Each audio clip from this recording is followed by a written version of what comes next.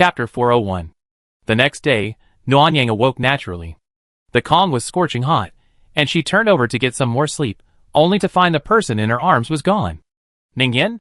No one was home, not even Angbao. Listening carefully, she heard voices outside. Nuanyang put on her cotton-padded jacket and pajamas, then pulled aside the curtains. It wasn't Wan Ningyan, but Su Wan, lecturing 4 children on the sofa. Nuanyang glanced around. Lucky and Angbao must have been stored away. Mother Wan was busy in the kitchen, and Father Wan was working the fields upstairs. As for Wan Ningyan, she was no longer home. "Good morning, Sister Nuanyang," Su Yating called out crisply, full of the youthful energy of a child. Nuanyang, who had slept until almost 10 a.m., blushed and awkwardly scratched his hair, which had curled up from sleep. "It's getting late, almost noon. When did you and Mom get here?" "At 9 o'clock. "You're so early, Sister Su Wan. Come over at noon next time. It'd be warmer, perfect for dinner, and teaching the kids in the afternoon."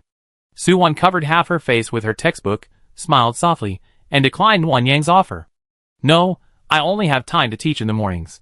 From 2 p.m. to 7 p.m., I have to work at the material exchange station." "The exchange station?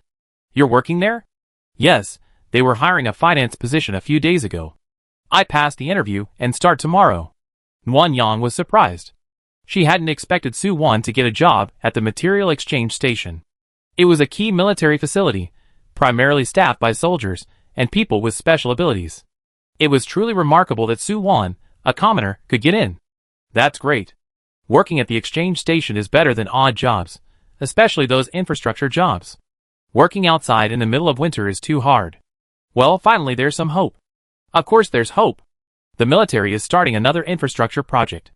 Things will get better and better from now on." After chatting with Su Wan for a few minutes, Nuanyang left them alone, letting them continue their classes while he went to find Mother Wan. "Mom, what are you busy with?" "Xiaoyang, wake up. I got steamed buns and soy milk in the steamer for you. Eat them quickly. I'm making lunch and your packed lunches." Nuanyang grabbed the buns and soy milk and started eating, then stood on tiptoe behind Mother Wan to watch. What she saw was startling. There was chicken, duck, lamb, fish, and even a huge pot of tiger skin eggs. "Mom, I'll only be gone for 3 days at most." "You prepared too much." Not much. Yin Yin and Yin Yin are going out tomorrow, so I like to make something for the girls on the Rose team. I can't let Yin Yin and her friends eat all the good food and have others envy them." "Ningyan is going out tomorrow?" "Yes." Mother Wan put down the shovel, a puzzled look on her face. "Why didn't Yin Yin tell you?" Nuanyang nodded a little guiltily. "It wasn't that he hadn't told you, but rather that he hadn't had the time. Yesterday, he and Wan Ningyan had been in the bathroom for a long time. In the end, Wan Ningyan was too tired to stand. Nuanyang had helped her bath, carried her to the Kong, and then she fell asleep. He hadn't had the chance to talk to Nuanyang about this. This girl, she's so out of control." Mother Wan curled her lips in disdain, then repeated the story to Nuanyang. "Yin Yin told me this morning that the Rose team is taking a day off today and will only be training. She'd be out looking for supplies tomorrow morning and back in the evening. She's also said she's planning a 3-day trip to 3 cities, coinciding with your mission. We have a family dinner together to celebrate when you get back." "Such a packed schedule? If I come back earlier, I wouldn't have met her." "Of course. She's also taken Yin Yin away." "Oh, the house is going to be lonely." Nuanyang quickly drank the last sip of soy milk, then said nice things while helping Mother Wan tear the cooked beef. "Mom, it won't be lonely. I'd be there for you when I'm home.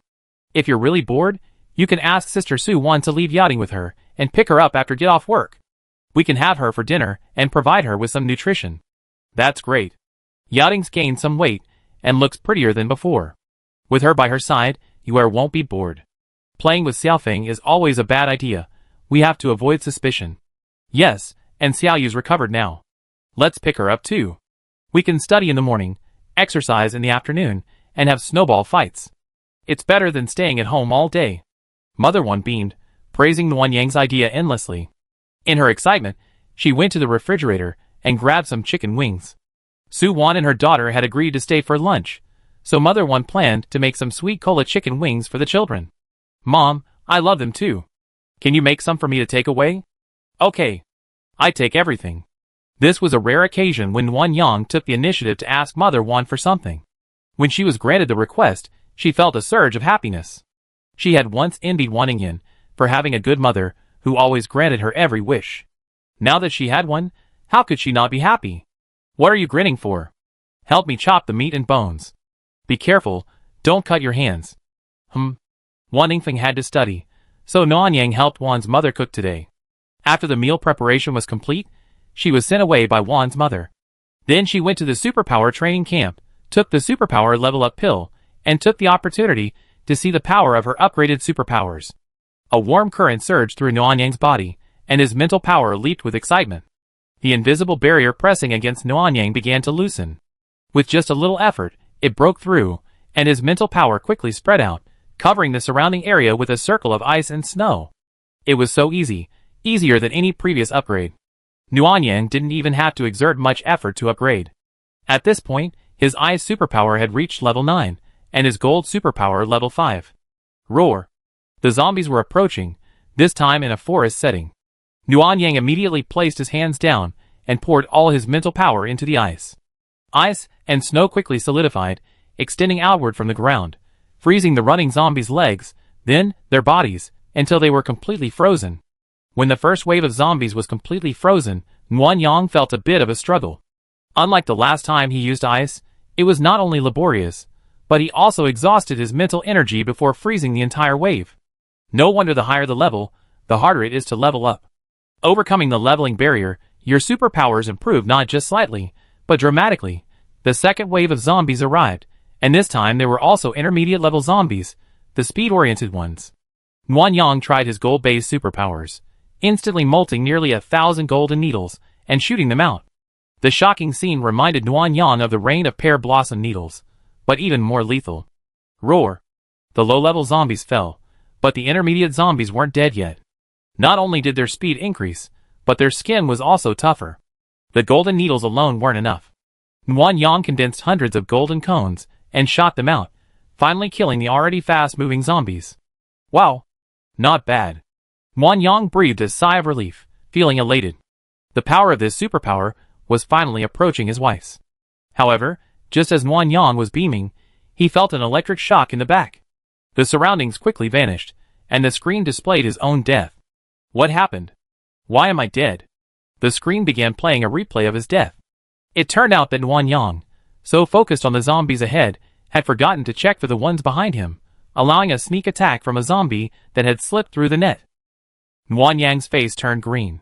It was bad enough that he forgotten to be cautious, but he was so happy that he didn't even notice the zombie approaching from behind. That was a bit too careless. Nuanyang carefully watched the replay again, began to review the situation, and suppressed the joy of upgrading his superpowers. He planned to try again in the afternoon after his mental strength recovered, and to research some new moves along the way. Chapter 402. Suwon's class ran from 9 to 11 o'clock, 1 hour with the children, 1 hour with the adults, and the remaining half hour for everyone to do their homework, which she then reviewed. Nuanyang was sitting by the fire, warming herself, while taking inventory of her supplies. There were too many things in her space, and there were still many containers from the port that hadn't been opened. With Suwon at home, she couldn't afford to play with her phone or games, so this was the only way to pass the time. The contents of the containers were diverse, like opening a blind box.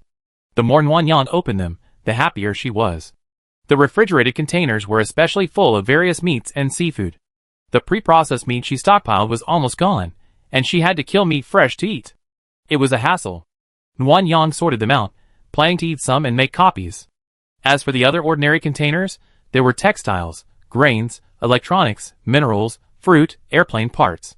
Nuanyang wasn't picky, anything free was a win. While happily unpacking, Nuanyang glanced up and caught Suwon discussing homework with Wan Ningfeng. Her expression was grim, and Wan Ningfeng was so low he couldn't look at them. Recalling Yuer's revelations yesterday, she suspected Wan Ningfeng was rushing to finish his homework and hadn't done it properly. Suwon couldn't get angry and curse, so she could only hold her breath and speak. A while later, Wan Ningfeng returned with his notebook and began erasing and writing, while Suwon began discussing the homework with Wen Yanru. Her face was pleasant, and she smiled from time to time. Nuanyang wasn't surprised. At home, Wen Yanru was very disciplined, always working diligently with Yuer on homework at a set time. The only thing she lacked was exercise. She wasn't very active, and had been lazing around with Wan Ningfeng for a while, until Wan Ningyan took charge, and she finally got back on track. After class was completely over, Nguyen Yang found an opportunity to ask Su Wan about the student's academic progress, focusing on Wan Ningfeng. Boys might be slow to catch on. He never quite understood the financial accounting process, so he's lagging far behind Nianru. Being slow to catch on isn't the same as not paying attention. He doesn't study seriously at home, he just plays around. Su Wan smiled, don't be too angry. It's the end of the world now. Learning financial knowledge won't really help. At best, he'd be able to do some work related to the base, and people might not trust him. So, if he can't learn, then so be it. Sigh. Nguyen Yang sighed, let's leave it at that for now. If you don't learn something at this age, your brain will quickly become useless. After the conversation, Su Wan was called back by Wan Nianru for homework help, and Nguyen Yang returned to warming herself by the fire. Wan Ningfeng, seemingly sensing the situation, had already slipped off to the kitchen to help Wan's mother, avoiding being scolded in front of Nguyen Yang. I'm back. Wan Ningyan rushed home, her face flushed from exercise, her forehead even beaded with sweat. After greeting Su Wan and her daughter, she sat down next to Nguyen Yang and began guzzling water. Slow down. Nguyen Yang kept stroking her back, worried she'd choke. When she finished, Wan Ningyan's moist lips kissed her stealthily. Thank you, honey. You're welcome. Why is it so hot? What have you been doing? Training. I ran 5 kilometers with weights tied to my tire, and then practiced the moves the captain taught me for an hour. Of course I'd be hot. 5 kilometers? Nguyen Yang was shocked. You persevered? Wan Ningyan nodded proudly. Of course. But everyone helped me out too. If I couldn't run any longer, they give me a hand. Otherwise, the captain would have spanked me. Hit? Yes, the captain is running with us with weights. If anyone falls behind, they'd be hit 3 times with a bamboo stick. If they don't finish, they have to train for an extra hour. Nguyen Yang suddenly felt a little uneasy. She thought she could improve her physical fitness by increasing the duration and intensity of her workouts. But it turns out her wife's workouts are even more intense and professional. If this continues, she'd be the weakest. Nguyen Yang, I just want to discuss something with you. What's it? Nian, I don't plan to let her study anymore. The Rose team has a lot more training and outings. She's still too busy studying, so let my younger brother and you handle the finance stuff. I'm afraid Xiaofeng can't learn it. Wan Ningyan raised an eyebrow. What do you mean? Is he being naughty again? I beat him up. No. He's not being naughty. Nguyen Yang quickly pulled him back. He's just not smart enough to learn anything. Beat him till his butt is raw. I don't believe he won't learn. Nguyen Yang laughed, comforted Wan Ningyan, and then told her about what happened today, along with the idea he discussed with Wan's mother. Sister Su Wan has to work this afternoon, so Yuting will be home alone. That's quite dangerous. It would be better to set up a school and bring all the kids together for classes. Nguyen Yang shook his head. I don't really want them all to come home. They could easily discover our secret, and it would be inconvenient for us. Besides, Ing Bao and Xing Yun would have to stay in the space for a long time. Are you willing to let them? That's right. Wan Ningyan thought anxiously, resting her chin on her hand. Why not? Send them to Xiaoyu's house. Xiaoyu's house? Yes, have you forgotten? Xiaoyu's grandmother is an honorary professor at the university. This way, Sister Su Wan will teach science in the morning, and Grandma Yuan will teach liberal arts and traditional Chinese medicine in the afternoon. Grandpa can teach when they're tired, and Zhao Ro can take everyone to physical education class to learn grappling techniques when she's free. When they reach adulthood, we take them out for training. Don't worry if they don't have healing skills. They all know traditional Chinese medicine. We have the herbs, so there's always someone who can become a teen doctor. Wan Ningyan's suggestion gave Nguyen Yang a new idea. Xiaoyu's family is indeed a medical family, but the 2 elders are advanced in age, and Aunt Kai and Uncle Yuan haven't inherited their legacy. If Xiaoyu relies solely on learning, what if Xiaoyu's talent is like Uncle Yuan's? Then there's no traditional Chinese medicine left, and unlocking all the Chinese herbal medicine categories would be a waste. The children don't have much to do anyway, so why not train them? If they really succeed, with a new weapon, there's no need to worry about the team being without a doctor. Even if a doctor doesn't dare kill zombies, it's better than just doing logistics. Of course, Nguyen Yang had his own selfish motives. This way, he could help Su Wan look after her daughter, get to know her better, strengthen her relationship with Xiaoyu's family, and help out, so that Mother Wan wouldn't be constantly worried about them. Nguyen Yang, come on, what are you thinking? Very good. I go to Xiaoyu's this afternoon. Are you coming? Wan Ningyan shook her head. I have to take Yin Yin to training this afternoon, so I don't have time. Training? Yes, only by constantly strengthening your physical fitness can you better withstand risks. That's what the captain said. Wan Yang hummed a bit, then remembered giving the Rose team the crystal core extract. He asked Wan Ningyan if she knew who used it. Kuno and Xia Haiming used it. One has a fire element, the other a speed element. Wei Mingyi didn't use it. The captain said she's stronger than the others, and can awaken her abilities later, so everyone else can do it first.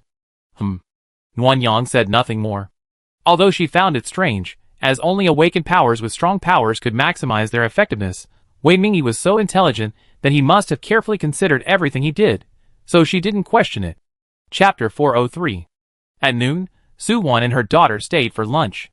Mother Wan didn't dare serve too many meat dishes, so she only served cola chicken wings, braised pork, and steamed fish, all the meats available at the base.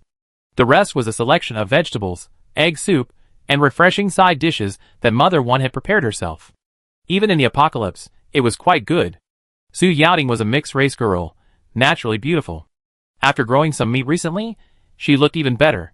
Mother Wan was very fond of her and seated her next to her, constantly serving her food. Wan Yang had thought Wan Ningyue would be jealous, but instead of being upset, she smiled and reminded Su Yaoting to eat more, saying she needed to grow strong and avoid illness. It was best for the children to have no conflicts, only friendship. Only then did Wan Yang feel at ease to start the academy project. After everyone finished their meal, she proposed it. This is Ningyan and I's preliminary idea. We finalize it after we talk with Xiaoyu's family this afternoon. Does anyone have any opinions? Wan Ningfeng immediately raised his hand. Big brother, sister-in-law, I support whatever you decide. From now on, leave Yue to school to me. I promise to take good care of her. Nuanyang felt a little better after hearing his assurance, thinking that her brother wasn't completely useless. At least he knew how to take care of his sister. Mother Wan, Father Wan, Wen Yinru, and Wan Ningyue all chimed in agreement. Wen Yinru even expressed an interest in traditional Chinese medicine. Nuanyang didn't directly discourage her, deciding to leave the matter of not letting her go to school to Wan Ningyan, lest she constantly be the bad guy and lose Ningyan's dislike for her sister-in-law. Su Yaoting also loved school and looked at Su Wan expectantly. Su Wan gave an apologetic smile and declined the proposal. This is too much of a hassle for you. Xiaoting can just attend math class. She can help me with some chores at home this afternoon. Wan Yang was the worst at persuading people. He winked at Wan Ningyan, who lived up to Wan Yang's expectations, and launched into a blistering attack. It's extremely dangerous for children to be left alone at home. It's freezing cold now, and everyone has to keep a fire burning. What if the child gets carbon monoxide poisoning? What if there's a fire at home? And now that you got a job at the exchange station, everyone who knows you knows you're the only one at home with a child. What if someone goes to your house and tries to trick the child? Su Wan's face turned pale with these three questions. Not wanting to burden the Wan family too much, she expressed her concerns. After much persuasion from Wan's mother and Wan Ningyan, she finally relented and agreed to let Su Yaoting attend class. Let's make a deal. If we confirm the opening of the school, I have to pay the fees. I don't want to trouble you in vain. Okay. Wan Ningyan smiled harmlessly, setting a trap for Su Wan. Then Sister Su Wan will have to accept our salary. We're already a school, so we can't let the teacher teach for free.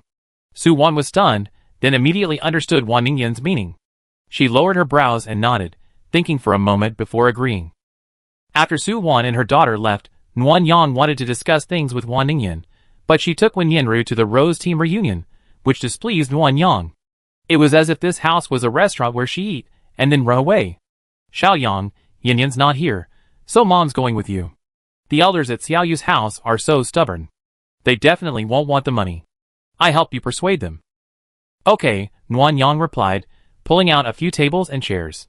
Dad, please talk to Xiaofeng about this. These tables and chairs can't look so new. Make them look a little older. Once we agreed, we moved to Xiaoyu's house. Leave it to me, don't worry. Wan's father was a carpenter, so Wan Yang was naturally relieved. They prepared to go out with Wan's mother. Wan Ningyue, donning a thick cotton coat, also trotted over. Sister-in-law, I want to go too. I want to see Xiaoyu. Okay, then I carry you over. Wan Yang changed his words mid-sentence. Yue had grown a lot taller, and it was a bit too awkward to carry her anymore. Carrying her was better. No, I can walk on my own. Okay, then have a piece of this. Nuan Yang fed her a piece of energy fat and gave another to Wan's mother. Then, holding one of them, they headed towards Xiaoyu's house. Xiaoyu's family was well attended today, but the atmosphere was quite grim. After Nuan Yang sent the two children to play in their room together, they finally explained the reason. The base's hospital was operating normally, but due to a shortage of medicine, prices were rising. Ordinary people couldn't afford it, so they turned to treatments, leading to a decrease in the number of people seeking medical attention from ordinary doctors. With the new year approaching, the base conducted a year-end review and decided to reduce the hours of general doctors. With fewer patients, salaries naturally had to be reduced. Uncle Yuan, an orthopedic surgeon, saw slightly more patients, so his salary was only reduced by 1/3. Aunt Kai, on the other hand, saw fewer patients in the ENT department, and even if she did, they couldn't afford the necessary medication. Therefore, both her hours and salary were cut in half. Nuan Yang felt distressed after hearing this, but felt powerless. The last time the military discovered a small hospital, they spent thousands of points looking for medicine that the team had gone to find. This was a very high cost. When this is shared among the general population, the cost of medical care will naturally rise. After all, medicine is a scarce commodity. Until medical production capacity is restored, it will only get more expensive. When medicine runs out, doctors will be completely useless. Mother One was also deeply distressed. Seeing Xiaoyu's family's life becoming increasingly difficult, she felt sad. She held Grandma Yuan and Aunt Kai's hands and comforted them for a long time. After listening for a while, Nuan Yang began to think about how to bring up the school. Suddenly, an idea struck him. Isn't this a chance given by God? If traditional Chinese medicine can be taught, then so can orthopedics and ENT. Children have different comprehension abilities and interests. Some prefer traditional Chinese medicine, while others may prefer Western medicine. Anyway, they have no shortage of medicine, so if they can have a few more doctors, it would be a great deal. Grandma, Grandpa, and Aunt Kai, Uncle Yuan, I have something I'd like to discuss with you. It might solve your problem. Aunt Kai and Uncle Yuan were delighted, but Grandma Yuan, looking at Nuan Yang, seemed a little displeased. Xiaoyang, if you want to help us, Grandma will be the first to disagree. The base will be hiring workers next week. At worst, Xiaoyuan can just work 2 jobs. Don't worry, Grandma Yuan, that's not what I'm talking about. I'm talking about opening a school. Nuan Yang carefully explained her idea for the school to everyone. Unexpectedly, it received unanimous support from Xiaoyu's family, especially the 2 elders. They were deeply saddened that their son didn't inherit their legacy, and now they're overjoyed to be able to teach the children Chinese medicine. That's a deal then. Math classes will be from 9 a.m. to 11 a.m., and 2 medicine classes from 1 p.m. to 5 p.m., with a 2-hour break at noon. You provide the venue free of charge, and the Wan family will provide the children's lunch and tables and chairs. We try it out for a month. If everyone's satisfied, we discuss tuition, food expenses, and other matters. Okay? Sure. As long as there's someone willing to learn your skills, I teach you for free. Grandma Yuan was delighted and asked Nuan Yang many more questions. Nuan Yang answered them all, even using Wan Ningfeng as a laborer, picking up Su Wan and her daughter and delivering lunch.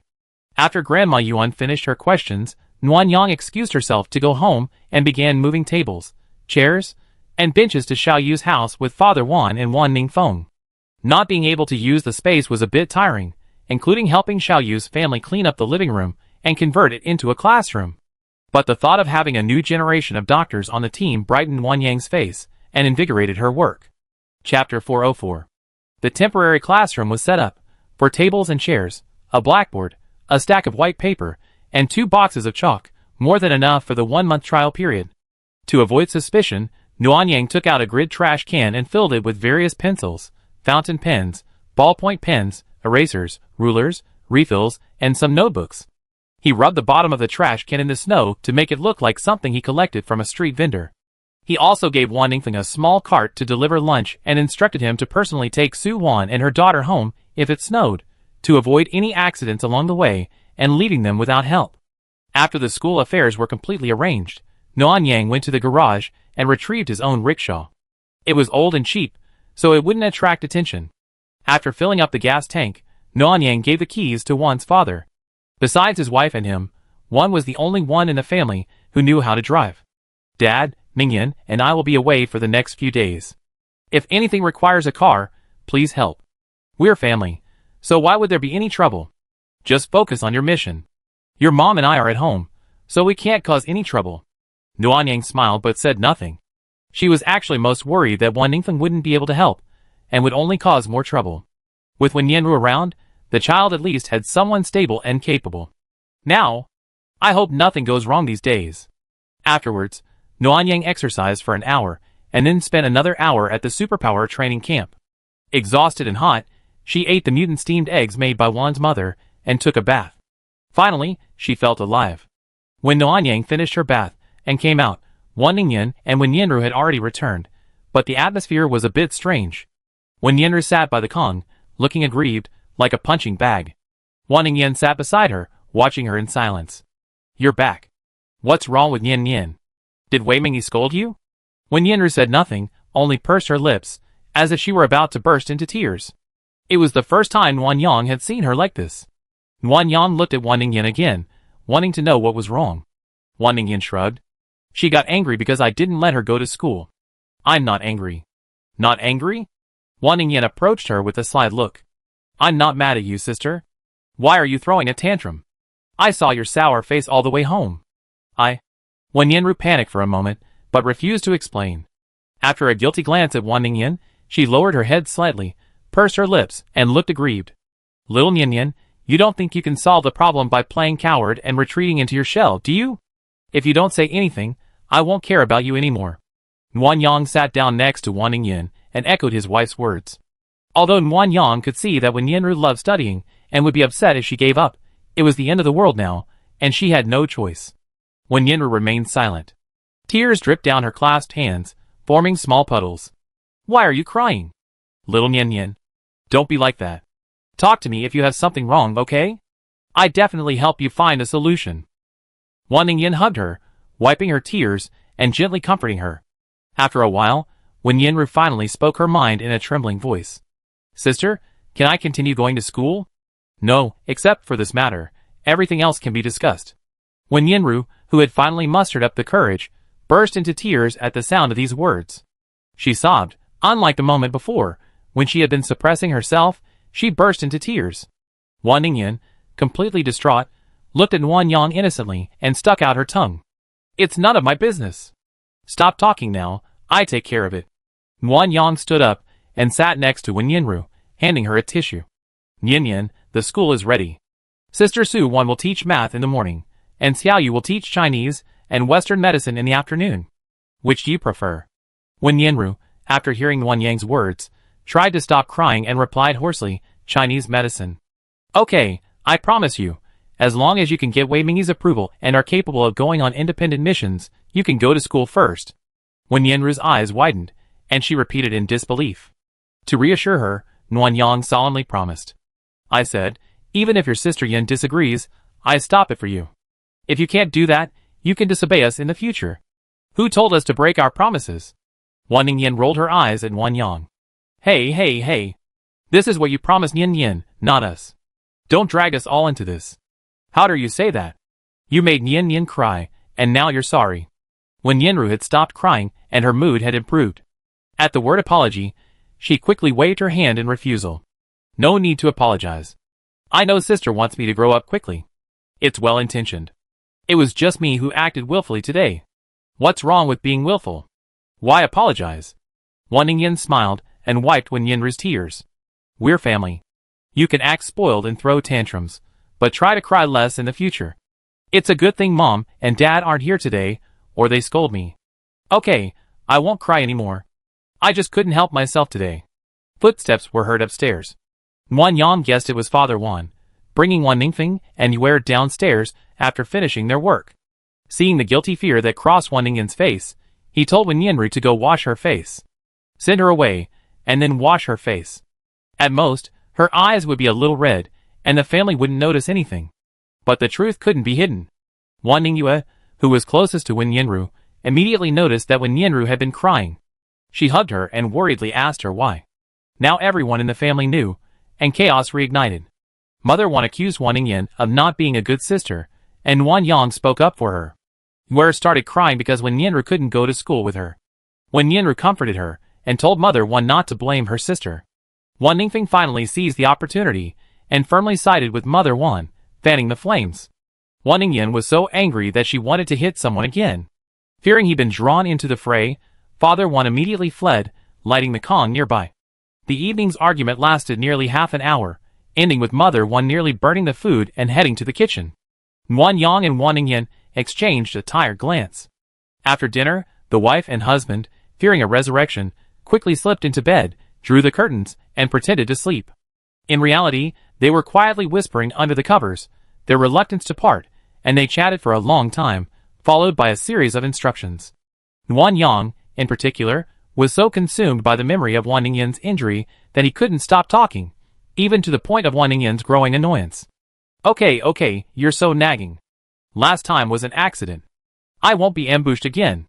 It's easy to say, but what if I get hurt again? If I get hurt again, I'd be a puppy.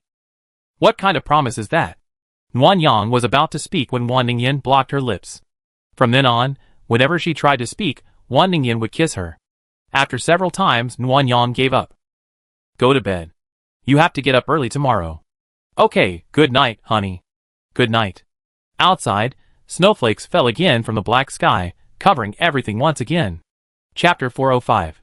In the early morning, the snow had just stopped, and the snow that had finally melted was knee-deep again. Wan Yang pulled his clothes together tightly. Before leaving, he kissed Wan Ningyan several times, lingeringly until he grew tired of kissing her and rolled over to sleep. This squeezed Ying Bao out of her arms, his round eyes glaring at Wan Yang furiously. Why are you glaring at me? You're taking my wife, and you still have the nerve to glare at me. Jie. Shoo. Wan Yang quickly pinched Ying Bao's beak, fearing he might wake everyone. Be quiet. I'm leaving. Sleep well with your mother. Don't make any noise. Wan Yang clearly saw Ying Bao glance at him, but when he let go, he stopped crying. He quickly burrowed into Wan Ningyan's arms, his plump body growing larger. He twisted his little butt vigorously as he burrowed, and it took a while to finally make it. When Chen Jun arrived, Wan Yang stood up to leave. Ying Bao poked his head out again, this time not with a sidelong glance, but with curiosity. Shh. Wan Yang gestured for silence again, then tiptoed out the door. She was immediately chilled, and wanted to back out. She quickly took advantage of the moment, with her back to Chen Jun, to eat a piece of energy-boosting fat. What cold resistance training? Who cares? Wan Yang was done. Her eyelashes were frosted just 10 seconds after leaving the house. Who could stand that? Miss Wan, let's go! I need your help gathering the cars and spare parts today. Gather the cars? As backup? Yes.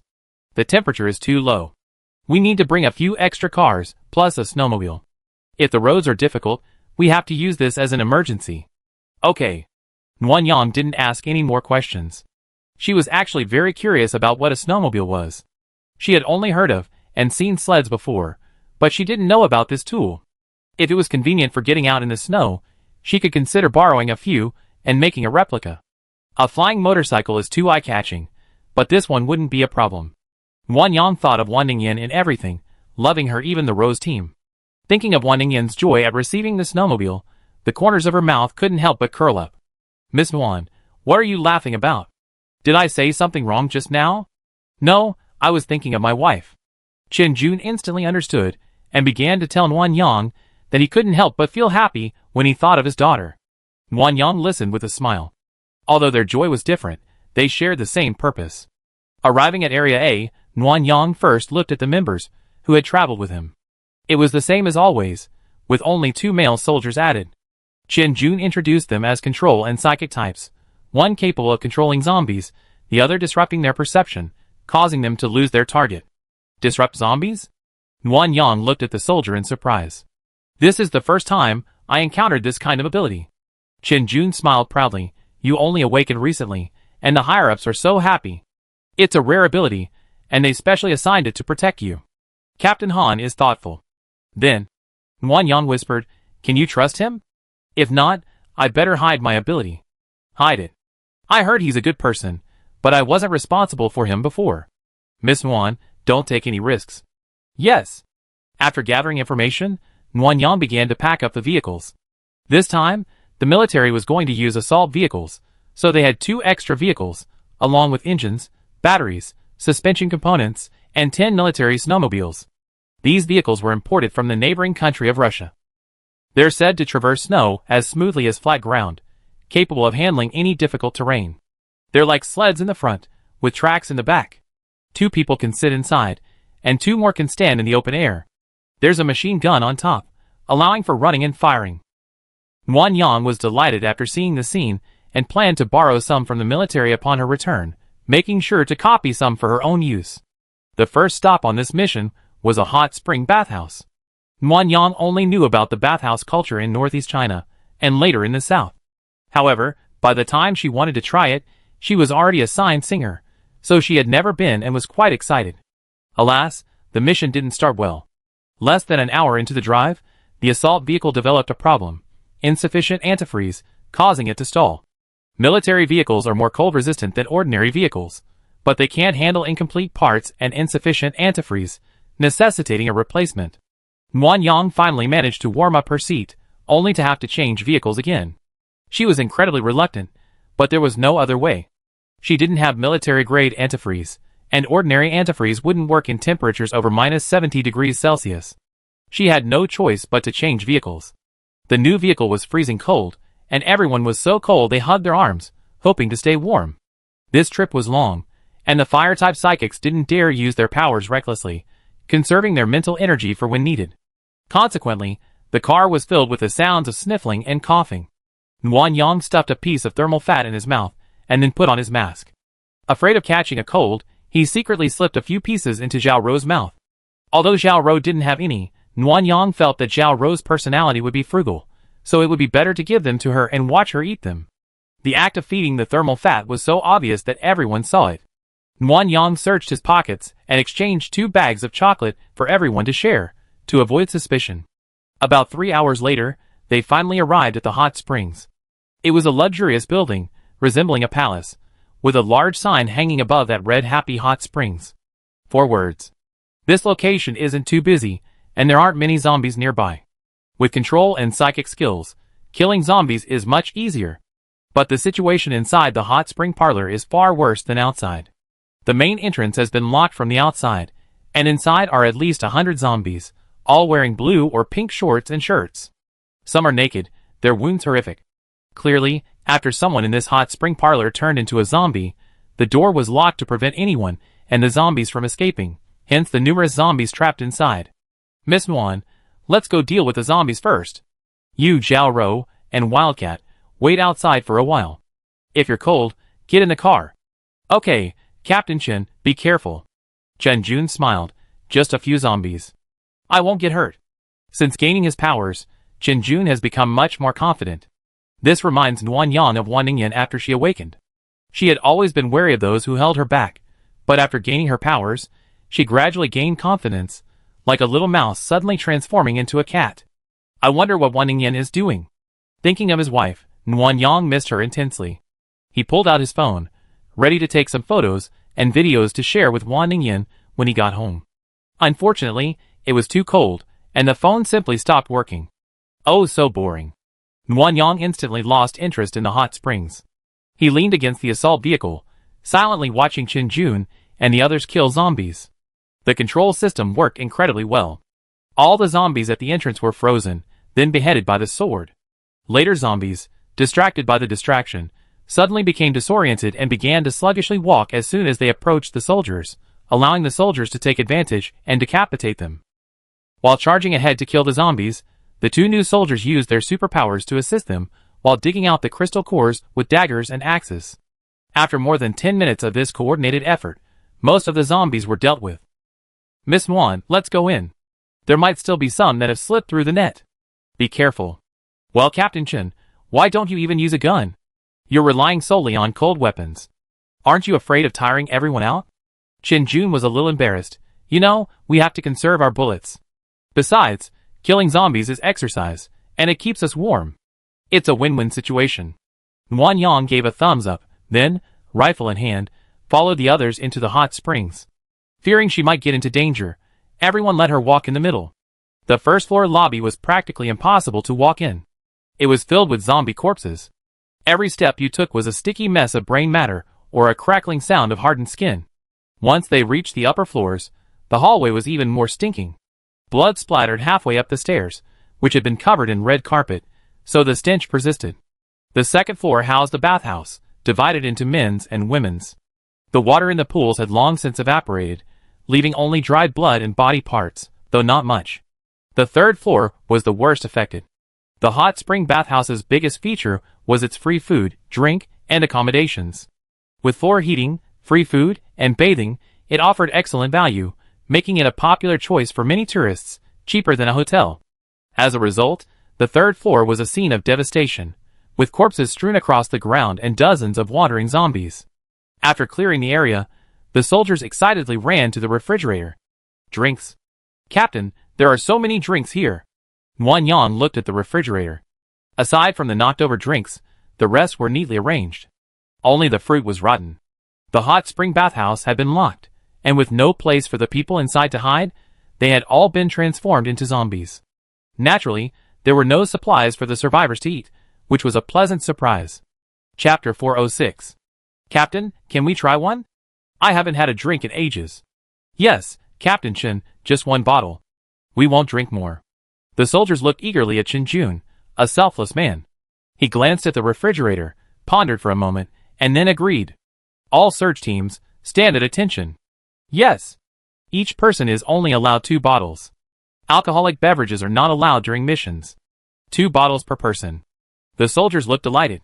After Chen Jun said they could choose their drinks, they all rushed to the refrigerator. The male soldiers generally took 1 drink and 1 bottle of wine. Some took both. Zhao Rou and Yuan Manman didn't drink alcohol, so they chose fruit drinks with vitamin C. Wang Yang was actually a bit puzzled. The search team couldn't even afford to eat or drink the supplies they found during their missions. Even if they shared a windfall like today's, what would happen? If neither you nor I spoke up, who would know? Miss Wan, that's true, but there's no such thing as a wall without airtightness. Once the higher-ups notice something, they lose trust in us, and the search team will inevitably be reorganized. Without this job, living on a fixed salary is impossible. Furthermore, our transportation, equipment, and rations are all provided by the base. Even our team is equipped with the best equipment in the base. If we don't hand over the supplies we find, we'd be worthy of their support and trust. If it weren't for everyone's pleas today, coupled with the extreme cold and hardship, I wouldn't have given in. Wang Yang smiled and apologized. I'm being narrow-minded. Don't worry, Captain Chen, I keep this a secret. Miss Wan, I trust your character. There's no need to say anything. Wang Yang wasn't surprised by Chen Jun's answer. She knew the integrity and stubbornness of soldiers. Zhao Rou had given her a lot of trouble in the past, but now, in the end times, he was still so inflexible. It was unclear whether this was a blessing or a curse. After the soldiers finished selecting their drinks, Wang Yang collected the rest, along with some clean furniture. There were many capsule beds, sofas, small tables, massage chairs, as well as some beautiful vases and potted plants. Wang Yang thought of the flowers and plants she had collected from Wan Ningyan's house, and planned to plant a few in pots when she got back. Wan Ningyan really liked flowers and plants, so it would probably make her happy. In a corner of the 3rd floor, the soldiers found the staff entrance. From there, they entered the staff lounge. Down the stairs, they reached the boiler room on the 1st floor. The boiler room contained a large boiler connected to a water pipe that heated water to the bathroom. Behind the boiler, there was an open space with less than 2 tons of coal and a coal truck. Outside the boiler room, a covered area was piled high with spare coal. The quantity wasn't large, but it was all ready to use coal. It didn't require washing and burned well. Furthermore, the principles of water heating and heating were similar, making this coal a perfect match for the base's needs. This was the reason the base had made this trip. Wang Yang finished collecting the coal in about half an hour. His palms were black, and he rubbed them several times with the snow and the hand sanitizer in the space before they were clean. Miss Wan, could you please also collect the boiler here? We want to take it back to the base for use in the coal plant. Okay. The boiler had long been extinguished. Opening the lid revealed burnt gray-white charcoal inside. Soldiers were already using tools to dismantle the connected water pipes. The next step was more complicated. The boiler was built directly and welded to the concrete floor, requiring a gold-type psychic to melt it off bit by bit. Wang Yang sat aside and waited. It was their low psychic level after all. If Wang Yang had done it herself, it would have been done in minutes. After waiting for about 40 minutes, it was finally handled. Nguyen Yang collected the boiler equipment, along with some worker shovels and carts, and the group left for their next destination. The Flying Tigers had reportedly found the building materials market, which took 5 days. It was the largest building materials center in Province Z. Not only did it have 2 streets of building materials shops, but nearby brick factories, ceramic factories, glass factories, and hardware factories were also available. However, the distance and the zombies were numerous, so the base specially assigned 2 rare psychics to accompany them. It's a 7-hour drive? Yes, the road is difficult. If it were before the apocalypse, we could have arrived in 3 hours. Nguyen Yang sighed, feeling like her, but was about to break. The assault vehicle was quite stable, but sitting for 7 hours would have been excruciating, especially with her weak back. Seeing Nguyen Yang's annoyance, Chen Jun quickly tried to comfort her. Miss Nguyen, don't worry. We won't be working once we get there. Let's rest for the night, and collect the supplies tomorrow. Captain Chen, a helicopter is actually more suitable for such a long journey. A 7-hour drive consumes more fuel than a helicopter. Chen Jun, looking embarrassed, whispered the reason. The fuel consumption of helicopters is one thing, but the fundamental reason the leaders forbid their use is that the temperature is too low. The helicopters are prone to malfunction or yaw, potentially causing a crash. I understand, Nguyen Yang sighed again. Drive faster. My waist can't handle sitting for long periods of time. Chen Jun immediately contacted Shirtu and Taiban, who were taking turns driving, and told them to drive faster to reach their destination as soon as possible. On the way, they encountered a few zombies, too sparse to keep up with the assault vehicle speed, but no one paid any attention. Wildcat, however, climbed onto the roof, half exposed, observing, ready to shoot down any threatening zombies with his sniper rifle. The atmosphere in the car was quite good.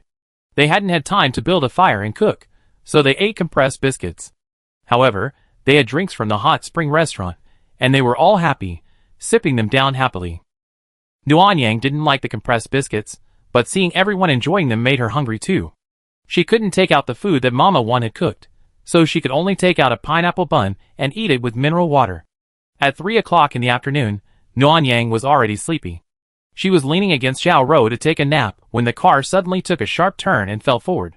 If Zhao Ro hadn't pulled her back, she would have fallen face first, and her front teeth might have been broken. Huh? Thank you. You're welcome. Zhao Ro silently pulled out Nguyen Yang's seatbelt and fastened it for her. This made Nguyen Yang blush, a little embarrassed.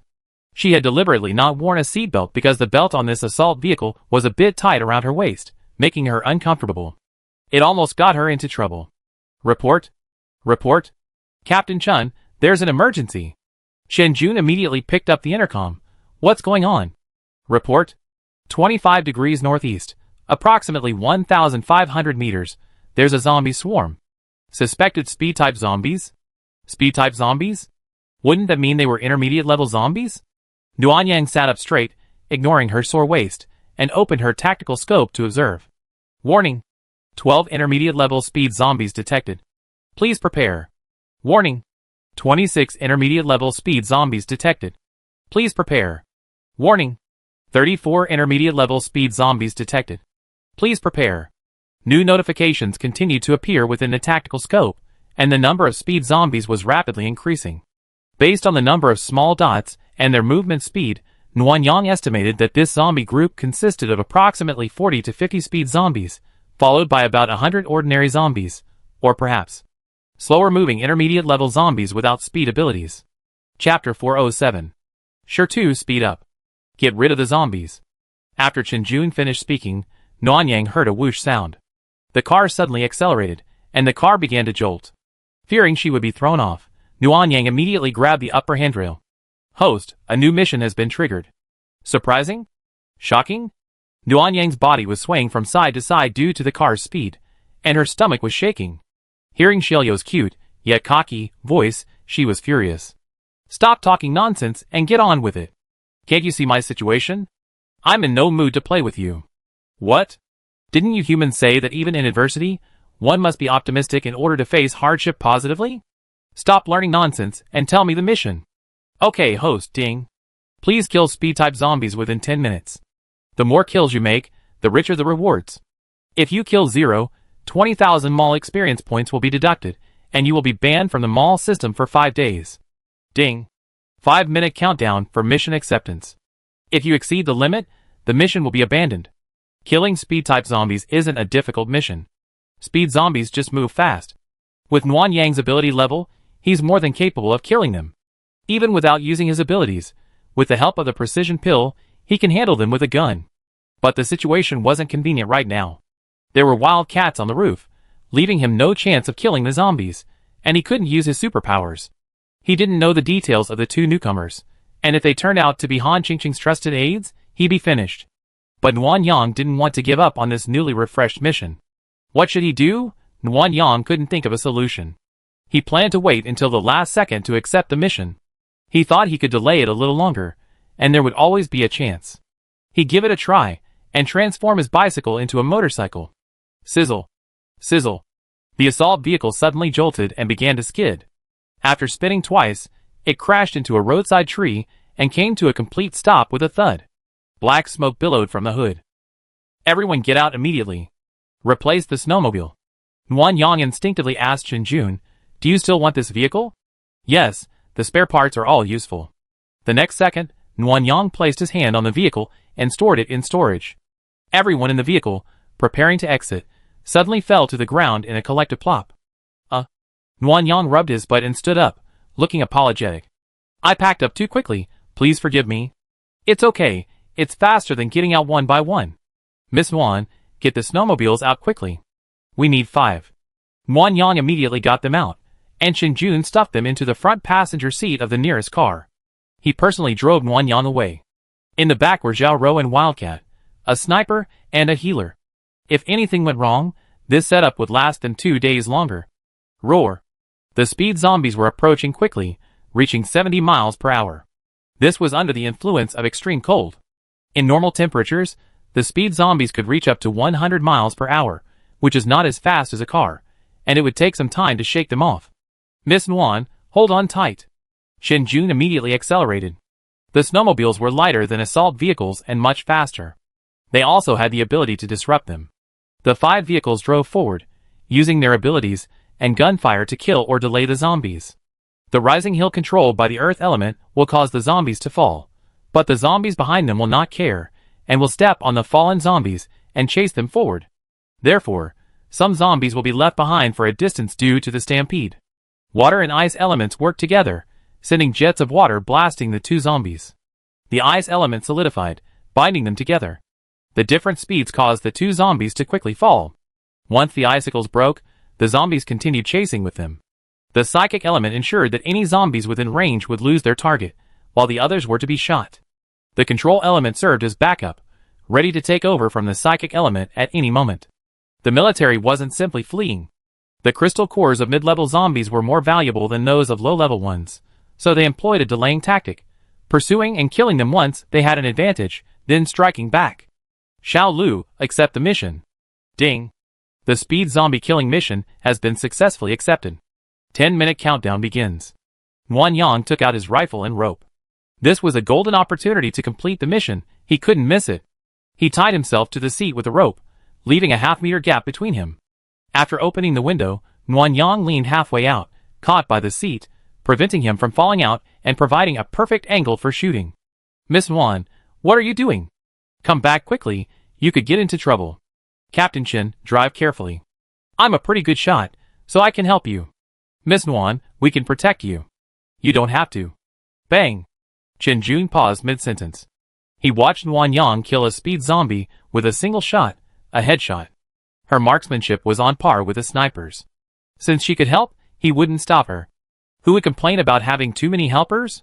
Without Chen Jun's nagging, Nuan Yang became more and more adept. However, she couldn't kill too many. Some were so far away, and if she killed them with one shot, Wildcat would become suspicious. In fact, Wildcat was already somewhat suspicious. He was the best sniper in the search team. After killing 3 zombies, he stopped firing, staring down at Nuan Yang, making Nuan Yang feel uneasy.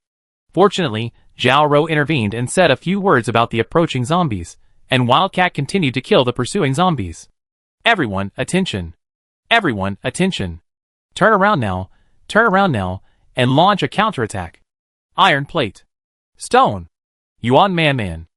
Nuan Yang, hearing the flurry of shouts, quickly slung her gun over her shoulder, holding onto the snowmobile for balance. Soon, Qin-jun made a 300-degree turn, nearly throwing Nuanyang out. "Miss Nuan, are you okay?" "It's fine. I'm tied up with a rope, so I can't be thrown off so easily." "That's good. Be careful, and launch a counterattack." "Got it." Nuanyang raised her gun again. There were only a few speed zombies left, and the mission only lasted 89 seconds. She had to kill as many as possible before the countdown ended to maximize her rewards. Bang! Bang! Nuanyang was a step too slow against the last zombie, and Wildcat shot her down. She looked up and met Wildcat's gaze, a proud expression on his face. "Miss Nuan, you need more practice. I teach you sniping later, okay?" "Thank you. I don't like using sniper rifles." Nuanyang replied with a smile, turning back to the passenger seat. She couldn't help but blame Wildcat. She knew her zombie kill had embarrassed the sniper, but his competitive spirit was too strong. No wonder he hidden on a cliff and ambushed the enemy just to win the practice match. Nuanyang waited for the countdown to end. It was only a few seconds left, eager to see what the reward was. Ding! Countdown ends. 11 speed-type zombies killed. Congratulations to the host for completing the mission. Ding! Congratulations to the host for receiving 1 train sled, 1 sled carriage, 1 large pill pack, 5 raffle tickets, and 1 multifunction mask. Ding! The train sled, sled carriage, and multifunction mask have been unlocked and can be purchased in the weapons and equipment section of the mall using points. Train sled? And sled carriages? Nuanyang's first thought was a steaming train rumbling along the tracks, pulling a series of carriages behind it. Could it be some kind of transportation like that? That would be too ordinary. Chapter 408. Host, how could you doubt that our mall's products weren't useful? No doubt, I'm just whimpering. The train sled is incredibly useful. It's similar to a locomotive in your human world, but it can accommodate at least 10 sled carriages. Each carriage can hold 20 to 30 people, and comes with a 10 cubic meter storage space for luggage and other items. Our train sled is the culmination of years of research by the mall system. Not only can it operate smoothly at 200 miles per hour in the snow, it's also incredibly cost-effective, requiring only coal. 10 kilograms of coal can power the train sled for an hour. Coal-fired? It can even connect to carriages and accommodate a large number of people. Nuanyang's brows suddenly lit up. Not to mention the coal she had in abundance, this carriage alone, though costing 10,000 points each, could carry up to 30 people, and even had space for luggage. That solved the problem of leaving the base. Originally, Nuanyang had considered using a flying motorcycle to pick up the people, but flying motorcycles were expensive and required driving training. It took a while to get one. It can bring one person with you. With this, wouldn't it be more convenient and economical for everyone to take the train? Xiao Lu, I take back what Cricket said just now. This train sled is pretty good. Excuse the host, would you like to participate in the lottery? Go ahead and open the pill gift pack. This one is marked large. Does it mean it's a large gift pack? Yes, host. Ding. 5 consecutive draws have been initiated. Ding. Pill gift pack large has been opened. Congratulations to the host for winning 10 power pills. Nuanyang was reading the introduction to the multifunctional mask while listening to Xiao Lu's announcement. After 10 power pills, the sound went silent, leaving him puzzled. Isn't that a big gift package? Yes, host. 10 pills in one package. Isn't that huge? 10 strength pills, thank you so much. Even 10 healing pills would be fine. Nuanyang's face darkened with anger. Qin-jun and his men had just finished their counterattack, and seeing her expression, he thought she was angry and hurriedly asked a few questions. It's okay, Captain Qin, you guys go ahead and do your work. I sit for a while. I might be a little carsick. Okay, I let Xiao Rose stay with you. If you have any problems, she treat them. Okay. Qin-jun and his men got out of the car and trotted off to dig for zombie cores. Zombie corpses were everywhere, and to save diesel, they didn't even drive their snowmobiles, relying solely on foot. Wildcat climbed a dead tree nearby, scouting with binoculars. The psychic and interference systems were not far from Nuanyang's snowmobile, one in front and one behind. Xiao Rou, who had been in the back seat, heard that Nuanyang was feeling unwell, and got into the front driver's seat. What's wrong? Do you need me to treat you? No, I'm just a little tired. Nuanyang gave a wry smile and fused the multifunctional mask to his combat uniform. Besides being airtight, this mask also had an oxygen circulation system, converting exhaled carbon dioxide directly into oxygen for the wearer, eliminating the need to worry even in an oxygen-free environment. After fusing it for himself, Nguyen bought one and placed it in Wan Ningyan's space. For 20,000 points, it was a steal compared to a tactical scope, so he bought it without hesitation. Ding! Congratulations to the host for winning one shoe and boot item, one ultra cool and refreshing mint candy, one winter and summer quilt, one powerful pill, and one beer. Ding! The entire shoe and boot category has been unlocked and can be purchased in the shoe and boot section using points. Ding! Super cool and refreshing mint candy has been unlocked, but you can use. Nguyen had automatically ignored the system's voice. Her face looked even worse than before. She had never expected her luck to be so bad. What had she drawn? It was freezing cold, and she gotten a mint candy. She already had a string of powerful pills, and here comes another one. And beer. Who drinks beer while trying to survive in the apocalypse? Aren't they afraid of getting drunk and passing out? What made Nguyen feel a little better were shoes and quilts. The mall shoes and boots section had snow boots, suitable for freezing weather, and they were reasonably priced, so she could buy a pair for her family. As for the warm in winter, cool in summer quilt, it can help lower the temperature by 5 to 10 degrees Celsius in the summer, and trap heat in the winter, raising it by 5 to 10 degrees Celsius. It's perfect for Nguyen when she's on a mission. After all, the air conditioner can't be used, and she consumes a block of heat-producing fat every hour. How could she possibly think about it when she is sleepy? Miss Nguyen, what's wrong with you? You're feeling down. Nguyen glanced at Zhao Ro, whose sour face only made her feel worse. Can't you smile more? Zhao Ro glanced at Nguyen curiously, then pulled down her scarf and forced a slightly awkward smile. Forget it. I won't force you. Nguyen pulled out a strength pill from her space. Take it, it gives you strength. No, keep it for yourself. I'm more physically fit than you. Stop talking. Nguyen stuffed it directly into Zhao Ro's mouth. She felt uncomfortable seeing the strength pills lined up in a small row in her space.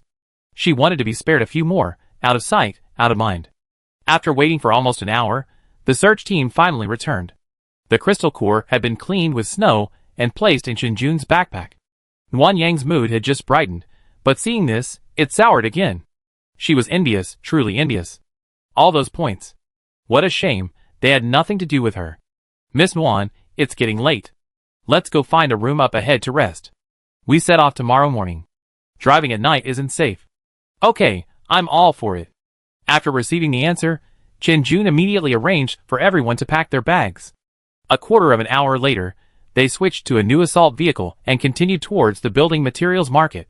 The building materials market was located on the outskirts of the city, so the road was quite desolate. Finally, they came across a residential complex and decided to find 2 rooms there to eat and rest. This remote residential complex didn't seem to have a large foot traffic, with only a dozen or so zombies. The team quickly dealt with them, and the surroundings fell into an eerie silence, the only sound being the tread of footsteps on the snow. Nguyen observed through his tactical scope. There were no living people in the complex, meaning either everyone was dead or had fled. Hopefully, it was the latter. Soon, the military found 2 rooms untouched by the dead or zombies. Both were on the 2nd floor, convenient for guarding and better suited for resisting zombie waves or escaping, as higher floors were more vulnerable to siege. Nguyen had been feeling down and unhappy, since the rewards had given him a bunch of bad stuff, so he retired to his room early to rest. The house had 3 bedrooms and a living room. Nguyen occupied one, while Yuan Man and Zhao Ro took turns keeping watch. The other room was made of iron and stone, and they also took turns keeping watch. The rest of the people lived across the street. A group of grown men huddled together, lit a charcoal brazier, and slept in the living room. 3 soldiers kept watch in the hallway, also rotating shifts. Sigh. This mission was such a bummer. Nguyen tossed and turned in bed. She had accepted reality, but she was just too depressed. The penalty for failing the mission was so severe, and all she got was this little. What a loss. The quilt, warm in winter and cool in summer, worked well. Frustrated, Nguyen wrapped herself tightly in it and turned over again. It wasn't until Wan Ningyan was free to contact her that her gloomy mood finally lifted. Wife, don't be upset. Bad luck this time, but next time I be lucky. No one can be lucky all the time. Yeah, you're right. Nguyen spoke quietly, hiding under the quilt. Although the soundproofing was decent, she was still worried the person keeping watch in the living room would hear. Wan Ningyan focused her attention on the family members, letting them greet Nuan Yang one by one before retreating into the bathroom to continue their intimate conversation. Wan Ningyan's happy face flashed in the mirror.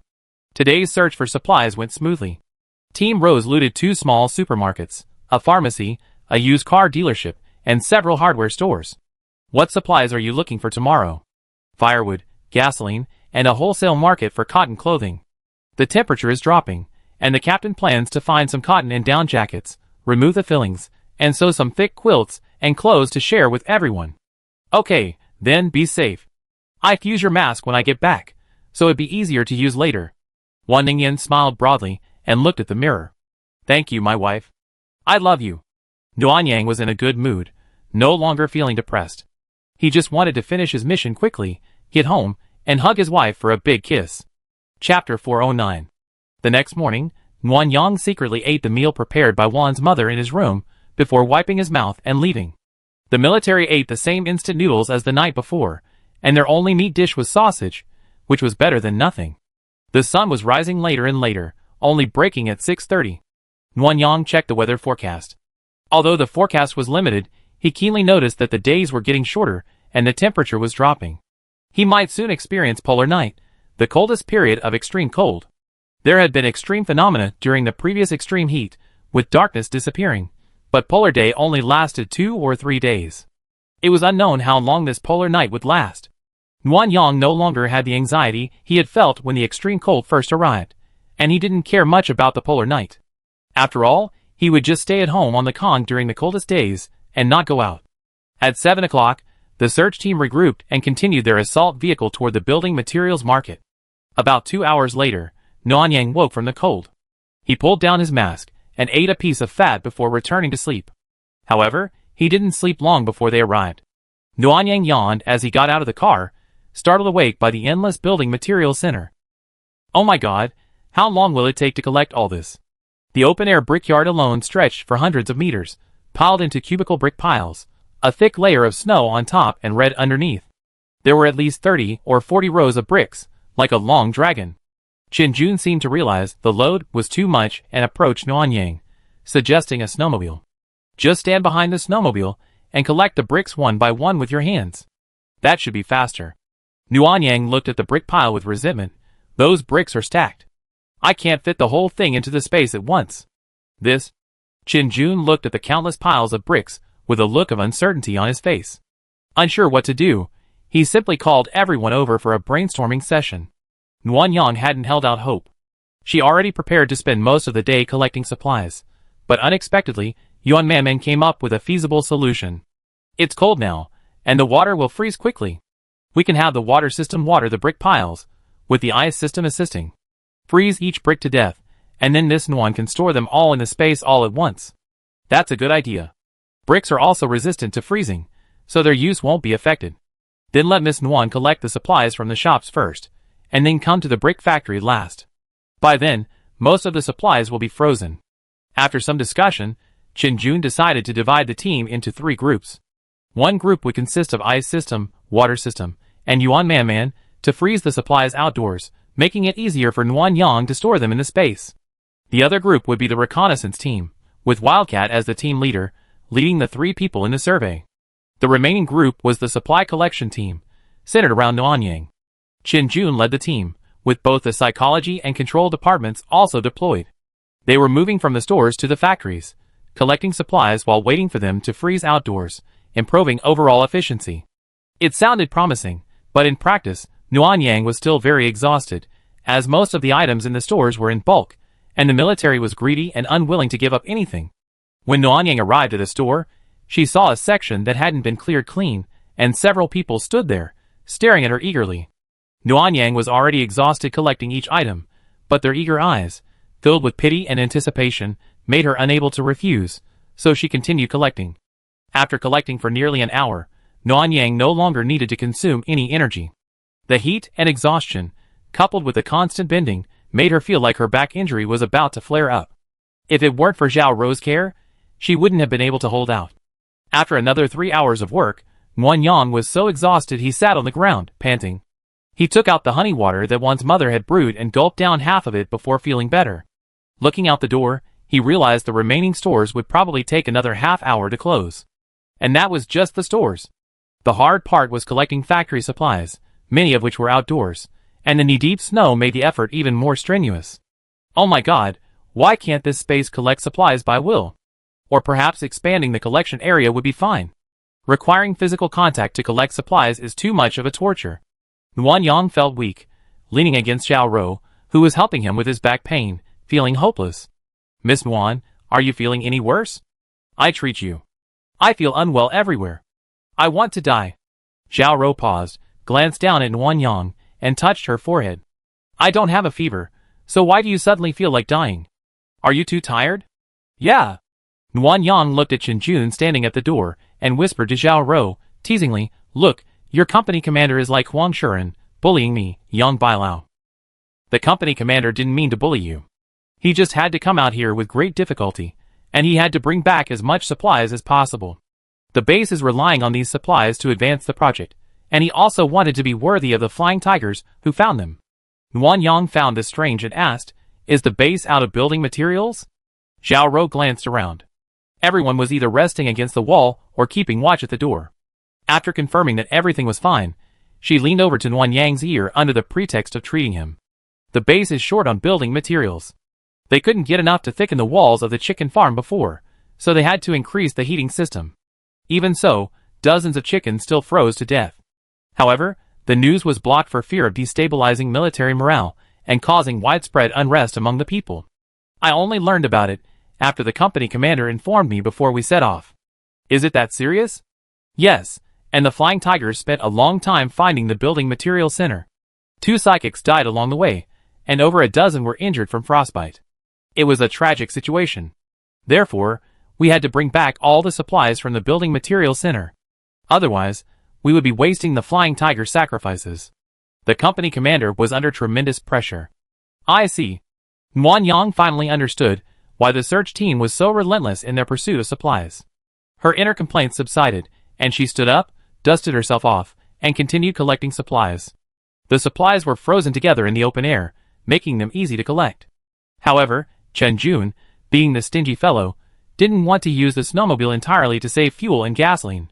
He removed the damaged tires from the assault vehicle, tied them with ropes, and made a simple tool. Nguyen Yang sat in the tire, while the strength-type Esper pulled in front. When the strength-type Esper's mental energy was almost exhausted, another soldier took over. Only after everyone had pulled a full round did they agree to use the snowmobile. Captain Chen, you're too stingy. Miss Nguyen, supplies are tight. I'm sorry to have you inconvenienced. Although Chen Jun's face was mostly embarrassed, he was smiling happily. After all, it took half an hour to drive to such a large building material center, and saving a lot of fuel and gasoline was worth it. Nguyen Yang slumped in his seat until 4:30 p.m., when he finally finished collecting all the supplies. Now he just wanted to rest.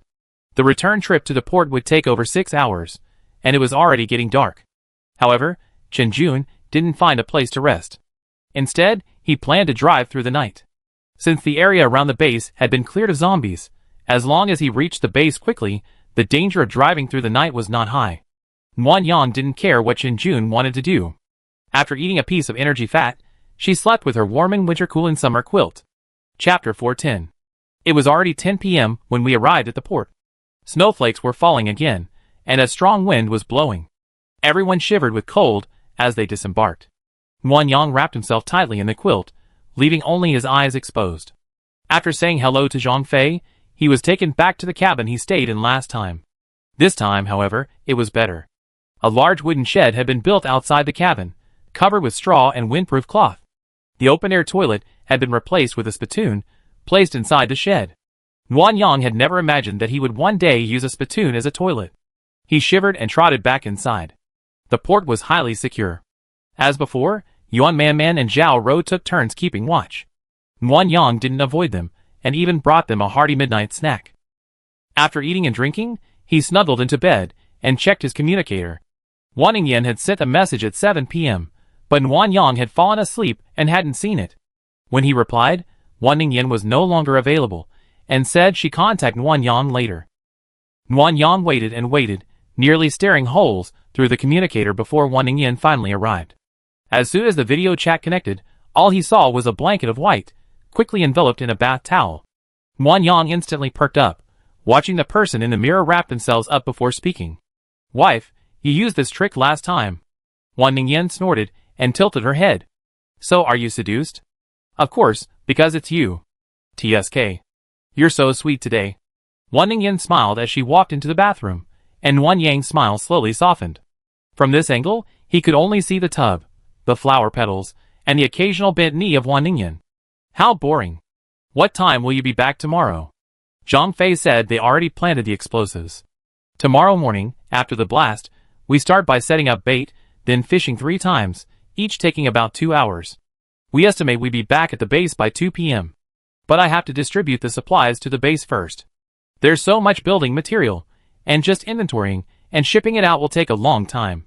I'd be lucky if I'm back home by 5 o'clock or 6 p.m. Then I won't rush. I need to go find some groceries nearby tomorrow. Xiaoya and the others also want to catch some mutant animals for a snack, so I might be back a little late. It's okay, I wait for you. My wife is so kind. Wan Ningyan said goodbye to Nuanyang and hung up, leaving Nuanyang bewildered.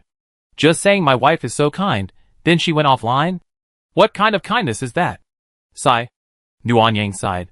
She didn't even give him a kiss, didn't even say she missed him. Wan Ningyan was really getting stingy. Just as Nuanyang lay in bed, silently accusing Wan Ningyan of her crimes, the call suddenly rang again.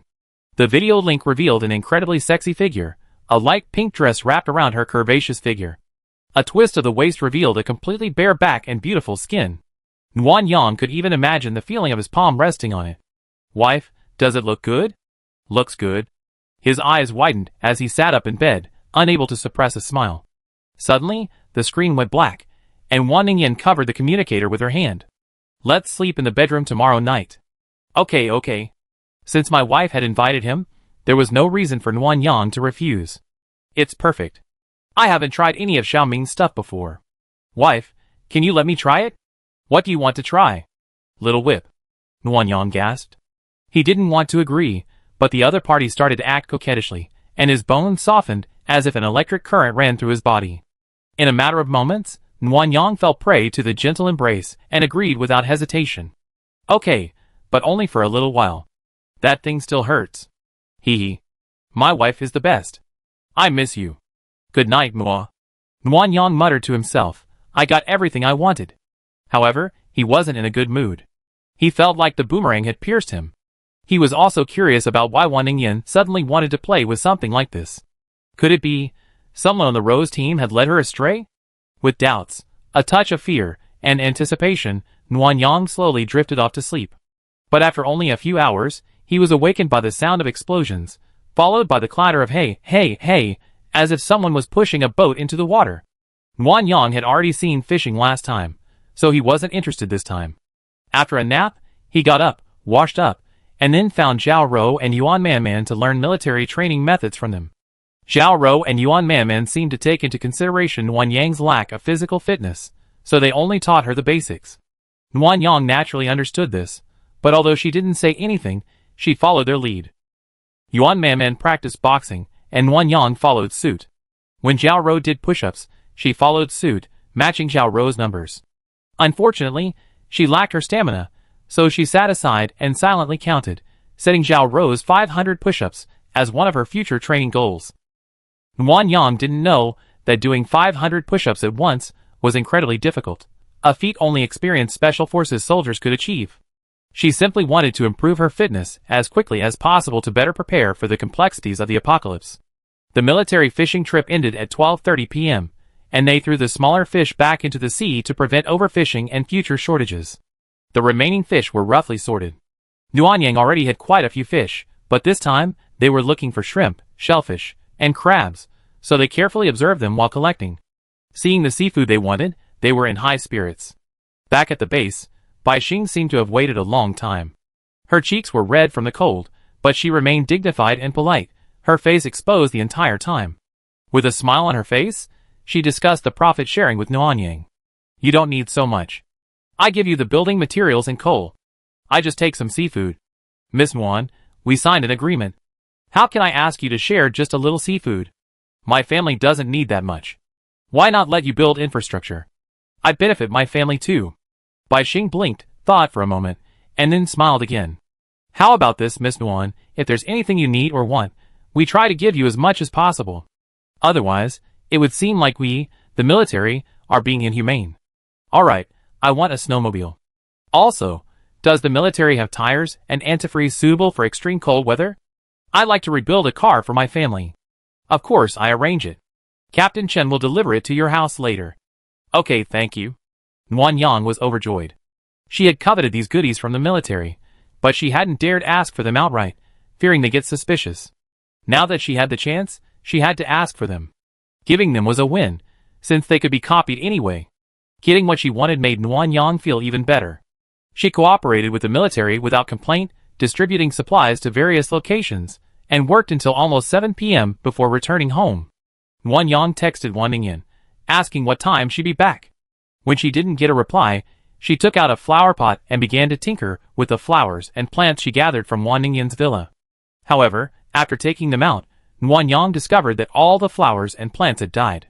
He then remembered that there was no living space. These plants would have died immediately upon entering the space. Feeling guilty and annoyed, he quickly put everything into the space. Sister, you're back. Sister Nyen Nyen, you missed you so much. Nguyen Yang heard voices downstairs and hurried out of the bedroom and downstairs, only to find the atmosphere somewhat strange. Everyone, who had been so lively just moments before, now stared at each other, looking at Wan Ningyan and Wen Yenru. Wen Yenru seemed to be hesitant to speak, and upon seeing Nguyen Yang, her eyes squinted and blinked wildly, hinting at something she wasn't sure. Wan Ningyan's expression was stern, and when she looked at Nguyen Yang, there was even a hint of disgust in her eyes, which startled Nguyen Yang and caused her to feel inexplicably flustered. Chapter 411. Ningyan, what's wrong with you? Wan Ningyan didn't answer Nguyen Yang. She gently kicked away Lucky, who had come to rub against her legs, and then carried Yingbao, who had flown into her arms, to Wan's mother. Mom, let's not eat yet. Nguyen Yang and I have something to discuss. Then, Wan Ningyan glanced at Nguyen Yang calmly and said, Come up with me. Yin Yin, why are you being so rude to Xiaoyang? What's going on? Mom. Wan Ningyan immediately interrupted Wan's mother. This is a matter between Nguyen Yang and me.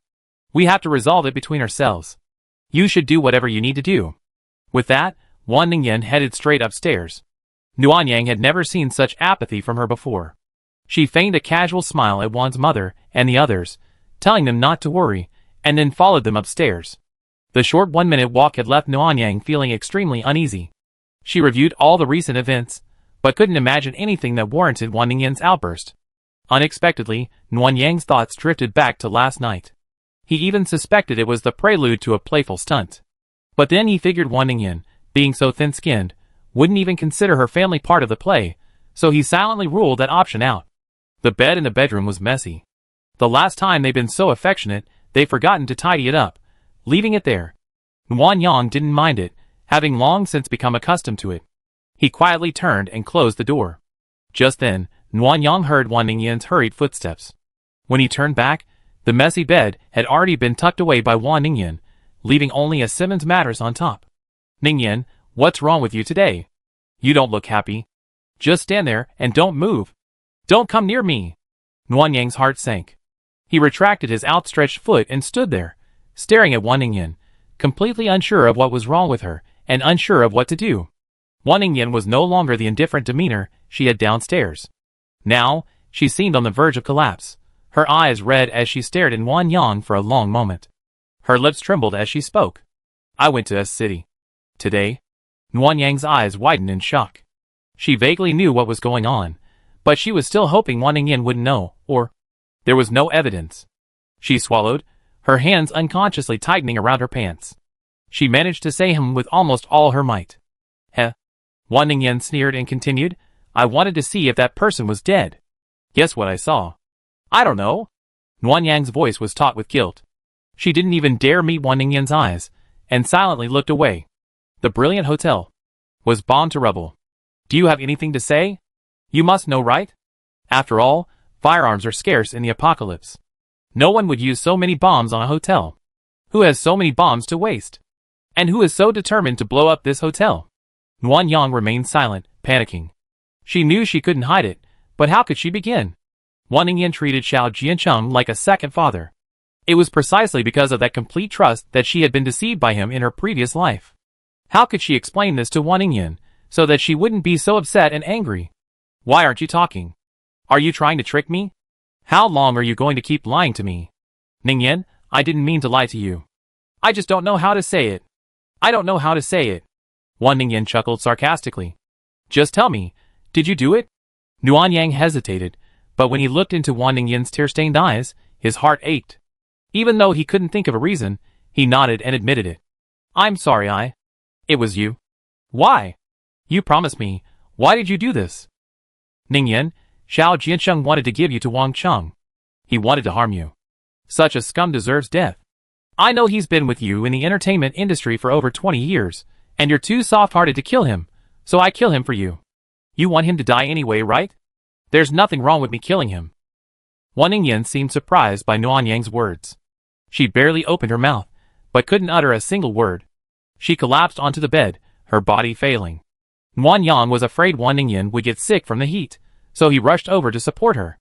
However, Wan Ningyan immediately dodged, unwilling to be touched by Nuanyang. Ningyan, he's just a scumbag. Let him die. Don't get angry about him. If you really want to lose your temper, just hit me and scold me. I won't fight back. Wan Ningyan found it amusing. Do you think I'm mad at Xiao Jiansheng? Really? Of course not. Wan Ningyan practically roared. I'm mad at you. You lied to me time and time again. You've broken your promises, always going back on your word. If you had insisted on Xiao Jiansheng's death, why did you agree to let him go? Tell me honestly, can't you do it after discussing it with me? Why do you have to say one thing to my face and another behind my back? Nuanyang finally understood what had angered Wan Ningyan and realized the thorny nature of the situation.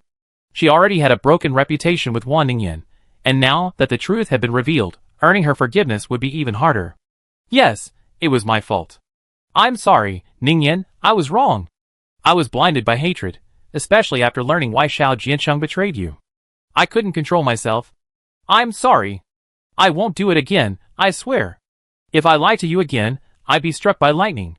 Nuanyang knelt beside the bed, tightly grasping Wan Ningyan's hands and apologizing, but Wan Ningyan didn't want to hear it. Enough. You're always like this. You apologize as soon as you make a mistake. Your words are the sweetest of all, but what's the reality? You haven't changed at all. I asked you many times if you were hiding anything from me. Have you ever told me? If Nian Yin hadn't gone to a city to see for herself, I wouldn't have even noticed your misdeeds. That's not true, Ningyan. I'm really trying to change. Will you believe me? I didn't hide this from you on purpose. I didn't tell you because I didn't want to hurt you. Really? Then answer me now. Besides Xiao Jiansheng and the unspeakable secret, are you hiding anything else from me? Nuanyang was about to say no, but suddenly remembered many things and hesitated. She indeed hadn't told Wan Ningyan much. Look, you hesitated. I knew you never trusted me, nor did you consider me your wife. Nuanyang, you have no heart. No, Ningyan, I really truly trust you. I could give you my life. Otherwise, why would I look for you first after my rebirth? Will you trust me? I tell you everything I've been hiding from you. I never lie to you again, okay? No. Wan Ningyan used all her strength to shake off Nuanyang's hand. She stood up and removed her wedding ring and subspace ring. I had enough. Why do you always ask me to forgive and tolerate you? Since you don't trust me, let's calm down and think carefully about whether to continue this relationship. I return your things to you. I move to the captain's house. I hope you won't bother me for the time being. Wan Ningyan threw the ring to the ground. Her resolute expression made Nuanyang realize that this wasn't just an ordinary argument. Wan Ningyan wanted a divorce. Chapter 412. Ningyan, I'm sorry. It's my fault. Please don't go, okay? Nuanyang ignored Wan Ningyan's struggles and held her tightly in his arms. He felt that if he let go, Wan Ningyan would no longer belong to him. Wan Ningyan tried several times, but when she couldn't break free, she gave up and turned to look at Nuanyang. Her eyes, red from crying, were filled with helplessness and contempt. Let me go! No! Ningyan, let's talk it out. Or you can stay in the bedroom. I won't be around anymore and bother you. Please don't go, okay? Please, at least give me a chance. I really won't hide anything from you anymore. Just trust me this once, honey. I swear this is the last time. Nuanyang, I don't want to talk to you or see you right now. I want to go somewhere without you to calm down. I need time and space to think about the problems between us. Please understand and respect my decision. Please let me go, okay? Wan Ningyan wasn't as angry as before. She was unusually calm, her voice gentle. Wan Ningyan's rationality made Nuan Yang feel ashamed and worried. She felt like a woman who had done something wrong, and was still being unreasonable. Would that annoy her even more? Thinking of this, Nuan Yang suddenly lost the courage to continue restraining Wan Ningyan. She didn't want to exacerbate her dislike for her, so she slowly released her arms. Honey, you can stay calm at home.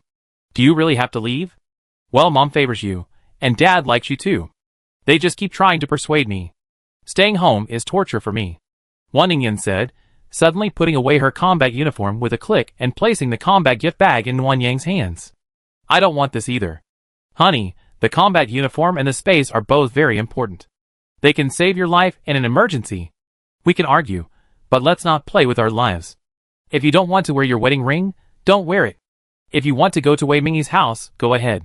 Take the space and combat uniform, okay? Wan Ningyan didn't respond. She simply dressed silently in front of the closet with an expressionless face. She stripped off her combat uniform, leaving only her underwear. She picked out a cashmere sweater and down jacket, put on cotton pants and shoes, and went downstairs. Honey, you must take your space and combat uniform with you, or I'd be worried, and Mom will be too. I shouldn't have broken my promise. I lied to you. You hit me and scolded me, but don't punish yourself, okay? Or maybe we can both compromise, and just take your space. Honey, Ningyan, please pay attention to me. Nuan Yang, holding the subspace ring and the combat gift bag, anxiously pleaded with Wan Ningyan as she followed her downstairs. But Wan Ningyan ignored him completely, not even glancing at Nuan Yang. She simply walked quickly, eager to escape this home. You're coming down. What's going on? Nuan Yang couldn't pay attention to her mother Wan's voice. She just hoped Wan Ningyan would take her space. Wei Mingyi didn't have an air conditioner, a refrigerator, or a bathroom, and she had to mix coal and wood for cooking. She couldn't bear to see Wan Ningyan suffer with her. Besides, Wan Ningyan had a mild case of misophobia. Making her suffer would be a double torture, both physically and mentally. Jie. As they passed the birdhouse, Yingbao immediately flew into Wan Ningyan's arms, begging for a hug. This made Wan Ningyan pause. She wanted to put Yingbao back on the birdhouse, but after a moment's thought, she hesitated. Yin, are you hungry? Mom made you a lot of your favorite dishes. No need. Starting today, I'd be staying with the Rose team. You and Dad should take care of yourselves. Why are you suddenly moving out? Did you have a fight with Xiaoyang? Ask her. Wan Ningyan said nothing more. She found a basket, placed Eagle Baby in it, covered it with a cloth, and then carried Eagle Baby out. Xiaoyang, what's going on? Mom, I explain it to you later. Nuan Yang, ignoring her anxious family, chased after Wan Ningyan to give her the interspatial ring. Seeing she still ignored her, she placed the ring in the basket. The next second, Wan Ningyan took it out and threw it at Nuan Yang. Ningyan! Please, at least wear the ring? I said no. Can you please respect my wishes? I don't want to see you right now, and I don't want to see anything related to you. Do you understand? Yes, you hate me, you're angry with me, and you want to be alone.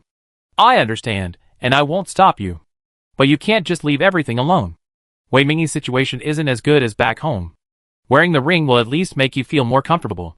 Don't you love beauty the most? You don't want any makeup or skincare products? And Eagle Baby, he eats meat. Where are you going to find meat if you don't wear the ring? Wan Ningyan smiled bitterly at Nuan Yang. She sighed, you're always like this. You say you understand, but you keep ignoring my wishes.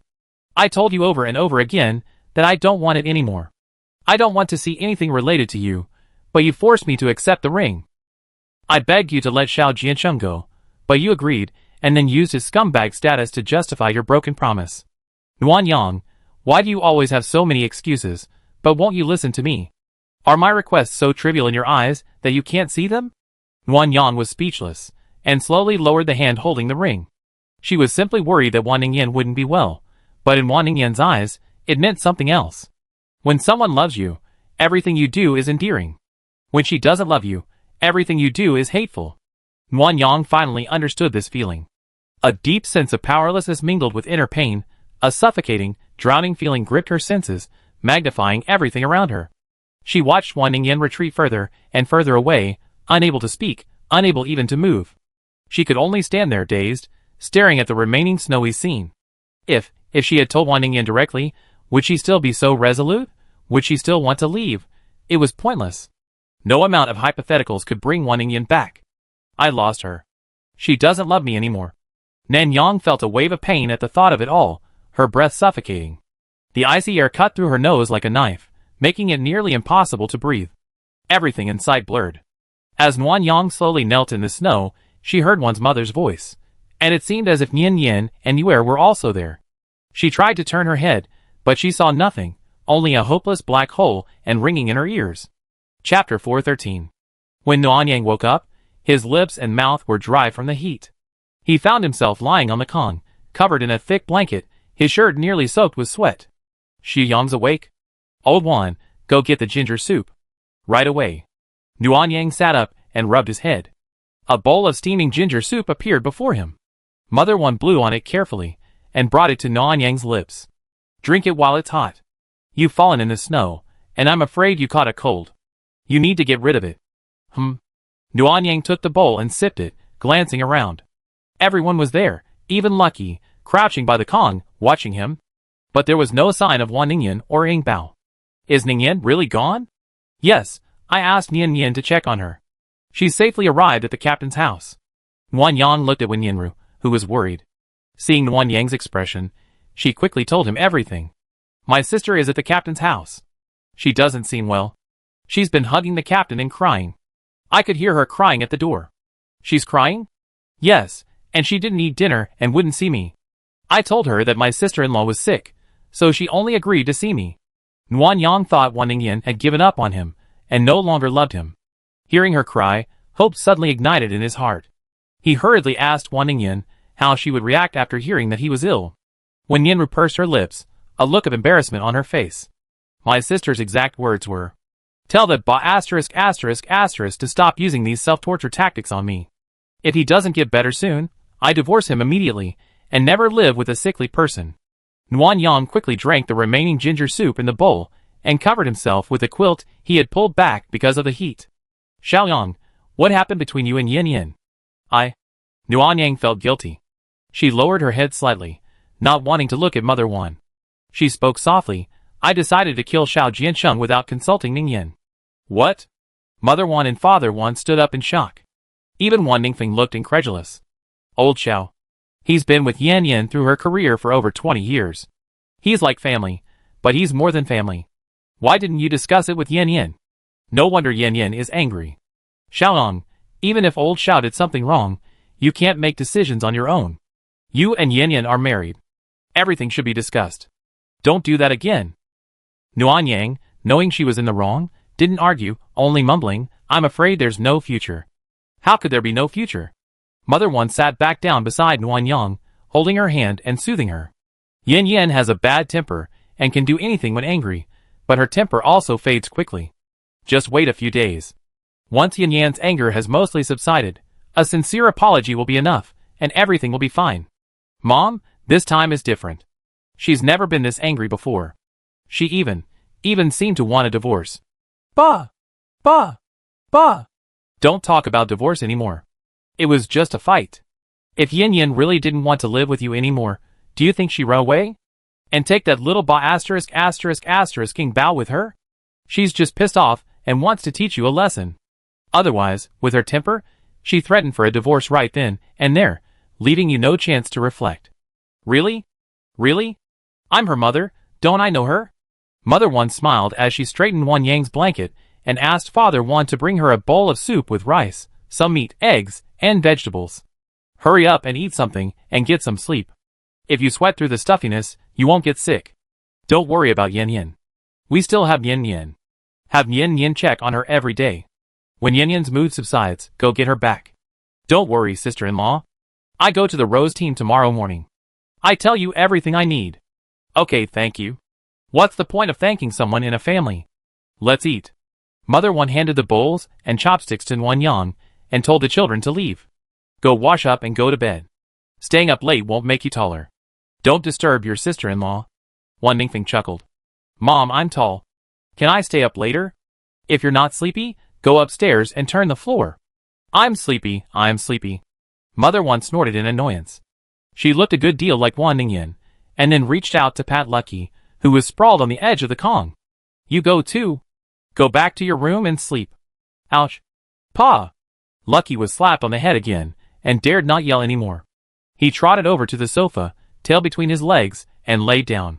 Mother Wan sent everyone away, gave Wan Yang a few more instructions, then drew the curtains, telling her to eat and rest. With no one around to watch, Wan Yang's face suddenly darkened. She poked at her soaked rice with her chopsticks twice, feeling no desire to eat. The thought of Wan Ningyan not having eaten dinner only made her feel even worse. Remembering Wan Ningyan's request for Wen Yinru to bring her dinner, Wan Yang forced herself to eat most of it. She needed to stay healthy, and not give Wan Ningyan an excuse to divorce her. After a satisfying meal, Wan Yang lay on the Kong pondering. Her mind was now less murky, and she could sort things out. Why was Wan Ningyan angry? What had she done wrong? How should she resolve the situation? After pondering for nearly an entire night, Wan Yang had made a decision. Since Wan Ningyan needed time to think, she would give her time. She would first settle the transaction between Kim Yujej and the village, and then return to apologize. If she was still angry, she could ask Wei Mingyi for help. They could create some time alone together, abduct her, and she would always find a way to make Wan Ningyan relent and forgive her. So, the next morning, after breakfast, Wan Yang followed Wen Yinru to the Rose team. She planned to talk to Wan Ningyan before leaving, just to test her resolve and see if she was still angry with her. At daybreak, the Rose team members had already gathered in front of the building. 2 wooden carts were loaded with tires, sandbags, and other items, apparently for physical training. Huh? Ningyan, your wife's here, aren't you going to check on her? As soon as Mu Yi finished speaking, Wan Ningyan's smile vanished, and she immediately turned serious. Her eyes, swollen like single eyelids, combined with her serious, angry expression, were a bit amusing. Wan Yang saw her expression as he approached, and couldn't help but laugh. This only irritated her. She ignored him, wouldn't even look at Wan Yang, and even ran away the moment Wan Yang approached Wan Ningyan. Their quarrel was no secret, otherwise Mu Yi wouldn't have deliberately teased her. Everyone was watching the show, and when Wei Mingyi arrived, everyone got serious and pushed the cart towards the base gate. Wan Yang didn't want to disturb her any further, so she followed Wei Mingyi and asked about what had happened the previous night. She cried all night, but she's had a good appetite. She ate 3 steamed buns. Just steamed buns? Wei Mingyi glanced at Wan Yang with amusement. Why, do you think I'm mistreating your wife? No. I'm just worried she's not getting enough. Don't worry, she won't starve. So, did she say she wanted to divorce me? No, she just called you a liar. Miss Nguyen, what did you lie to her about? Nguyen Yang's face fell, and she brushed it off. There were a few gossipy people on the Rose team. If they knew, it would spread throughout the base. And if a few people inadvertently fanned the flames, there would be no hope of coaxing this guy back. Wei Mingyi's laughter widened. Actually, your wife told you everything last night. Oh! Wei Mingyi had tricked her again. Wan Yang was speechless. This guy was too sinister. Chapter 414. Wei Mingyi's scheming made Wan Yang afraid to ask any more questions. After a few words, he stared at Wan Ningyan's back. She wore the same modified thick black down jacket as everyone else. Her hair was tied up, and she wore a bright red scarf. Underneath, it was the cashmere sweater she changed into yesterday. I made every down jacket under your supervision. The material is very good, so your wife won't be cold. Well, have you had breakfast? Breakfast is after training. The logistics department will make it, and you can have it when you get home. Oh. Exiting the base gate, Nguyen Yang was surprised to find quite a few people. Most of them were there to cut trees, and some thinner people were mainly collecting wood. The Rose team stopped and began unloading the items from the carts. Then they split into 2 groups. One group consisted of the regular members, including Mu Yi and Wan Ningyan. Each of them had a large tire, which they placed flat on the ground, and had to bend over to flip it over to move forward. The other group was the reserve force, a mixed bag. The 2 youngest members looked only 13 or 14 years old and were responsible for pushing the carts, while the others were flipping small tires to move forward. Captain Wei, are you starting now? Well, flip tires west for 20 minutes, and we be quite a distance from the base. Then we do frog jumps for half an hour. After that, rest for 10 minutes, strap on sandbags, and jog back. That's halfway done for today's training. Nguyen Yang was surprised. That's only half? What else do you want to practice? Basic skills and martial arts instruction, Miss Nguyen. This is just physical training. That alone won't help us defeat the zombies. Indeed, can I join you? Wei Mingyi curled her lips. According to the rules, you're not allowed to, but since you're a member's family member, you can come along. Because there weren't enough tires, Nuanyang was only assigned a small one. Wei Mingyi, like the regular members, received a large one. After wrapping her palms with cloth, Wei Mingyi began her exercise. Nuanyang followed suit, wrapping her hands with cloth and began squatting, flipping tires, standing up, taking a few steps, and squatting again. After a while, Nuanyang's waist and hips began to strain, but his body began to heat up, and he took off his mask. Nuanyang had always exercised. Although he gained weight from being fed by one mama during the apocalypse, he still had some stamina, and he managed to persevere through the 20-minute tire flipping session with some effort. Wan Ningyan, a fire element, had a naturally high body temperature. She even removed her scarf and sat on the tire to rest, her arms supporting her upper body, her legs casually draped in the snow, a bit like an otter. Nuanyang imitated Wan Ningyan, and sat on the tire facing her. However, Wan Ningyan, upon seeing this, pouted and immediately shifted her position, sitting with her back to Nuanyang. Sigh. Can't even take a look? Nuanyang felt a bit uncomfortable, even worse than her aching waist and thighs. Even worse, after only 5 minutes of rest, Wei Mingyi blew the whistle. Everyone began to return the tires to the cart, then split into 2 groups. One group strapped sandbags to their calves and did frog jumps, while the other group did direct frog jumps. No one was around, and Wei Mingyi stored the cart in storage. Time starts. No stopping until the whistle blows. Every time you fall behind, you're penalized with 10 minutes of push-ups. 3 times behind, you're demoted and penalized with an additional 30 minutes of horse stance. Start now. At the whistle, everyone immediately squatted and began frog jumping forward. Nuanyang quickly followed suit. After a while, she figured out the rhythm. She had to do it within 5 to 10 seconds, otherwise Wei Mingyi would call her out for being slow. If she took more than 15 seconds or didn't do it correctly, she would receive a warning. A second warning would result in push-ups. It was so demanding. Nuanyang had trained with Zhao Rou and Yuan Manman, and now, experiencing the intensity of the Rose team's training, he found it surprisingly comparable to the military. The only difference was that the Rose team's physical training focused more on endurance and strength, so they could handle zombies, whether running or fighting. Nuanyang couldn't hold onto the frog jump, so he slowly walked to the side, his eyes fixed on Wan Ningyan. When the apocalypse first arrived, Wan Ningyan was so delicate that she needed Nuanyang to hold her when she walked, otherwise her legs would give out. But now, even the frog jumps that Nuanyang couldn't hold onto, Wan Ningyan could hold on. Her face flushed with exhaustion, and she was only warned once by Wei Mingyi for slowing down. That was quite remarkable.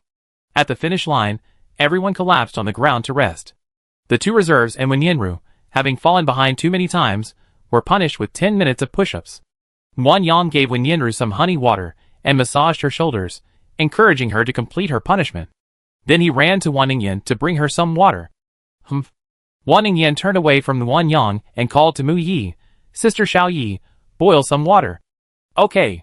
Xiao Ming and Xiao Yun, come help. The group quickly stood up and walked to a nearby tree where a large pot was buried.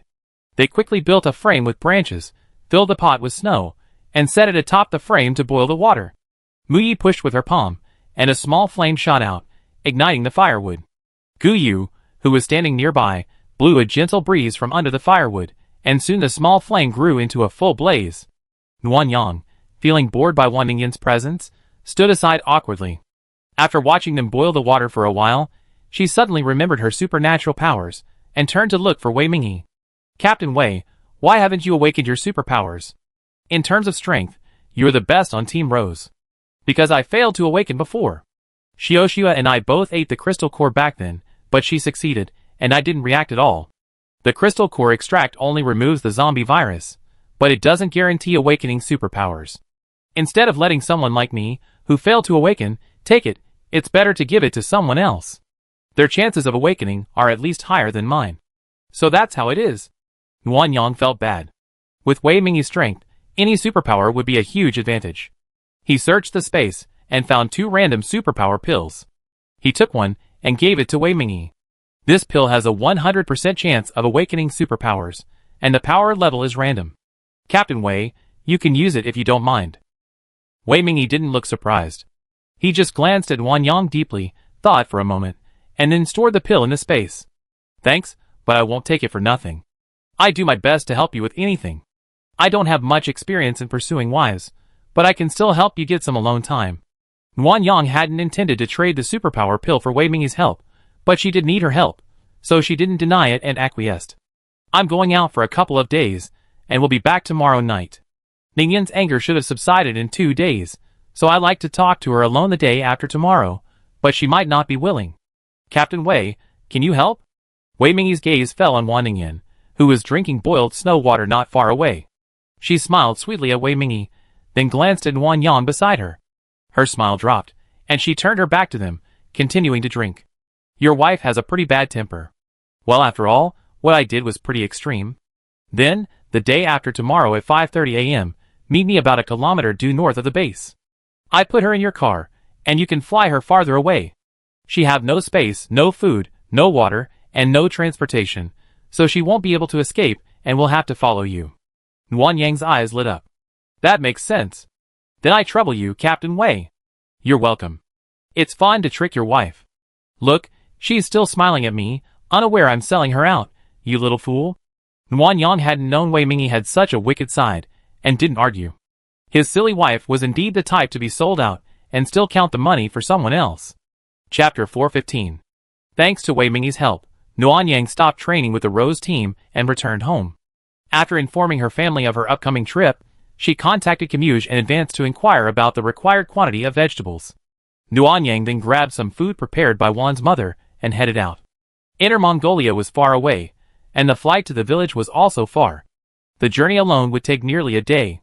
Nuan Yang also planned to distribute the remaining 3 crystal core extracts to Camus and the village, and would have to stay until their powers awakened. 2 days was a bit tight. To avoid delays, Nuan Yang had to leave as quickly as possible. After leaving the base, she switched to flight mode and began to inventory the vegetables in her space. Camus' family consisted of 4, one of whom was a child with a small appetite, so they didn't ask for many vegetables. They ordered 100 kilograms of cabbage and radishes, and 50 kilograms each of the remaining greens, winter bamboo shoots, and spinach. The village didn't have any fruit, so Nuan Yang ordered some oranges, tangerines, and pineapples from her personal space for them. She also planned to give them a red grouper, as seafood is good for health. After a long drive, Nuan Yang shivered as they reached Inner Mongolia. It was already minus 82 degrees Celsius, much colder than the base. However, she noticed not only snow, but also vast expanses of withered yellow grass. The tactical scope displayed cold-resistant yellow forage grass. They could actually mutate into cold-resistant forage grass. The sheep wouldn't have to worry about starving. It was just that the temperature was too low. She'd have to get a few packets of energy-boosting fat for them later, otherwise they freeze like sticks. The off-road vehicle landed not far away, switched back to tram mode and drove towards Kimujej's yurt. After a while, mutant dogs were seen barking at the front of the vehicle. A girl on horseback came up from behind and waved her whip. Several mutant dogs immediately quieted down, but their eyes were still fixed on the off-road vehicle. Sister Nuan Yang, you're here. Well, let's go. It's too cold outside. Let's talk inside. Okay, Mom made some goat's blood soup. It's perfect for warming up. Okay. The weather in Inner Mongolia was nice today. It wasn't snowing. The sun, though not blazing, was bright and windless. Nuan Yang could see the sheep in the sunlight, quite at ease, grazing comfortably beside the pasture, some even napping on the grass. Sister Nuan Yang, isn't Sister Wan here? Nuan Yang smiled awkwardly. She was busy, so I came alone. Okay, Mom made her favorite goat's milk tea. What a pity. I definitely bring her next time. Nuan Yang entered the yurt. It was warm inside. The large pot in the middle was simmering soup, and Narain was busy adding seasonings. Next to it hung half a skinned sheep. Judging by its freshness, it must have been slaughtered not long ago. The room was warmly furnished, with both the bed and the chairs covered in wool. Saren was holding Tana, watching a video. Seeing Nuan Yang approach, a smile immediately spread across her face. Tana trotted over, but didn't dare get close to Nuan Yang. She turned a corner and threw herself into Camus' arms. Tana, did you call for help? Tana smiled shyly at Nuan Yang, burying herself in Camus' arms and softly calling out, Hello, sister. Hello, too. It's been a while since we last met. You gained weight. You're so chubby and adorable. Hee, sisters gained weight too. Nuan Yang, Children's words are innocent. Children's words are innocent. Nuan Yang smiled, ignoring Tana's words. She sat down at the table, waiting for dinner, and discussed the exchange ratio with Camus about the crystal core extract. The Camus family was very generous, offering a 50-kilogram mutant sheep exchange rate without considering the value of meat versus vegetables. They even demanded a sheep in return for the seafood Nuanyang brought, otherwise they wouldn't accept it. Nuanyang didn't hesitate, considering it her errand fee, and then gave Camus a bottle of crystal core extract. Normally, it should be consumed by adults, but your mother and aunt aren't as strong as you, and your cousin is young, so you're the most suitable. Camus' eyes were filled with anticipation and surprise. He confirmed with Nuanyang several times before daring to accept the extract. But the little girl was so impatient that she almost drank it right away, but Nuanyang quickly persuaded her to wait until she finished her meal and lay down in bed. The Camus family had specially slaughtered a sheep to entertain Nuanyang. Lamb's blood soup was a special delicacy, and the table was filled with roasted lamb legs, and pulled lamb rice, and other delicacies. Even though Wan Ningyan hadn't come, Narain had already filled a large bowl with pilaf and lamb shank, asking Nuanyang to store it in his space and take it back for her. Nuanyang was happy to support such a kind and friendly family. After exchanging supplies, he gave her 2 extra boxes of canned fruit for meal expenses, and then accompanied Camus to awaken her supernatural powers. Camus quickly fell into a coma, her fever lingering. Nuanyang used ice to cool her down and prevent brain damage. Narain wrung out a clean towel to wipe Camus' sweat. Saren held her daughter and prayed in front of several wooden plaques, all in Mongolian. Nuanyang couldn't tell whether they were addressing gods or deceased family members.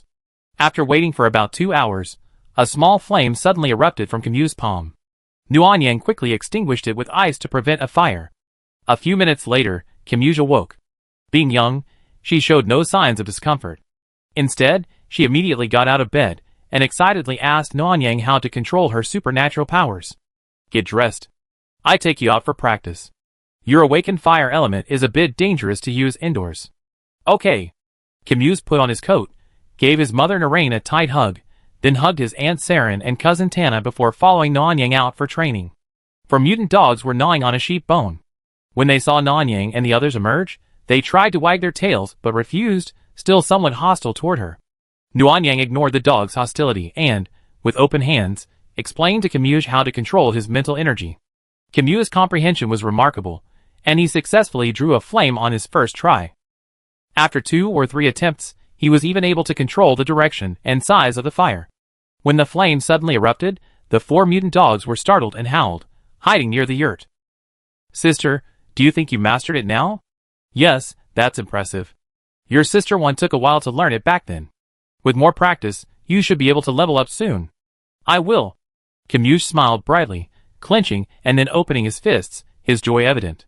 I must become a very powerful esper to protect my family and my flock. I come to check in a month. If your abilities have improved, how about treating you to a buffet? Sister, prepare the buffet. What a confident girl. Nuanyang smiled and nodded, then said goodbye to them and drove to the village. According to her schedule, Nuanyang wouldn't arrive at Shuxiu village until midnight. Not wanting to disturb everyone's rest, she told them she'd arrive around 6 or 7 the next morning and found a safe place nearby to stay for the night. Without Wan Ningyan, Nuanyang slept restlessly, tossing and turning. Finally, she took out the seahorse stuffed animal that Wan Ningyan had slept with and held it in her arms, finally drifting off to sleep. Chapter 416. The temperature in Shuxiu village was slightly higher, around -67 degrees Celsius. A light snow had just fallen, and the whole village was bustling with activity. From afar, one could see women working in the fields and mutant chickens wandering around. As soon as Nuanyang entered the village, Sister Lu and Xiaowang warmly welcomed him to the main hall for dinner. The large dining table was filled with various side dishes and stir-fried vegetables. There wasn't much meat, mainly egg soup and scrambled eggs. But it was clear that life was good, especially the 2 large pots of steamed buns. They were so generous despite having plenty of food. Sister Nguyen, why don't you stay for lunch? We're just slaughtering a lamb for the festival, and you can try Sister Ing and yours cooking. That's fine, but I have to go back after dinner. I have things to do tomorrow. Okay. Luer smiled and agreed. She yelled for Xiaowan to notify the kitchen, and called Lizzie to call everyone back for dinner.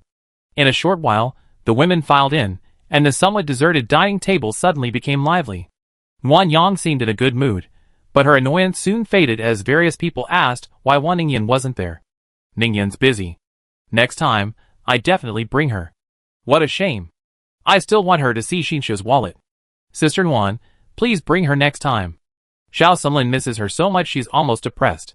Linson, carrying a hoe, entered the room. Upon hearing Sister Tofu's words, his face flushed, but he didn't deny it. He quickly said he needed to wash his hands, put down his hoe, and ran off. Everyone saw Linson's reaction and burst into laughter again. Then, Zhu Yi and the other four arrived. They had gained a little weight now, but they were still thin. They were holding small shovels, and it didn't look like they had any heavy work assigned to them. Sister Nanyang, you're here. Well, are you getting used to living here? Yes. Absolutely. Zhu Yi raised her small shovel and smiled brightly.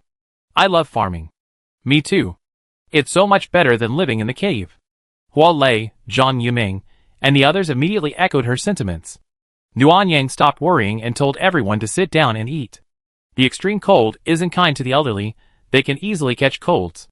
Going out isn't an option, even a slight fall can cause a fracture.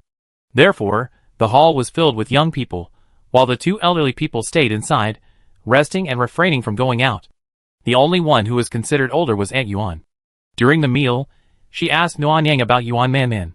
Nuanyang only reported good news, not bad news, but Aunt Yuan still cried, worried her daughter might be in danger on her mission. After dinner, Aunt Yuan went back inside to record a video. She had a lot to say to her daughter, but Nuanyang told her to take her time and then discuss things with Sister Ying and Sister Lu. Grandma Kong is old, so village affairs are now in the hands of Sister Ying and Sister Lu. The two, one responsible for external affairs and the other for internal affairs, work well together and are well informed about the village's affairs. Besides the sheep we exchanged, we like some building materials. Sister Nuan, do you have any? Yes. Why do we need building materials? Are you planning to build a house?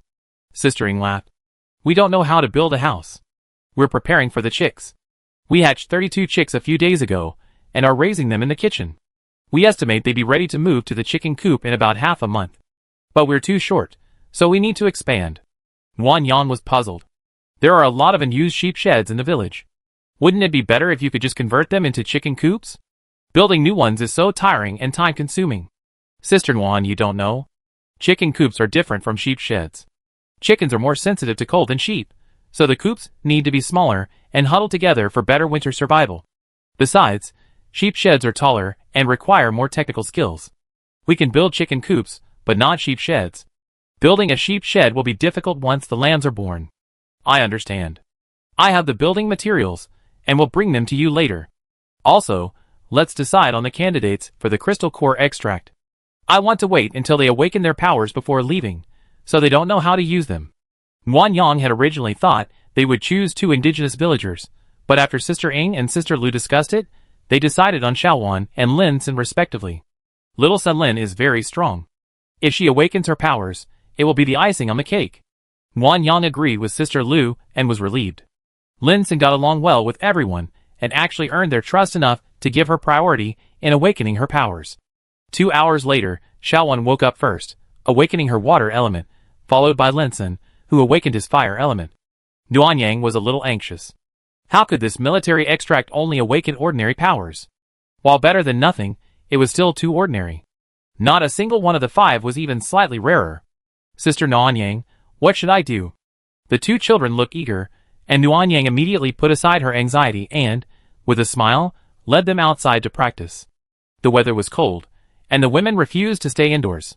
They all came out and stood nearby, curious about the powers. Wow! It's fire!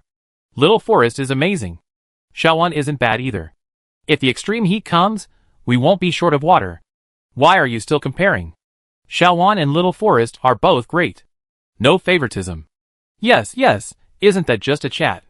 Sister Lu is backing up her apprentice. Ha ha ha. The women's rambling banter was like unspoken support, and the 2 children blushed as they diligently mastered their mental power.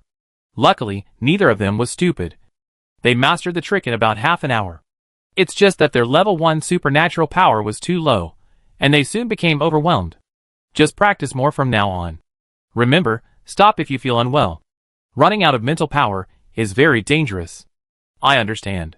Thank you, Sister Noanyang. You're welcome. Keep this bag of crystal cores. Eat 5 a day. The sooner you level up, the longer your supernatural power lasts. Yes. No, no. Sister Lu and Sister Ing hurried over and carefully counted the crystal cores. There were exactly 300, enough for the 2 children for a month. They insisted on exchanging them for vegetables, otherwise they wouldn't let the children take any. The 2 of them exchanged a barrage of words. Noanyang had initially wanted to just give it up, but the arguing got to her head, and she couldn't argue with them. Especially since everyone else arrived soon, chattering and siding with Sister Lu and Sister Ing. Noanyang had no choice but to agree, and Sister Ing dragged her to the warehouse to order some vegetables. She felt relieved only after seeing the money in the box. The women in the village were very particular. Besides the crystal cores, they also meticulously exchanged the traditional Chinese medicine for the vegetables they had grown. They even exchanged the 5 packets of energy fat for 50 kilograms of vegetables. In the end, Noanyang was given a basket of eggs before she left. Grandma Kong gave them to her personally. She didn't dare refuse, fearing she might drop them, so she accepted them. Be careful on your way. Let me know when you come next month, and I make you some mutton. Okay. Remember to bring Miss Wan too, it'd be fun. Well, don't worry, Grandma. Next time, even if something big happens, I bring Ningyan. That's good, that's good. Let's go. Be careful on the road. Okay. They left Shushio village fairly early. When Noanyang arrived at the base, it was 6 p.m. When he got home, he saw Wen Yinru already back, and Mother Wan was bustling about in the kitchen. Yin, why are you back so early today? Because I have to get up early tomorrow for a mission. The captain is taking us to the capital, and it's estimated to take 4 or 5 days to get back. The capital? Yes. Noanyang thought of Wei Mingyi's previous promise to him and figured it was just an excuse. The resource finder was in Wan Ningyan's space. The Rose team didn't have it, so why would they travel so far to find supplies? Is that so? Is your sister Yen going too? Yes, she'd be so happy. I see. Go get some rest. Noanyang went back to the kitchen. After checking in with Mother Wan, she restocked the refrigerator with fresh vegetables and meats, then asked her to make some more delicious food so she could take some with her. Are you going out again? Yes, I kidnap Ningyan tomorrow morning and come back after she forgives me. It might take a day or 2. Mother Wan immediately beamed. Just wait. I make all of Yan's favorite dishes. She's always craving them. Maybe even this delicious food will bring her back. Yes, thank you, Mom. We're all family, so why bother? Remember not to shower or change clothes. Yin will be heartbroken if she sees you looking down tomorrow. Isn't that cheating? Silly child, why be so honest? First, coax her back. Everything else is easy. But if she can't be coaxed back, what's the point of being honest? Noanyang thought about it, and decided that Mother Wan was right. Coaxing his wife back was the most important thing. Everything else was unimportant. Chapter 417. The next morning, Noanyang and Wen Yinru left together. Wen Yinru went to the Rose team to meet up, while Noanyang went ahead to the agreed location to wait for someone.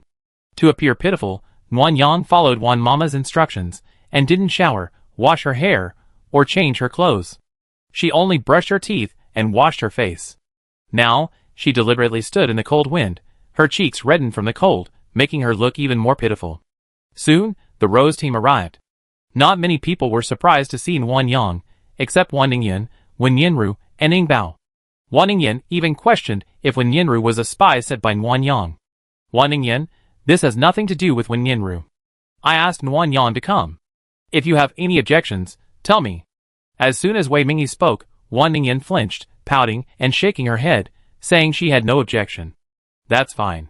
We only have 4 motorcycles, but 9 of us, so if one of us wants to ride Noanyang's SUV to the capital, then Wan Ningyan should go. After all, she's my wife. I'm sure Miss Nuan wouldn't refuse my request even if she's unhappy. What?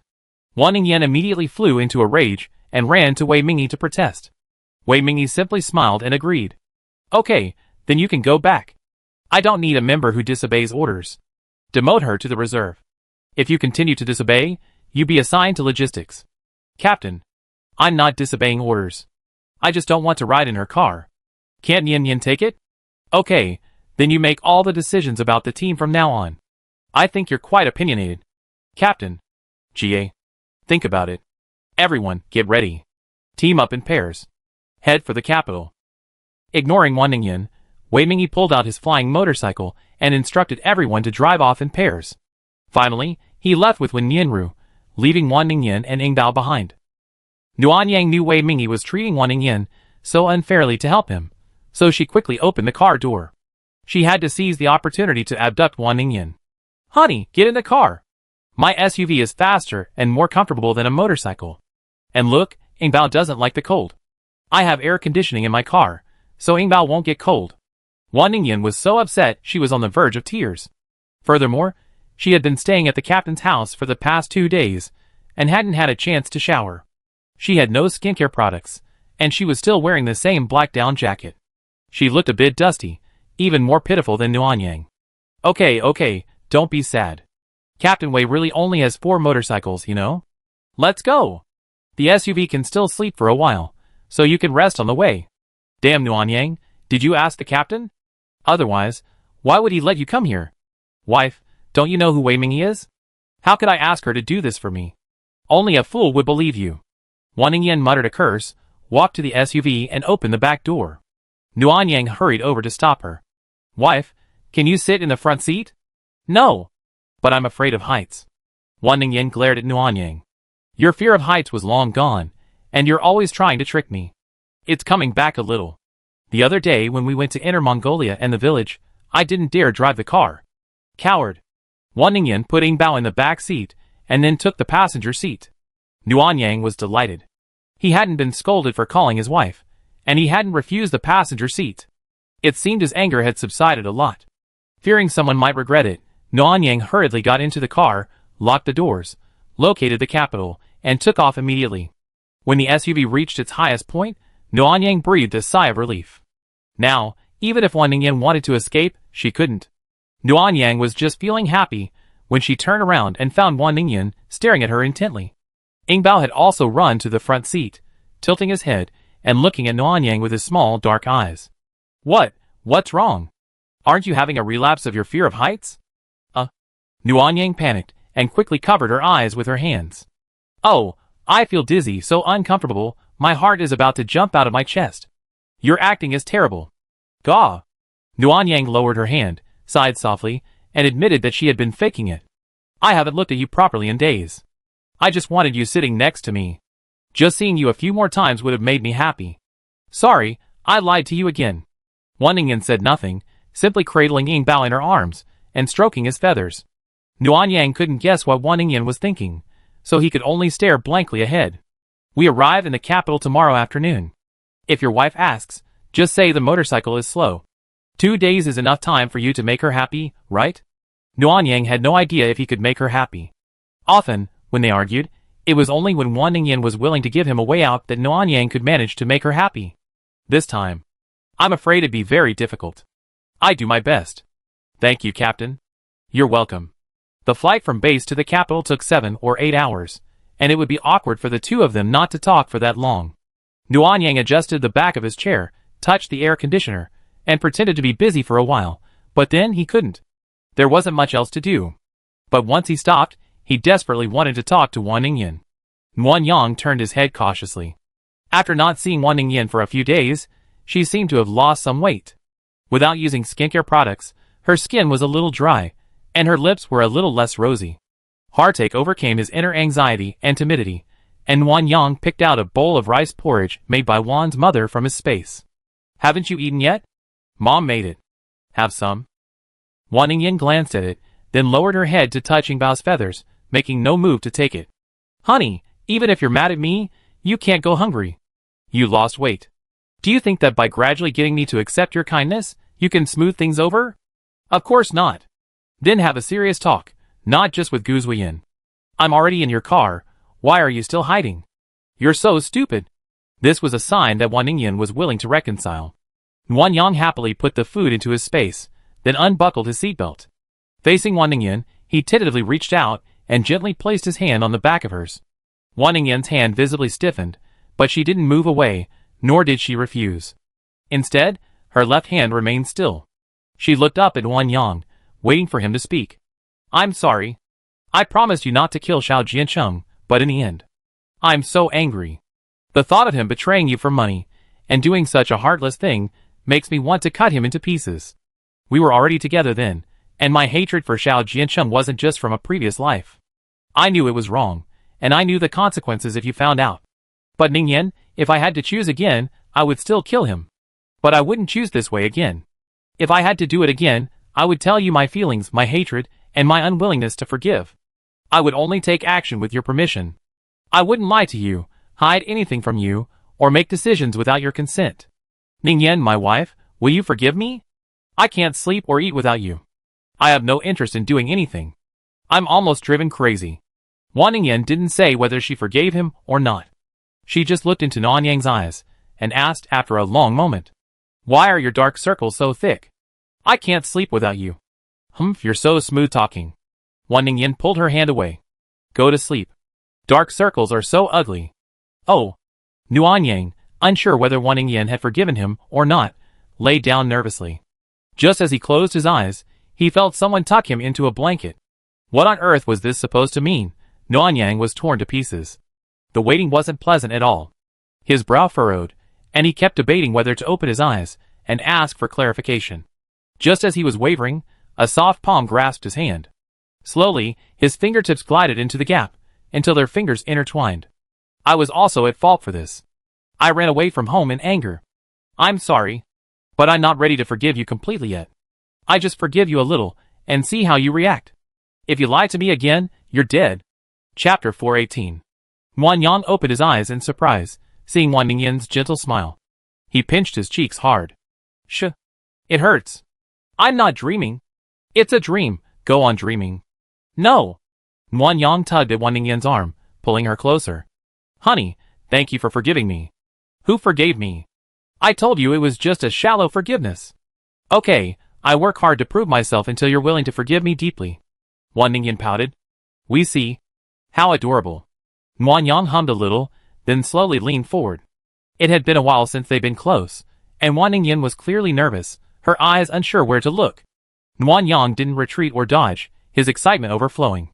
Just as he was about to kiss her longed-for lips, there was a click. Ingbao stretched his neck, his small black eyes blinking as he looked at the two of them. Ahem. Both of them sat back awkwardly. Ingbao was in the middle seat, using the joystick as a climbing frame, his little head glancing left, then right, as if pondering what was going on. Wife, why did you bring Ingbao out? It's so inconvenient. The captain said we'd be in the capital for at least 3 days. Shishu is busy with work, and there's no room to store fresh fish. I was worried Ingbao would get diarrhea from eating frozen meat, so I brought it. Oh. I keep it at home from now on. Bringing it out is a bit of a hassle. Okay, I leave it at home when we get back. Putting it at home meant Wan Ningyan was willing to come home, and Nuanyang was even more excited. Although Ingbao was acting as a light bulb, he was in a very good mood. The depression that had been pent up in his heart had completely dissipated, and he smiled at everyone. Can you please stop laughing? You're so silly. I can't help it. I'm so happy just thinking about having another wife. What the hell? You're making it sound like I'm divorced. Almost. Do you know how scared I was when I heard you were leaving? Wan Yang placed Wan Ningyan's hand over his heart. It hurts so badly here. I wish I could dig it out and show you my sincerity, but you won't listen to my explanation. Okay, you're still feeling wronged. Wan Ningyan took Wan Yang's hand and kissed it. Pow. Is that okay? Hee. Kiss this hand too. Pow pow. Wan Ningyan kissed it twice, and then her stomach growled unnaturally. She'd gotten up too early and hadn't had breakfast, so she was hungry. Here, do you want some rice porridge or noodles? Or dumplings? Mom's made both. Noodles, chicken noodle soup? Wan Ningyan was starving. It was the first time Nuanyang had seen her eat so voraciously, wanting to gulp down the noodles in one gulp. Slow down. Don't be so anxious. Didn't Wei Mingi give you any food? I'm sorry. Worried that Wan Ningyan might choke while eating, Nuanyang stopped asking and wiped the soup from her mouth with a tissue. He also got Ingbao a bowl of fresh lamb cuts by Wan's mother, and tricked a little light bulb into the back seat. It's been ages since I had something this delicious. Is that really too much? Wei Mingi said you ate 3 huge steamed buns that night. Don't even mention it. I was tired from crying that day, hungry and sleepy. All I had were steamed buns and pickles. Everything else had to be made fresh, and I felt embarrassed to bother the captain and Xiaoxue, so I just ate it with the pickles. The captain even complained about my appetite. Poor thing. Here, keep the ring and combat uniform. From now on, you can eat whatever you want. I fill your subspace with plenty. Wan Ningyan looked at the subspace ring and combat gift bag and curled her lips. No! I already said Qianqian forgives you. What's the difference between taking all this back and completely forgiving you? How inconvenient is it for you to not have a subspace? Consider this a plea from you. No! At least wait until tomorrow, or I lose face. Wan Yang pursed his lips and stifled a laugh. Okay, tomorrow then. Tomorrow I beg you again, and I promise not to lose face. Okay. Then give me a blanket. I'm going to sleep. Okay, princess, please sleep. Every moment after their reconciliation was incredibly sweet. The two of them laughed and joked for ages, staring at each other, either teasing each other for not washing their hair or complaining about their ugly dark circles. It wasn't until sleepiness set in that they held hands and fell asleep. At 11:20 a.m., they arrived near the capital. Such large cities are incredibly densely populated, with a multitude of zombies and survivors.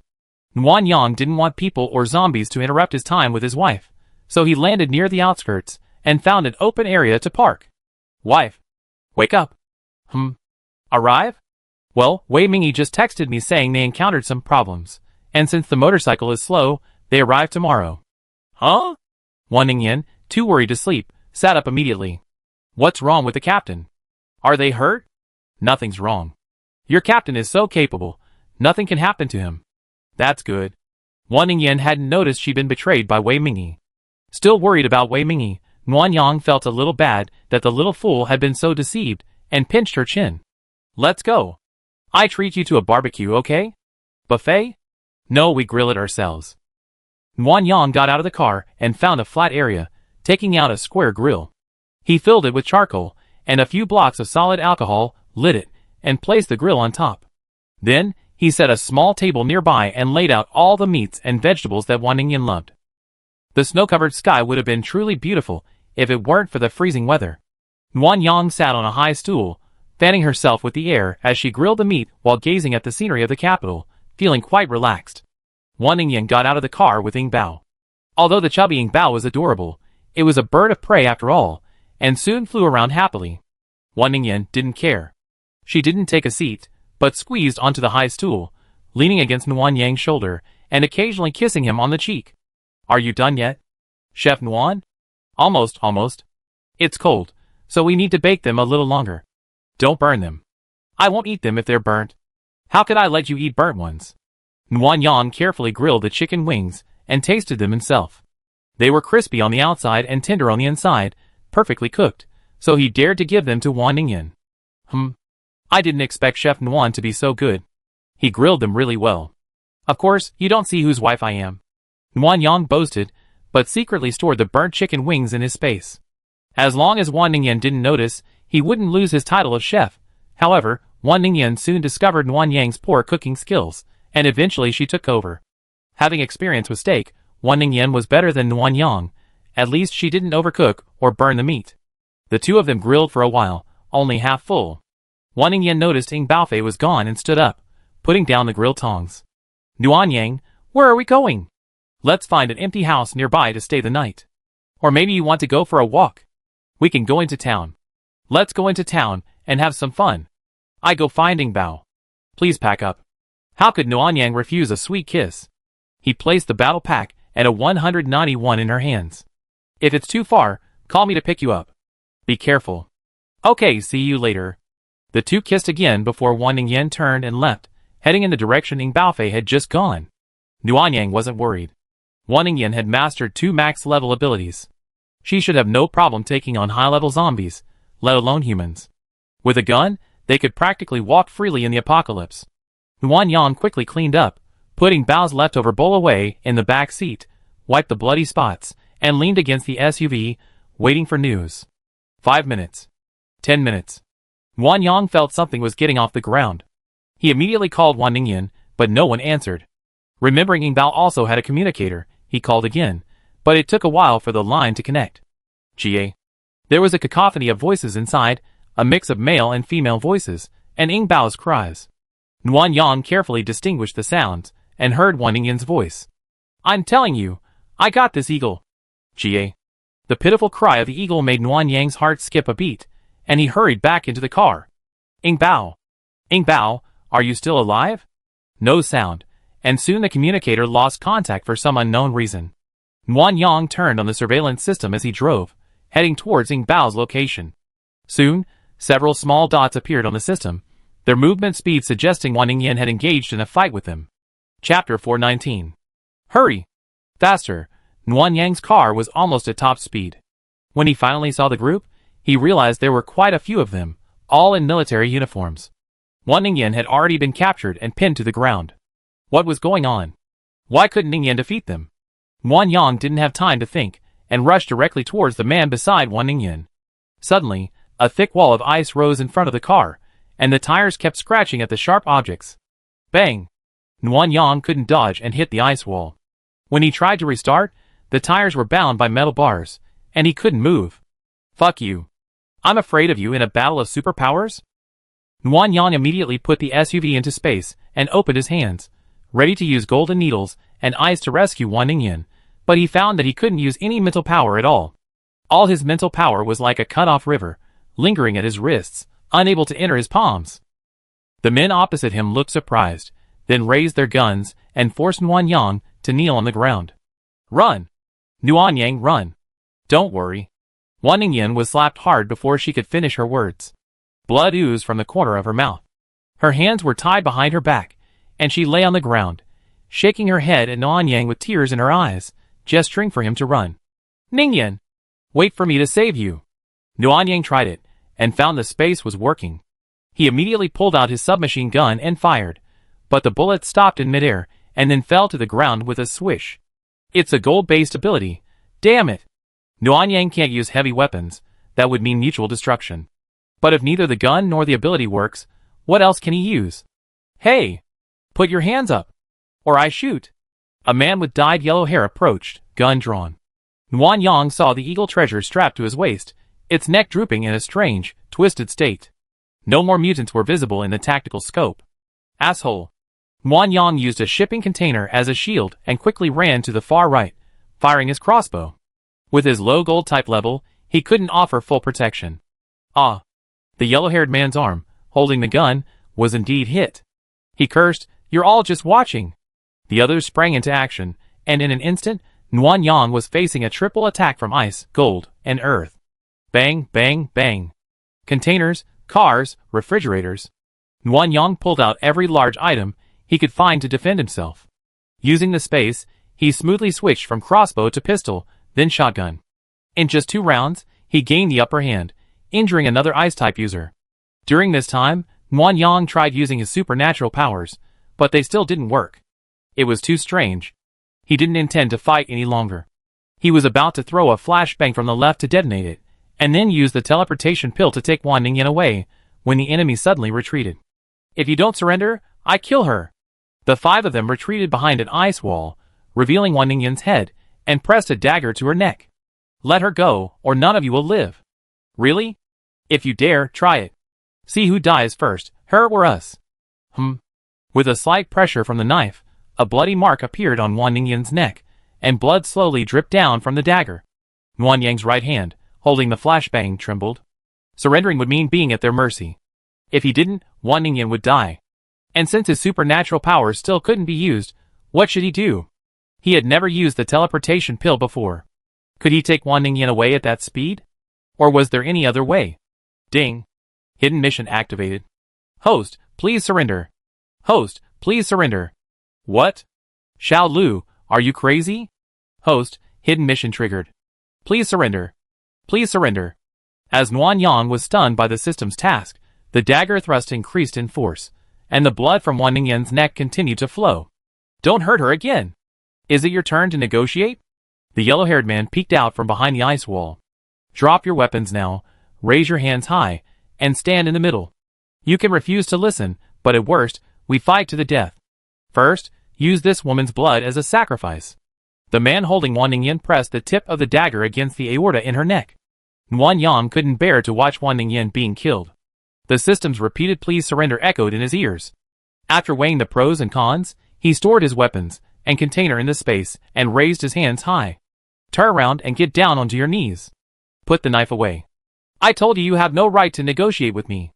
Nguyen Yang hesitated for a few seconds before obediently obeying, turning his back and slowly getting down on his knees.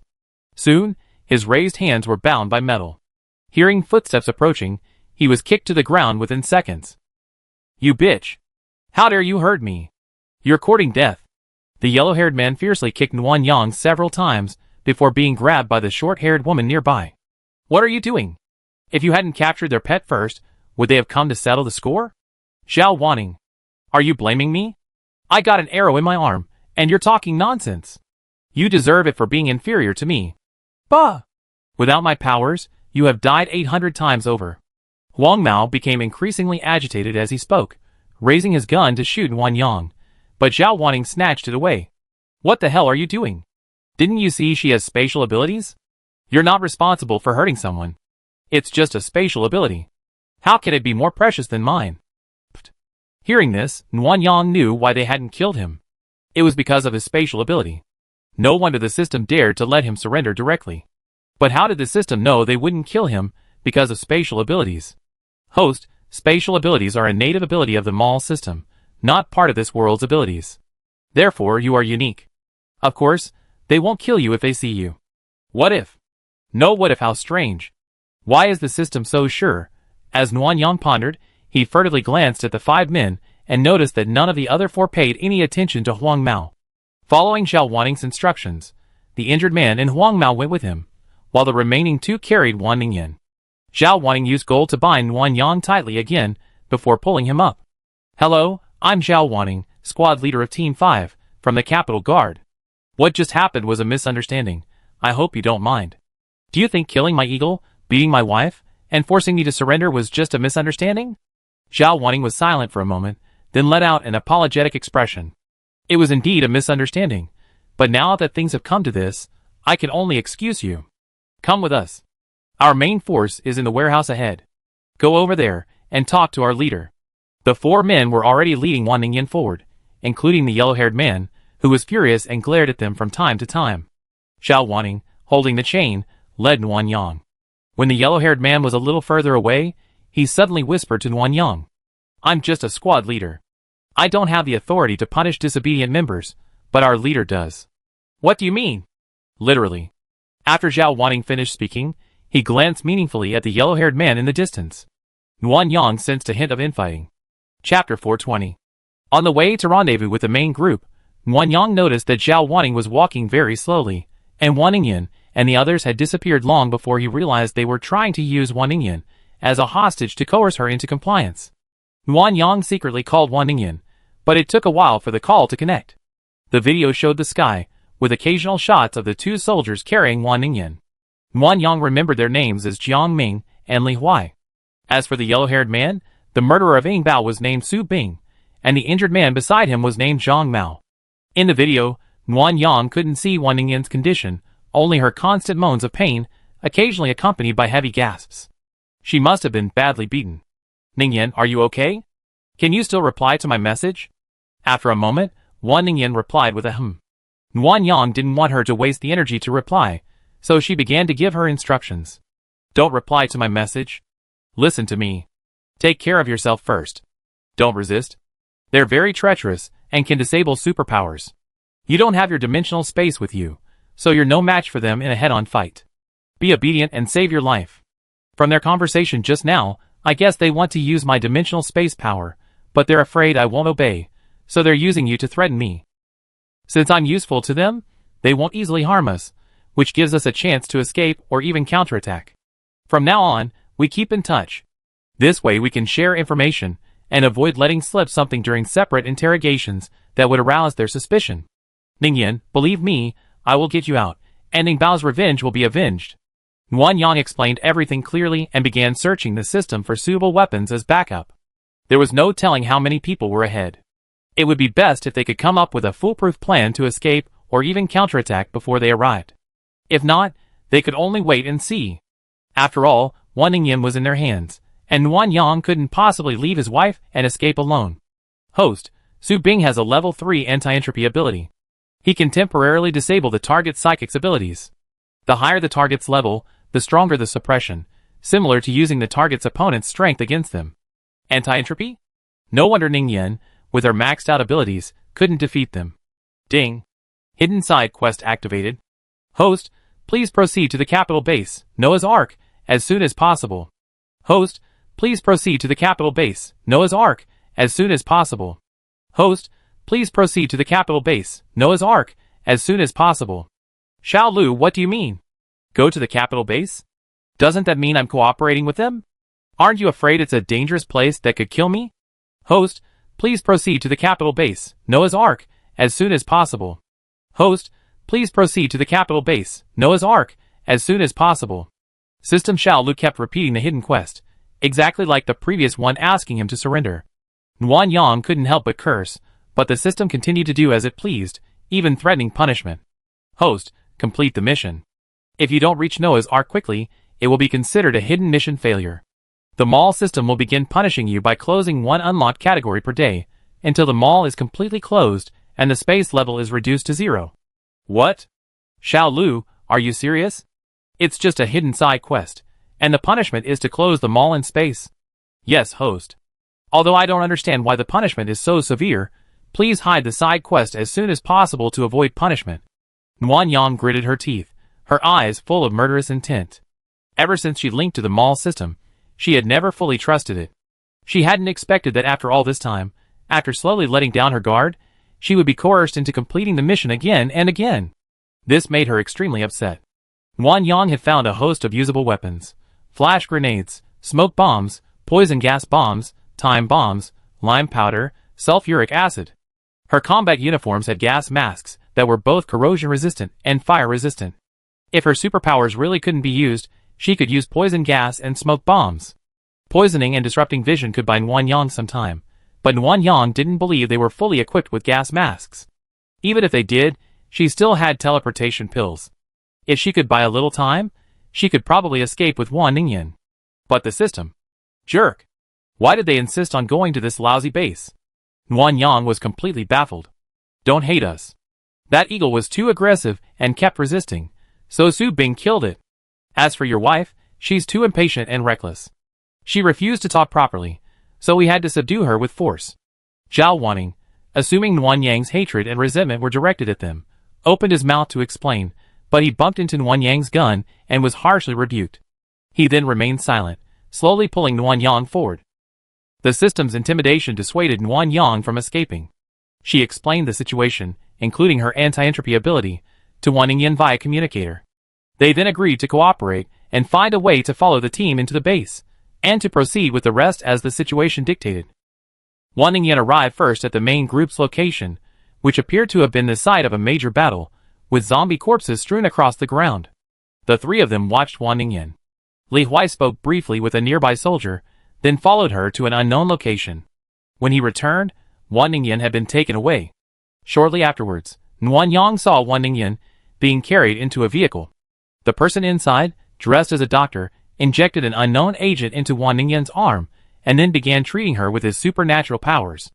Ningyan, do you know what they injected? How are you feeling? Are you feeling any discomfort? Huff, huff. Nuan Yang received no response from Wan Ningyan. All he could hear was her heavy breathing. Then someone put an oxygen machine on her. A moment later, Wan Ningyan seemed to faint. Her camera turned to the right and remained fixed, motionless. Nuan Yang saw through the communication that on the white tray on the ground was a small bottle labeled muscle relaxant. It was empty. Furthermore, judging by the vibrations of the tray, the car wasn't stationary but was moving. Damn it! These guys are really planning to use Wan Ningyan as a threat. Zhao Wanning. Nuan Yang tugged at the chain. Are you walking so slowly on purpose? Where's my wife? Where did you take her? Your wife is injured. I just asked Huizi and the others to get her to the base for treatment. Don't be so angry. Base? Yes, our base is called Noah's Arkansas, don't worry. It's the safest place in the country. Your wife will be fine. Huh? Noah's Ark? Isn't that where the system quest sent us? Nuan Yang remained silent, continuing to follow Zhao Wanning. She found everything increasingly strange, and strangely smooth. The system told her to surrender, confident they wouldn't kill her, and then told her to go to Noah's Arkansas. With such a harsh punishment, she thought it was a difficult quest, but Wan Ningyan went straight there. They were interested in my spatial abilities, and most likely wanted to take me to the base. So how difficult was this mission? Or was it forced? After a series of events, Nguyen Yang's impatient and angry mind gradually calmed down. After deep reflection, he came up with the most outrageous yet likely hypothesis. It seemed the system's mission was simply to prevent him from escaping and missing the capital base. Why? Why did I have to enter the capital base? What was the compelling reason to go there? Zombie corpses slowly appeared before them. A group of soldiers wearing uniforms similar to Zhao Waning's were clearing the battlefield. Not far away, a gigantic zombie, broken in two, was a mid-level giant zombie. Sister Ning, you're back? Where's Second Lieutenant 1? I'm waiting for you in the camp. Go report in. I'll be right there. Zhao Waning stopped and reached out to retract the metal bindings around Nguyen Yang. What? Aren't you afraid I run away? Zhao Waning laughed. No, you seem to love your wife dearly. I'm sure you wouldn't do anything to harm her. Despicable. Thank you for the compliment. Zhao Waning extended his left arm. Please, meet our Second Lieutenant 1. Nguyen Yang snorted coldly and followed Zhao Waning inside. If it weren't for the urgent system mission, she would have killed everyone and then chased after the car that took Wan Ningyan, instead of letting herself be manipulated by this system. Little Six, hack you. Host. Little Six started to cry, but Nguyen Yang didn't care. This stinking system just deserved to be scolded. Chapter 421. Automatically blocking the system's crying, Nguyen Yang observed the surroundings as he walked. This area appeared to be a park. They must have fought a fierce battle with the zombies, and afterward, they were counting supplies. Therefore, soldiers were constantly moving things out of many of the workshops. Nguyen Yang silently counted the vehicles. Excluding the 3 vehicles destroyed in the battle, this military unit of nearly 100 men possessed 16 armored vehicles, 2 tanks, and 3 assault vehicles. Amazing. Following Zhao Waning, he turned left and arrived at a makeshift military green tent. Zhao Waning asked Nguyen Yang to wait at the door for a moment while he entered. Knowing that Zhao Waning had gone to report on the situation first, Nguyen Yang continued to observe, his hands in his pockets. Suddenly, he noticed something unusual. For example, the 2 guards at the military tent were female. Thinking back to the soldiers he had just seen along the way, there seemed to be a high ratio of female to male soldiers, nearly 1 to 1. Hello, ma'am. Please come in. Nguyen Yang hadn't mentioned her name, so Zhao Waning didn't ask. He still maintained due courtesy, but unfortunately, Nguyen Yang, still resentful of her for threatening Wan Ningyan, didn't treat her well. Entering the tent, she saw a small table and 3 chairs, separated by a dark green curtain. A woman quickly emerged. It was the first time Nguyen Yang had ever seen such an intimidating woman. She was over 5 feet 4 inches tall, with a tan complexion and a commanding presence between her brows. Her eyes, piercing and searching, looked at her with aggression, as if she wanted to see through her. The dark green military uniform couldn't hide the woman's muscular build. A pistol was clipped to her brown belt, and she wore a large black fur-collared military cape. She wore black combat boots. With every step, Nguyen Yang felt a sense of fear. The woman stopped a meter away from Nguyen Yang, untied her black tactical gloves, extended her calloused hands, and raised her lips slightly. Hello, I'm Wen Yunshu, a 2nd lieutenant currently in charge of the Capital Guard. I heard Xiao Ning had some trouble with you. I'm sorry, and I'd be strict with them from now on. My name is Nguyen Yang, and my wife is Wan Ningyan. Our daughter, Ingbao, was brutally murdered by your soldiers, and my wife is seriously injured. Now you've taken me hostage, Lieutenant Wen. You're not going to let this go with just a simple apology, are you? Nguyen Yang didn't shake hands with Wen Yunshu, ignoring him directly and even aggressively. She was a little unsure.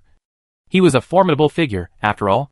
But she had roughly analyzed the situation and realized that the military vehicles couldn't possibly transport all the supplies in the park back in one go. Furthermore, they had deliberately sent Wan Ningyan to the base first, clearly trying to negotiate a partnership through a mix of persuasion and force. It would be better to test their limits and character. When Yunshu lowered his eyes to glance at his hands, smiled softly, and put his tactical gloves back on. He casually picked up a chair, sat down, and crossed his legs. Her long, straight legs were a sight to behold even when seated. When Yunshu calmly raised his hand, saying, "Please sit down," and then casually placed his hand on the small table, tapping it rhythmically. Miss Wan, I heard about what happened. Of course, I owe you a sincere apology and compensation, but... When Yunshu paused, a sly look in his eyes. I'd love to know how much compensation you deserve. What do you mean? Lieutenant 1, just speak frankly. I don't like guessing. Nuan Yang could guess, but she didn't want to. Too much had happened today, and she wasn't in the mood for guessing games. Xiao Ning said you're a space-based psychic, able to freely collect all kinds of items? Yes. Can you demonstrate?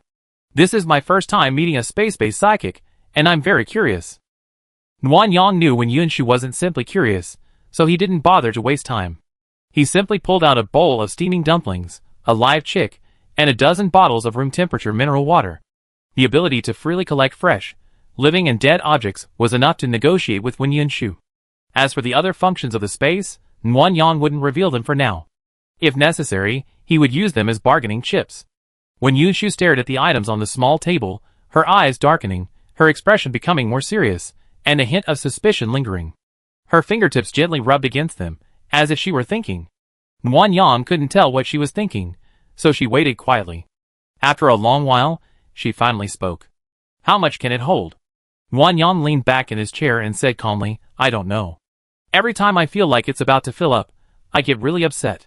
If I persevere, the space will expand. It's already expanded twice, so I guess there's enough space for 2 or 3 buildings.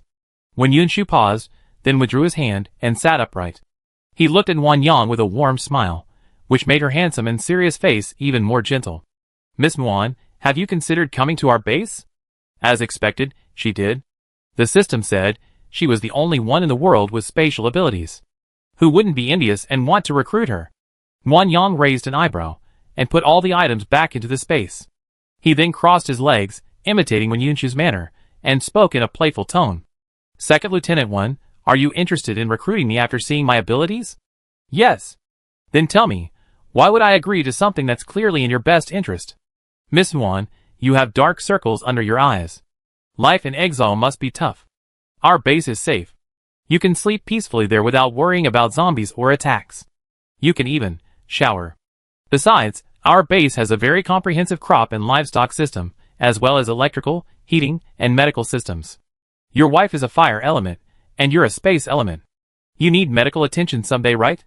When Yunshu stood up and went behind the curtain, he soon produced a box, opened it, and placed it in front of Nuan Yang. This is our new thermal underwear from our research unit. It can withstand temperatures as low as -60 degrees Celsius. Of course, it's still not enough for extreme cold weather.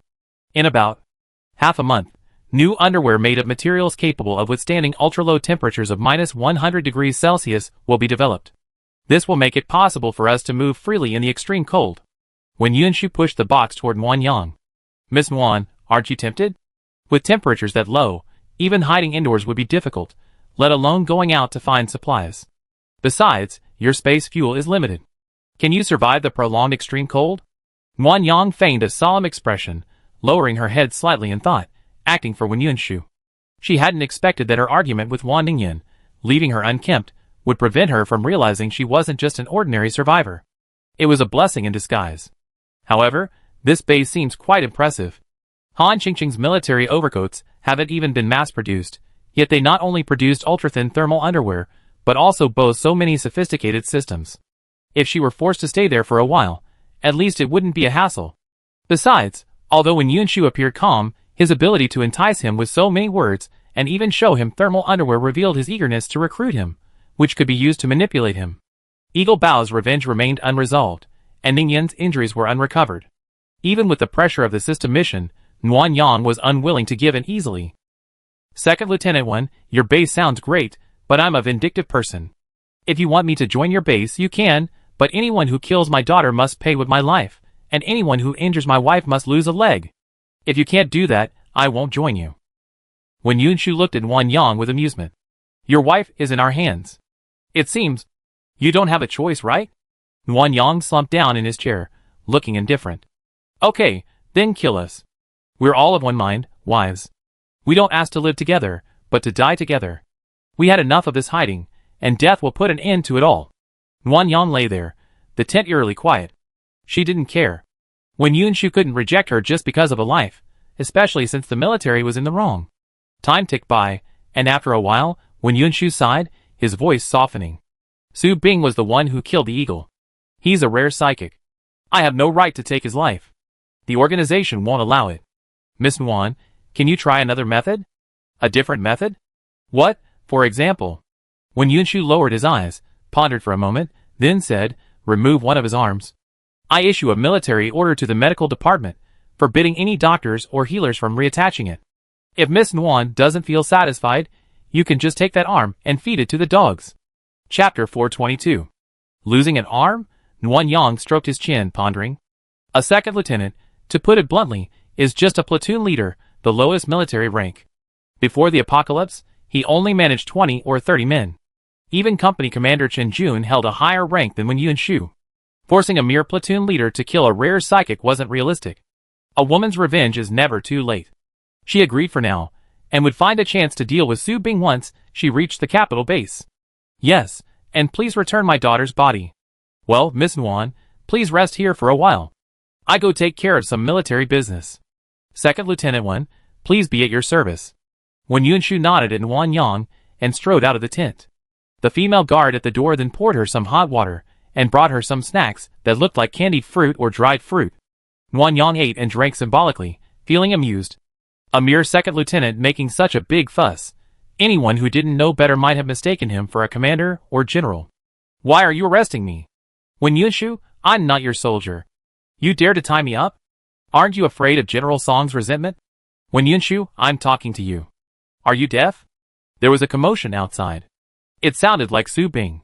Curious, Nguyen Yang lifted the door curtain. Sure enough, it was him.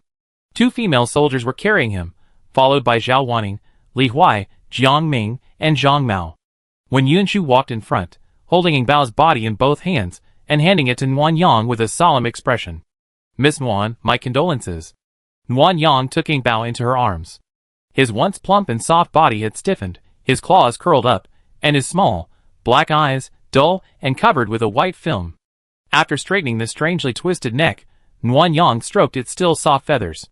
Wan Ningyan doted on Ing Bao, keeping his feathers shiny and groomed regularly, keeping him clean and tidy. There was no bird smell in his bed. Little thing, aren't you the most competitive in your affections? You get up and get angry at me. Nguyen Yang tapped its beak, blood still oozing from the edge, but it didn't respond. Normally, it would have barked twice, then glared at Nguyen Yang. Sadness ran wild, and Nguyen Yang had to admit that even though she was usually jealous that Ing Bao had stolen Wan Ningyan's attention and love, she couldn't contain her grief at this moment. She bent down and kissed the fine hairs on Ing Bao's head before storing it in her space. Second Lieutenant Wen, can I do it myself? When Yunshu didn't hesitate. With a glance at Zhao Wanning, she handed the broadsword to Nguyen Yang. What do you mean? When Yunshu, you're just a second lieutenant, and you dare attack me? I'm a rare psychic, directly under Major Song's supervision. How dare you overstep your bounds? Do you have any respect for military discipline? Or even General Song? Stop making noise, Xiaoning. Yes. Paw, paw, paw. Zhao Wanning slapped Su Bing several times with an iron plate. When he stopped, the lower half of his face was red and swollen, blood slowly oozing from his nose and mouth. He groaned in pain, but dared not say another word. When Yunshu didn't react much. She unfastened and then fastened her gloves. Seeing Su Bing fall silent, she smiled and gestured please. Miss Nguyen, please? Yes. Nguyen Yang walked to Su Bing's right. Two soldiers discreetly helped straighten his right hand. Since they were all right-handed, Nguyen Yang intended to chop off his right arm. Even if he could still use his psychic powers, without it, his daily life would be extremely inconvenient. With a sharp movement of the knife, Su Bing's right arm was severed, accompanied by a scream. Blood gushed from the severed arm. When Yunshu ordered the bleeding to stop, forbidding anyone to treat Su Bing. After the bloodied body was carried away, Nguyen Yang stored the remaining limbs in a storage space, intending to use them as a memorial to Ing Bao later. Before he could shake off his grief, a sudden chorus of bang, bang, bang rang out in his ears.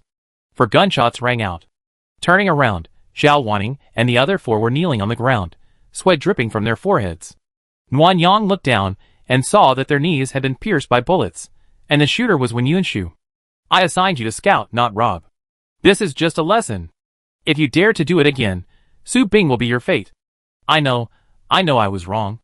If you know you were wrong, go find the military doctor. Don't embarrass yourself here. Yes. The four were helped away by several female soldiers. Wen Yunshu's face showed no trace of pity or heartache. Nuan Yang frowned, calling her Xiao Ning repeatedly. He thought they had a good relationship, but it turned out to be so heartless. But no matter how he thought about it, it seemed strange. Could he be putting on a show for himself? To smoothly recruit him? Miss Nuan, I've done everything you asked. Are you satisfied?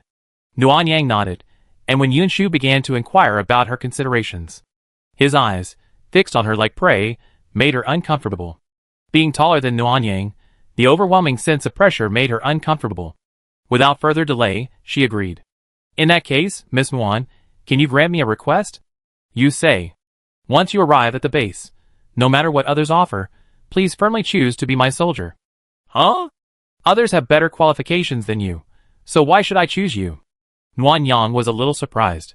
When Yunshu, a second lieutenant, was actually poaching someone? Just the mention of Major Song and General Song was a much higher rank than hers. Furthermore, if Nuan Yang wanted to have more authority once she joined the base, she couldn't possibly choose a minor official like her as a patron. First, your wife is in my jurisdiction. Second, you're both women, and serving under men is inconvenient. Third, when Yunshu walked closer to Nuan Yang, leaned forward, and whispered, my mother is a lieutenant general and deputy base commander. Miss Nuan is a smart person. If you want a patron, you definitely know how to choose one. Deputy base commander? Nuan Yang finally understood why when Yunshu, a mere second lieutenant, dared to overstep her authority. It turned out she had her mother's support. Nuan Yang immediately agreed to Wen Yunshu's request. Women in leadership are naturally better than men, but she wasn't completely convinced. Her mother was the deputy base commander, a lieutenant general. It's been almost a year since the apocalypse, so how could her daughter be a second lieutenant? She was afraid her power was being compromised or counterbalanced, and she was using her own space as leverage to gamble with other powers. Whatever her purpose, Nuan Yang couldn't avoid it. She had to go to Noah's Arkansas. She just hoped the system wouldn't issue any more ridiculous mandatory missions once inside. After confirming her recruitment, Wen Yunshu's demeanor changed. While calling Xiao Yan affectionately, he urged her to quickly store the supplies in her space and return to the base before 4 o'clock, as driving at night would be dangerous. Nuan Yang was speechless. Who would rush someone to work right after they recruited them? But she also wanted to see Wan Ningyan soon, so she said nothing, sighed, and began to work. The work wasn't in vain. Nuan Yang's space ability had amazed many people, so while collecting supplies, she pleaded with everyone for information. Even the most guarded soldiers could still sniff out bits and pieces of information. Zhao Wanning has been following Second Lieutenant Wen since she joined the army. She's so loyal, I shoot her without her complaining. Second Lieutenant was previously a colonel, but was demoted for making a mistake. Otherwise, he would have been a major general long ago. General Song is a lieutenant general, and one of the deputy base commanders. Major General Song is his only son, and all the psychics are under his jurisdiction. After Nuan Yang gained some initial understanding, she felt a headache. The power struggle she had suspected might actually be true. She hated this. She just wanted to live her life, but now she had no choice. Also, when she passed the military medical tent, she used her clairvoyance to see Wen Yunshu go find Xiao Wanning. So, Wen Yunshu might really be putting on a show for her. He's cunning and cruel, and he's probably a tough guy to deal with. Nuan Yang thought this was enough to give her a headache, but when she followed the escort vehicle to the base, a new mission she couldn't believe was launched. Chapter 423. Ding.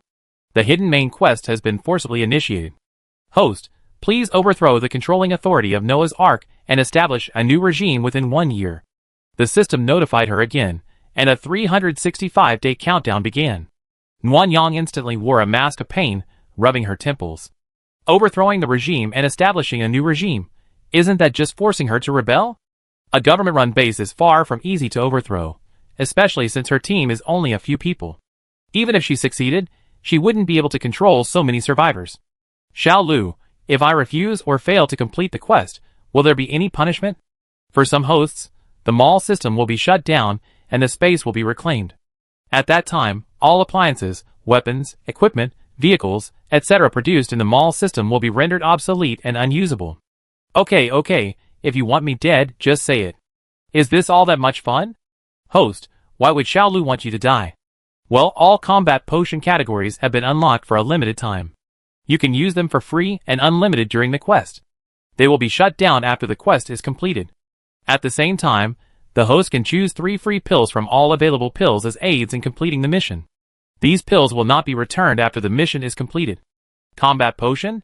What is this? The host can check in the weapons and equipment area. Nuanyang quickly entered the mall and briefly scrolled through the combat potion categories and was shocked. Instant sleep fragrance, instant muscle weakness infusion, mental fatigue powder, itch powder, 3-day and 3-night anal fluid, super high stimulant, instant aphrodisiac spray for animals and humans. Oh my god, Nuanyang's headache got worse. Why did the mall seem so shady? Some of the potions were clearly despicable even without reading the instructions. Even though it was the end of the world, and using any means necessary to achieve one's goals was normal, Nuanyang still had some sense of shame and morality, and quickly exited the mall with a blushing face.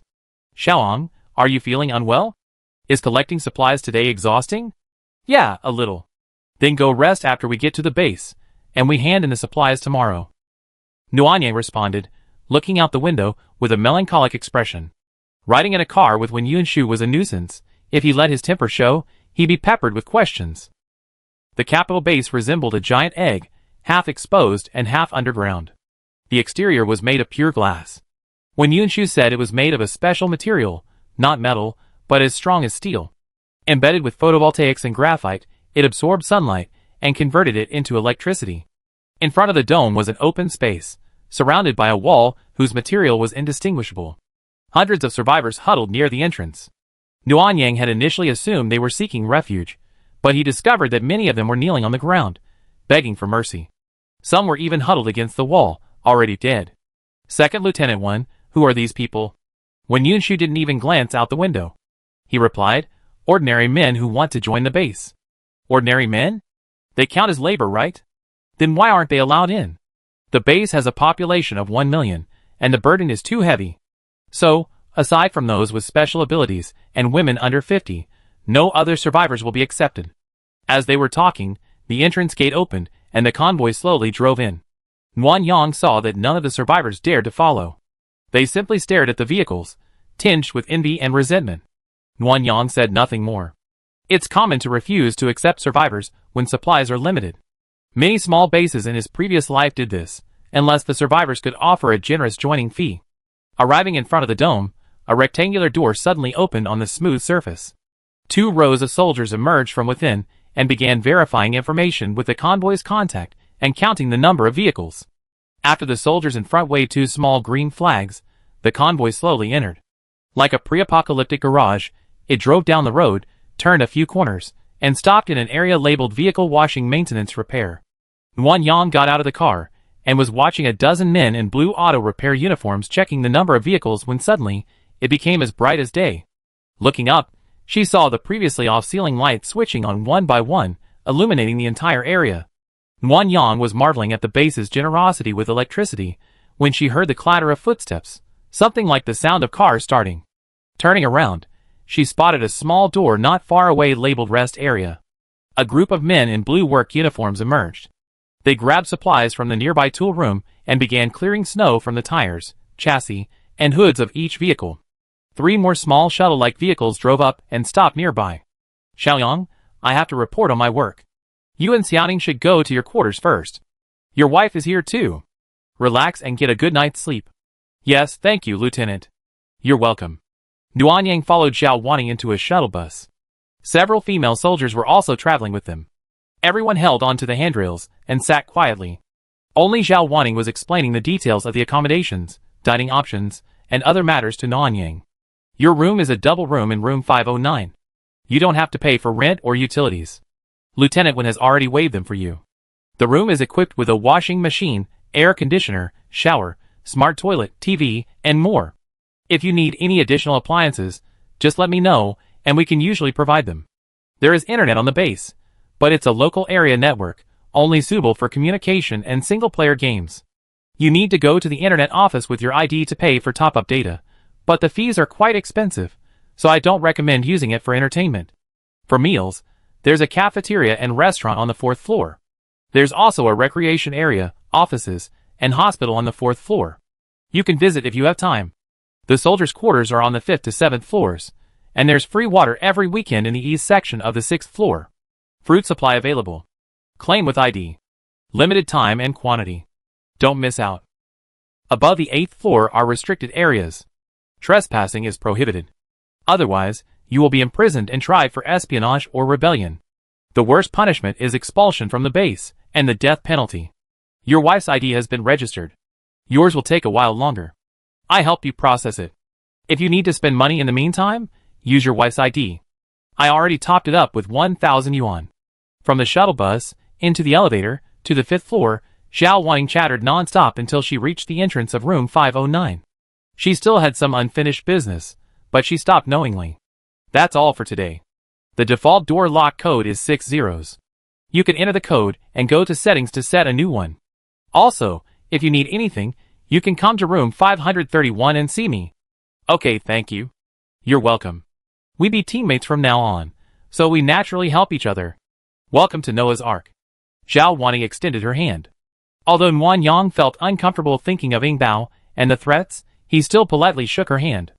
After she left, he quickly entered the code and went back inside to find Wan Ningyan. Chapter 424. The temperature inside was blazing hot upon entering. Nguyen Yang could see the air conditioner heating the house in the distance. The house was simply designed. A hallway, an open kitchen on the left, and a door to the right leading to the bathroom. Straight ahead was the living room, and inside was a double bed where Wan Ningyan lay. Ningyan, Ningyan, wake up! Nguyen Yang called out twice, but Wan Ningyan was still asleep. He first found the light switch, turned it on, and began to examine her injuries. Face, teeth, hands, feet. Wan Ningyan's injuries seemed to have healed. No marks remained from the slap she received, but she was sleeping so soundly that the effects of the medicine hadn't worn off yet. After tucking herself into bed, Nguyen Yang noticed something on the bedside table, a white card resembling a university meal card. Wan Ningyan 120-9689 was written on it. Remembering when Yunchu's words about the capital base having a population of 1 million, Nguyen Yang had a vague idea of what the numbers meant. The other was a note, a brief description of Wan Ningyan's condition. Miss Wan has been injected with a small amount of muscle relaxant and will wake around 7 p.m. It was now 6:30, about half an hour away. Nguyen Yang saw that Wan Ningyan would take a while to wake up, so he stood up and carefully inspected the room, using his tactical scope to check for cameras or bugs. The room was approximately 50 square meters, decorated and furnished in a somewhat apartment-like style, primarily white and yellow. On one side of the living room was a long yellow table with 2 gray fabric-covered wooden chairs. 3 yellow wooden strips were embedded in the wall, forming a minimalist bookshelf. In the middle was an open space, opposite which sat a double-sized beige fabric sofa and 2 wooden coffee tables, one large and one small.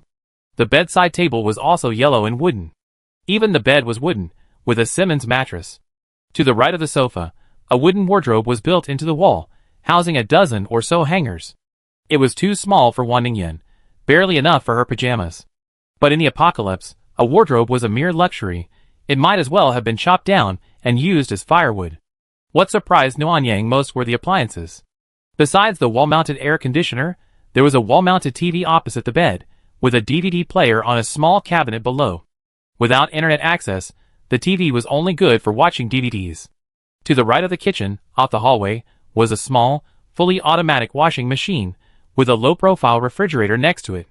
The bathroom opposite had a smart toilet and an electric water heater, complete with exhaust and heating. The sink was identical to its pre-apocalyptic state. Below was a small cabinet for cleaning supplies, and above it, a large cabinet with a mirror built into the door. The door opened to reveal 4 rows of storage areas. 2 unopened wash cups, 2 toothbrushes, and a tube of toothpaste had already been provided. Luxurious, so luxurious, Nguyen Yang hadn't expected the living conditions in the capital base to be so good. Most people in Sanyang Mountain sleep in dormitories. Han Qingcheng, the base commander, wouldn't even bother using the air conditioner even when it was extremely hot at work. Here, surprisingly, there was no shortage of water and electricity. The decor was impeccable, and the furniture was even brand new. The wrapping on the love seat hadn't even been removed. Sitting in the chair, Nguyen Yang felt a little disgusted with how dirty it was. Thinking this was going to be his home for a while, he quickly stood up and wiped the seat, then took another close look. Strange, there weren't any bugs or anything like that. Was Wen Yunshu so confident in himself? Xiao Lu, help me check if there's any surveillance equipment in the room. Host. Xiao Lu's voice trembled. I can check, but it costs 10 points as a reward. Is that okay? Nuan Yang's face instantly turned cold. This damn system is forcing me to rebel, and it's even trying to cheat me out of my points. Host, 5 points is fine, at least it's a token of my appreciation. Okay, get to work. Okay, host. Ding. 5 points deducted, house scan initiated, countdown 5, 4, 3, 2, 1 ding. Scan complete? No surveillance equipment in the house really? Nuan Yang scratched his head in confusion, feeling a bit like judging others by their own standards. But it was good that there were no surveillance devices. Nuan Yang could clean up the house without worry. First, he changed the front door password, then installed a super communicator on the door frame, setting it to automatically connect when a call was received. This way, when no one was home, Nuan Yang could monitor the house in real time. The refrigerator was stocked with Wan Ningyan's favorite snacks and drinks, and the closet was hung with their usual clothes. After all this, there were still 15 minutes until 7 o'clock. Remembering when Yunshu's words implying that Nuan Yang was sloppy, Nuan Yang went to take another shower. Clean, odorless water, adjustable flow rates, and unlimited water use. Nuan Yang's suspicions about this base deepened, because everything was too good to be true, too good to exist in the apocalypse. Han Qingcheng, with the help of the Nuan Yang space and a mostly completed military base to renovate, had been busy for 6 months, but Sanyang Mountain still had a ton of problems to solve. How could life here be similar to before the apocalypse? Look at the floor drains, the drainage system is even perfect. After the apocalypse, there's no internet, electricity, or running water, and you have to find the materials yourself. And why would they bother making such elaborate floor drains? Unless they were already built before the apocalypse. Thinking of this, Nuan Yang suddenly understood. Furthermore, the base's name, Noah's Ark, meant it was already under construction before the apocalypse. It hurts. Hearing Wan Ningyan's voice, Nuan Yang casually threw on a bathrobe and hurried to the bedside. Ningyan, where does it hurt? My whole body hurts. It's so sore and painful. The muscle relaxant hasn't worn off completely yet, so your muscles are a little sore. Are you thirsty? Would you like some water first?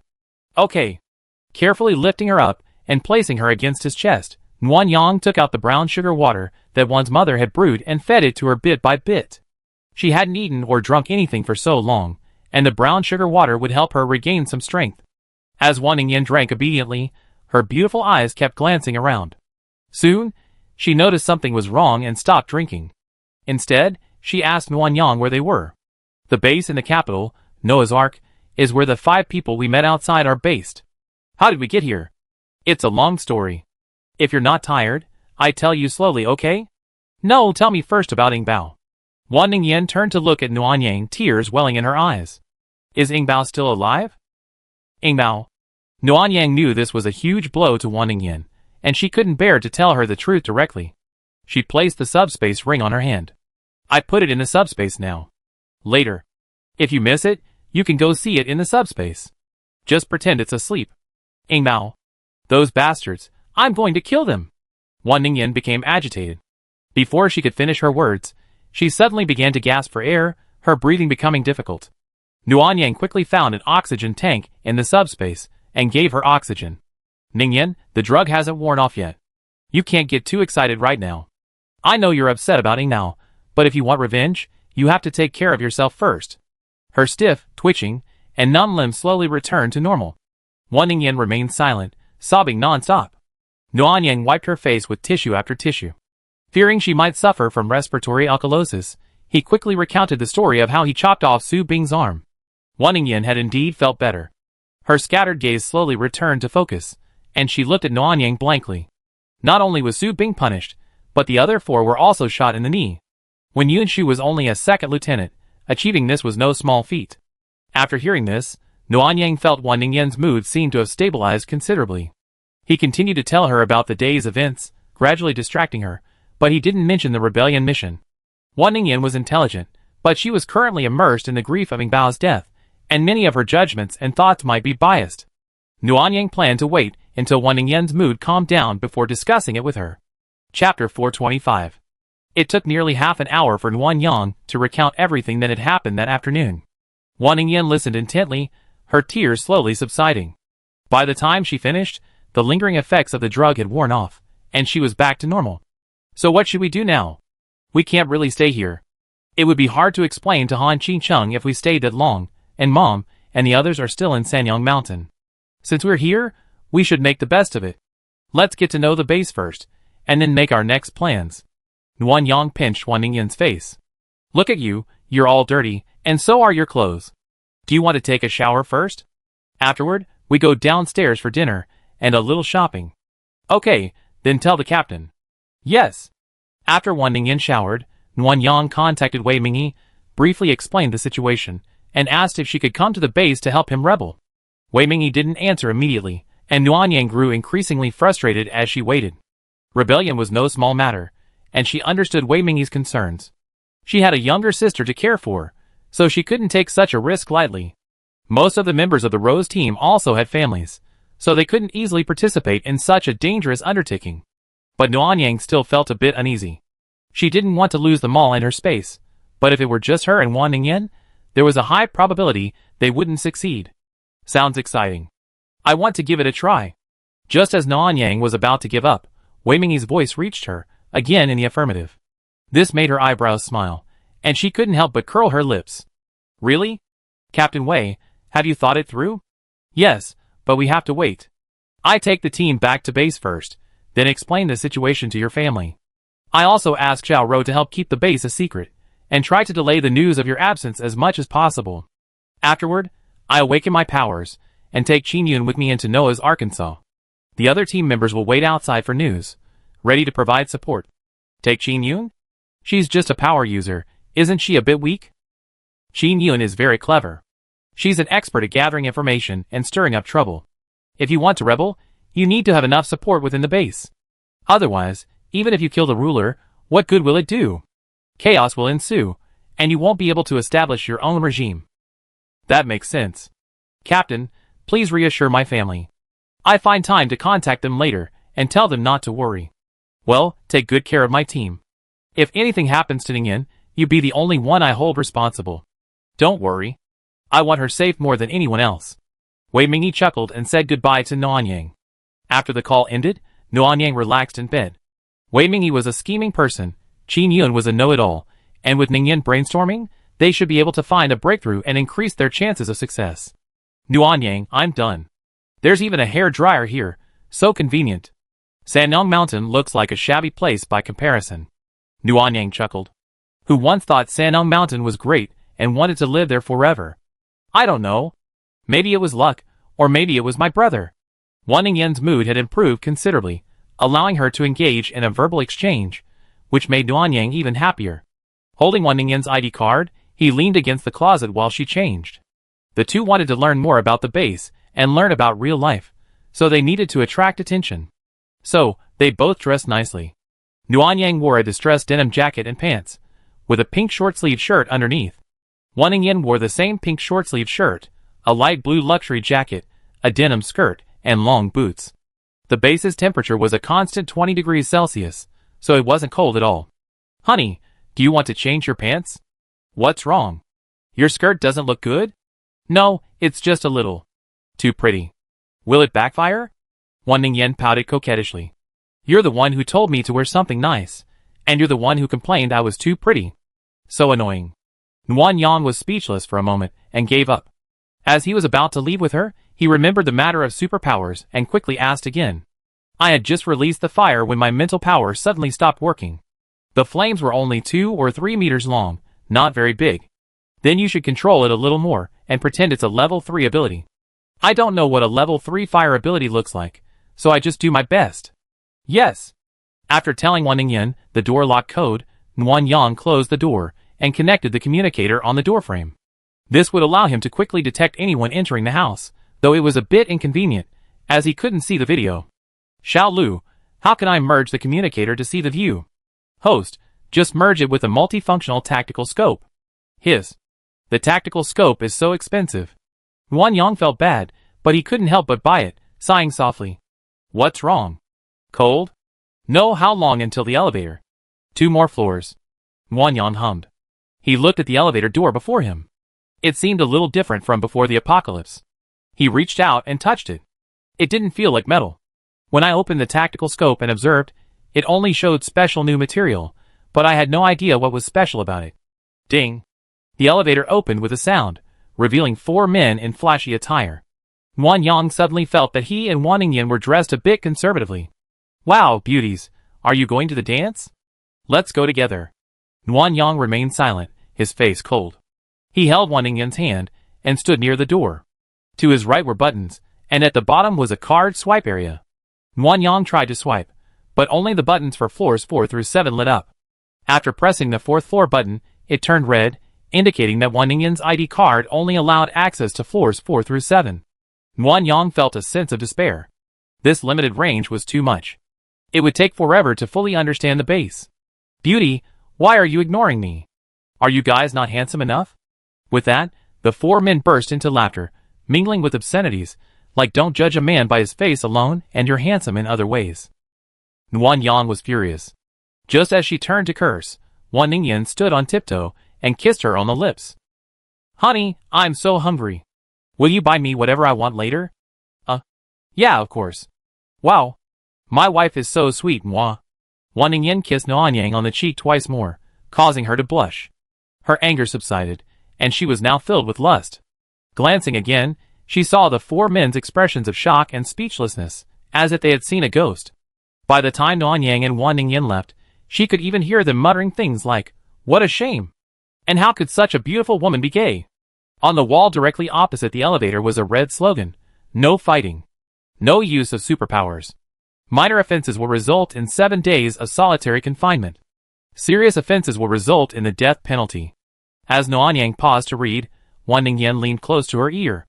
Honey, we just got here and don't know anything. Don't be impulsive. Just be patient. Wan Ningyan was referring to what had just happened in the elevator. Wan Yang smiled at Wan Ningyan, indicating that he understood. He had almost lost his temper just now. If a fight had broken out, he would have been put in solitary confinement for 7 days, which would have been 7 days wasted. It wasn't worth it. Let's go! It seems lively outside. I can hear noises. Come and see. Wan Ningyan pulled Wan Yang out. As soon as they exited the elevator, Wan Yang was stunned by the sight. A sea of people. Everyone was dressed in the same vibrant colors as before the apocalypse, looking incredibly lively. The cafeteria was lined with stalls. The aroma of food and the atmosphere of everyday life was overwhelming. However, the fast food stalls were the most crowded, the others seemed less so. As they walked inside, they also saw milk tea shops, ring-tossing stalls, shooting games, and other stalls. The nearby arcade was even more crowded, with people dressed as cartoon dolls soliciting customers at the entrance. This wasn't a base, it was a food and entertainment complex. Chapter 426. Wan Yang, I'm not dreaming, am I? This place looks like an old shopping mall. It's really luxurious. Wan Yang's heart was filled with mixed emotions. She had never lived such a good life in either her previous life or this one. Noah's Ark could actually live like they did before the apocalypse. She was so jealous.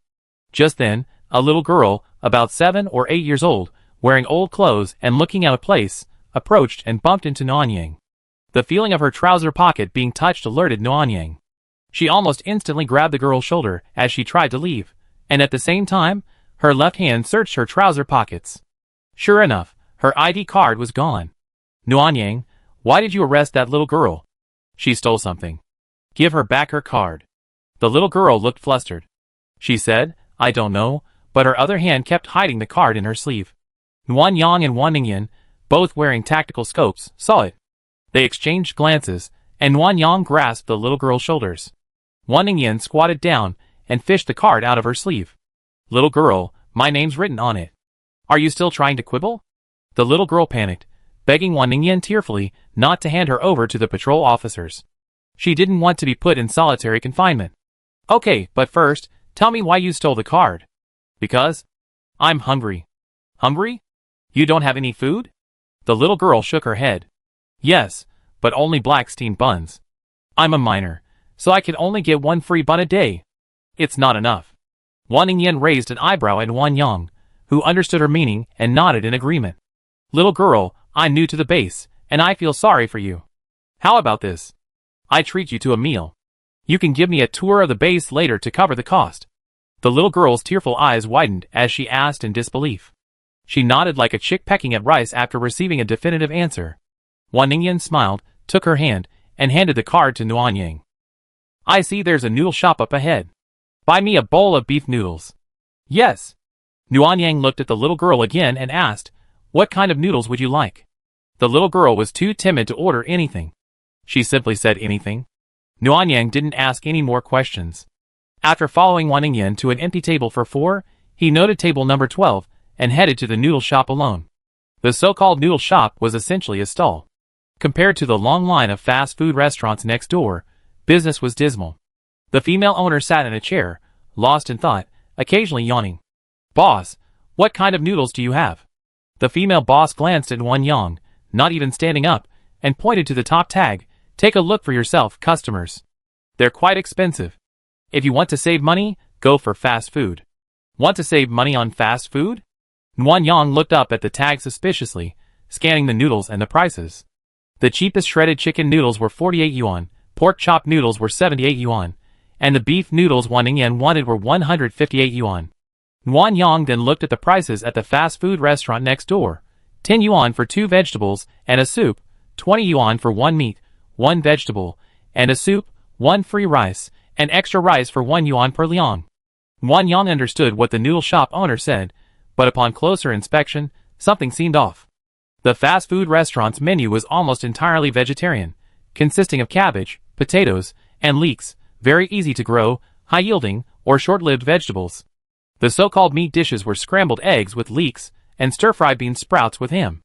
How could that even be considered meaty? After a moment's thought, Wan Yang ordered a bowl of beef noodles, a bowl of shredded chicken noodles, and a bowl of pork chop noodles. After all, the 1,000 yuan in the card was given by Wen Yunshu, so he could spend it. Spend it. It wouldn't hurt. The female owner, upon hearing Wan Yang's order, shot up from her chair and repeated the noodles Wan Yang had ordered. Miss, are you sure you want 3 bowls? I won't refund my card. Yes. Wan Yang handed over the card. Go ahead. When it's ready, please send it to table 12.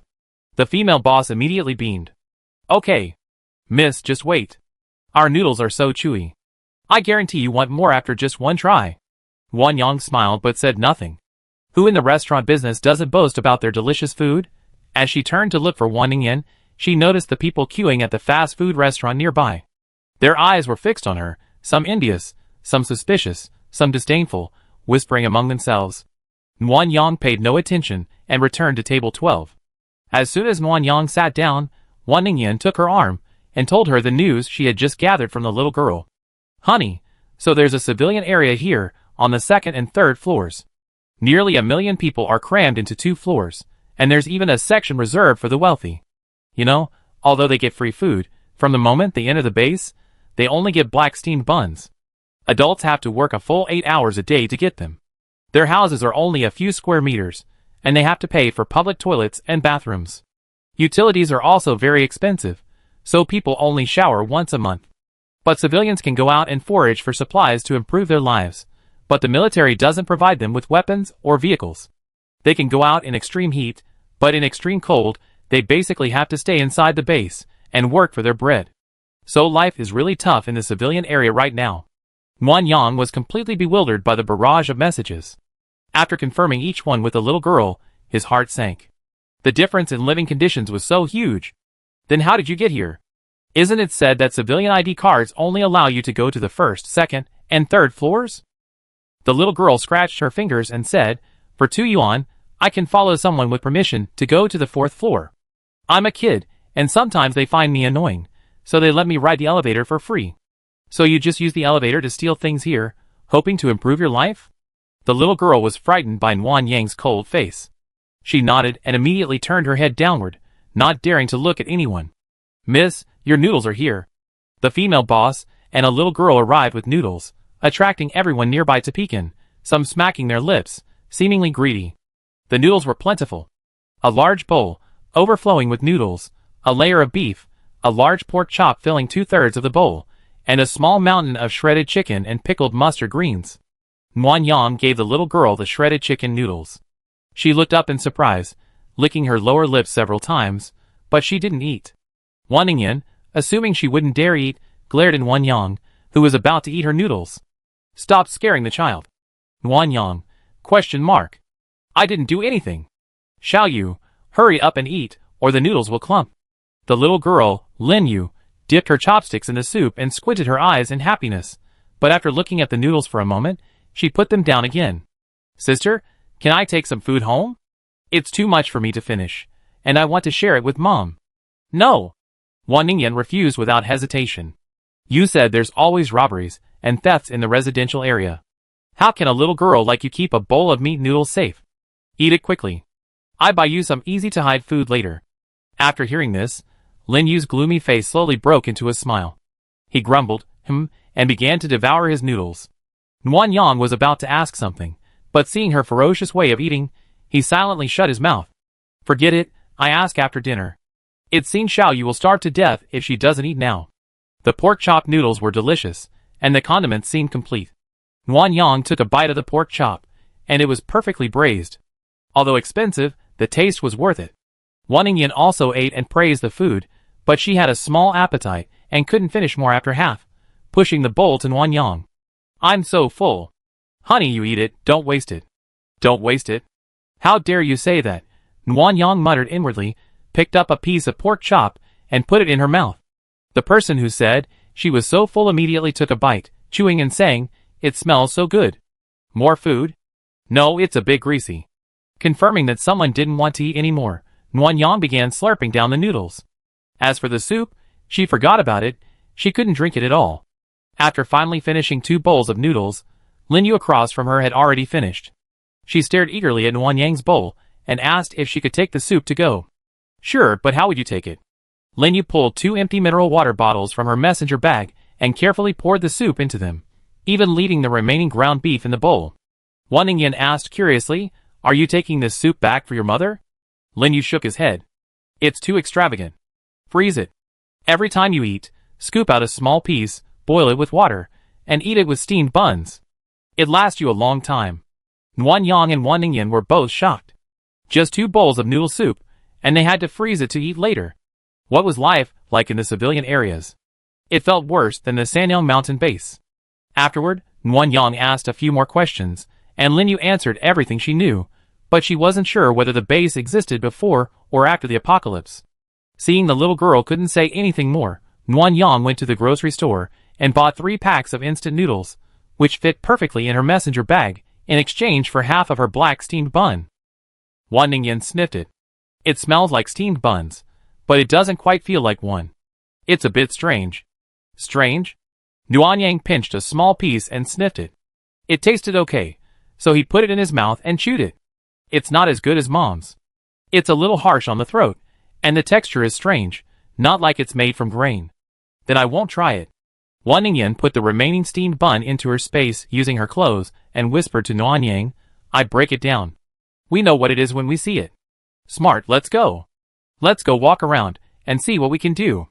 Nguyen Yang put her arm around Wan Ningyan's waist, clearly asserting her dominance. She had noticed a lot of people trying to strike up a conversation. She also stored her ID card in her space because she saw a lot of kids like Lin Yu here, and she didn't want to be robbed again. Chapter 427. Wan Ningyan followed Nguyen Yang obediently, a knowing smile in her eyes. One hand rested on the back of Nguyen Yang's hand, caressing it, while the other clasped her waist, making Nguyen Yang feel a little embarrassed. A whistle blew, and several men, who considered themselves cool, grinned and invited Nguyen Yang and her partner. Ladies, do you want to go dancing? I buy you a soda. Nguyen Yang rolled her eyes coldly, not wanting to pay attention. Wan Ningyan poked her shoulder and, smiling, called her to the small blackboard at the entrance of the dance hall. Today's trendy dance party is free for women. Men's tickets are 3 yuan. Soda is on sale for 2 yuan per bottle. Free admission with a total purchase of 20 yuan or more. A complimentary fruit plate is available for purchases over 50 yuan. So you only treat me when the soda is on sale, stingy man. You should save that money for a mirror. What did you say? You look down on us, don't you? Wan Ningyan's rant was neither too loud nor too soft, just enough for everyone nearby to hear. 2 men snapped at the mockery. Nguyen Yang, irritated by their actions, put one hand in his pocket, glared at them with disdain, and retorted.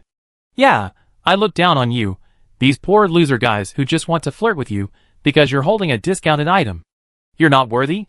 Who do you think you are? You're just a sow used to give birth. I flatter you and you're so arrogant. Bah! That's right, if you couldn't give birth, how could you get in? We men, we all get in based on our own abilities.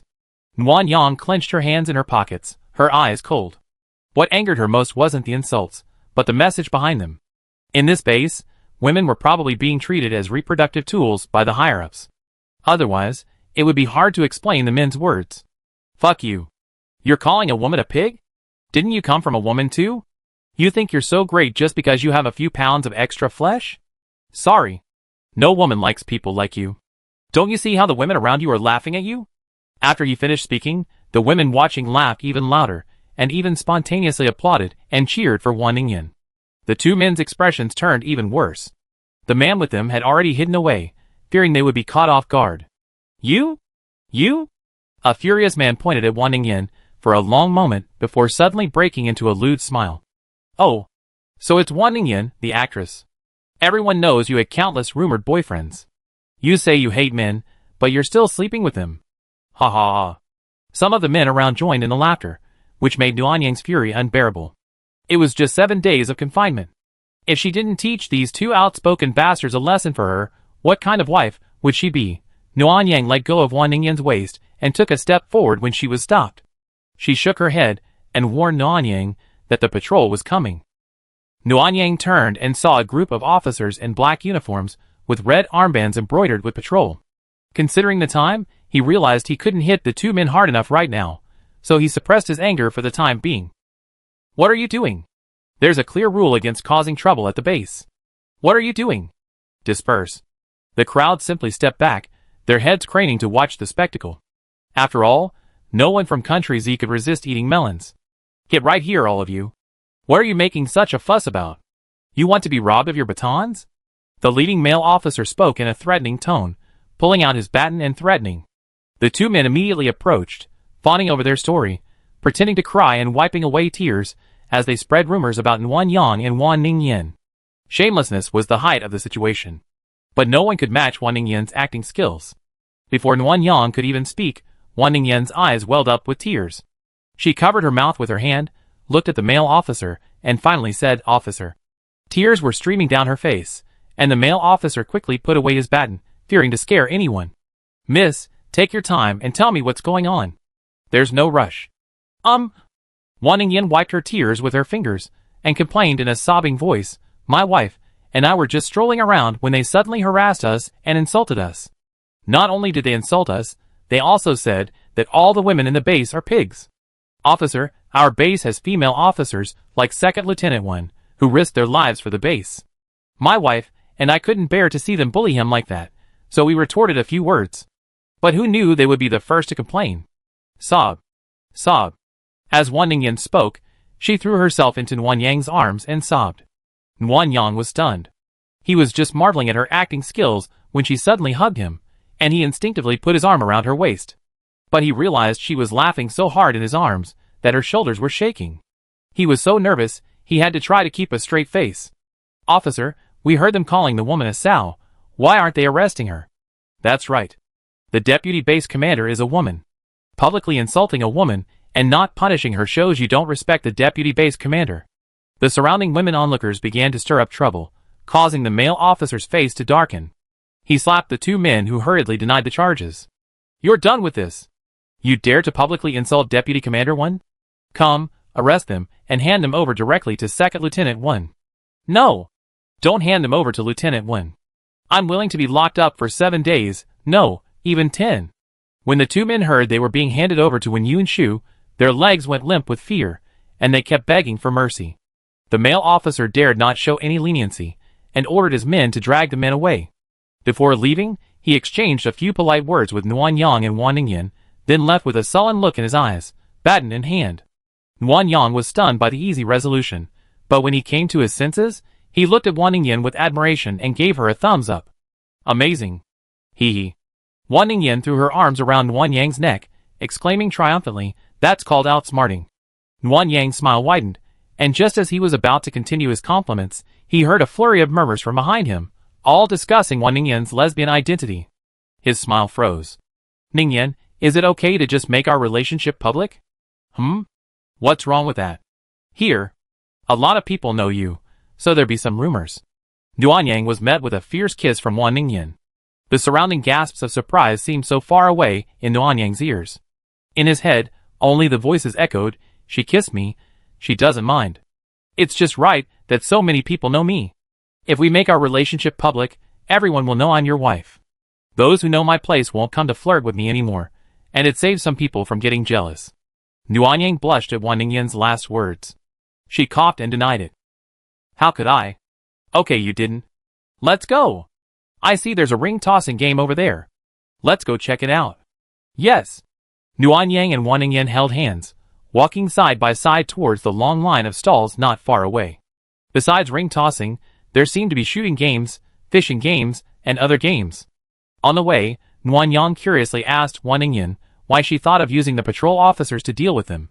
"There's a prominent sign at the elevator entrance, indicating that the patrol officers on this floor have real power. So having the patrol officers take action kills two birds with one stone. First, we don't have to physically assault anyone, and we can avoid confinement. Second, the confinement punishment should be quite severe, otherwise Lin you wouldn't be so frightened. What if the patrol officers don't do anything? It's just a quarrel, and the patrol officers can certainly ignore it. But if it's insulting when Yunshu and her mother, the deputy base commander, that's a serious matter." Wan Ningyan smiled slyly. "Why else do you think I brought up Yunshu? It's a waste to have someone to rely on." "That makes sense. My wife is really smart." "No problem." Wan Ningyan's smile suddenly faded.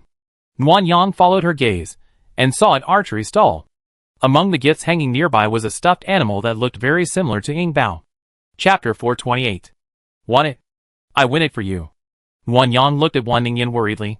She had finally managed to forget Yingbao's death, but now the memory was brought back. She was afraid Wan Ningyan wouldn't be able to bear the blow. The pale figure shook her head. "No, it's not. Yingbao." The rest of the sentence was left unsaid. Nuanyang knew what it meant. She hugged her shoulders tightly, and leaned over to block the shooting booth. "Let's go ahead and see. There's some marshmallows. Want some?" "Marshmallows?" Wan Ningyan blinked sadly, looking at the marshmallow cart not far ahead. "I want pink ones." "Okay, I buy them for you." The two bought a pink marshmallow for 10 yuan each. According to pre-apocalyptic prices in S-City, this wasn't expensive, but in Noah's Ark, 10 yuan could buy a 2-vegetarian meal and a soup at a fast food restaurant, making it seem rather poor value for money. Continuing walking, Nuanyang spotted a movie theater. He was surprised for a few seconds, then he looked over at the movie listings. It turned out to be all old movies, but only one per day. The theater would announce the showtimes and titles for 1 to 10 days in advance. A movie cost only 1 yuan, and there were no tickets. You lined up to get in the day, and those who arrived later had to stand. "Honey, look, my movie's there too. Come and see it next time you have time?" Nuanyang, thinking of the crowds and the noise, immediately declined. "If you want to watch it, let's watch it at home. Don't squeeze in here. What if you see my kissing scene with another actor and get mad at me?" Nuanyang hadn't thought about this question, but when Wan Ningyan brought it up, he felt a strange pang of sourness. Afraid she'd laugh at him for being jealous, he feigned indifference. "As an actor, I understand. Besides, many of your intimate scenes are shot with a camera, so how could I be angry? You said, then tonight we watch The Canary. She's a drama, a super sweet drama, okay?" When Nuanyang heard the word super sweet drama, he was already thinking of backing out. But if he had nothing to do that evening, he was afraid Wan Ningyan would be reminded of Yingbao's death. After weighing the pros and cons, he nodded slightly stiffly. "Okay, I install the projector tonight." "Thank you, honey." Nuanyang sighed inwardly. "Thank you so much." The 4th floor was enormous. Nuanyang and Wan Ningyan spent nearly an hour exploring, only covering a quarter of it. The final destination was 3 schools. A kindergarten, elementary school, middle school, high school, and university occupied almost an entire row at the edge. However, school had already dismissed, and Nuanyang could see no students. The two of them curiously watched from the entrances of the middle school and high school. There was a gate and a guardhouse. Inside, besides the teaching buildings, there were also laboratory buildings, a playground, a cafeteria, and even exercise equipment, exactly as they had been before the apocalypse. "You two, just stand by the door and watch. Don't come in, or I call the patrol." An elderly man, dressed in security uniform and holding a thermos, emerged from the gate with a northern accent. He approached the two, fearing they might try to step over the low railing to inspect the place. "Uncle, we're not going in. We just want to process the school paperwork for our niece, who just turned 14. What should we do? Wan Ningyan was beautiful and sweet-spoken, and even though the elderly man didn't know her, his attitude softened considerably, his earlier stern demeanor softening. To enroll, you need a letter of permission from the military. Then, take it to the principal's office to apply for admission. With the principal's stamp on the letter, you can go to the academic affairs office to complete the admissions procedures. The old man said, then changed the subject. But if you don't have connections, your child won't be able to get into school. Background? What do you mean? We can't even go to school if we pay? The gatekeeper laughed. Your money is useless. You need connections in the military, otherwise how would you get a letter of admission? Those who go to school here have parents, who are either officers or at least soldiers. The rest have connections in the military. At worst, they have to pay for it through connections, which is very expensive. Nguyen Yang heard this, and felt a little disdainful. Isn't this just connections and backdoors? It's the end of the world. What difference does it make whether you go to school or not? And why are you still messing around with all that class system? It's so complicated. Little girl, you don't understand. The security guard glanced around, seeing no one was around. He leaned over to Nguyen Yang and whispered, the universities here are all specifically training officers. If your grades aren't excellent, that's fine. You can just become a psychic in college and be trained to be a frontline soldier. After graduation, you all go straight into the military, and the base salary starts at this amount. The security guard gestured with his hand. 300? 3,000. Nguyen Yang still didn't quite grasp the 3,000 figure. The cheapest fast food here, 2 vegetables and a soup, costs 10 yuan. Eating every day would cost 900 yuan a month. 1 meat, 1 vegetable, and a soup would cost 1,800 yuan. So 3,000 didn't seem like much. Eating fast food every day? The security guard frowned. How many people can afford that? Rent, utilities, and other expenses are already 500 or 600 a month. An average soldier's salary is only 2,000. Only those with special abilities and officers earn more and can afford fast food and meat. Ordinary people just buy steamed buns and instant noodles, saving wherever possible. Nguyen Yang was even more confused. Sir, this isn't right. If we're trying to save money, then who are we selling the food court, the game hall, and the street food vendors to? Why are you so stubborn, girl? Isn't saving money just for spending? Take those young people, for example. Many of them ate steamed buns and rice porridge for 3 or 4 days straight just to attend today's dance. Some who crave meat will wait for half a month, and when they saved enough, they go to a food stall for a stir-fry and a beer. Life always has to have something to look forward to, otherwise, life wouldn't be enjoyable. Nguyen Yang finally understood. It turned out that the bustling life on the 4th floor was just superficial. If you really look deeper, only the psychics and officers live a carefree life. Ordinary soldiers are just able to enjoy themselves by saving money. However, the lives of ordinary soldiers are better than those in the civilian areas. By comparison, the worst off are those at the bottom of society. After bidding farewell to the security guard, Nguyen Yang and Wan Ningyan walked absent-mindedly. When they reached the hospital, Wan Ningyan glanced at them briefly and said she was tired and wanted to go back. Nguyen Yang, not wanting to wander around any longer, immediately agreed. After returning home, Wan Ningyan showered first. Being a misophobe, she was slightly offended by the mere smell of the food court. Nguyen Yang shuddered to think how she had managed to hold on during those days of arguments and separation. While Wan Ningyan showered, Nguyen Yang bought a multifunctional tactical scope, integrated it with a supercommunicator, and mounted it above the doorframe. Then he took out a white screen and hung it on the wall opposite the bed. He then adjusted the projector and found a movie Wan Ningyan wanted to watch. After finishing everything, Nguyen Yang sat on the sofa and reflected on the day's events, one by one, the vast and complex information. A suddenly erratic system, a rebellion mission, Second Lieutenant Wen Yunshu, Noah's Ark. Although he had no clue and was racking his brains, Nguyen Yang finally hit on a breakthrough, the resource finder. When Wan Ningyan emerged from the shower, Nguyen Yang wanted to borrow the finder, but Wan Ningyan pinched her nose, disliking the smell, so Nguyen Yang went to shower first. When she emerged from the shower, Wan Ningyan was sitting on the bed, lost in thought, her thoughts unsettled. Ningyan, can you lend me the resource finder? Nguyen Yang asked twice before Wan Ningyan came to her senses, and replied with a smile. Okay, just take it. Yes. Nguyen Yang sat down next to Wan Ningyan, took out the finder, and activated it. The 10-second countdown ended, and the screen was filled with a dense, colorful array of dots, many of which had merged into blocks of color. Wife, do you want to see the base's supply reserves? Yes and no. Nguyen Yang clicked on the grain patch and explained, look at this. The total grain reserves exceed 1 billion tons. Remember, a single granary in my country can only store 5 million tons of grain at most. 1 billion tons?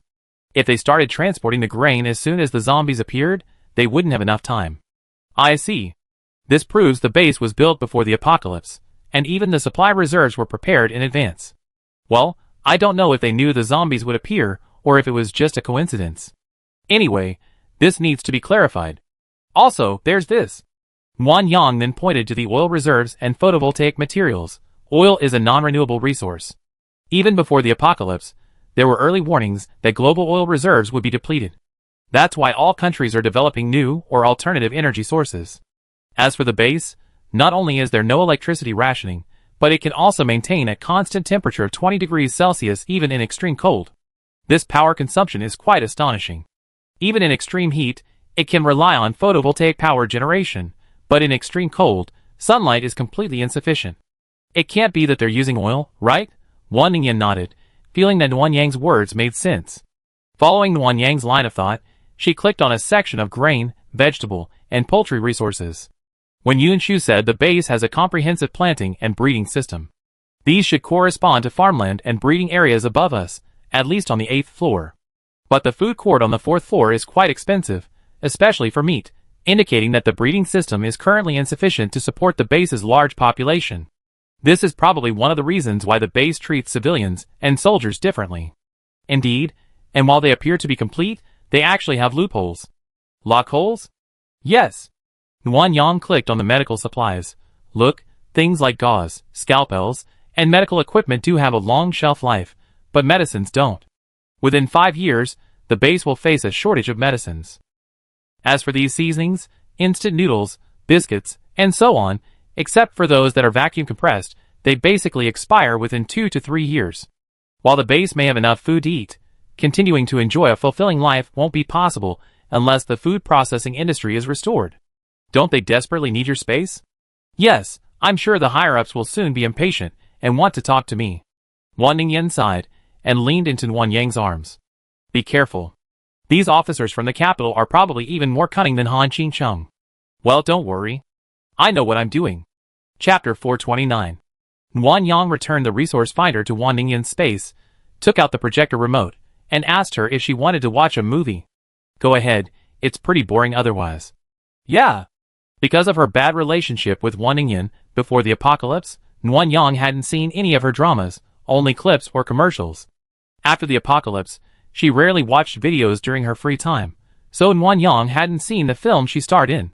At the beginning, the little drama queen played by Wang Ningyan called and scolded the cold-faced, domineering CEO. Then, the CEO rushed to the villa to comfort the little drama queen. And while they were comforting each other, they ended up in bed? Nguyen Yang paused with her hand on the popcorn. Even though she knew it was a trick shot, she felt deeply uncomfortable. The scene shifted to nighttime. The little drama queen was hungry, and the female CEO personally dressed her, carried her downstairs, and even fed her. Nguyen Yang's expression became increasingly grim. Wang Ningyan, lying in Nguyen Yang's arms, couldn't see Nguyen Yang's expression. She was watching with gusto, casually recounting a hilarious scene from the filming.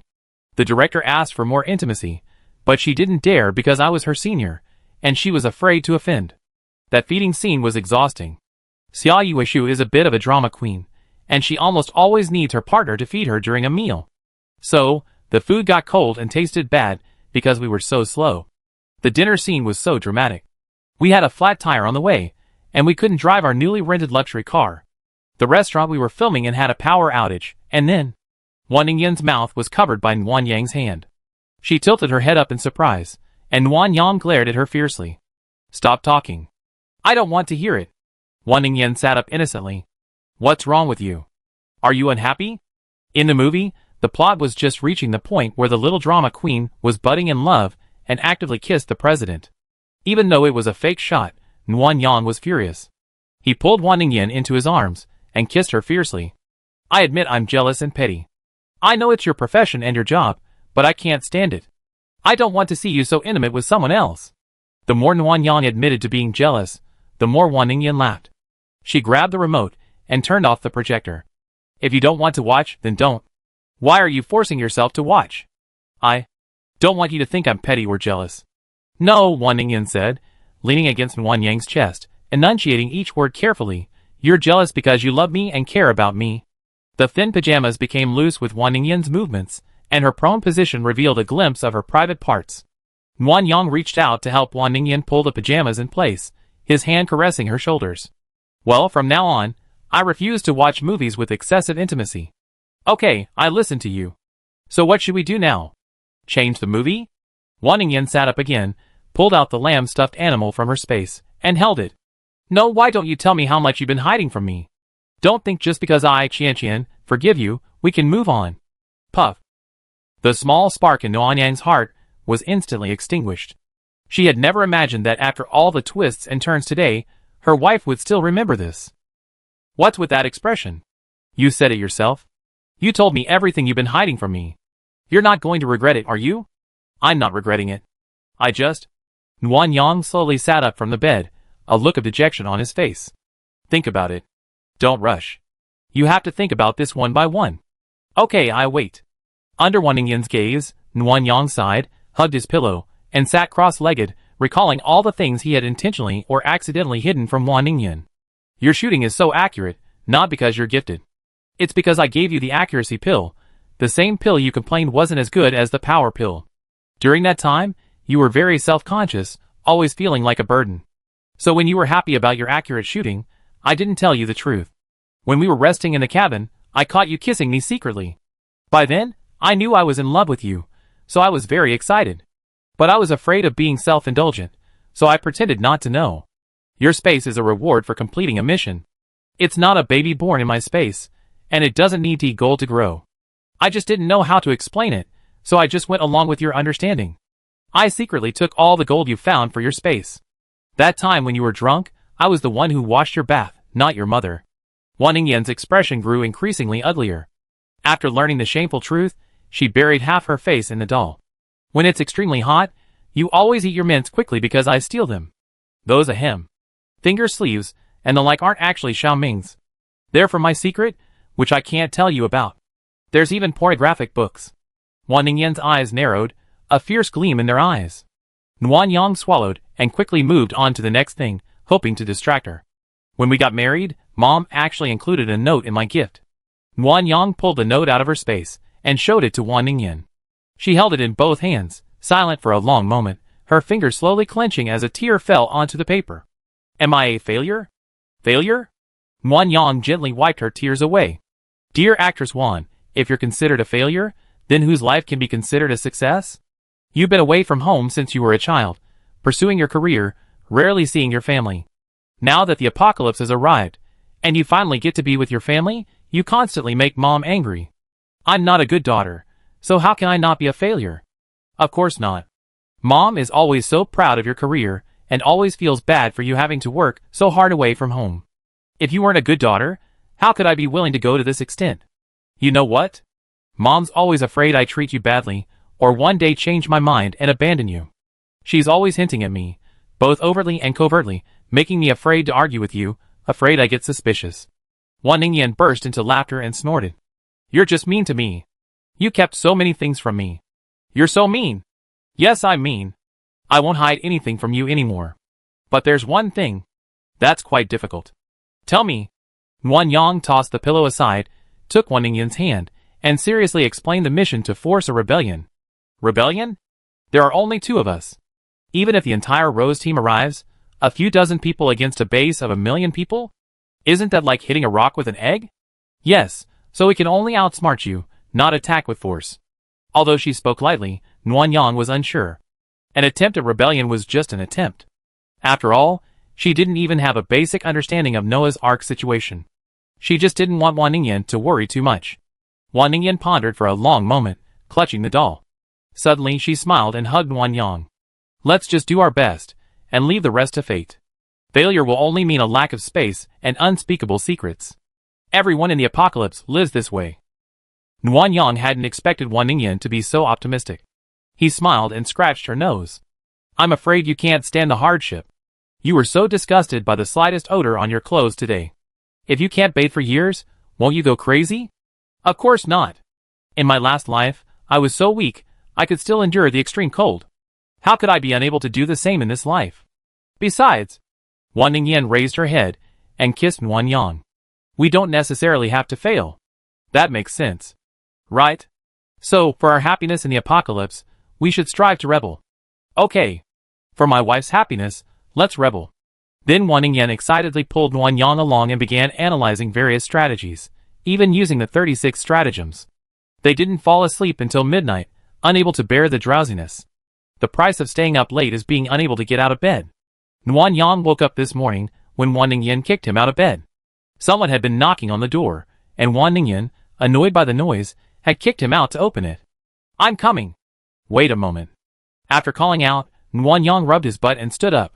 He looked at his wife, completely tucked in, feeling helpless. He tucked her in, put away the projector, and straightened her pajamas before opening the door. It was Zhao Wanning knocking on the door, followed by two female soldiers, one holding a video camera and the other holding a tablet. Good morning, this is. Zhao Wanning awkwardly raised his watch. Sorry, I didn't mean to bother you. It's just almost noon, and I thought you were up. It's already past 10. Sorry, I haven't slept in such a comfortable bed in ages, so I got up late. It's okay. I wanted to take you to hand over the supplies we brought back yesterday. When would be a good time? Zhao Wanning and the others were already at the door, ready to go, clearly desperate for supplies. Nuan Yang didn't want to delay any longer, so he asked them to wait for 10 minutes. After closing the door, Nuan Yang quickly brushed his teeth, washed up, changed into casual clothes, left a note for Wan Ningyan, and left. Chapter 430. After leaving, Nuan Yang followed Zhao Wanning and the others into the elevator. As Zhao Wanning swiped her card, Nuan Yang took a look. Her access privileges were from -5 to -11 floors. A mere captain's authority was so high? Nuan Yang, this is your ID card. Keep it. I loaded it with 5,000 yuan. Just come to me when you're done. Okay, thank you, Sister Ning. You're welcome. Nuan Yang immediately stored the card in her storage, feeling a little happy. 5,000 yuan. I could spend some free time, not bad. When they reached the -1 floor, a 6-seater car was already waiting. They picked Nuan Yang up and drove for over half an hour, arriving at an empty field. There was no one around, only a group of female soldiers lined up. Nuan Yang got out of the car, and saw Wen Yunshu was there too. She must have been waiting for her for a long time. Good morning, Second Lieutenant Wen. Wen Yunshu smiled faintly. Good afternoon, Xiaoang. Wen Yunshu was complaining about being late. Nuan Yang pursed his lips, gave an apologetic smile, and followed Wen Yunshu for a dozen steps. This should be enough for your supplies, right? Nuan Yang estimated and nodded. Yes, so I put them here? Yes, but I need to record a video for my report. Record? While Nuan Yang was puzzled, the female soldier holding the video camera stood a short distance to her right, her finger on the record button, ready to start. Xiaoang, you don't mind, do you? No, let's record it. Nuan Yang could probably guess Wen Yunshu's intention. Spatial powers were so rare that the higher-ups probably didn't believe they existed. Recording a video was more like self-affirmation than reporting. The supplies were retrieved quickly, completed in less than a minute. Then, the female soldier with the tablet began to count the supplies. This was much more advanced than the pen-based recording method used at Sanyang Mountain. Xiao Ning, go tell the people from the Materials Management Department to come over. Yes. When Yunshu turned around, a hint of a smile on her serious, cold face as she looked at Wan Yang. Let's go. I take you home. Going home now? Don't I need any more help? No, I'm still waiting for instructions from the leadership. Just have fun at the base these few days. Okay. After they got in the elevator, Nuan Yang saw Wen Yunshu's permissions. Except for the 14th and 15th floors, everything was lit up. As expected of the deputy base commander's daughter, a young second lieutenant with incredibly high permissions. If only I could borrow her and copy a copy. Too bad the copy space is so slow. I heard about what happened yesterday. Your wife scolded well, and was quite clever. When Yunshu spoke suddenly, and it took Nuan Yang 2 seconds to register what she was talking about. Thank you for the compliment. I think my wife is very kind and smart too. When Yunshu's face flickered with surprise, and he couldn't help but laugh. Your relationship is truly wonderful. I'm so envious. No need to envy me. Second Lieutenant, why don't you just find a partner too? As for me. When Yunshu thought for a moment, then smiled and shook his head. Never mind. Fate has its own destiny. The elevator quickly reached the 5th floor. Wanyang pondered for a moment before leaving, but still asked something he wanted to know. Second Lieutenant, the patrol officer said yesterday that those two would be handed over to you. Could you please tell me the outcome of their punishment? Those two outspoken fellows had their tongues pulled out, were put in solitary confinement for 15 days, and demoted to civilian status, relegated to the 2nd floor. That's quite satisfying. Thank you, Second Lieutenant. You're welcome. Remember, you're my soldier? I got your back. No need to be so servile. On the way home, Wanyang kept pondering Yunshu's words. It sounded as if he could do whatever he wanted, but if he really did, wouldn't he be getting into trouble under Yunshu's guise? Wouldn't Yunshu be afraid of gossip? Confused, Wanyang returned home. Wan Ningyan was already up and sitting on the sofa, lost in thought. Why are you just sitting there? Have you had breakfast? Seeing Wanyang return, Wan Ningyan happily stood up and hugged her, but the next moment her expression shifted to one of grievance. No, I didn't. Without you, I didn't dare go out to eat alone, afraid of running into hooligans. Isn't there food in the space? Then eating alone must be lonely. Not eating can easily give you stomach problems. As soon as Wanyang finished speaking, Wan Ningyan angrily let go of her hand, folded her arms, and stood aside, her eyes darting up and down. How could I possibly be attracted to someone like you? What if I say I eat with you? You're such a clueless blockhead. Ah? I'm not listening, you idiot. Wan Ningyan covered her ears, and slumped back down on the sofa. Wanyang hurried to apologize and appease his wife. The two of them played around for a while, culminating in Wan Ningyan sitting in Wanyang's arms, and pinching her face in revenge. Honey, be gentle. You're pinching her until it's purple. If anyone sees you, they think you're abusing her. Domestic violence? Stop slandering me. Because of the word domestic violence, Wan Ningyan immediately resorted to rubbing Wanyang's cheeks with both hands, rubbing them hard, sometimes forming a little lip, sometimes stretching it out into a straight line. Wanyang let her play around, and when she was done, he told Wan Ningyan about the fate of the two men yesterday. I understand tongue removal and demotion to civilian status, but what exactly is solitary confinement? I don't know. Let's go to the 4th floor for dinner. Just in time to see if we can find out anything about the confinement. Hurry up. I'm starving. It's all your fault. Yes, it's all my fault. Wanyang patted Wan Ningyan's butt. Why aren't you getting up then? You bastard, you're domestically abusing me. Huh? Wanyang was shocked. Is a slap on the butt considered domestic violence? He didn't even use much force. After leaving the house, Wanyang used his own card when swiping the elevator, and discovered he had one more level of access than Wan Ningyan. Honey, after dinner, let's go to the 1st floor. If I remember correctly, there should be an entrance to the base. Okay, but that's strange. If we can actually go outside from the 1st floor, isn't Yunshu afraid we just escape? Wanyang shook her head. She couldn't figure it out. She could only wait and try to see if she could actually enter and exit the base freely. The 4th floor was even busier at noon than at night. The fast food restaurants and steamed bun shops were packed, and even some wealthy people who could afford meat were spotted. Wanyang, wealthy and completely unburdened by the pressure of survival, wandered around with Wan Ningyan and chose a food stall. The stall was beautifully decorated and had a rich menu, offering not only meat but also seafood. However, when Wanyang ordered, she didn't see the ingredients. 1 serving of 13-spice crayfish, 1 serving of oyster vermicelli, a large plate of chicken with noodles, sweet and sour spare ribs, tomato and egg soup, plus a serving of garlic lettuce and 2 bowls of rice. The stall owner, a plump woman, checked the order sheet with Wanyang several times. Sir, are you sure you want crayfish and oysters? Don't tell me you don't want them after I've bought the ingredients. I won't refund you. Sure, Wanyang handed the card to the owner. Please pay. Okay. Please sit down for a moment. I give you 2 bottles of soda. Come back often when you have time. Yes. Wanyang glanced at the card machine. Wow. That's expensive. This meal cost 1,468 yuan. More than a basic soldier's monthly salary. Wanyang, let's save some money from now on. Prices are too high. We can't stop spending. It's okay, Zhao Wanyang said. Just come back to her when the money's gone. We can just eat in peace. If we're frugal, it means we're not greedy and have small appetites. How can Yunshu bribe me or trust me? Wan Ningyan immediately understood. Pretend to be someone extremely greedy. Let Wen Yunshu think you can bribe him, and he lower his guard. That's right. They can't keep someone without desires. They'd be intimidated. The two smiled at each other, their guilt gone. They leisurely drank their sodas, and waited for the waiter to serve their food.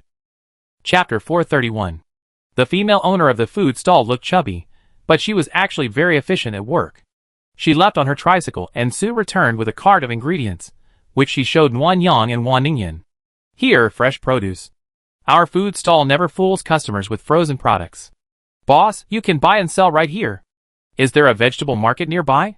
Yes, but there are different markets. The female owner pointed along the way they had come.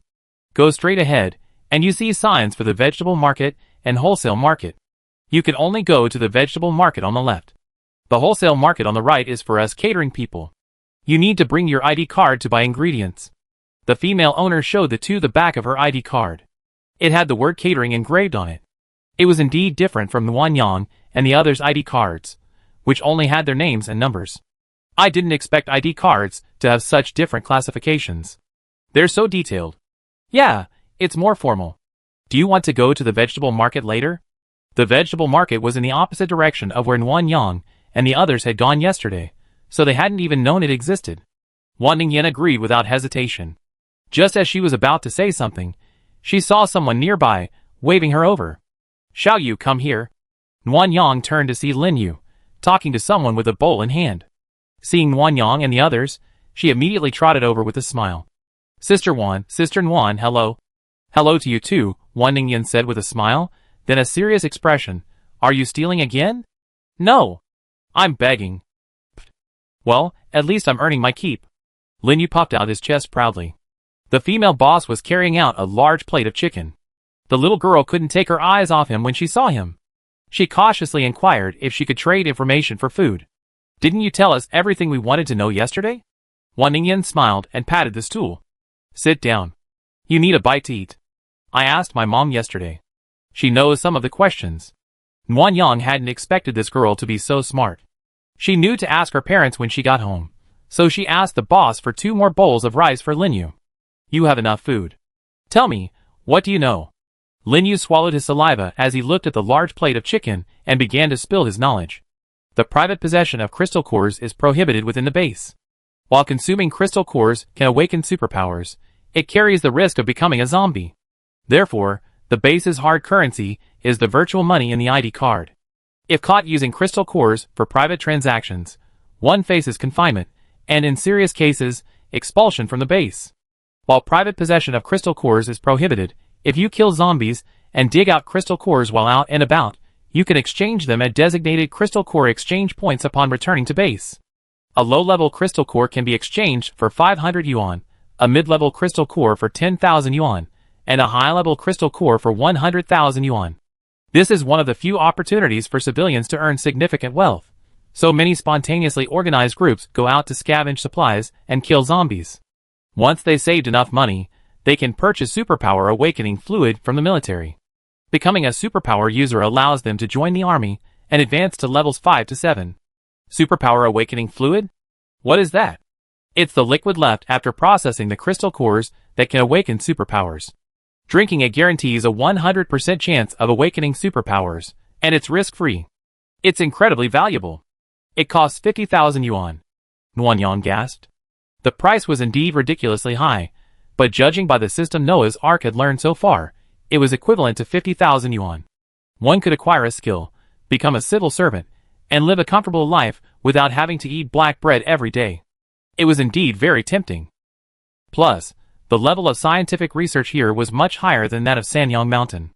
The crystal core extract from Sanyang Mountain could only remove the zombie virus, and the ability to awaken superpowers was not 100% guaranteed. What is solitary confinement? Is it terrifying?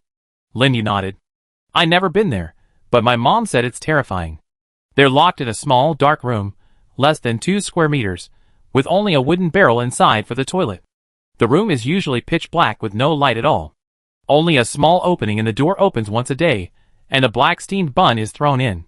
Those who come out of solitary confinement after 7 days have lost a lot of weight. Some people who are in solitary confinement for longer periods simply starve to death. Only one steamed bun a day? Wan Ningyan was puzzled. No water? There's a wooden barrel. Lin Yu only said 3 words, but Wan Yang and Wan Ningyan understood. It was quite terrifying. As they spoke, the meal was almost served, with only the crayfish left. The hostess specially sent a plate of tofu with scallions, telling Wan Yang and the others not to worry. Let's eat first, and chat while we eat, Wan Yang said, picking up a piece of pork chop and offering it to Wan Ningyan. Eat more, honey. Thank you, you eat more too. They hadn't eaten breakfast, and it was already noon. They were so hungry they couldn't talk anymore, just devouring their food. This food stall was also delicious, and the dishes were fresh. Wan Yang completely agreed with Wan Ningyan's words. Restaurants owned by female owners are cleaner and better tasting. After eating half her fill, Wan Yang suddenly noticed that although Lin Yu had finished her bowl of rice, the only vegetables she had picked up were lettuce and tofu, leaving the meat dishes untouched. In the base, vegetables were the cheapest, followed by meat, and seafood was the most expensive. Wan Yang guessed that Lin Yu was embarrassed to eat the expensive dishes, so she gave her some pork ribs and chicken and placed a bowl of oyster vermicelli in front of her. Children need to eat more meat to grow taller. Lin Yu was a little apprehensive at first, but her eyes welled up in Wan Yang's words. Sister, I stole from you. Why didn't you beat me and even treat me to a meal? Crime can be active or passive.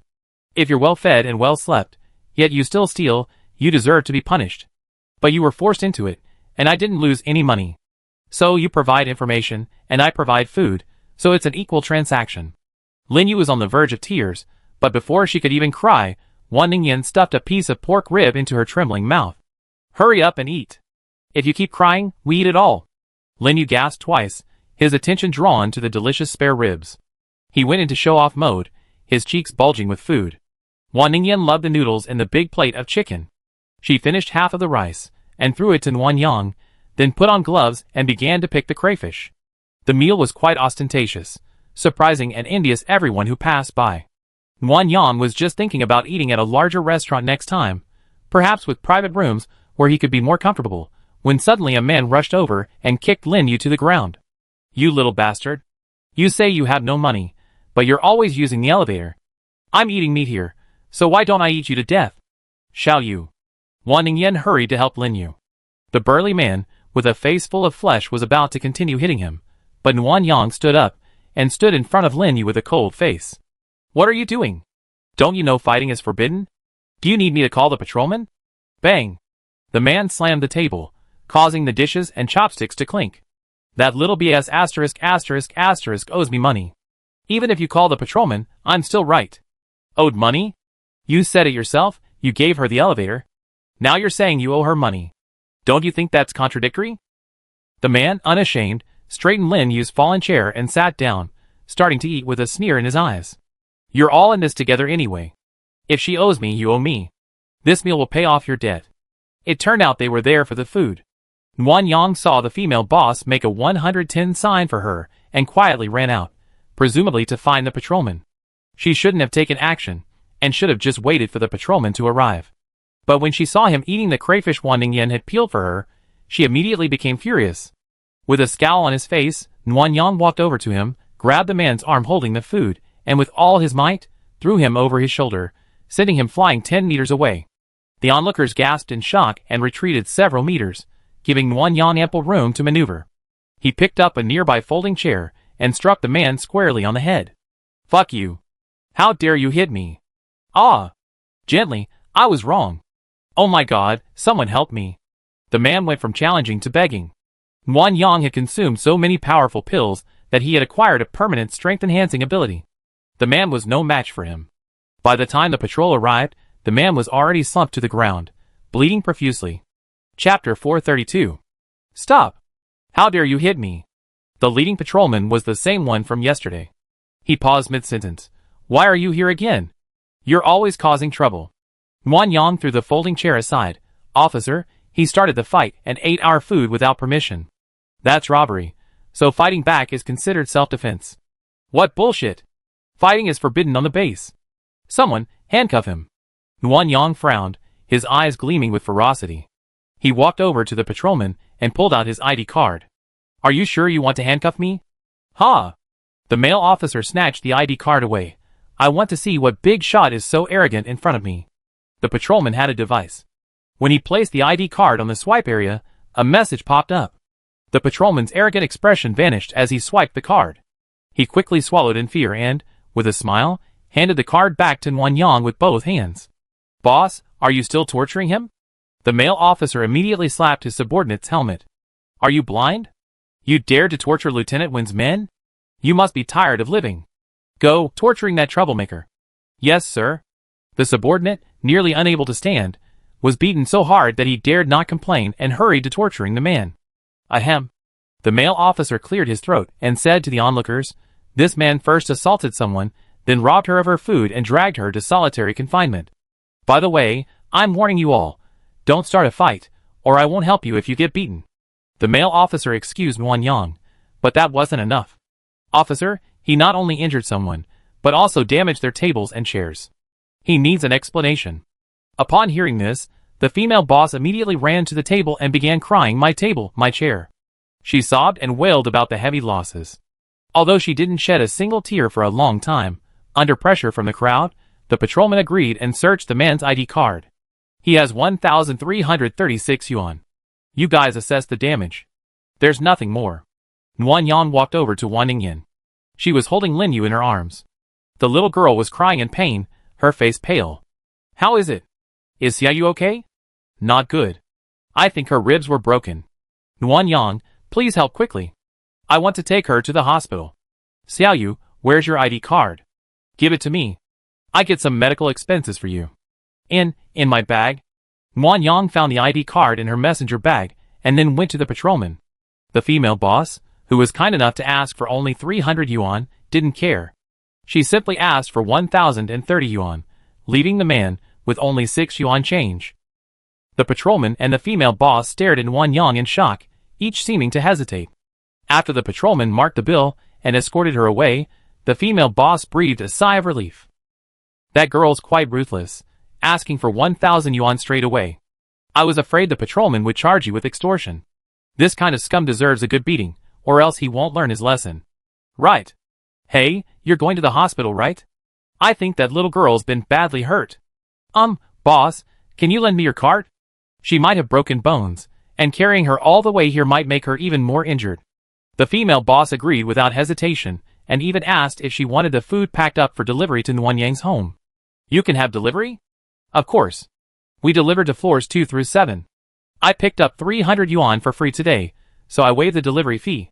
Nguyen Yang, not needing a bite to eat, asked Lin Yu for his address, 3rd floor, Section K, 1121. He had the female host pack up the food and deliver it to him. He also told Lin Yu's mother that the child would be home later. Then, he rode his scooter to the hospital with Wan Ningyan and Lin Yu. The hospital at the base was similar to the one before the apocalypse. Except for the emergency room, everything else was a simple process. Register first, then wait in line for an orthopedic appointment. The experienced doctor diagnosed Lin Yu's fracture without even taking an x-ray.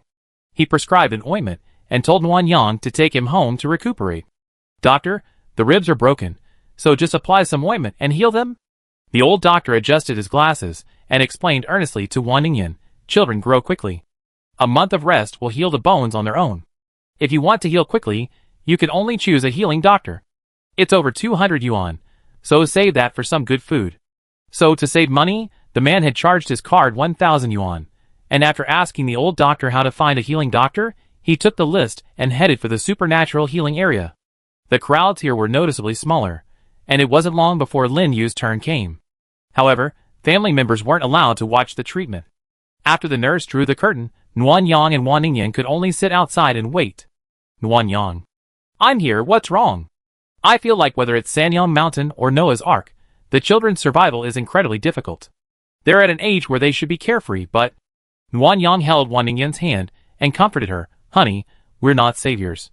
It's okay to help when things like this happen, but don't add to your worries. Be happy." "But there's nothing to be happy about." "Yes, I extorted 1,030 yuan from that man for medical expenses. After the medical bills, Xiaoyu's family will have at least 700 yuan left." Wan Ningyan was pleasantly surprised, then narrowed her eyes and said disdainfully, "Can't you pay for just over 200 yuan in medical expenses? You're asking for money from someone else's child. Aren't you ashamed?" "Oh, I paid for it later." "Hee hee, My wife is so kind. Wan Yang pouted helplessly. Wan Ningyan's arm was really unbearable. In about 10 minutes, Lin Yu was healed. The little girl knelt down and kowtowed 3 times to the two of them, startling Wan Yang. Thank you, sister, for saving me. I find a way to pay you back for the medical expenses. Silly child, Wan Ningyan helped her up, gently rubbing her red forehead. Don't worry about the money. Stay home and take care of yourself for the next few days. Once you're alright, go out and play. But no stealing. We have to stay on the right path. Also, make sure you keep your cards safe. Don't tell anyone but Mom about the money inside, okay? Yes. I understand. Then go home early and have a nice meal with Mom. Your sister Nanyang and I need to return the bike, so we can't see you off. Okay, bye, sister. After saying goodbye to Lin Yu, Nanyang had originally thought she had nothing to do, so she pushed the bike with Wan Ningyan toward the food stall. But Wan Ningyan insisted on taking a ride, then hugged Nanyang's waist from behind, saying it was a romantic old-fashioned way. Nanyang didn't know what kind of romance that was. If her wife liked it, she'd just do as she pleased. She slowly rode back to the food stall with him, then went to the market. To the left of the vegetable market, and to the right of the wholesale market, Nanyang noticed that the gates to the two places were completely different. The vegetable market's main entrance was a standard open door, blocked by a few low pillars. A sign on the wall prohibited bicycles, tricycles, electric vehicles, and other vehicles from entering. The wholesale market across the street had an automatic gate requiring a card, allowing only shop owners to enter and purchase goods, and they could bring strollers. Otherwise, the market seemed identical. The vegetable market was crowded, and children like Lin Yu were wandering around with small baskets, picking up discarded rotten vegetables and accidentally dropped vegetables. The variety of vegetables sold there was quite diverse, with almost no seasonal differences. All seasons were available. However, there was one strange thing. Aside from vegetables, soy products, seasonings, grains, and oil, there was no meat or seafood. It's not just the wholesale market that sells meat and seafood, is it? Maybe. Let's go ask someone. Wan Yang and Wan Ningyan found a small tofu stall. The owner was an elderly woman, renting only a 1 square meter stall, which looked rather pathetic. They'd bought a piece of tender tofu and inquired about it. Meat and seafood? The elderly woman smiled as she packed the tofu. Are you new here? Yes, I just arrived and I'd like to buy some fish stew with tofu. You can't buy that. The meat, eggs, and seafood at the base are in short supply and incredibly valuable. They're afraid of wasting them in the market, so only the owners of shops and restaurants can buy them. Ordinary people can't. So we can only buy them from shops or eat at restaurants. That's right. Little girl, 5 yuan total. Take it. Thank you, Grandma. This piece of tofu was the size of a palm. Before the apocalypse, it would have cost only 1 or 2 yuan. Selling it here for 5 yuan is ridiculous. Chapter 433. After visiting the market, the two used their clothes to store the tofu in their storage space and headed straight for the first floor. The elevator began to count down, and Wan Yang felt a little nervous. She didn't know what would happen on the first floor, but her heartbeat was inexplicably accelerating. Ding! They arrived at the first floor. As soon as the door opened, they were met by several men bundled up like bears. Snow still clung to their clothes, as if they had just returned from outside. This really seemed to be the entrance to the base. Wan Yang and Wan Ningyan immediately left, only to be shocked by the scene before them. People. People everywhere. The base was already huge, and with so many people crammed together, it felt a bit like the Spring Festival travel rush, even busier than the 4th floor. But the situation here was different from the 4th floor. The temperature was significantly lower, around 0 to 10 degrees Celsius, so almost everyone was dressed warmly. Not everyone was busy, and gathering in small groups, as if waiting for something, was a bit strange. Ningyan, stay close to me. There are too many people here. Don't get separated. I know. Are you cold? How about some energy-boosting fat? As Wan Ningyan hugged Nanyang's arm, she was using her supernatural powers to warm him. But relieving a cold isn't just about warming one arm. Nanyang thought for a moment. She didn't want to catch a cold or a fever after eating a piece of energy-boosting fat. Nanyang made her way through the crowd, observing the crowds. They all looked like they were from a residential area. Their gazes were constantly directed toward a nearby screen, a massive screen suspended in midair, now black. As they walked, they reached the edge of the street. Through the glass, they could see many people shoveling snow outside. They moved around the fence, shoveling snow into a nearby cart. When it was full, they pushed it away, unsure where to go. Ding ding ding. A pleasant notification sounded. Wan Ningyan patted Nuanyang's arm and pulled her to look at the giant screen in the sky. Job posting. 35 people needed to clean knives. Work location. Snowy area in Area C, far right of the outdoor plaza. Work hours. Immediately, until all work is done. Job requirements. Clean all dirt on knives without damaging them. Pass the zombie virus test to qualify. Salary. Piecework rate, 1 knife equals 2 yuan. Application requirements. Women only, 15 to 35 years old. Acceptance will be based on first come, first served basis.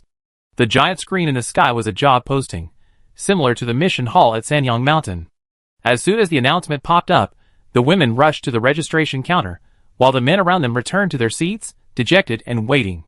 Wan Ningyan whispered in Nuanyang's ear, "There must be tens of thousands of people here, and these jobs are limited by gender or age, so it shouldn't be hard to find work." Well, didn't Xiaoyu say that adults who work 8 hours get free black steamed buns? But they only have black steamed buns. I couldn't stand eating steamed buns every day. I might as well try my luck and improve my diet. I'm curious about what life is like in the civilian areas. I can't imagine even listening to Xiaoyu's description. Let's go see it sometime. Let's go somewhere else. The two trudged through the crowds of people waiting for their missions, heading east. On the way, they came across a crystal core exchange station. Several newly returned civilians were placing crystal cores from their bags into a basin filled with liquid. Next time, wash the crystal cores. It's all snowy outside, so they'd be easy to clean. Look for yourself. There's so much brain matter stuck on them. It's going to be a hassle for us to handle. A staff member in protective gear complained as he cleaned the crystal cores. He then placed the clean cores under a microscope-like instrument. With a beep, the instrument lit up green. 3 low-level crystal cores in total, 1,500 yuan. How are you going to divide the money? Several men, who had been hesitant, immediately pulled out their ID cards. We each get 500 yuan, split evenly. Got it. Throw the bags containing the crystal cores into the disinfection bin nearby. Any other items touched by zombies, throw them there too. 3 days later, you can pick them up at the disinfection area with your tickets. I'm warning you. If you conceal anything and cause someone in the base to mutate into a zombie, you be in big trouble. Understood, understood. Several men quickly tossed their bags into the disinfection bin and excitedly headed for the elevator, ID cards in hand, discussing a meal on the 4th floor. Impressive. They even have item disinfection procedures. This base has such a comprehensive process. Wan Yang nodded. It wasn't just comprehensive, it was so formal that every aspect was taken into consideration. Unlike Sanyang Mountain, where Xiaoming could consume crystal cores to awaken his superpowers after entering the base, if he accidentally mutated into a zombie, those people would be in trouble. The two continued walking forward and soon encountered a group of people gathered at the entrance of a so-called examination room. Out of curiosity, they asked the woman in line and learned that this was where civilians returning from outside were examined.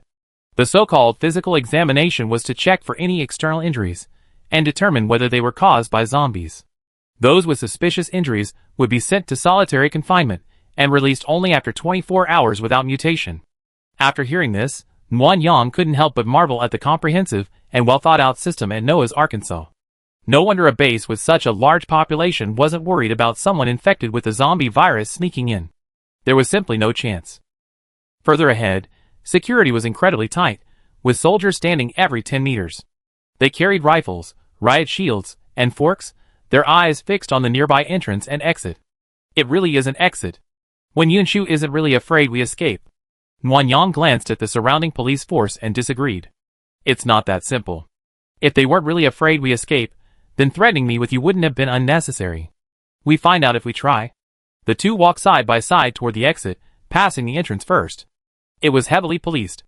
Every civilian returning from outside had to undergo a rigorous inspection, and only a green light was needed for them to enter. The closer they got to the exit, the fewer police officers there were. Across from them, behind a glass wall, there were minimal guards. There were also gates for both entrance and exit. This was a military-only lane, and it was also the entrance Wan Yang had entered on his first day at the base. It seems the strict inspections here only apply to civilians. I entered through the military gate the other day, and there weren't any people checking me along the way. How can that be? If someone infected with the virus sneaks in, wouldn't that be the end of us? I don't know. Let's go, get in line. The so-called line consisted of only a few people, and soon it was Nuanyang and Wan Ningyan's turn. Nuanyang went first, handing her ID card to the inspector. She placed it on a machine, and with a beep, the machine lit up green. The inspector hesitated after seeing Nuanyang's message, looked her up and down, and pointed at the camera. Here, look at the camera for facial recognition. Nuanyang looked at the camera, feeling a little nervous, but after a few seconds, she heard the inspector say it was okay, and she finally breathed a sigh of relief. After taking her ID card, Nuanyang stood aside, waiting for Wan Ningyan. However, as soon as Wan Ningyan placed her ID card on the machine, the light immediately turned red, and a sharp alarm sounded from the speaker above. Nuanyang was still wondering what was going on, when all the police officers rushed over. Nuanyang quickly ran to Wan Ningyan's side. The next second, countless guns were pointed at the two of them. What are you doing? We haven't done anything wrong. The police officers still held their guns, as if they would be shot to pieces if they moved. Wan Ningyan stood behind Nuanyang, her hands tightly grasping her clothes. The inspector handed her ID card and said sternly, "Miss Wan, you are under key surveillance at the base and are not allowed to leave. Please cooperate and leave immediately, or else bullets will hit you." Damn, Nuanyang cursed inwardly. When Yuanshu was so treacherous. No wonder she gave me one level of authority. It turned out she had already imprisoned Wan Ningyan in the base to contain me, but she didn't tell them. She wanted them to try it themselves, to give me a warning and a warning, to stop me from escaping. Chapter 434. Nuanyang and Wan Ningyan left the exit, and the rioting police returned to their positions. The sirens died down, and everything seemed to return to calm. Only Nuanyang knew otherwise. When Yuanshu would undoubtedly get the news. If he asked why he wanted to leave the base, a poor answer might arouse suspicion, leading to reduced privileges for him and Wan Ningyan, preventing them from even going to level 4. Nuanyang recalled the scene of Wan Ningyan, alone at home, vacant at noon, and it all came back to him. Wan Ningyan was bored. Back in Sanyang Mountain, she had family and friends, so she wasn't bored even when she stayed at home. Here, she was all alone. If her privileges were further reduced, and she wasn't even allowed to go to the bustling level 4, how miserable would Wan Ningyan be when he went on a mission? Thinking of this, Nuanyang held Wan Ningyan's hand even tighter. He hated himself for not killing Zhao Wanning and the others that day, hated himself for being controlled by the system, and even more hated himself for doing something foolish and angering Wan Ningyan. Otherwise, Yingbao wouldn't have died, and Ningyan wouldn't be stuck in a place without freedom. Nuanyang, a nagging nuisance, almost hated himself and everything else. Meeting Zhao Wanning again at the elevator entrance, he took his anger out on her. "What are you doing here? Are you here to warn us not to leave? Or are you here to take us back and imprison us?" Zhao Wanning hadn't expected Nuanyang's fury, and silently took a half-step back. "Nuanyang, don't be so angry. I received a message from the security department, and remembered I forgot to tell you that Miss Wan couldn't leave the base, so I rushed here immediately." "Forgot?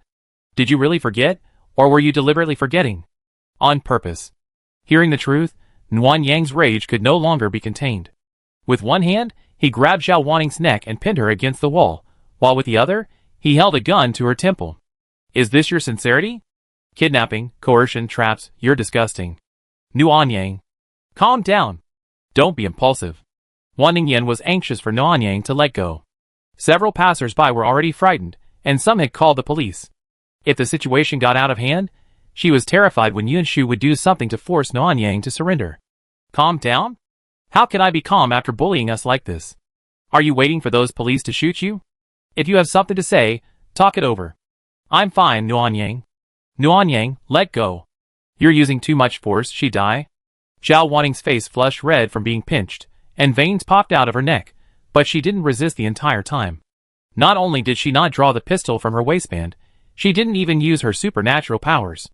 Nuanyang gritted her teeth, increasing her grip until Zhao Wanning was on the verge of rolling her eyes. Only then, suppressed with anger, did she let go. Cough, cough, cough. Zhao Wanning collapsed on the ground, coughing and gasping. The police who arrived saw her and raised their guns, but Zhao Wanning shooed them away. "Sister Ning, do you really not need us?" "Yes. Let's all go back." The leading police officer glanced at Nuanyang and Wan Ningyan several times. Seeing Zhao Wanning stand up, and not seeming to be in trouble, he sheathed his gun and led the team away. After the police left, Zhao Wanning straightened his disheveled collar and bowed respectfully to Nuanyang and the others. "Nuanyang, Miss Wan, I'm so sorry about what happened today. I didn't think Miss 1 had level 1 clearance and would come here. Plus, I had just returned to base and was so busy, I didn't want to raise this matter, and I didn't expect it to trigger the base alarm. Nuan Yang didn't buy her excuse and was about to curse when Wan Ningyan squeezed her hand firmly and quickly smiled at Zhao Wanning, saying, "It's okay. Nuan Yang, I'm tired. Let's go home, okay?" Nuan Yang, gradually calming down, clenched his fists. Someone had to bow their head under someone else's roof. Ignoring Zhao Wanning, he took Wan Ningyan's hand and headed straight for the elevator home. Nuan Yang's face was icy cold the entire way home. Wan Ningyan accompanied him quietly. Only after they reached home did she dare to ask if Nuan Yang was still angry. "Yes, I'm angry at Zhao Wanning, Wen Yunshu, and even more angry at myself. I ended up like this. And you lost your freedom." Wan Ningyan smiled and hugged Nuan Yang, looking up at her. "Why are you so angry? Without you, I'd probably be dead long ago. It's just the travel restrictions now, that's okay. What if Wen Yunshu only lets you on the 5th floor from now on? Or doesn't even let you leave the house? What will you do? Then stay home and read, watch TV, and play games. Or maybe I learn to cook. Then we won't have to go out to eat anymore." Nuan Yang was terrified at the thought of Wan Ningyan's strange food recipes, and quickly tried to stop her. No. Auntie, you should stay home and play. I'm afraid of food poisoning." Then, Nuan Yang's ear was twisted. The pain was so severe that she couldn't even think of being angry anymore. She quickly apologized and begged for mercy from Wan Ningyan. Wan Ningyan wasn't going to forgive so easily. She twisted her ear and led her to the bed.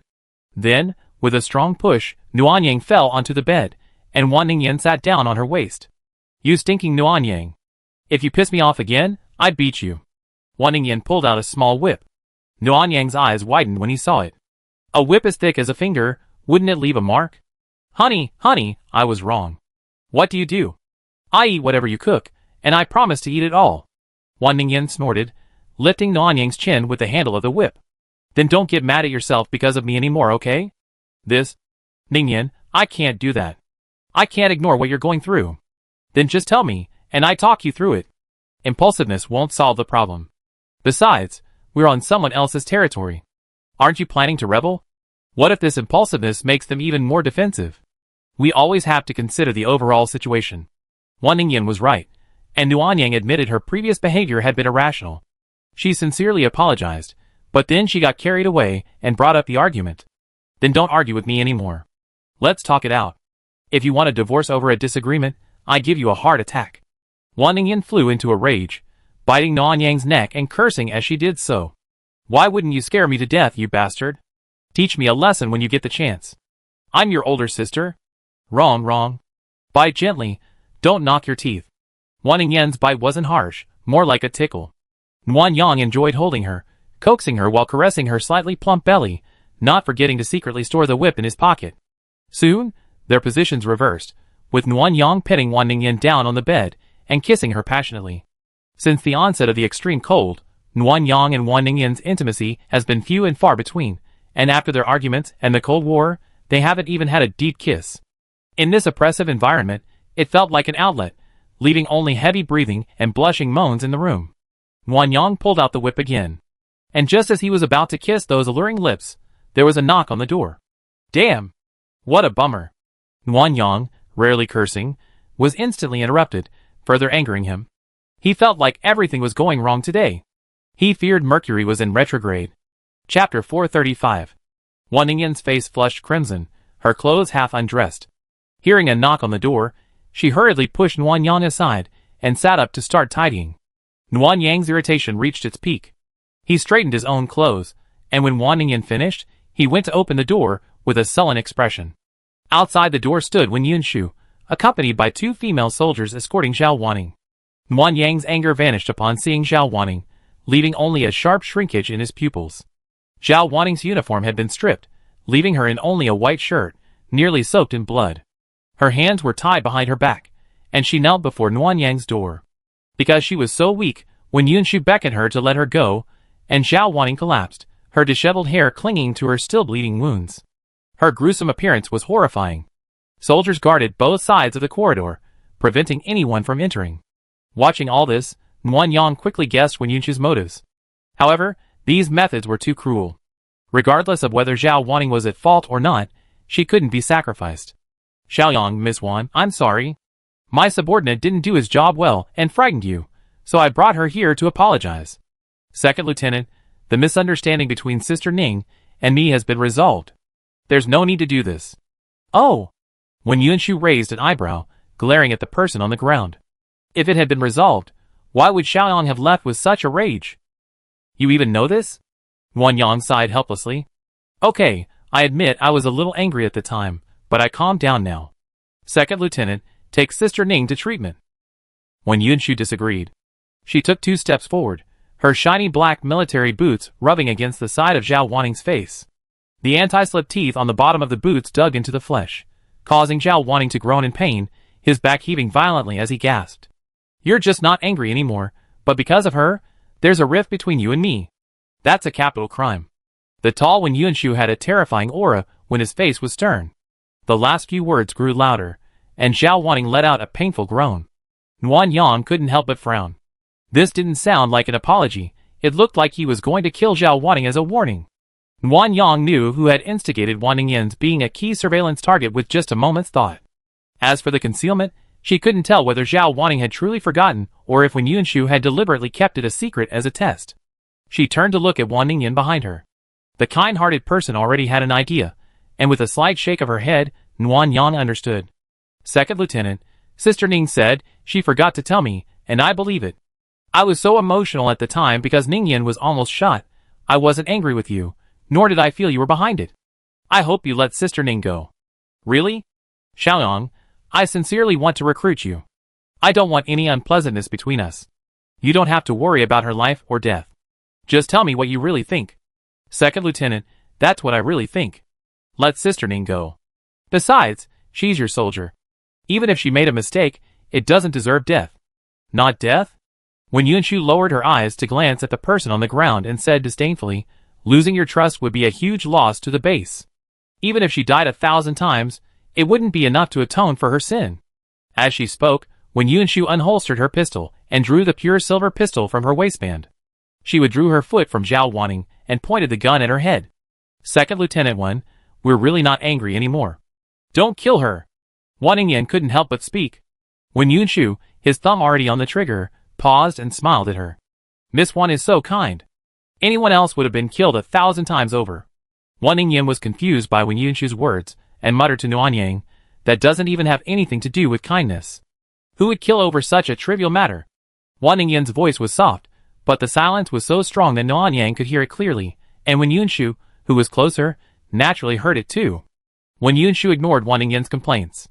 As she slowly put away her gun, she asked Wan Ningyan why she wanted to leave. Well, Wan Ningyan and Nuan Yang didn't agree on the truth either. Unsure how to respond, she looked at Nuan Yang for help. Nuan Yang hadn't expected Wen Yunshu to arrive so quickly, and even to resort to such a show of absolving himself from guilt, he briefly considered the matter and decided to answer truthfully. It had already come to this, so how could it get any worse? Ningyan doesn't have level 1 clearance, but I do. She just wanted to see if she could go out and play, but she didn't expect to trigger the alarm. Yes, that's what I was thinking. When Yunshu's gaze shifted from Wan Yang to Wan Ningyan, a hint of ambiguous curiosity in his eyes. Miss Wan, isn't the base fun? Why do you want to go out and play? It's fun, but I always run into some unpleasant people. When Yunshu's aura was so overwhelming that even with a smile, Wan Ningyan felt increasingly guilty as she spoke, her voice barely audible. I understand. When Yunshu holstered his pistol and looked at the man on the ground with a cold gaze. Zhao Wanning, I spare your life today. I give you 3 days to properly deal with Miss Wan's situation. If anyone upsets her again and makes her want to leave the base, you be beheaded. Zhao Wanning gasped several times before uttering a yes. When Yunshu waved, and 2 female soldiers immediately carried Zhao Wanning away. Miss Wan, are you satisfied with this? Zhao Wanning didn't have to die, and Wan Ningyan's goal had been achieved. She nodded in satisfaction. When Yunshu's smile deepened. In that case, I wish Miss Wan a happy time at the base. Then I take my leave. Goodbye, Lieutenant. After Wen Yunshu hurried away, the soldiers guarding the corridor on either side immediately came with tools to clean the bloodstains in front of the door. Nuan Yang took a deep breath and closed the door. Ningyan, if Zhao Wanning died because of you, Would you be willing? Wan Ningyan was slumped on the sofa. It was her first time interacting with Wen Yunshu, and she was struggling to cope. Hearing Wan Yang's question, she tilted her head and looked at her in confusion. Why would she die for me for no reason? Wan Yang sighed and shook his head, sitting weakly beside Wan Ningyan. Didn't you listen carefully to what Wen Yunshu said? If you want to leave the base, it's Xiao Wanning's fault. She die? Huh? Wan Ningyan sat up in shock, reflecting for a moment before realizing something was wrong. What the hell? She actually set me up. Isn't this tying me to Xiao Wanning? That's absurd. If she could get away, it would be fine. But if she kills Xiao Wanning right in front of you, you probably feel guilty. Wan Ningyan's face fell instantly upon hearing this, a look of worry covering her face. Although I'm not familiar with Xiao Wanning and don't particularly like her, there's no deep hatred between us. If she really has to die because of me, I'd rather stay at the base. I was planning to rebel anyway, so running away wouldn't make any sense. Wan Yang guessed Wan Ningyan would make this choice, and now he understood even more clearly what Wen Yunshu meant by so kind. They staged a show, superficially clearing up the rift, while also making Wan Ningyan give up on leaving. It was truly remarkable. Wan Yang, are you angry? Do you think I'm too soft-hearted? No, I think you're stupid. What do you mean? Wan Yang glanced at his silly wife and said helplessly, you're a movie queen, and you can't tell she's acting? Acting? How could it be possible? Xiao Wanning was practically dying. How could this be acting? If you really wanted to fight, why would you take off your uniform? It's not cold in the base, and the uniform is thin. You could just beat her up. Wearing white clothes and getting covered in blood was just a bluff. You stepped on Xiao Wanning's face specifically because it was the most severely injured, the one that would cause her pain. If those soldiers hadn't been rushing to clean the blood with their tools, I have been fooled. Huh? Xiao Wanning's injuries were only. Does she have the nerve to be real? Wan Yang shook his head. She's not an actor. She must have been beaten, just not this badly. She probably used fake blood, so she was in such a hurry to get rid of it, afraid we notice. Otherwise, there's no way to explain why Wen Yunshu prepared cleaning tools in advance. How could she even consider hygiene in such a short time? It's indeed strange. Then why did she do this? Was she doing this on purpose to make us feel guilty? No, it's to make you feel guilty. I nearly strangled Xiao Wanning to death on the first floor. Wen Yunshu couldn't have known that. She put on this show just for your sake. I came to the base because of the mission, but in Wen Yunshu's eyes, I was forced here because you were being held hostage. Therefore, the gap between us has long been vast. So if Wen Yunshu wants to control me and make me obey, there's only one way, you. After Wan Yang's hint, Wan Ningyan came to her senses and connected all the clues. Wen Yunshu has been monitoring us for a long time, so she must also know about our dinner with Lin Yu. Combined with my reputation as a public figure, it's easy for her to conclude I'm soft-hearted. You almost killed Xiao Wanning on the first floor, and it was my advice. That made her even more certain, so she put on a show of self-torture for me. As for my soft-heartedness, I didn't have permission to go to the first floor in the first place, and now that human lives are at stake, I'm even less likely to flee. It's like having a double guarantee, right? Finally, you're not stupid anymore. But it's no use figuring this out. You won't risk innocent lives, so Wen Yunshu still wins. Chapter 436. The conversation between the two fell silent for a long moment. Wan Yang heard Wan Ningyan sigh and lean against his arm. Wan Yang, I'm sorry. I'm always not ruthless enough and have caused you so much trouble. Hearing Wan Ningyan's words, Wan Yang came back to his senses. He leaned over to let her lean in more comfortably, then reached out to embrace her. His voice was so gentle that it seemed unfamiliar to Wan Ningyan, like slowly spreading ink on a piece of rice paper. Ningyan, just be yourself. I will never think you're a nuisance. But I became Wen Yunshu's pawn to control you. It's okay. I volunteered. Wan Yang leaned down and kissed her behind the ear. What shampoo are you using? It smells so good, different from before. What are you doing? We're talking about something. Why are you sniffing my hair? We're done. It's time to get down to business. Business? Wan Ningyan tilted her head back, her beautiful eyes fixed on Wan Yang, blinking in confusion. Do you want to continue what we just interrupted? After Wan Yang finished speaking, Wan Ningyan blushed, let out a coquettish pout, and tried to run, but was pulled back into Wan Yang's arms. During the kiss, the dishonest woman still moved, but Wan Yang squeezed her buttocks hard, and she softened into a puddle. Wife, you're so sensitive. Shut up. You're so mean. There's something worse. Nuan Yang took out a small whip. He couldn't bear to hit his wife, so he simply used the cool, smooth whip to trace her charming curves. Leaping over peaks, floating along valleys, the whip brushed against a scorching volcano, causing it to erupt, spewing countless magma. Having not eaten meat for a long time, Nuan Yang feasted himself to his heart's content. By the time he was satisfied, it was already 8:10 p.m. He realized he had gone too far, and hurried to the bathroom to run the water.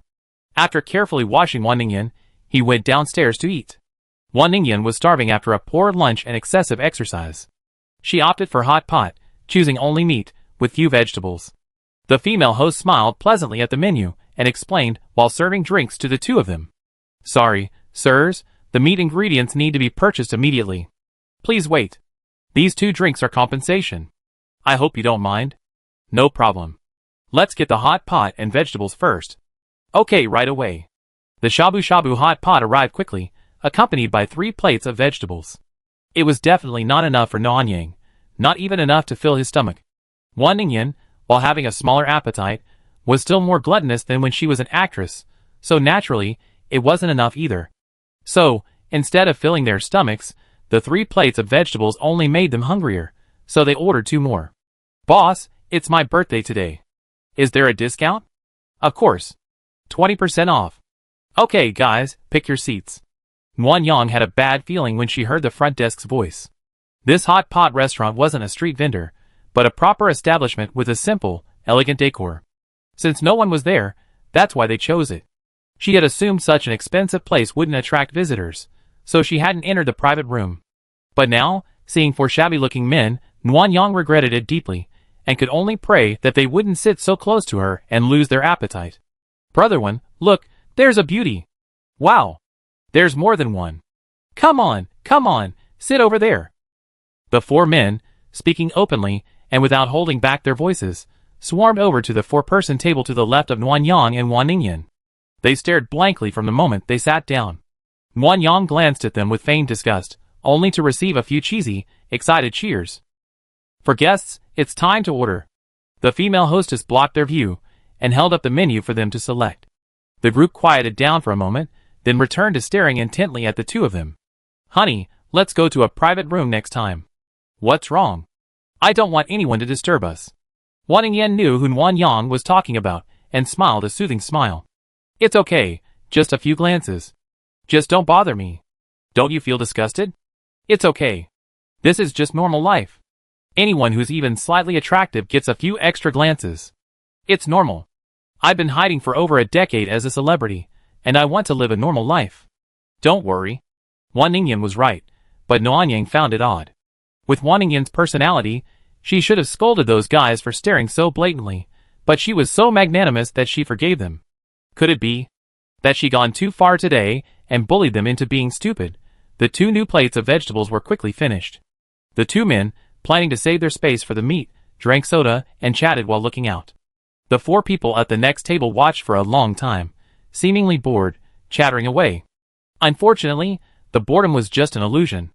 After a while of chattering, Brother One, the birthday boy, came over and unleashed a series of clearly pre-planned conversational lines. Ladies, we're having the good fortune to have hot pot at the same restaurant tonight.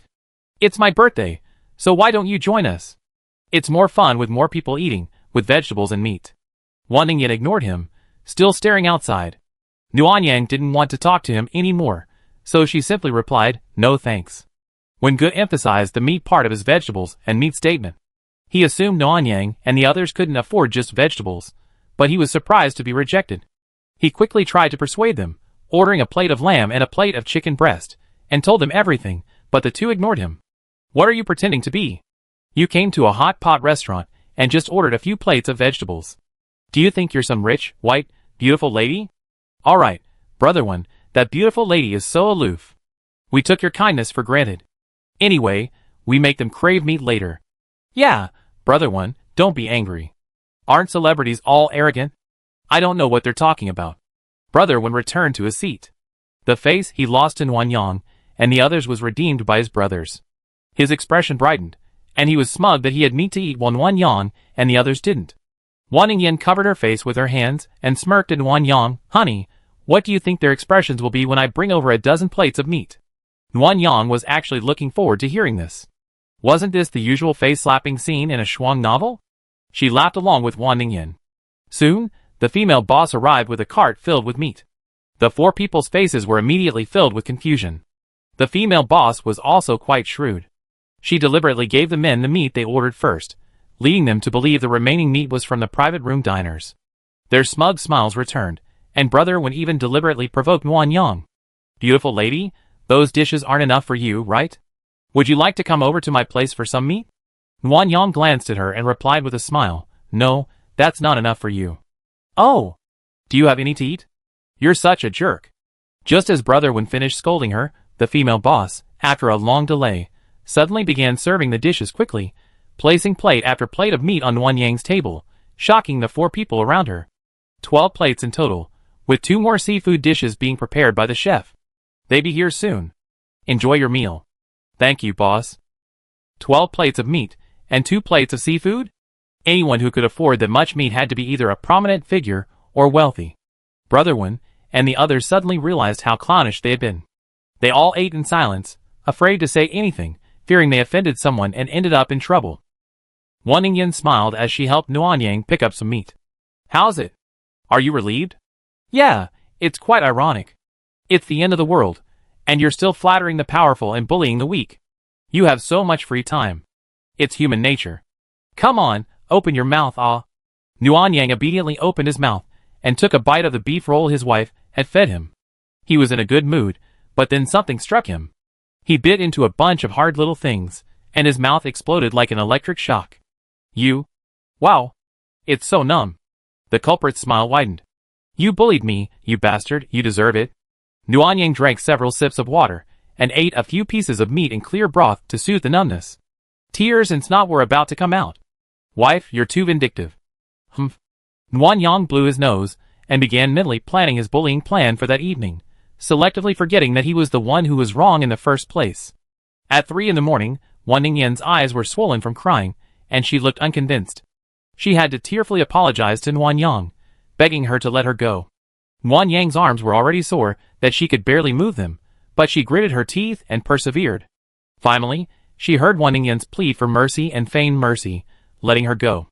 The result of this indulgence was that when she was woken by a knock on the door the next morning, Nguyen Yang felt dizzy and unsteady.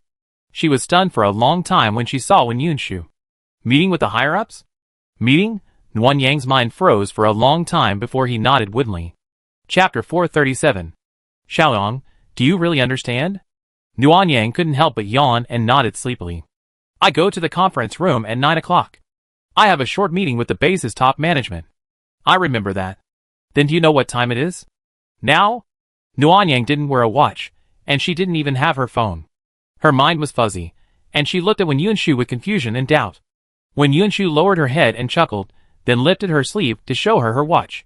"It's 8:42. You have 10 minutes to wash up. Remember to wear a collared shirt." "A collared shirt?" Nguyen Yang didn't react, just nodded.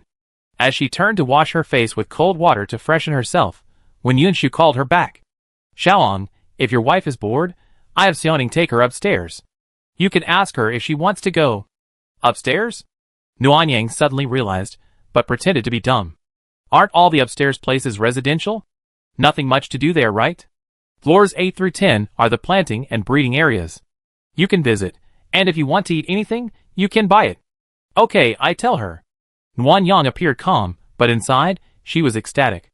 After closing the door, she didn't even bother to wash up and hurried to wake Wan Ningyan. "What are you doing?" "Whoa." Wan Ningyan was so sleepy, her whole body aching and limp. She whimpered under the covers, making Nguyen Yang anxious. She wiped her face with a cold towel to finally wake her. "You bastard." Wan Ningyan snatched the towel away and slammed it against the opposite wall. The sound of her anger was unbearable. "Ningyan, I know you're angry, but don't be angry yet. I have a meeting with the base's top brass at 9 o'clock. Wen Yunshu said if you're bored, you can go to the 8th to 10th floors with Xiao Wanning, so don't sleep in. This is a rare opportunity. Don't miss the chance to explore other floors just because you're sleeping in." Nguyen Yang spouted off a barrage of words, and the enraged Wan Ningyan gradually calmed down, her face growing more and more painful. "I want to go, but I'm really sleepy, meow. What should I do?" Nguyen Yang was in a hurry to wash up and leave, so he didn't have time to try to soothe her awake. After a moment's deliberation, he quietly used his ice element to cool his hands, and then, "Ah, you bastard. Why aren't you freezing me to death?" "Sorry, honey, I'm going to wash up." Nguyen Yang hastily pulled his hand away from the back of Wan Ningyan's neck and hurriedly went to wash his face and brush his teeth, fearing he'd get burned if he walked too slowly. Wan Ningyan was genuinely angry, and the fire was already surging from her palms. Quickly packing up, Nguyen Yang noticed the marks on his neck while picking out clothes: 3 scratches, 2 small flowers, and a nearly fading tooth mark, all left by Wan Ningyan. Thinking of Wen Yunshu's words, Nguyen Yang's face flushed. Although he hadn't hidden his wife's affairs, it was truly embarrassing to have such intimate traces of him seen. Nguyen Yang abandoned his original casual outfit and donned a black turtleneck top with a beige waist-cinching trench coat. Nguyen Yang was tall, and this outfit made him look even more impressive, adding to his cool demeanor, instantly calming Wan Ningyan, who was still sulking. "You're dressed like a jerk. Who are you trying to seduce? Thanks to you, my neck is covered in blemishes. I have to cover it up. You talk as if I don't need to." Wan Ningyan took advantage of Nguyen Yang's time to wash and dress. Like Nguyen Yang, she chose a black turtleneck, but she layered it with a cashmere shawl and a diamond pendant, looking regal. However, Wan Ningyan hadn't had time to put on makeup yet, so she went straight to her mouth, nibbling Nguyen Yang's cheek. "Pout. I put lipstick on you." After the kiss, Wan Ningyan wanted to put makeup on Nguyen Yang. Nguyen Yang didn't want to, because she didn't know how to put it on, and since it was the end of the world anyway, meeting people without makeup wasn't considered rude, so she hadn't thought about it at all. No need. The higher-ups are just military officers, frankly. They're not allowed to wear makeup. I don't need to wear makeup to meet them. It's too formal. Essentially, they're begging me. Who said I should put makeup on for them? The constant temperature in the base makes the air a little dry. I put on some lipstick to protect your skin from cracking. Oh! After obediently applying lipstick, it was almost time, so Nguyen Yang and Wan Ningyan left together. When Yunshu was still waiting at the door, accompanied by Zhao Wanning. "Second Lieutenant, my wife wants to go upstairs for a tour, but she won't have breakfast yet." "Well, Xiaoning, take Miss Wan to breakfast first, then we go upstairs for a tour. If Miss Wan wants to buy anything, put it on my account. Don't be negligent." Zhao Wanning's injuries had fully healed, and he replied respectfully, "Understood." The meeting didn't wait. Nguyen Yang gave Wan Ningyan a few words of instruction before leaving with Wen Yunshu. Wen Yunshu didn't take the usual elevator, but took Nguyen Yang to a further elevator. This elevator was black and gold, with a fine texture, made of an unknown new material. Once inside, it was resplendent, and the lights at the top were twice as bright as the previous elevator. "Please perform fingerprint scan. Please face the camera for facial recognition." The elevator notification surprised Nguyen Yang. Watching Wen Yunshu complete everything and press the 13th floor button, a bitter feeling washed over him. Oh my god, you need fingerprint and facial recognition to get to the upper floors. Even if you steal a card with permissions, you can't get in. How can you rebel? Xiaoyang, the higher-ups will decide your unit assignment today. Do you remember what you promised me? Yes, Lieutenant, don't worry.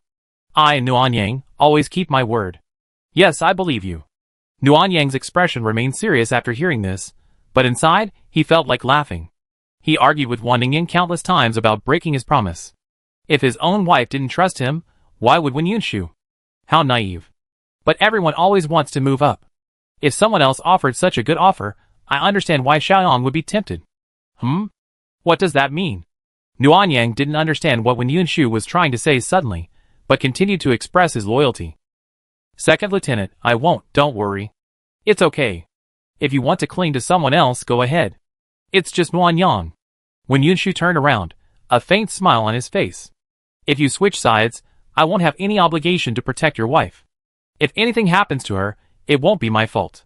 Damn, Nguyen Yang finally realized it. His story about taking Wan Ningyan upstairs, because she was worried she'd get bored, was all just an excuse. Zhao Wanning must have set an ambush long ago. If he really switched sides, he immediately kidnapped Wan Ningyan. Even if he were on the other side, he'd still be doing Wen Yunshu's bidding. Xiaoyang, you look a little nervous. Don't worry. As long as you're my soldier, nothing will happen to your wife. Nguyen Yang was in a desperate situation. Running away was out of the question. He didn't know what the base was doing, and a rash move would easily lead to failure. Besides, he had to try the rebellion mission anyway. Today was his chance. Worst case scenario, both sides would die. Gritting his teeth, Nguyen Yang forced a sly smile at Wen Yunshu. Second Lieutenant Wen, you are resourceful and brave. It is an honor to serve you. Of course, I will only be your soldier. Thank you for the compliment. The two men exchanged fake smiles, each calculating their own plans. A war without the smoke of gunpowder began. Chapter 438. Noah's Ark, 13th floor. So bright. As Nguyen Yang exited the elevator, the glare from the sun across from her made her squint. When Yunshu's soft chuckle reached her ears. This is simulated sunlight, rising and setting just like the normal sun. It's like this every day. On Noah's Ark, there are no cloudy or rainy days, no extreme heat or cold. Every day? That means there won't even be 4 seasons. Just maintain a suitable temperature for human survival. Survival is the most important thing. Nguyen Yang disagreed. After the zombies appeared, the global weather had clearly changed. If humans continued to live in a greenhouse like Noah's Ark, unless resources were inexhaustible, they would eventually have to seek a living outside. By then, it would be too late to adapt. Nguyen Yang didn't say these words out loud. She now harbored a deep hostility towards Wen Yunshu and didn't bother to engage in further discussion. Even though Wen Yunshu was a woman, she was Nguyen Yang's enemy after plotting against Wan Ning's cigarette. The 13th floor's style was remarkably minimalist, akin to the cool, solemn atmosphere of a museum. Wen Yunshu led Nguyen Yang to the left, while on the right, Nguyen Yang watched for a few seconds as 2 men in white coats moved about, quickly disappearing. On the left, soldiers stood guard every few dozen meters. They were well equipped, complete with bulletproof helmets and vests, pistols and grenades strapped to their waists, and wielding 191 rifles. Nguyen Yang still remembered how envious he was of his 191 rifles when Shinjun had delivered them ammunition. They were the latest generation, and even the 95th Regiment wasn't fully equipped, yet they were everywhere here. Thinking of the capital's status, Nguyen Yang felt this was perfectly normal. The 3 northeastern provinces were the capital's granary and arsenal. Inner Mongolia was a major meat processing region, and there was a port to the east. Building Noah's Ark near the capital made perfect sense, as long as they prepared in advance, with ammunition and food supplies plentiful. Nguyen Yang had already assumed that Noah's Ark had been built before the apocalypse, otherwise, the abundant supply reserves would be untenable. After a 2-minute walk, he turned right and entered a corridor covered entirely with crimson carpet. The military presence on both sides of the corridor had increased, with guards standing almost every 10 meters. After walking for about half a minute, Wen Yunshu stopped before a large reddish-brown wooden door. Soldiers on either side immediately opened it. Nguyen Yang followed him in, and saw 3 men and 2 women seated on either side of a long, black lacquered table. The conference room wasn't large, but the long table in the middle resembled a river between Chu and Han. 3 men sat on one side, 2 women on the other. Nguyen Yang was seated at the end, while Wen Yunshu sat at the front, on the women's side. The chairs in the conference room were made of dark purple wood. Nguyen Yang couldn't tell what material it was, but it looked expensive. Directly in front of him were 3 screens arranged side by side. For soldiers stood on either side of the conference room, their duty being to pour tea and water for everyone. As soon as Nguyen Yang sat down, a cup of hot water and a plate of fruit were placed before him. Nguyen Yang had only received this kind of treatment when she was a singer. After 2 lifetimes, she had long forgotten such a feeling. Feeling awkward, she wanted to thank them, when someone suddenly called out to Wen Yunshu. Wen Yunshu, you're so arrogant. You were demoted from colonel to 2nd lieutenant, and you're still making us wait for you. Do you have any respect for military discipline? The man with slick back hair spoke. Although he wore a military uniform and had a fair complexion, he exuded a bandit-like air. Compared to the regimental commander, Han Qingcheng, he was far inferior, let alone Wen Yunshu, whose tan complexion made him look even more military. Nguyen Yang stole a glance at Wen Yunshu, trying to gauge her reaction. As expected, Wen Yunshu's expression remained unchanged. She calmly patted her teacup, not even sparing the man with the slick back hair a glance. Song Yinhe, you're a major general after all. It's fine if you can't lead troops in battle, but you're not ashamed to gossip like a nagging bitch. You bitch. Song Yinhe immediately slammed the table and stood up. Do you have what it takes? Aren't you still? Beep. With a beep, 3 screens suddenly lit up. 2 middle-aged men were in the center, and on the left, and a woman on the right. Song Yinhe, who had just been challenging Wen Yunshu, suddenly reached out, smoothed back his hair, and smiled a very kind smile. Commander Liu, Deputy Commander Song, Deputy Commander Wen, everyone's here. We can begin? The figure in the center, with half-white hair and a righteous and dignified expression, was the commander Lu Song Yinhe was referring to, the Noah's Ark base director, Lu Zhe. On the left was Song Yinhe's father, Deputy Base Commander Song Qian. On the right was Wen Yunshu's mother, Deputy Base Commander Wen Mingxi. After introducing himself, Nuan Yang took a moment to sort out their relationships. This Noah's Ark was roughly divided into male and female formations. The male formations were led by Song Yinhe, and his two lackeys were Li Yong and Zhang Sanquan, responsible for police and military equipment, respectively.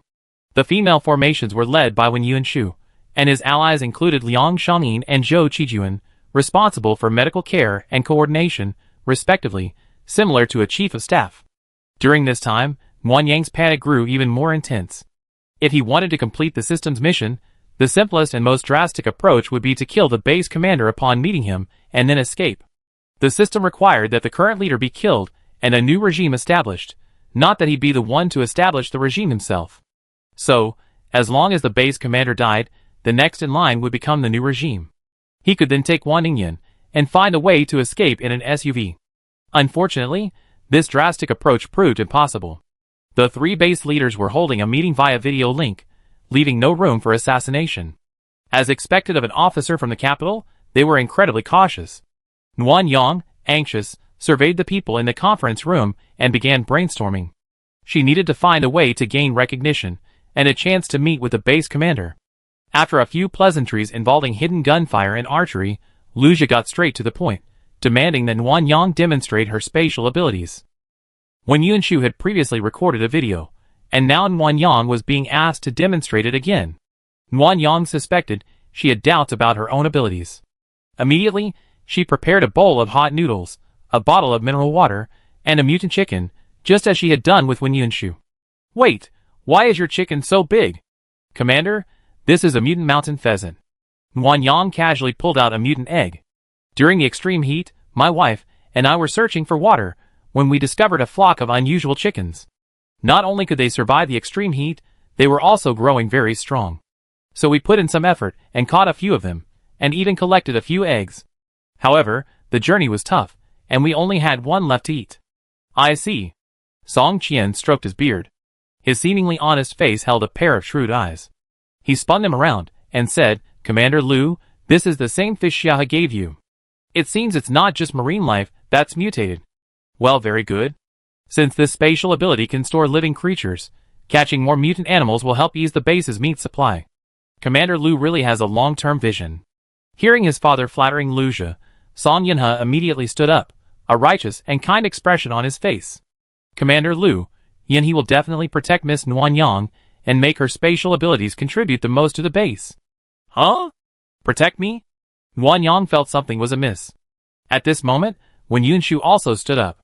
"Commander, Yunshu is willing to lead troops to various breeding areas to capture mutant animals and help the base. As my soldier, I will do my utmost to protect Nuan Yang. No need to bother Major General Song." "Huh?" Nuan Yang suddenly realized they were trying to kidnap someone. Chapter 439. Second Lieutenant 1, I'm in charge of those with special abilities. Do you think you're overstepping your authority? How dare I? Wen Yunshu glanced at Song Yinhe, then acted awkwardly.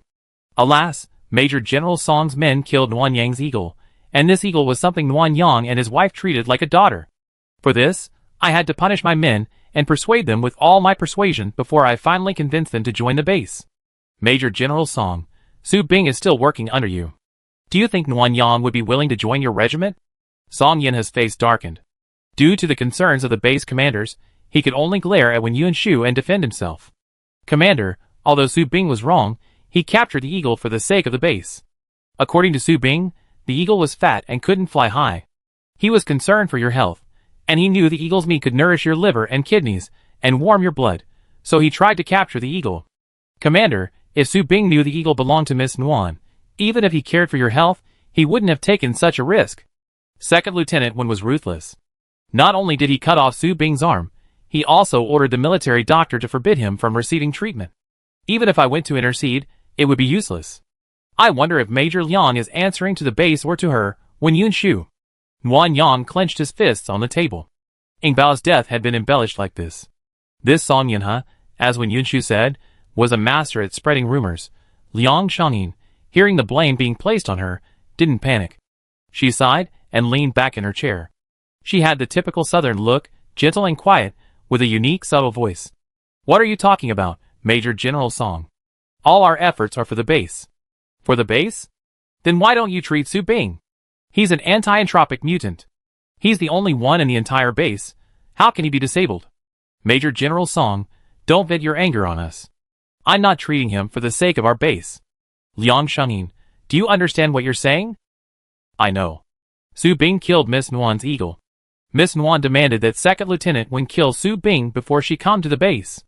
If Second Lieutenant Wen hadn't pleaded for Su Bing, how could Miss Nguyen have come to our base without a grudge? Major General Song, by asking me to treat Su Bing, isn't that putting the base in a position of breaking its promise? What if Miss Nguyen finds out and leaves the base? Will you take the blame? Song Yinhe seemed unaware of the reason for Su Bing's broken arm. After hearing Liang Shengyin's words, his face darkened. He turned and winked at Liang and Zhang Sanquan, but they both pretended to scratch their heads or sip their tea. Song Yinhe had no choice but to ask Nguyen Yang. Nguyen Yang didn't want to say much, so she simply nodded and replied with a hum. Song Yinhe's face was terribly gloomy. When Mingxi, who had been silent until then, saw everyone was silent and slowly spoke up. Since this is the case, it's not appropriate to leave Miss Nguyen in Yinhe's care. Besides, since they're all women, Xiao Shu is the most suitable person to handle it.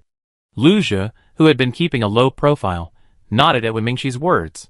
Just as he was about to speak, Song Yinhe suddenly interrupted. Commander, Miss Nguyen must not be left in Wen Yunshu's care. Yanhe, you heard it all. Miss Nguyen has had some conflicts with your subordinates. Yunshu is more suitable. She's not suitable. When Yunshu knew the reason behind Su Bing's broken arm, but she didn't report it to her superiors, appearing to be deliberately concealing the truth. Since when Yunshu dared to keep it a secret, and no one can access Miss Nguyen's space to verify the situation, who can guarantee that when Yunshu wouldn't collude with Miss Nguyen and exploit the base's convenient weapons and equipment to stockpile supplies for herself? Song Yin has two rhetorical questions not only defined when Yunshu as unfaithful, but also labeled Nguyen Yang, an outsider, as untrustworthy. Nguyen Yang grew increasingly anxious as he listened, and Song Yinhe's next question left her jaw dropping. Besides, everyone in the army knows that when Yunshu and Zhao Wanning have a close relationship. Since Miss Nguyen already has a wife, isn't she a fellow soldier? They've probably been secretly in cahoots for a while now. Nguyen Yang didn't even bother to analyze things.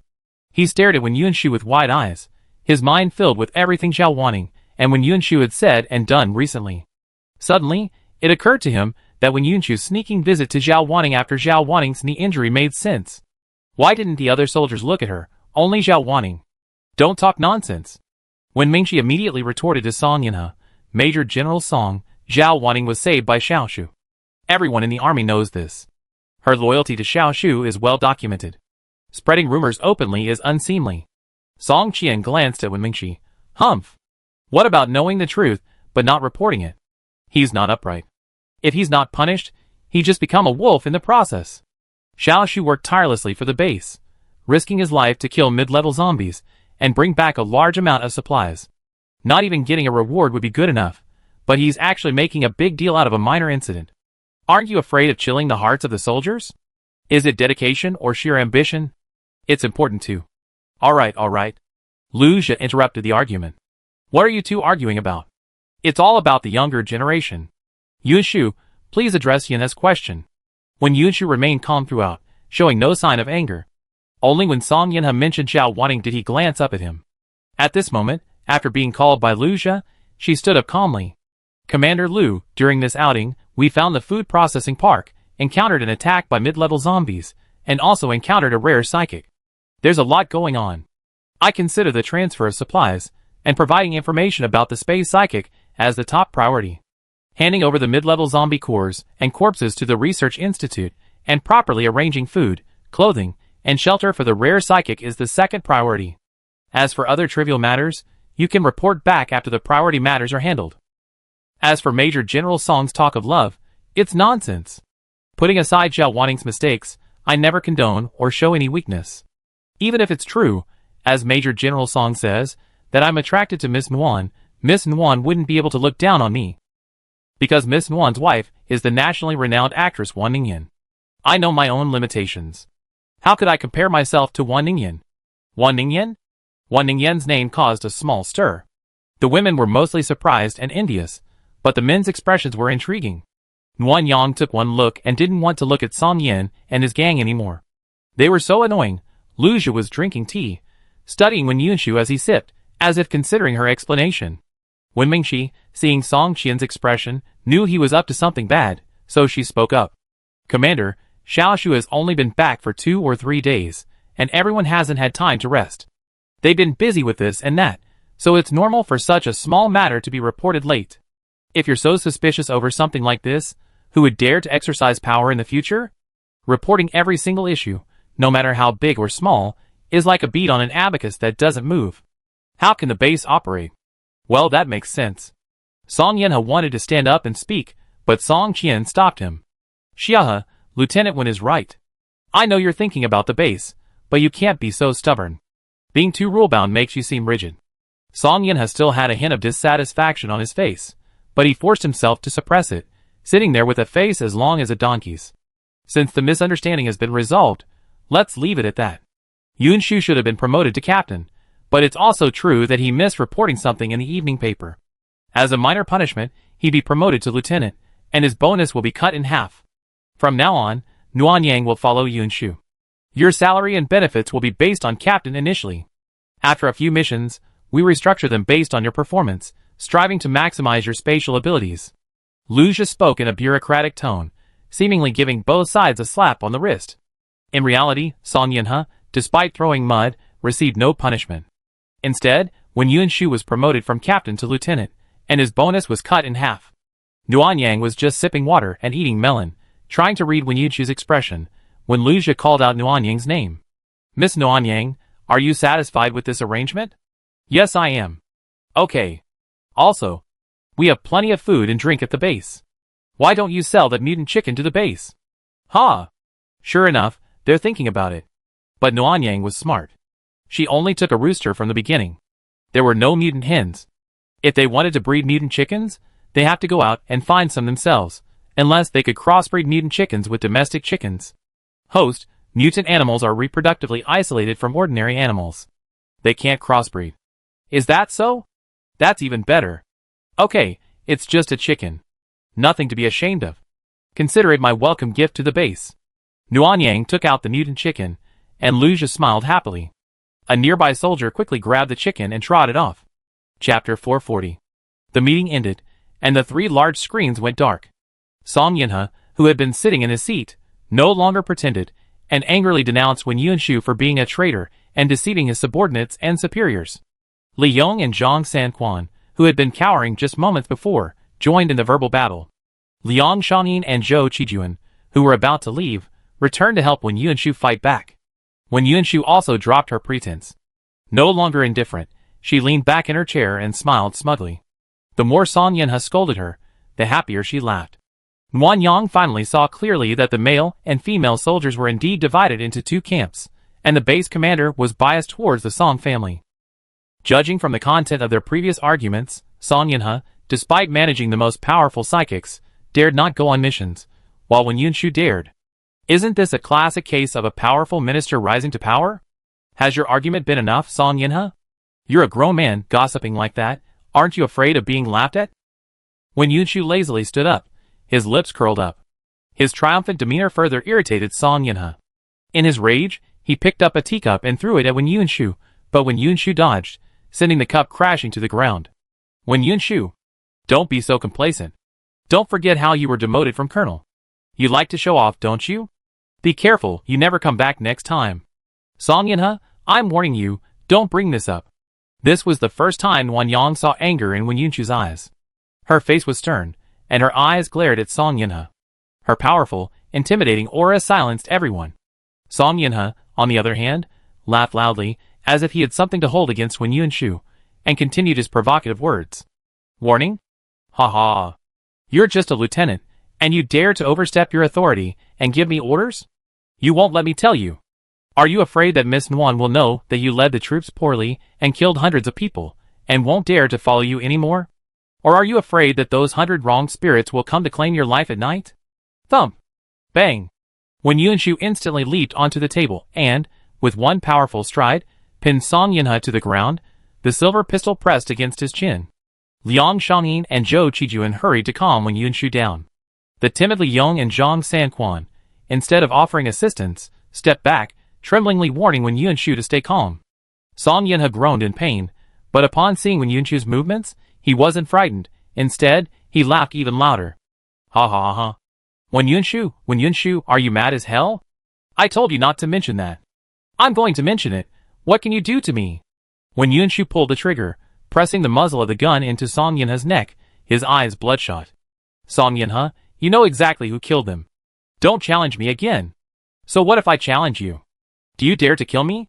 An eerie silence lingered for a long moment. Wen Yunshu suddenly laughed, sheathed his pistol, and thrust a dagger into Song Yinhe's ear. A tiny scratch appeared on his cheek, and blood slowly seeped out. Song Yinhe, this is my last warning. If you dare mention that again, I will kill you, even at the cost of my life, and use your blood as a tribute to them. I mean what I say. This time, Song Yinhe didn't dare challenge him. Wen Yunshu let go of the dagger, and slowly stood up. Nuanyang saw that the dagger was already halfway stuck in the ground. He had used considerable force. Xiao Lu, is Wen Yunshu a power user? Host, I need 10 points to check your power. Is that necessary? No need. It's just a small matter. I can just ask Wen Yunshu or Xiao Wanning later. There's no need to spend money. Even if it's only 10 points, Nuanyang already has complaints about the system and doesn't want to spend any money unnecessarily. Host, are you angry? Then 5 points will do, host. Host. 1 point at least a token of my appreciation. I can't just give it away for free. Host. Whoa. The commotion was so annoying that Nuanyang rolled her eyes, and followed Wen Yunshu out. Her mind was a blur. She was already overwhelmed with information, and Xiao Lu's crying only made it worse. She couldn't even concentrate on analyzing it. Wen Yunshu didn't take Nuanyang home directly, but went to another small meeting room. Liang Shangyin and Zhou Qijuan were there, and the guards at the door were female soldiers. This must be Wen Yunshu's territory. Please sit wherever you want. I'm just introducing you so we can look out for each other. Wen Yunshu had returned to her usual self, but even more relaxed. She sat in her chair, legs crossed, one arm resting on the table, a stark contrast to her formal military officer image. Liang Shangyin slapped Wen Yunshu's shoulder, and before she even sat down, she started cursing. You're going to die. You pulled out a gun? Why didn't you just shoot that guy? I didn't fire a gun. Did you use your knife? You're so good. Why didn't you cut him? I lock you up for 10 days, or half a month. Don't ask Xiao Jun for help. Zhou Qijuan snorted. Does she need me to use a backdoor? Xiaoning already found a way to get her transferred to the VIP cell. Don't mention that girl. She's crazy and loyal. Wen Yunshu coughed. Sisters, let me put my business aside for now. Xiaoyang is the guest today. Let's finish our conversation quickly. He's waiting to go home. Liang Shangyin sighed.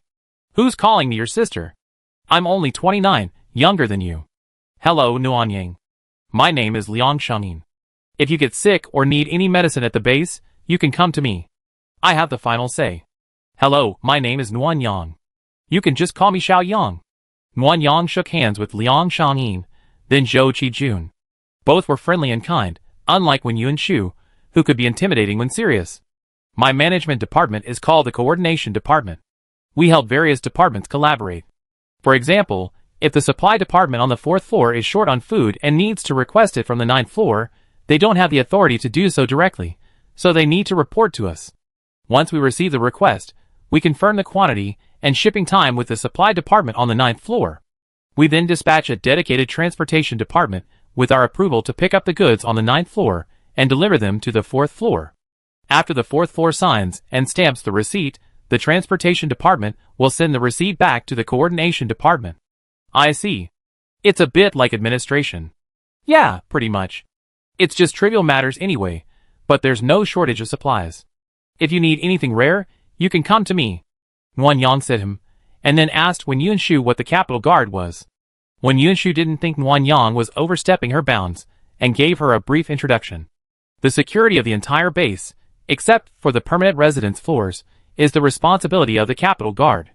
However, in order to reduce my excessive military power, Song Yin and the others found an excuse to reassign Liang soldiers to patrol positions, responsible for internal management of each floor, while the Capitol Guard was assigned to protect the base from zombies and external enemies.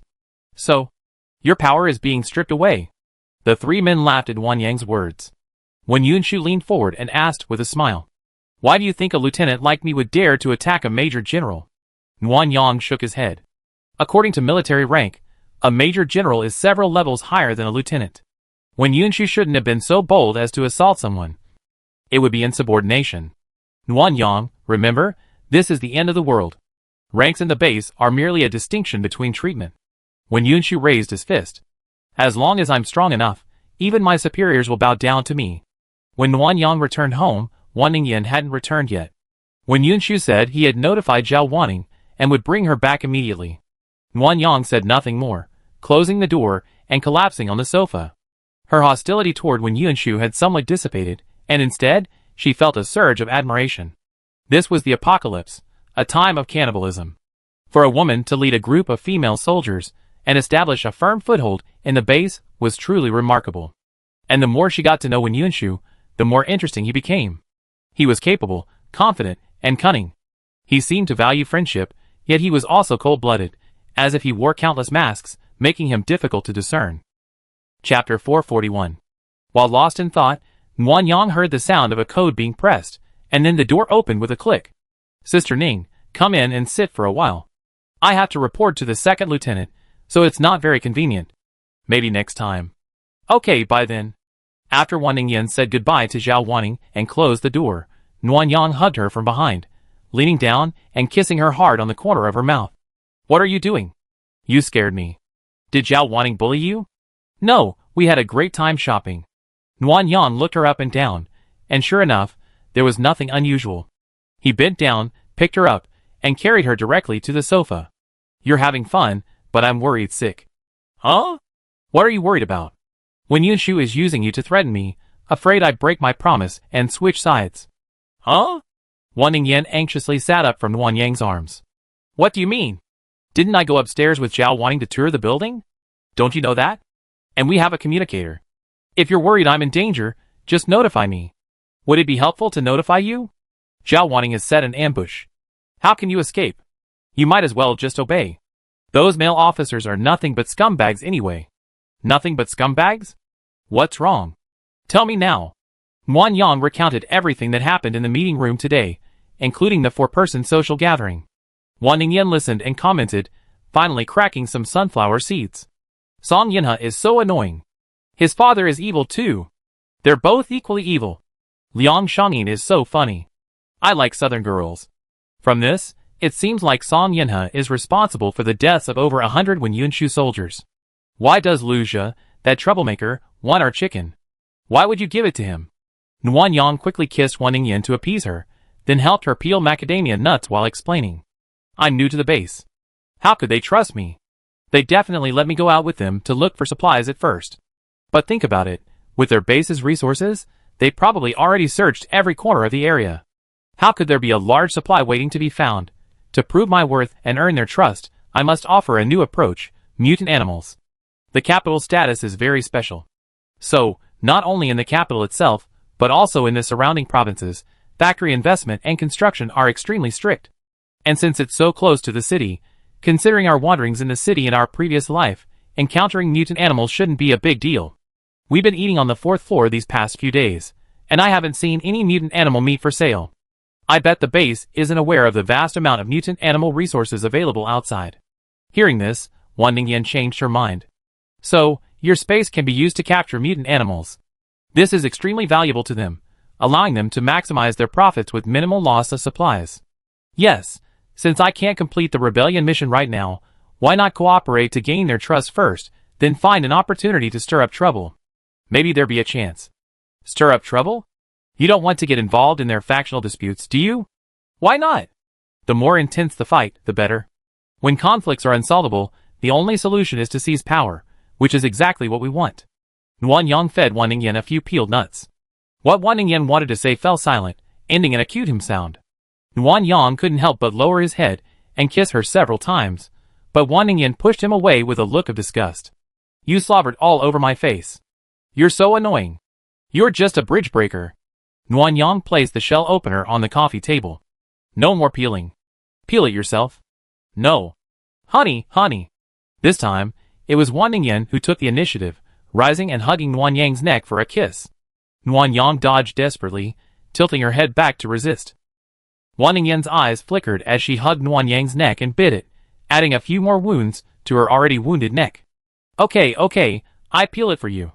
Just stop now. Wouldn't it be better if you just gave in sooner? The person who started the fight was still arrogant. Nuan Yang sighed silently, picked up the shell opener again, and peeled the nuts, listening to Wan Ningyan's explanation of the situation between layers 8 and 10. These floors are huge. They're all greenhouses. The 8th floor grows grain and fruit. Grain is wheat, and fruit, apples, pears, peaches, loquats. Everything. I have to ride a small electric cart to explore the area. Walking would be exhausting. Zhao Wanning has considerable authority. When I wanted a peach, she immediately had someone pick it, wash it, and give it to me, even asking if I wanted it cut and peeled. She's Wen Yunshu's confidant.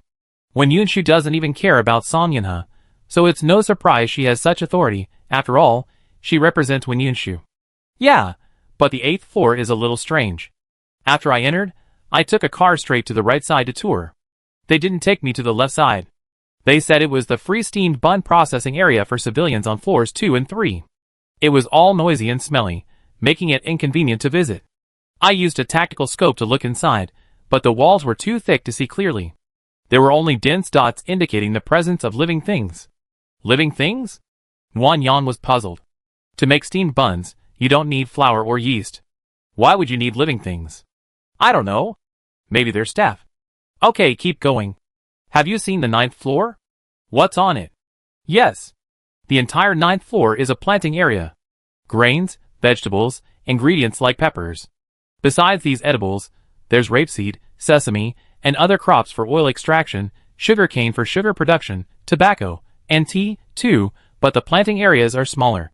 One of their amazing things is that in addition to growing vegetables on the ground, they also created a separate floor in the air specifically for hydroponic vegetables and fruits. It's really impressive. Hydroponics requires very high water quality. The professor mentioned in a lecture before that the water must be pure and free of impurities. There are also temperature requirements. I'm asking for it. This base is truly extraordinary. There's something even more impressive. The breeding area on the 10th floor. I thought it was just chickens, ducks, geese, and seafood, but they even have lions and tigers. It's like a zoo.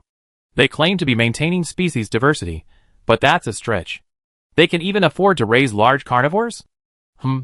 But not many, only 4 or 5 of each protected species. The focus is still on poultry. There aren't many cattle or sheep, only pigs. Nuan Yang recalled the prices on the 4th floor. Poultry is the cheapest, followed by pork, then beef and mutton, and seafood is the most expensive. This corresponds exactly to the breeding situation at the base. Do you think the quantity is enough? How many years can it feed 1 million people? Wan Ningyan pondered for a long time before reaching a conclusion. The planting situation is quite good.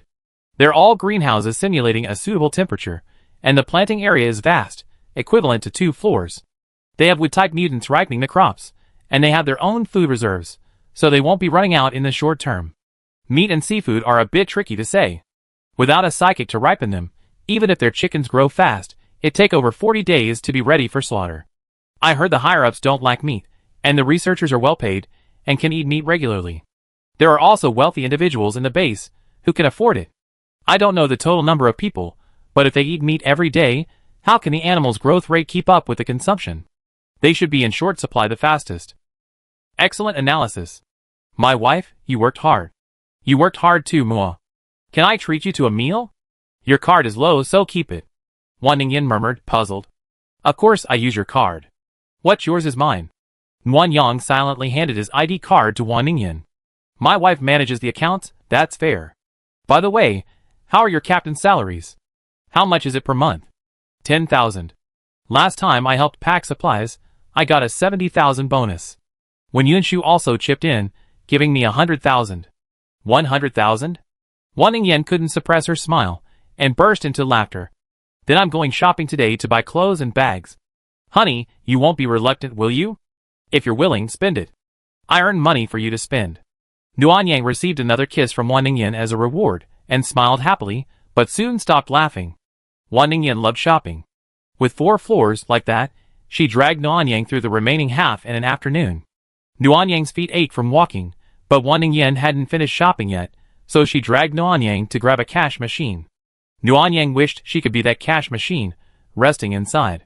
Nuanyang, someone, please save me. Chapter 442. Wan Ningyan failed to catch a doll for the umpteenth time, stamping her feet in frustration and calling for Nuanyang to help. Nuanyang finally sat down to rest, but had to stand up again, feeling a little dizzy and exhausted. These have adjustable claws. If you like them, just buy them and don't try to catch them. But I really like this one. Can you help me? Can't you control it? Just hold it and take it out. Catching it yourself is more fun. Nuanyang frowned. She was still planning to use her gold ability, but after hearing what Wan Ningyan said, she was afraid she would be unhappy if she used it. How could she catch a doll then? She was so short of money before the apocalypse that she had never spent such a fortune on a doll. With 0 experience, she probably wouldn't be as good as Wan Ningyan. Just as Nuanyang was thinking, Wan Ningyan suddenly let go of her arm. Forget it, I don't really want it. Let's go back. Huh? Why are you leaving? I don't want to catch it anymore. Nuanyang thought Wan Ningyan's enthusiasm was quick to come and go, but as she followed her, bag in hand, she noticed something was wrong. She ignored several small shops and headed straight for the elevator. She must be angry. Ningyan, why are you unhappy? Is it because of the doll? I go get it for you now, okay? Wan Ningyan ignored Nuanyang, but her lips were slightly pouting, and she looked aggrieved. Even a fool could tell she was unhappy. Nuanyang asked a few more questions, but she still didn't say anything, just walked quickly forward. Nuanyang saw a small rice noodle roll stall nearby and quickly stopped the person, guiding her to a small table. You must be tired from walking around for so long. Have some rice noodle rolls and rest. You eat, I'm not hungry. Wan Ningyan said, propping her head up with her hands, her lips pouting as if she were about to burst into tears if Nuanyang didn't soothe her. I'll order and be right back. There were many varieties of rice noodle rolls. Nuanyang ordered one with barbecued pork and one with Luohan vegetarian food. Seeing the bowl-shaped cakes, he grabbed 2 and paid for them together. The rice noodle rolls were freshly made. Nuanyang carefully placed the bowl-shaped cakes in front of Wan Ningyan. Honey, the rice noodle rolls will take a while. Have the bowl-shaped cakes first. No appetite. Are you out of appetite, or are you mad at me? Not mad, I'm just disappointed. Unhappy as expected, Nuanyang changed seats, squeezing into Wan Ningyan's bench, and moved his face closer, feigning pity and blinking. Honey, why are you feeling down? Did I do something wrong to upset you? Wan Ningyan slid aside and replied sullenly, you didn't do anything wrong. You're so sorry you're accompanying me even though you don't like shopping. What do you mean? I like it. Shopping with you is fun. You clearly don't like it. I want to play catch dolls with you, but you look so impatient and put me off. It's unfair, honey. You said I can't use my powers, so I was just thinking about how to catch them. As for my impatience, maybe I'm tired from walking so long, and my face isn't looking good, so you misunderstood. Wan Ningyan glanced at Nuanyang, then at her legs. Are you tired? Yeah, my feet hurt from sitting down now. Wan Ningyan moved back to Nuanyang's side, leaning against her, and reached out to massage her legs. Is this any more comfortable? Nuanyang nodded, a little embarrassed. I just need to rest for a while. Are you still angry? Don't be angry anymore. I thought you were. A little fed up with me, and that's why you were impatient with me. How could that be? I'm just tired. I've been out and about so much these past few days. Don't your feet hurt? Yes, they do, but the thought of going on a date with you makes me even happier. Nuanyang looked up at Wan Ningyan's profile, his nose tingling. He reached out and gently wrapped his arm around her waist, pulling closer to her. I was so slow to react. I didn't realize you wanted a date. I'm sorry. I seem to be so clueless and inconsiderate, always making you unhappy. No, you're great. Otherwise, who would marry you? Nuanyang felt sweet and guilty listening to this. After a moment's thought, he said, how about we eat something, rest for a while, and then go on a date? I don't have much experience, but you can teach me. Wan Ningyan slapped Nuanyang's thigh hard and moved away in disgust. Do you know how to talk? You act like I'm so experienced. This is my first time in love, okay? Nuanyang leaned over in frustration, wanting to apologize. She felt like she was exhausted to the point of losing her mind. She spoke without thinking, angering Wan Ningyan 3 times in just a few minutes. Boss, are our rice rolls ready? A man's noisy voice rang nearby, and Nuan Yang's apology faltered. The man's voice sounded familiar, so she instinctively looked up. It was the same four people she met at the hot pot restaurant. While Brother Wen and his four companions were waiting to pack up, they glanced around and happened to meet Nuan Yang and Wan Ningyan's eyes. Each of them had scars on their faces. Seeing Nuan Yang and the other two, they were terrified and ran away in panic, saying, "No more, no more," to the boss. The boss, bewildered, placed 3 rice noodle rolls on Nuan Yang's table. "We don't want those guys anymore. I give them to you." "Oh, okay. Thank you, boss." "You're welcome." After the boss left, Wan Ningyan nudged Nuan Yang's arm. "Why did those 4 run away when they saw us? They're just not as rich as us, so they shouldn't run away, right?" "I don't know. Eat, and then we go on a date." The little incident put the awkwardness behind them, and they resumed their usual affectionate ways. Nuan Yang, accepting Wan Ningyan's feeding, gazed thoughtfully at the direction the 4 fled. They had a wound on their face, and were scared after seeing me. They rather run than eat. Remembering when Yunchu's order to Zhao Wanning, Nuan Yang probably guessed they were being used as a warning to others. With that in mind, Nuan Yang understood why no one had approached them all afternoon. Nuan Yang was very satisfied with the handling of this matter. Otherwise, if he were out on a mission, Wan Ningyan might have been harassed while eating on the 4th floor. The thought was infuriating. That evening, after dinner, the two of them strolled around for 2 or 3 hours before returning home. This was their first official date since they started dating, and they were both very happy. They laughed and chatted all the way, but when they were almost at the door, they noticed Xiao Wanning and awkwardly separated. "Sister Ning, why are you here?" Xiao Wanning turned around when she heard Nuan Yang speak, as if she hadn't noticed their intimacy. "I have a mission. I pick you up tomorrow morning at 8 o'clock. I'd probably be out for 2 or 3 days. Go to bed early tonight." "A mission so soon?" "Well, better soon than later," Zhao Wanning said, then handed Nuan Yang a watch-like electronic device and a paper instruction manual. "This is the contact form. Your username is your name. The initial password is 6 zeros. You can change it yourself. I contact you through this if there are any missions or notifications. Remember to check the notifications when you hear the beep. For everything else, refer to the instructions." "Okay, thank you, Sister Ning. Remember to wear this thermal underwear. It's very cold outside, and you could easily catch a cold." "Yes." Zhao Wanning gave Nuan Yang 2 sets of black thermal underwear. He was quite thoughtful. Having 2 sets allowed them to change into and wash, and also provided a replacement in case of unexpected situations during missions. It was already 9:30 when they got home. To save time, they took a bath together. Wan Ningyan was too busy to spare, poring over the contact list. "It's not very good. It doesn't work without a local area network, and it's useless outside. It's already quite advanced. Look at Sanyang Mountain. Mission notifications usually rely on Chen Jun himself." "That's right, not as good as the best, but better than the worst." Ding ding. As they were talking, Wei Mingyi sent a call request.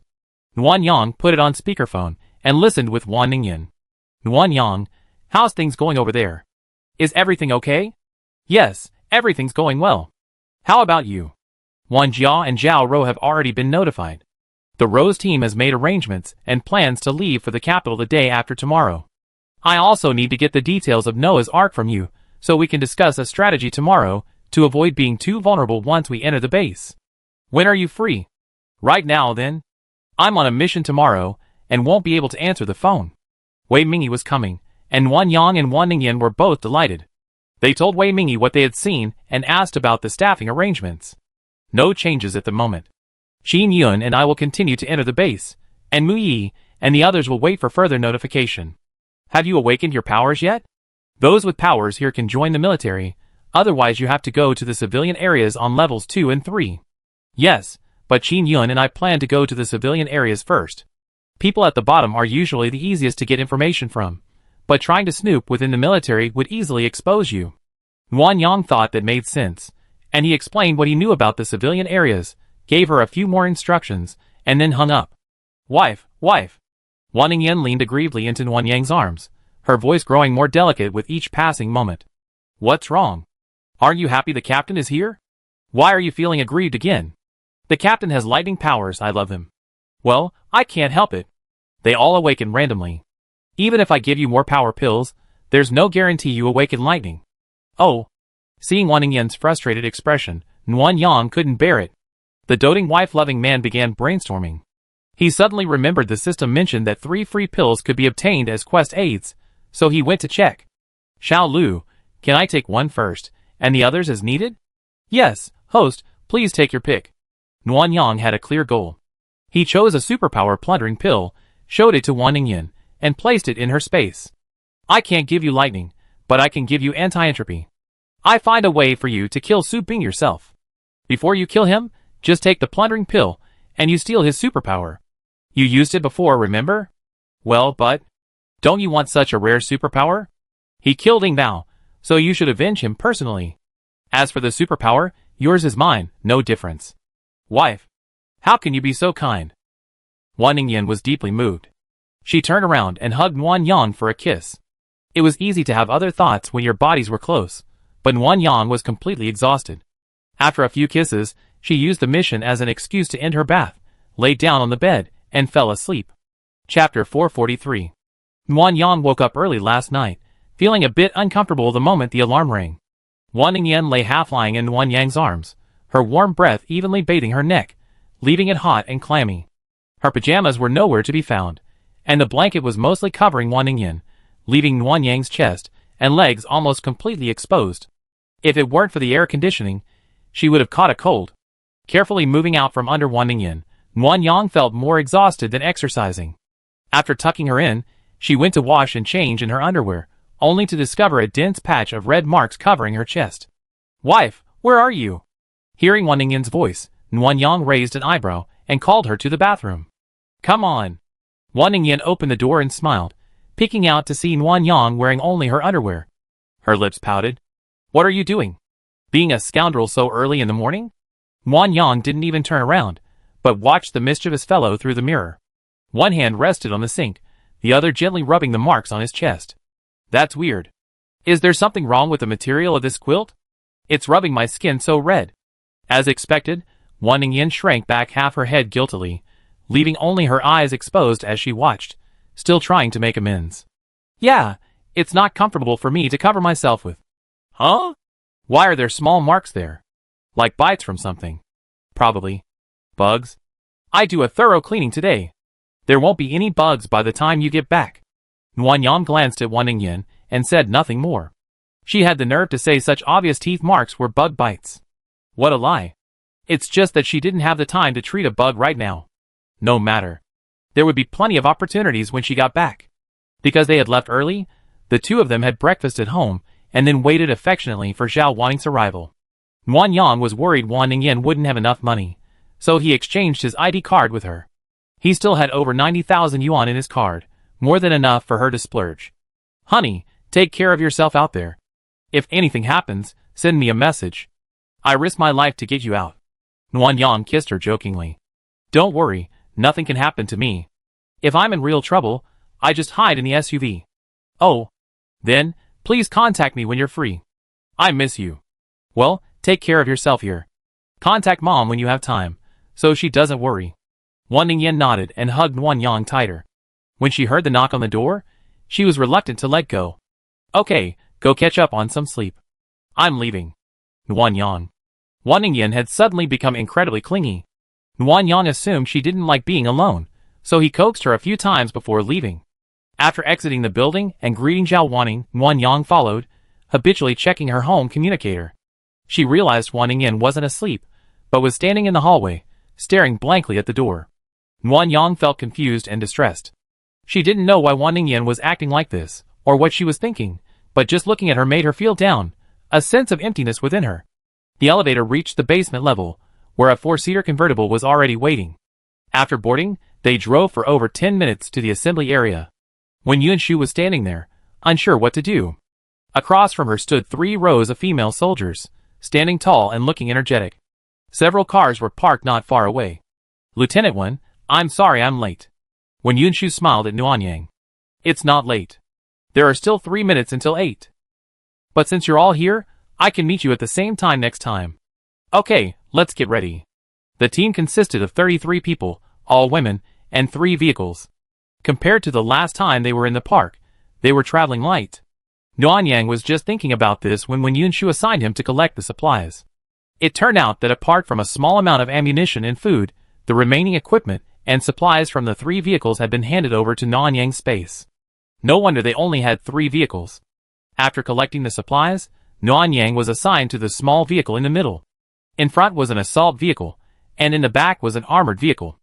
All the vehicles had been modified, with large tires and snow chains. Their bodies were covered in dense spikes to protect against zombies. They were said to be able to be fired like miniature arrows in an emergency. Nanyang and Wen Yunshu sat in the back seat, with a female soldier driving in the front and Zhao Wanning in the passenger seat. Although Nanyang felt uneasy sitting with her leader, she couldn't help but sigh at the abundance of Noah's Ark, with its abundant heating. Unlike Sanong Mountain, even using a helicopter would be a pain in the ass and waste fuel, let alone heating. Just after leaving the base, Nanyang saw Wan Ningyan leaving the entrance. She thought she'd rest, but instead, she saw her sitting on the sofa, hugging her knees, staring blankly at the doll she captured yesterday. Nanyang's mood worsened. She vaguely guessed why Wan Ningyan was like this, but there was nothing she could do. As a hostage, she could only stay at the base, leading a boring life. Xiaoyang, you don't seem happy? No, I'm just a little sleepy from getting up so early. Then get some sleep. It's a 5 or 6 hour drive. 5 or 6 hours. Aren't we looking for supplies? What are we looking for all this way? There's a large pig farm in Liao province. I'd like to try my luck there. Oh, so they're looking for mutant animals. With meat being so expensive at the base, that's understandable. Nanyang didn't say much else. He leaned back in his chair, closed his eyes, and pretended to rest, but he was actually watching Wan Ningyan.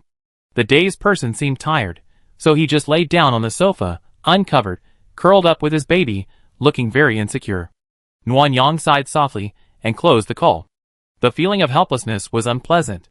She just wanted the mission to be over quickly, not to leave Wan Ningyan alone for too long. The journey wasn't smooth. The zombies seemed to have become accustomed to the extreme cold. Even the low-level zombies ran much faster, forcing the car to stop and fight back. Wen Yunshu didn't get out of the car, leaving it entirely to Zhao Wanning. The all-female army was well-trained. 7 or 8 snipers provided cover fire from the vehicle, while a dozen or so engaged in close combat. They coordinated their guns and superpowers, unlike Shinjun and his men, who prioritized saving supplies over a quick victory. After the counterattack, they didn't even bother digging for the cores. Instead, they cut off the heads and placed them in black bags. Then, they quickly got in the car and continued on their way to their destination. Lieutenant, we killed all 27 zombies, with no casualties. That's too slow. You have 30 soldiers, ammunition, and superpowers, yet you still need 5 minutes. Go back and write me a review analyzing the causes and optimizing solutions. Yes. Wen Yunshu was completely merciless in his criticism of Zhao Wanning, and Zhao Wanning didn't defend himself, accepting it completely. This made Nanyang feel uncomfortable listening to it. She had just observed the battlefield. The zombies were running in from all directions, and there were even more coming from farther away, having heard the gunfire. Therefore, it was impossible to kill them all at once. As if killing a few, more appeared, dragging out the time. After the kill, chopping off the zombie's head takes time, especially for zombies that are quite far away. Being able to counterattack and collect the core within 5 minutes is already impressive. Wen Yunshu is a bit too demanding. Nanyang silently complained about Wen Yunshu, then stared out the window and thought, the long car ride wasn't comfortable, and I couldn't sleep. It was just too boring. The long journey was exhausting, and after countless yawns, Nanyang finally arrived. The Xingwang pig farm, with its large address and even larger grounds, was now covered in a thick layer of snow, and everything was quiet. The farm is located in the suburbs, with fewer people and fewer zombies. Therefore, there were no signs of people or zombies here, but there were no signs of pigs either. Wen Yunshu had the house checked, then left a few guards behind and sent the rest out to look for pigs. Nanyang stood inside. She didn't want to sit, but was sore from sitting for hours, and the dust and dirt inside made it even more unpleasant. This room was probably for meetings. Inside, there was a full set of desks and chairs for the boss, and outside, a rather upscale-looking sofa and coffee table. A set of tea utensils and tea leaves were in the nearby cabinets. Nanyang finished her rounds, bored, and not wanting to stay with Wen Yunshu, so she went outside and stood a short distance away, using her tactical scope to check the surroundings. To Nanyang's surprise, there weren't any mutant pig signs. It was completely empty, not even zombie signs. She couldn't be so unlucky. If there were nothing, wouldn't she have to go back empty-handed? Nguyen Yang could imagine that when Yun Shu would be ridiculed by Song Yin and the others upon her return. That didn't matter, the more intense their internal fighting, the better. But if her own space was useless, that would be troublesome. She was still counting on it to gain their trust. Chapter 444. The guards weren't exactly guards. A short-haired female soldier never took her eyes off Nguyen Yang. Knowing that when Yun Shu was still worried about her, Nguyen Yang didn't go far, but circled the house and carefully observed the surroundings. There really was nothing. Nguyen Yang sighed uncomfortably, thought for a moment, then turned back inside to look for Yun Shu. When Yun Shu looked relaxed, sitting in the executive chair that Zhao Wanning had tidied, carefully wiping his silver pistol with a handkerchief. At the sound of Nguyen Yang's footsteps, Yun Shu didn't even look up, but simply asked if she was cold. It's quite cold. It looks like it's going to snow again. Yeah, it snows lightly every time it's cloudy, and it snows heavily when the wind picks up. As when Yun Shu spoke, he waved to a soldier, gave him a few instructions, and the soldier left. He quickly returned and placed the charcoal stove inside. Among the supplies I asked you to collect, there's an orange box with a grill pan and some food inside. You can eat while you warm yourself. Well, what about you? You didn't have lunch, so how about I grill something for you? Okay, thank you, Xiaoyang. When Yun Shu seemed in a good mood, smiling as he thanked her, Nguyen Yang politely returned the smile and held out the orange box. With his experience from the previous barbecue, Nguyen Yang was quite adept at grilling. Besides grilling meat and vegetables, he also placed 2 oranges on top. They say grilled oranges are good for the throat in winter.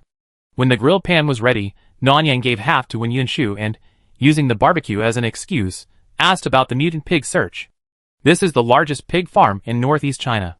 We have special state approval to raise 20,000 pigs.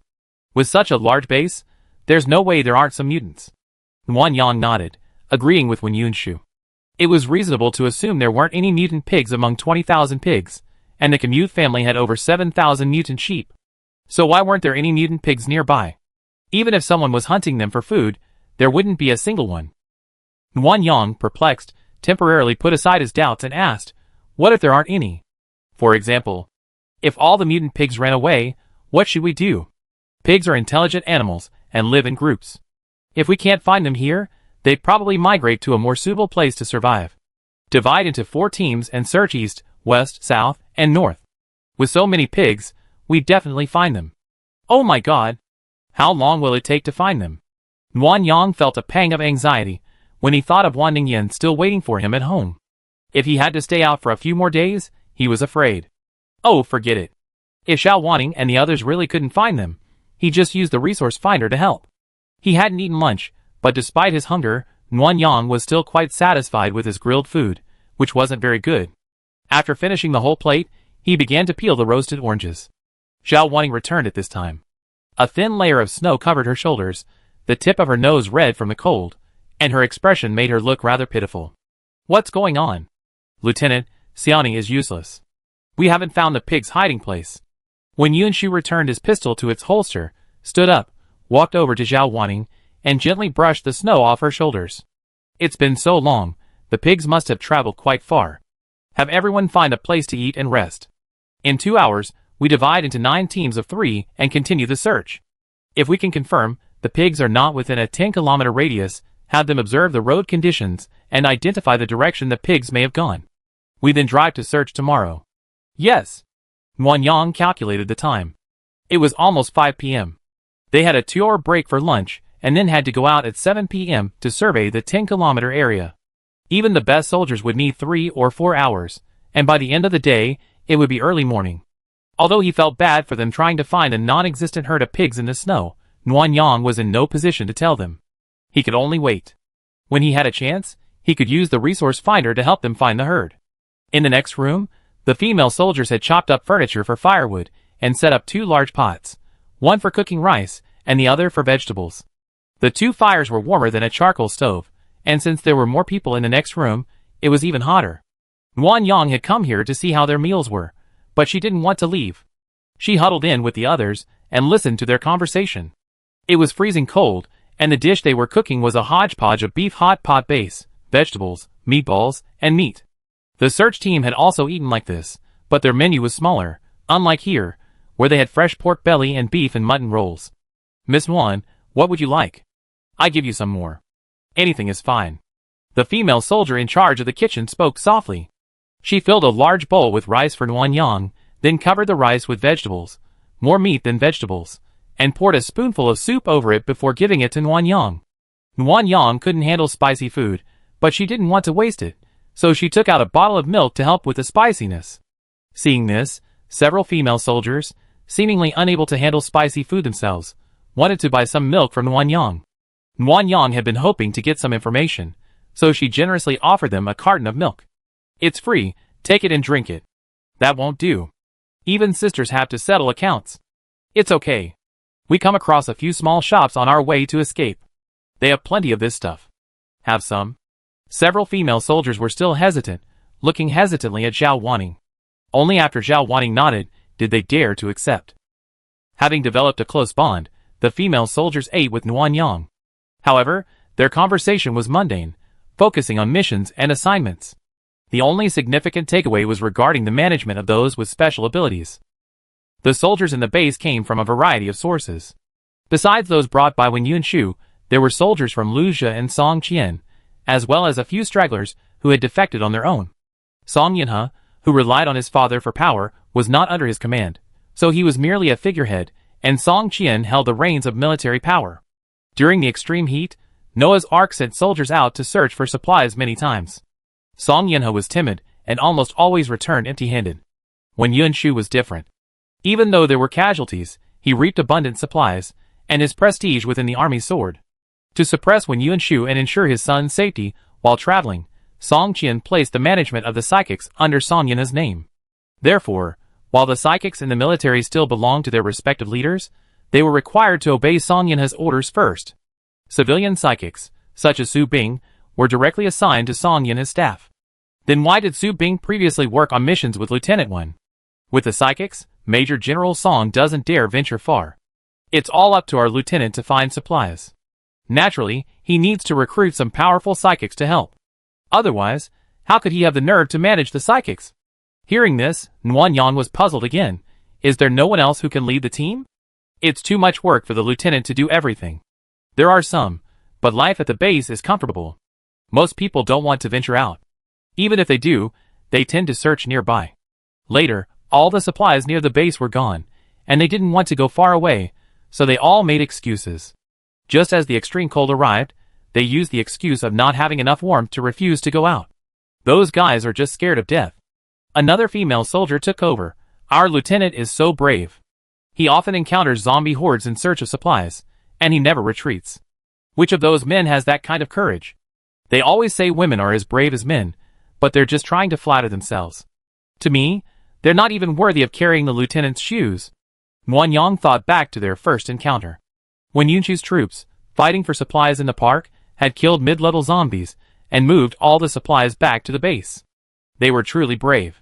Ordinary people would have fled at the first sign of trouble. Who would risk their lives for supplies? Ahem. Zhao Wanning arrived, and with a light cough, several female soldiers immediately fell silent. They bowed to her as a greeting and quickly slipped away. Sister Ning, have you finished eating? Yes. Zhao Wanning squatted in front of Nuan Yang, glanced at the carton of milk next to him, only the shells remaining, and said thank you. When we get back to base, I transfer the money for the milk to your account. From now on, keep the good stuff for yourself and don't share it. We're all comrades. One carton of milk isn't enough. It's the end of the world now, and supplies are scarce. You better be selfish. Nuan Yang was selfish, of course, just trying to gather information, but after hearing what Zhao Wanning said, he nodded in agreement. Also, don't mention what they just said in front of the lieutenant, and don't talk about it too much in the future. The lieutenant doesn't like it. Oh, are all those stories true? Or are they exaggerated? Zhao Wanning's face was a little serious. He hesitated for a few seconds before nodding. It's all true. The lieutenant is very powerful, more courageous than a man, a godlike existence. A godlike being? That's quite a high praise, but Nuan Yang found it odd. Why did Zhao Wanning look so miserable? Shouldn't he be happy about such a compliment? What's the point of looking so sad? Zhao Wanning left quickly, leaning against the door and looking outside. Everyone else, because of Zhao Wanning's low mood, stayed quiet and didn't dare chat. As a result, Nguyen Yang couldn't hear anything, so she returned to Wen Yunshu's room. Chapter 445. Wen Yunshu's room was colder than the one next door, heated only by a charcoal stove. Wen Yunshu himself didn't seem to have eaten anything hot. On the table beside him were 2 leftover compressed biscuit packages, and a bottle of mineral water, only 1/3 empty. There was no electricity in the room, and the lighting was provided by a flashlight hanging in the air. Wen Yunshu sat below, reading something. Nguyen Yang approached and saw it was a map. Judging by the shape, it should be Liao Province. Are you back? Yes, Lieutenant, aren't you going to eat? I have. Wen Yunshu then looked up at Nguyen Yang. What about you? Have you eaten yet? Nguyen Yang nodded and sat down obediently by the charcoal stove. Although it was cold, the base's thermal clothing was indeed effective. Nguyen Yang hadn't even consumed any energy-producing fat. There's nothing fun here. If you're bored, go rest. Nguyen Yang hesitated, scanning the room. There was only a desk, a sofa, a coffee table, and no bed. Was he supposed to sleep on the sofa? Wen Yunshu, seeing Nguyen Yang's puzzled expression, explained, the temperature outside is too cold. You can sleep in the car. I have Xiaoning turn on the heater, so you can sleep more comfortably. Huh? Isn't that too extravagant? The pig farm is quite remote, and it's the only house nearby. Liao Province relies heavily on heating, and the houses aren't very well insulated. Sleeping in a house can easily lead to cold or even hypothermia. Sleeping in the car is the best option. Oh. Wen Yunshu, worried that Nguyen Yang would feel embarrassed, called Zhao wanting to take her there. Nguyen Yang, who happened to want to use the resource finder, followed. 3 cars were parked in front of the house. The 4 guards at the gate could also keep an eye on the vehicles to prevent any danger, so sleeping in the car was quite safe. The house across from the car had been converted into a toilet. After using it, just scoop some snow from the shovel at the door and cover it. His bottom was freezing, but Nguyen Yang had no other choice. Shivering, he finished his work, covered the mess with snow, and followed Zhao wanting to wash up. It's too cold. The hot water will get cold soon. Hurry up and wash. Okay. Nguyen Yang squatted in the right corner, outside the house, and brushed his teeth for just a dozen seconds. When he tried to rinse his mouth, the top layer of water in the cup had already frozen into a thin layer of ice. Nguyen Yang sighed, and threw the ice on the ground. Seeing Zhao Wanning standing far away, he quietly added some hot water to the cup, and finally finished brushing his teeth. Washing his face was a little easier. There was more hot water, so it wasn't easy to freeze. However, his warm face was soon exposed to the cold weather, and frost quickly formed on it. Ice crystals even clinged to his eyelashes. Zhao Wanning first got gas and supplies from Nguyen Yang. After filling up the car, he turned on the heater, lowered the back seat, and took a long pillow from the trunk and stuffed it into the gap in the center, creating a simple cot. Nguyen Yang, look in there. There should be a red woven bag filled with blankets and other items. You can use them to cover yourself. And don't worry about suffocating. This car has been modified, and the air circulation system is excellent. You don't need to open the windows for ventilation. Well, what about you and the lieutenant? I sleep on the left, and you can use the right, okay? No, I just take a nap in my seat. As for the lieutenant, Zhao Wanning seemed troubled. After a few seconds, he said, let's save some space for the lieutenant, but she might not sleep. Why? Nothing. You rest. I won't bother you. Zhao Wanning evaded Nguyen Yang's question, closed the car door, and returned to Wen Yunshu's room, presumably to report. Nguyen Yang snorted helplessly, silently complaining about Zhao Wanning's tight-lipped nature. Then she took off her coat, and found a thick blanket from her space. She didn't want the military blanket, it wasn't as comfortable as her own. Because she was lying down, Nguyen Yang's upper body was a bit far from the car window, so using the resource finder wouldn't be noticed. So she decided to go to Wan Ningyan's space to get it. Just as she was about to take the item out, Nguyen Yang suddenly remembered her promise to Wan Ningyan. She was so scared of the argument that she didn't dare steal it. She first connected to the communicator on the doorframe and, as usual, sent Wan Ningyan a message asking to borrow the item. Wan Ningyan was lying on her side in bed. As soon as Nguyen Yang sent the message, she sat up immediately. Soon, Nguyen Yang received a reply, a simple 2-word message, take it. With permission, Nguyen Yang took out the resource finder. It took 10 seconds to activate, so she passed the time by looking at the communicator. Strangely, Wan Ningyan was still sitting on the bed, but she didn't move, and she couldn't tell what she was doing. The results came in quickly. Nguyen Yang looked around and found quite a number of mutant animals, but some were far apart and scattered. The largest number was on a mountain 60 kilometers to the north, where tiny specks were particularly numerous, numbering over 30,000. Nuanyang noted the direction and distance, then returned the finder to Wan Ningyan. As soon as she put it back in her profile, a message popped up. Nuanyang, are you done? Nuanyang saw on the communicator that Wan Ningyan had happily shifted her posture, lying on the bed, awaiting her response, her little feet wiggling happily. Seeing his wife happy, Nuanyang was also in a good mood. He glanced at the distance between the soldiers and the car, figuring they wouldn't be discovered. He then video called Wan Ningyan and whispered to her. Honey, I miss you so much. Are you okay out there? Wan Ningyan's voice was unconsciously limping, coquettish and tender. The video screen was shaking. She trotted to the bathroom and used the mirror to let Nuanyang see herself clearly. Oh no, can you see? I'm sleeping in the car, cold and cramped. I really want to hold you in my arms. So pitiful. When will you be back? I hold you. The mutant pigs here are a little far away. I couldn't find them today. I try to guide them there tomorrow. I'd probably catch them, and then return to base. If I'm quick, I'd be home by evening. Oh. Wan Ningyan's voice was a little lost. She forced a smile, afraid Nuanyang would notice something was wrong. Then, can you send me a message on your way back tomorrow? I'd be waiting for you at home. Okay. Nuanyang had already noticed something was wrong with Wan Ningyan, but being so far away, there was no point in saying anything. He couldn't go back to comfort her right away, and exposing her would only make her feel worse. Thinking over it, Nuanyang made up an excuse. He didn't end the video call, hung a small mirror on the front seat, and then slept with Wan Ningyan on video. The car was dim, and Wan Ningyan couldn't actually see Nuanyang clearly, but she would be able to see him after dawn tomorrow. Nuanyang hoped this would put Wan Ningyan at ease. The next morning, just as dawn was breaking, Nuanyang was shaken awake. When he opened his eyes, it was snowing heavily outside, and a layer of frost had formed on the car windows. Good morning, are you awake? It was Wen Yunshu's voice. Seeing her sitting beside him, a smile on her face, Nuanyang's still fuzzy mind instantly cleared. He quickly wiped the car window. The pig farm was gone. Lieutenant, where are we going? To find the pigs. Pigs? Nuanyang looked out the window again, puzzled. It was all white. Where were the signs of pigs? Could we have strayed? Xiao Ning and the others surveyed the farm yesterday. There were no signs of pigs near it. After analysis, we decided to search north. North? Nuanyang breathed a sigh of relief. Well, how long have we been on the move? About half an hour, Xiaoyang. What's that mirror for? It's unlucky to have a mirror across from you while you sleep. Well, I wanted to get up in the morning and check on the messenger.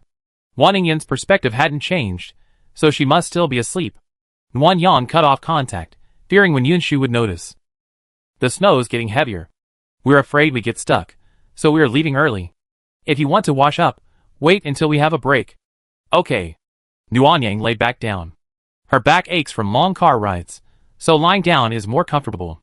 Just as Nuanyang was trying to unwind, Wen Yunshu's words suddenly rang in her ears, making her heart race. This car is my personal car. It was retrofitted with surveillance cameras. No need for internet access, just a memory card will do. It's very convenient. Nuanyang turned stiffly, and saw Wen Yunshu pull out a tablet from the other side. She pointed to the inserted memory card and showed it to her. Wen Yunshu smiled gently, but Nuanyang felt so terrified that she was speechless. As cold sweat broke out, Wen Yunshu dealt Nuanyang another blow. She pointed to the back of the car. The camera is right behind the car. Chapter 446. Nuanyang was so panicked that her mouth was dry. Ever since Wen Yunshu started talking, she hadn't dared to say a word. Or perhaps, her mind was so tangled that she had no idea how to respond. The car was eerily quiet, with only the whirring of the warm air. Wen Yunshu stared at Nuanyang for a long moment, then suddenly laughed and asked Xiao, wanting to tell everyone to stop and rest for 10 minutes. In just half a minute, the car stopped. The driver and Xiao Wanting tactfully got out, leaving Nuanyang and Wen Yunshu staring at each other. Wen Yunshu tapped his fingertips on the tablet twice and asked, "Are the pigs to the north?" Nuanyang wanted nothing more than to play the ostrich, but Wen Yunshu had spoken, and there was no way to hide. Reaching her forehead with her right hand, Nuanyang sighed deeply, and then uttered a "hm." Even with surveillance cameras, there would still be a pig herd to the north. There was no point in Nuanyang lying. She could only pray that it was too dark, and Wen Yunshu didn't see the sheer magnitude of her possessions. A faint sound reached Nuanyang's ears. Just as he was about to turn around, When Yunshu reached out, and in his callous palm lay a small memory card. What is this? Put it away, and don't let anyone else know. Wan Yang didn't quite understand Wen Yunshu's intention, but she still put the memory card into the storage device. When Yunshu withdrew his hand, gave Wan Yang a meaningful look, then cast his gaze outside the car and spoke slowly. The higher-ups at the base aren't harmonious. You can see I was checking the surveillance cameras in the car for my own safety. After Xiaoning and the others returned, I considered for a long time and decided to head south. As usual before leaving, I checked the surveillance cameras and found something interesting, so I changed my route north. Actually, from the moment I saw you, including your wife, I knew you were no ordinary people. This incident has only solidified my suspicions. You're a smart person. You should know the meaning of possessing a treasure.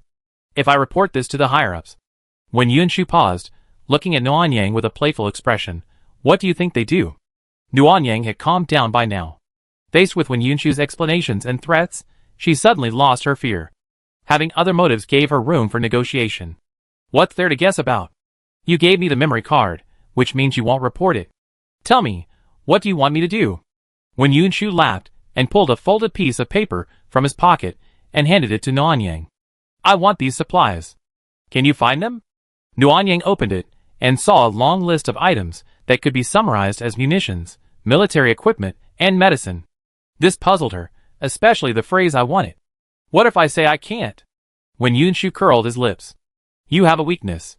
You have to be able to do it, unless you don't care about her anymore. She was Wan Ningyan. Nuanyang deflated, suddenly feeling ridiculous. His talk of negotiating was self-deception. As long as Wan Ningyan stayed on Noah's Ark, he would be under her control. Another sigh, Nuanyang, almost drooping with melancholy, decided to calm Wen Yunshu first. They should all be found, but my tools are limited in range. They can only survey 100 miles at most. It might take some time to find them. Got it. I make arrangements when we get back. Where are the pigs? How far north are they? About 60 kilometers. Well, why are you so gloomy? Should I be happy? When Yunshu's smile widened. He rolled down the window and snapped his fingers, and the soldiers quickly returned to the car and continued driving. Nuanyang lay back down. At this point, she could only take things one step at a time, carefully recalling what she had discussed with Wan Ningyan last night. Thankfully, out of concern for Wan Ningyan, Nuanyang only mentioned the direction of the pig herd and how long it would take to return. The rest of the time, she spent time with Wan Ningyan, not revealing anything else. If you really look closely, there's actually an inexplicable communicator. The conversations are clearly with Wan Ningyan, but with no internet connection, and the Noah's Ark only having a local area network for the base, it's highly suspicious that they could communicate with Wan Ningyan over such a distance. Nuanyang's heart, which had just relaxed, began to lift again. When Yunshu didn't ask, perhaps because she was too lazy to ask. After all, she hadn't even considered looking at the resource finder, but this was a real threat. When Yunshu could now ask Nuanyang for help in finding supplies, or she could ask Nuanyang to hand over the finder and communicator. As long as Wan Ningyan was still at the base, Nuanyang would be in a very vulnerable position.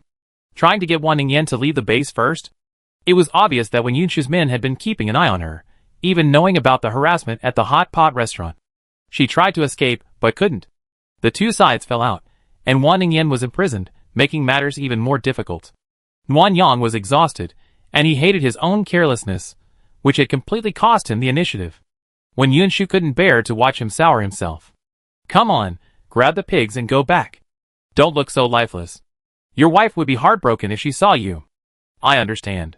When Yunshu was so cunning, using Wan Ningyan for threats and comfort, using her for dual purposes. He really had Nuanyang in his corner. Nuanyang rolled his eyes and slowly sat up. Hungry, he took out the giant scallion pork buns that Wan Mama had made and began to eat. About 20 minutes later, a large mountain appeared, and a strange corpse appeared on the roadside. Xiaoning, go check it out. Yes. Xiao Wanning got out of the car and went to the roadside. After carefully examining the body, he divided the group into 4 teams. After some unexplained conversation, the 4 teams quickly headed to either side of the road. Back in the car, Xiao Wanning quickly reported the situation to Wen Yunshu. Lieutenant, these are mutant pig carcasses. There are bite marks on the bones. I'm afraid there might be wild animals nearby. I arranged for a team to investigate. Wild animals? When Yunshu closed his book and surveyed the surroundings. Everyone, be on high alert. Judging from the situation in Liao province, it could be a black bear or a tiger. Understood. Nguyen Yang munched on her bun in silence. Wild animals were nothing to her. After all, she was just a weakling with spatial abilities, so even if there were any, it wouldn't be her business to worry about them. Soon, the 4 teams returned. Zhao Wanting summarized the information and gave Wen Yunshu a Polaroid photo. It's a tiger. The further we go, the more signs of tiger life there are. We estimate there are at least 3. It's normal for a herd of pigs to attract tigers. Let's go! If a tiger dares to come, we skin it and make a blanket. Understood. The car started up again, heading towards the mountain. The closer they got, the more mutant pig carcasses lay on the roadside. Some were buried under the snow, while others appeared to have been recently gnawed, staining the surrounding snow red. Nguyen Yang stuffed the last bite of his bun into his mouth, then pulled out his tactical scope and began observing. He discovered that the mutant pigs were all on the mountain, tens of thousands of them densely packed like tiny dots. At the foot of the mountain ahead, there were a dozen small dots of different colors. Nguyen Yang was just wondering if they were tigers when the car slammed on the brakes. Zhao Wanting received a message about a pack of mutant tigers. Lieutenant, the pigs are up the mountain, but there's a pack of mutant tigers ahead, at least 17 of them. If we want to go up the mountain to catch the pigs, we can't avoid the tigers. 17? Wen Yunshu frowned. After a brief thought, he asked Nguyen Yang to get out of the car and retrieve all the weapons. Noah's Ark's weapons were very advanced. They had lightweight rocket launchers that Nguyen Yang had never seen before. They were only half a meter long, double-barreled, and equipped with compact rockets. They could fire 2 at a time, quickly and powerfully, unlike the rocket launchers on Sanyang Mountain, which were bulky and difficult to carry. Mutated tigers are more dangerous than ordinary tigers. We use Plan C later. No need to capture them alive, just eliminate them all. Yes, Lieutenant. As Wen Yunshu prepared to leave, he turned and looked at Nguyen Yang. Xiaoyang, stay in the car and keep the door closed. Don't get hurt by the tiger. Yes, Lieutenant, you're going too? Of course. Nguyen Yang had assumed Wen Yunshu was a leader who left everything to her subordinates, but she hadn't expected her to grab a rifle and a rocket launcher and join everyone in the tiger-slaying expedition. Coincidentally, Nguyen Yang also wanted to see the strength of Wen Yunshu's all-female army, so she agreed to stay in the car, then got out and quietly followed them once they were far away. Chapter 447. Nguyen Yang didn't dare get too close, fearing discovery by Wen Yunshu and the others. He hid behind a half-meter-tall tree stump on the side of the road, using his tactical scope to zoom in on the situation ahead.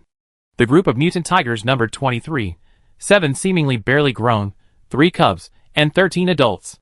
They were enormous, sprawled in the snow, their eyes fixed on the approaching Wen Yunshu and his group. The army's firearms would have been enough to kill and force back the tigers blocking their path, but Wen Yunshu didn't resort to them directly. Instead, he gestured to the others, and they dispersed. Some climbed trees, others held ropes, and the rest formed into 2 teams, forming an ambush from left to right. Nguyen Yang was completely confused by this tactic and strained his brain. When Yunshu suddenly stood up, her rifle and rocket launcher slung across her back, a wooden stick in her hand. Her towering stature instantly attracted the attention of all the tigers. Sh! A series of whistles sounded, and the strongest mutant tiger rose from its crouching position, staring intently at Wen Yunshu. Wen Yunshu, however, showed no fear. Holding a wooden stick, he approached the tigers. Nguyen Yang was startled, but then her worry subsided. Wen Yunshu was so cunning, how could he play with his own life? Wen Yunshu approached closer and closer. When he was 50 meters away, all the tigers sat up. Even the 3 cubs stopped playing. Roar! A tiger roared, and the grunts of fear echoed from the hills behind. Wen Yunshu remained calm, swinging his stick forward. When they were only 20 meters away, all the tigers stood up. Leading the pack, presumably the leader, followed by a dozen or so tigers, they began to slowly move forward. At the critical moment, Wen Yunshu suddenly threw a wooden stick at the tigers, then thrust his palm upwards. The tiger dodged the stick, but the wind whipped up the snow, striking the tigers hard. Roar! A dozen tigers roared, the sound deafening. Seeing them about to attack him, Wen Yunshu turned and ran, the tigers immediately giving chase. Wen Yunshu must have been in excellent physical condition, as he was still quite fast even with a pack of tigers chasing him. He ran for over 10 seconds without letting the pack catch up. However, humans and mutated beasts are different after all. Their endurance and stamina are completely different, and when Yunshu was quickly overtaken by the tigers. At this critical moment, Zhao Wanning extended his right hand and swung it. Ropes sprang out from the snow, and the tigers behind Wen Yunshu were caught off guard and tripped. Bang! Wen Yunshu ran, drawing his rifle and firing at the tigers. This was the signal for a counterattack. Instantly, gold, fire, earth, ice, and other superpowers, along with rockets, rushed into the tiger pack, leaving the mutants powerless to fight back. The mutant tiger's screams didn't last long. Most of the pack had been killed or wounded. A few frightened ones tried to flee, but suddenly a tornado erupted, blocking the tiger's escape route. Nuanyang saw what seemed to be Wen Yunshu's superpower. Remembering the snow she had used to provoke the tigers earlier, he felt even more strongly that it was her. However, the wind was so strong, it didn't seem like a low-level superpower of 1 or 2. Ahem. Host, I only need 1 point to check Wen Yunshu's ability status. Alright, check it for me. Ding. Points deducted. Host, Wen Yunshu's ability is level 4 for the wind element. Level 4? Nuanyang was surprised. The highest level of ability she had ever encountered among ordinary people was only level 3, yet Wen Yunshu was already level 4, and his ability was the wind element, which Nuanyang considered less lethal. This ability is particularly useless at low levels. Kuyu's wind element is a wind element, but she usually uses the Shaolin stick more often because low-level wind elements are ineffective. A mere gust of wind wouldn't even blow away zombies. Wen Yunshu not only rapidly increased his wind element level, but also manipulated it to create a tornado for increased damage, truly a capable officer. After the counterattack, the tigers were quickly defeated by a double-teaming attack. Seeing that the situation was almost over, Nuanyang crouched down and prepared to return when a nearby tree stump was suddenly shot, startling Nuanyang. Looking up, Wen Yunshu was holding a silver pistol. Upon seeing Nuanyang, he waved the muzzle, signaling her to come over. Caught red-handed, Nuanyang had no choice but to go forward, albeit a bit slowly. On the way, she was trying to come up with an excuse, but when she reached Wen Yunshu, she didn't even ask. Are you injured? No. Next time you want to see it, tell Xiao Ning. Watch it up close. If something happens this far away, we won't be able to save them in time. Nuanyang wasn't expecting Wen Yunshu's reaction. She replied blankly and followed him. Because of the use of firearms, only 5 mutant tiger carcasses remained intact, the rest were mutilated. Seeing Wen Yunshu approach, Zhao Wanning trotted over with 2 female soldiers.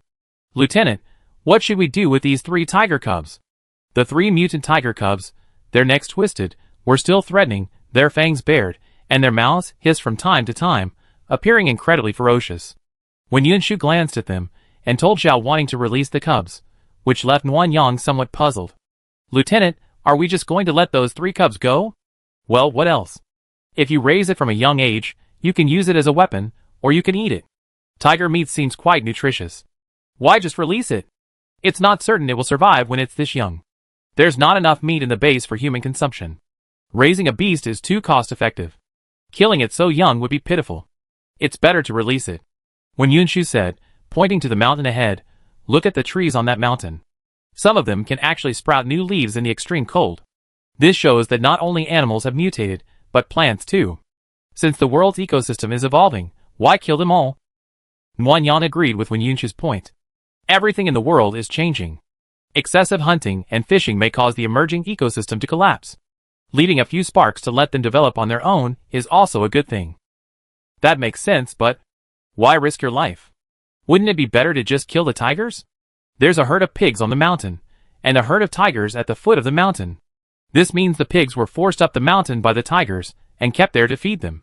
If we use our supernatural powers and firearms at the foot of the mountain, without the tigers, the frightened pigs will scatter and flee, making it difficult to capture them. But the tigers are blocking the way up the mountain, so we can only lure them away and then kill them. There are risks, but high risks, high rewards. Wen Yunshu seemed in a good mood, smiling throughout her speech, and patiently answered Nuanyang's questions. If Wen Yunshu hadn't threatened him, Nuanyang would have sincerely admired her observation and courage. Challenging a pack of tigers alone would have terrified any man. The tiger carcasses were gathered together. After Nuanyang stored them in his space, the main group prepared nets and ropes, and began hunting from the foot of the mountain upwards. Nuanyang followed Zhao Wanning back to collect the car. The 3 vehicles were a bit far from the mountain, and capturing the mutant pigs alive was quite exhausting. Wen Yunshu wanted everyone to walk less after the event, so he asked Nuanyang to act as a walking porter. While Wen Yunshu was right, Nuanyang felt a bit uncomfortable. Wen Yunshu was so comfortable using him, and he didn't even bother threatening him, which was a bit annoying. The pigs on the mountain were getting restless due to the approach of humans. As Nuanyang parked the vehicle and headed up the mountain, he could often hear the pigs howling. By the time they reunited with the main group, 6 mutant pigs had already been caught in the net. Xiaoyang, does your spatial ability allow you to capture anything you touch? Yes. Okay then. I have everyone herd the pigs into a single pen. You can go in and collect them later. Don't worry, Xiaoning will have someone to protect you and won't let the pigs hurt you. Okay. After collecting 6 pigs, Nuanyang leaned against a tree trunk and waited for everyone to finish herding them. There were over 30,000 pigs on the mountain. They were driven away using nets, fire, and sticks, and Nuanyang went in to collect them. After a few coordinated efforts, they had almost all of the mutant pigs captured. The remaining ones were scattered and not cost-effective, so Wen Yunshu didn't want them. After finishing everything, it was already 4 p.m., and Wen Yunshu only gave everyone a 10-minute break. Without even time to eat, they rushed back to the base. Time was tight, so everyone basically ate a couple of compressed biscuits to fill their stomachs. When the mineral water froze, they ate snow to quench their thirst. Nuanyang's stomach had long been spoiled by Wan's mother, and he couldn't stand the hardship, so he went back to his big meat buns. Xiaoyang, how many pigs did you catch? Nuanyang was speechless. The soldiers had been staring at him as he caught the pigs, their mouths moving as they counted. Now they were asking how many pigs there were, weren't they just trying to see if he was being honest? 28,956. No, only 18,956. Nuanyang was stunned, looking at Wen Yunshu in confusion. Wen Yunshu, with her tan complexion, smiled gently, the afterglow of the setting sun streaming through the car window making her look even more gentle. Nuanyang stared at her for a few seconds before finally understanding her gaze. Just as Song Yunha had suspected, Wen Yunshu had indeed deceived her superiors and subordinates. Chapter 448. It was already 10:30 p.m. when they returned to Noah's Arkansas when Yunshu told Nuanyang to go back and rest, and to discuss the mutant pig transfer tomorrow. Nuanyang agreed and followed Xiao Wanting out. After staying up all night last night, doing strenuous work today, and then continuing on the bus, Xiao Wanting was unusually tired. After dropping him off, he said goodbye. Nuanyang was also tired, but not as tired as Xiao Wanting and the others. She rubbed her face, trying to look less exhausted, and then punched the door code. Just after hitting 2 digits, she heard movement inside. When the door opened, Wan Ningyan threw herself into Nuanyang's arms, hugging her tightly. You're finally back. I missed you so much. I missed you too. Nuanyang put an arm around Wan Ningyan's waist and led her inside, closing and locking the door. Wan Ningyan was like an octopus, clinging to her and refusing to let go. Nuanyang took a few steps, feeling the strain, so he bent slightly, grabbed her thighs, and pulled her up, draping her against his body. Keep your legs tight. It hurt if you fall.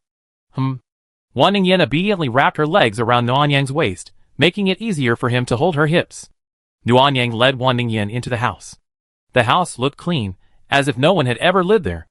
Even the sheets and pillowcases were fresh. Sit on the bed or the sofa? Neither. You want to lean on me? I haven't even showered yet. Don't you mind my stink? I don't mind. Wan Ningyan said, hugging her tighter. Nuanyang smelled the fragrance of her hair and glanced down, guessing she had already showered. Someone with obsessive-compulsive disorder doesn't mind her own stench. It seems she's been tormented these past few days. Nuanyang sighed with heartache.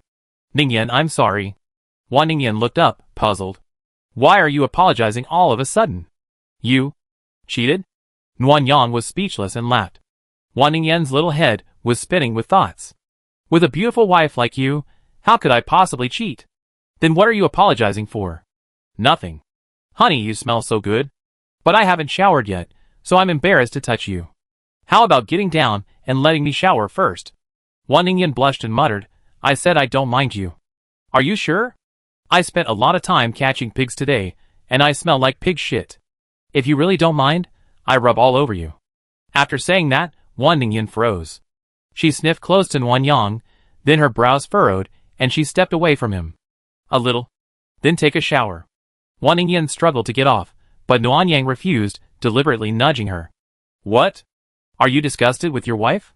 Doesn't your conscience bother you? You. Let me go! No, no, not unless I kiss you. Wan Ningyan's features were all squeezed together, her lips pursed. She touched Nuanyang's cheek with great displeasure, and only then did Nuanyang let her go, satisfied. When they were catching pigs, the mountain was covered in pig manure and snow. Although Nuanyang didn't get any of it, the smell had gotten to her. Even after the shower, she still felt stinky, so she decided to take a flower petal bath. Someone with a mysophobia found out, and wanted to join in, claiming that they were stained with the stink. Honey, you make me sound dirty when you say that. Yes, they are. Your shoes stink so bad, I just mop the floor and brush them until the house smells normal again. Nuanyang shut up instantly. Those shoes had been in pig manure. Even if he wiped them with snow, they wouldn't be clean. After soaking for a while, the fatigue subsided a little. Nuanyang felt extremely comfortable. Just as he was about to close his eyes for a nap, Wan Ningyan's voice rang in his ears. The captain is here, arriving on the second floor with Qin Yun. You have a mission today, so he only told me. Already in the base? So fast. Yeah, I heard that any young woman can enter after a physical examination, so it went smoothly. So how are they doing now? The conditions on the second floor must be quite poor. They are. They've been assigned to a free room of about 5 square meters, with nothing but a metal bed.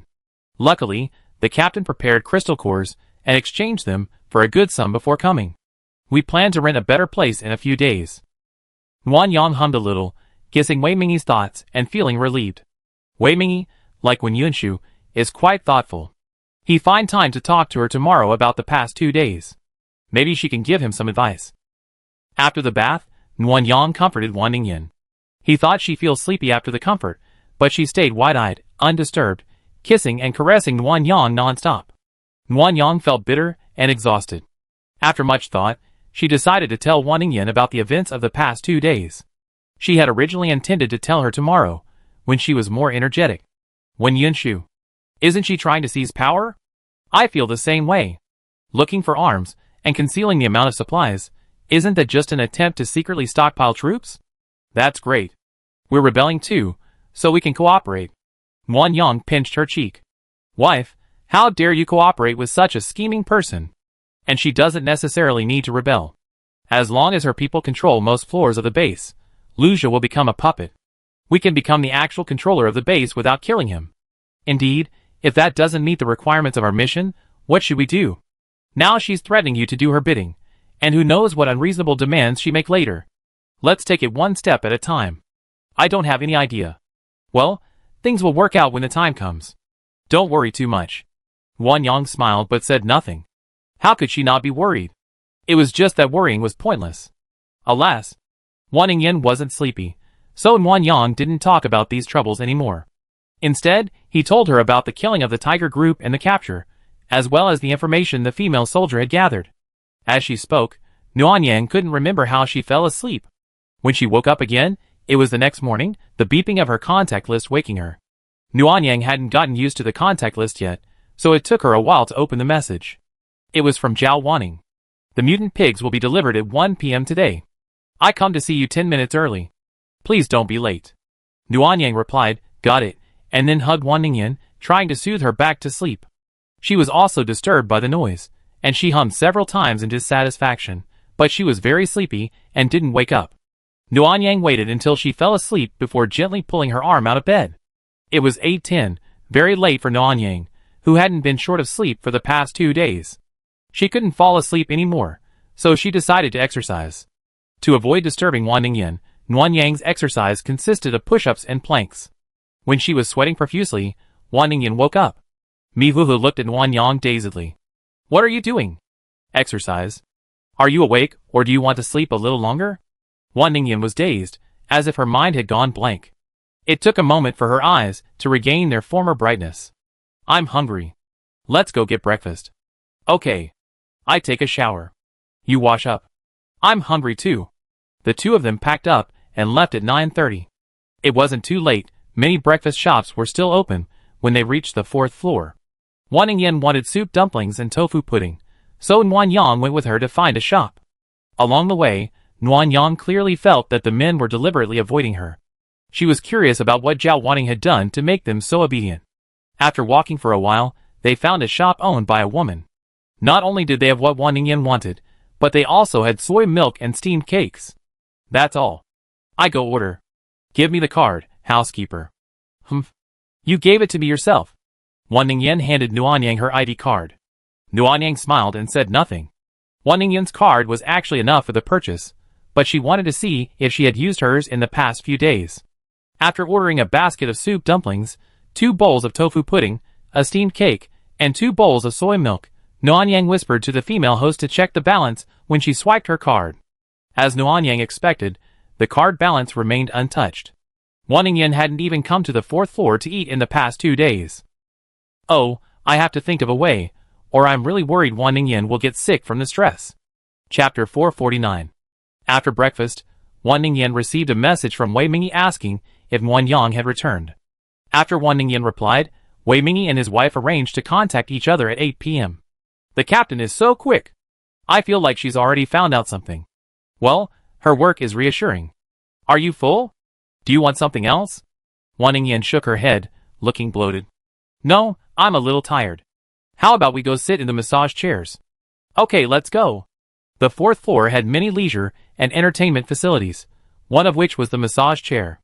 They were very affordable, 10 yuan per hour, much cheaper than before the apocalypse. However, these days, it's hard for people to even afford a good meal, so few would be willing to spend 10 yuan on a massage.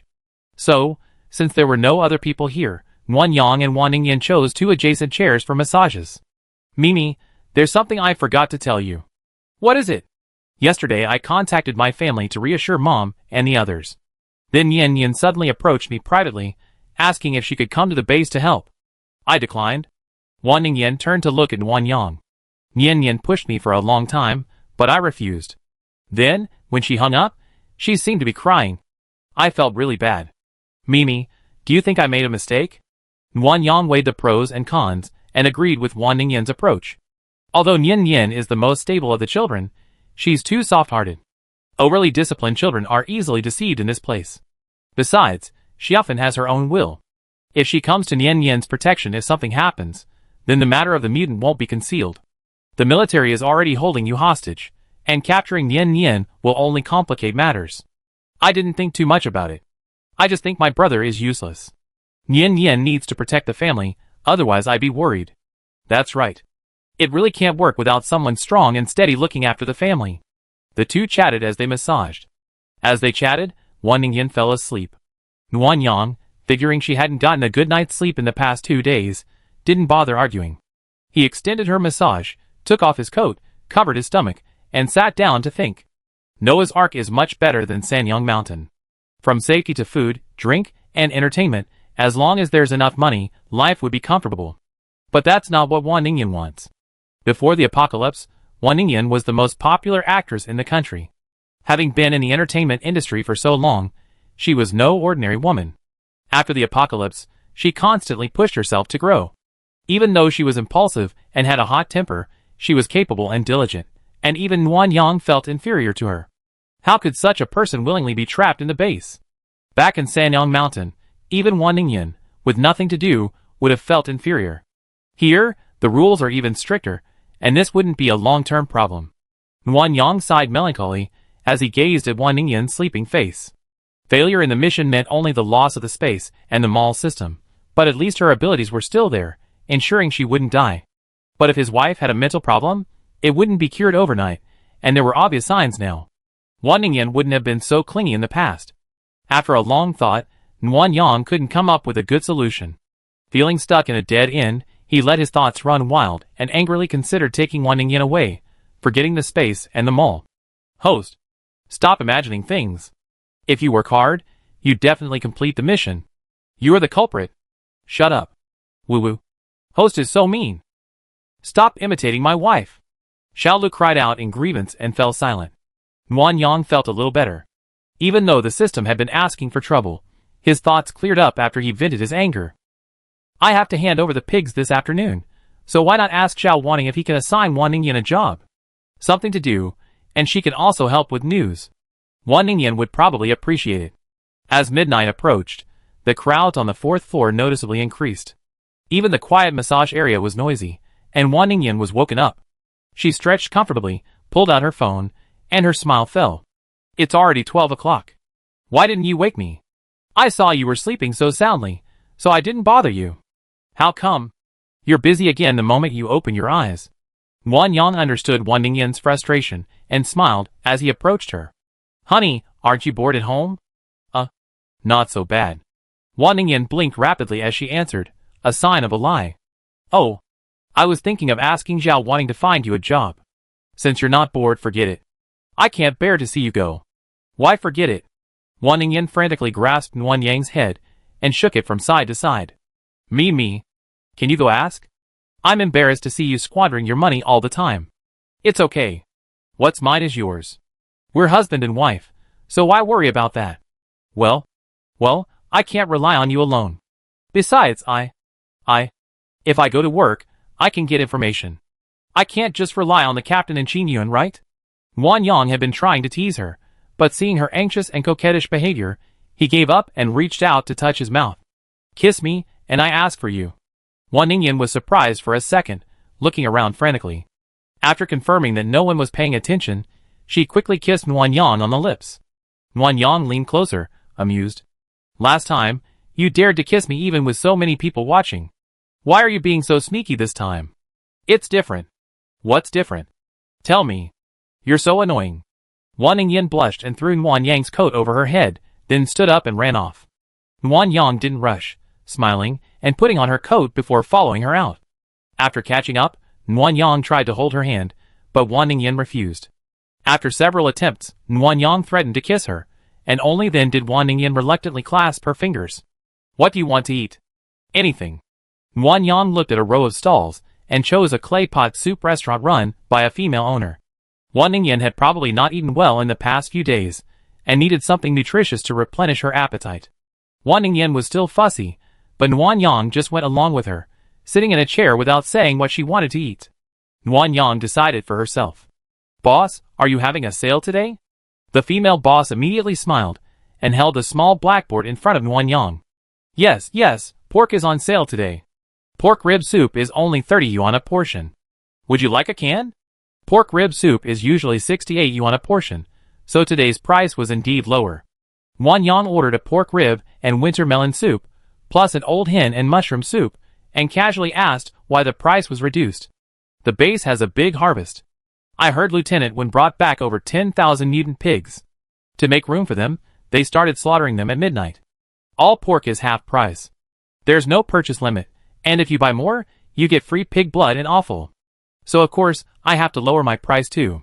So that's what happened. Wan Yang glanced at the other nearby stalls.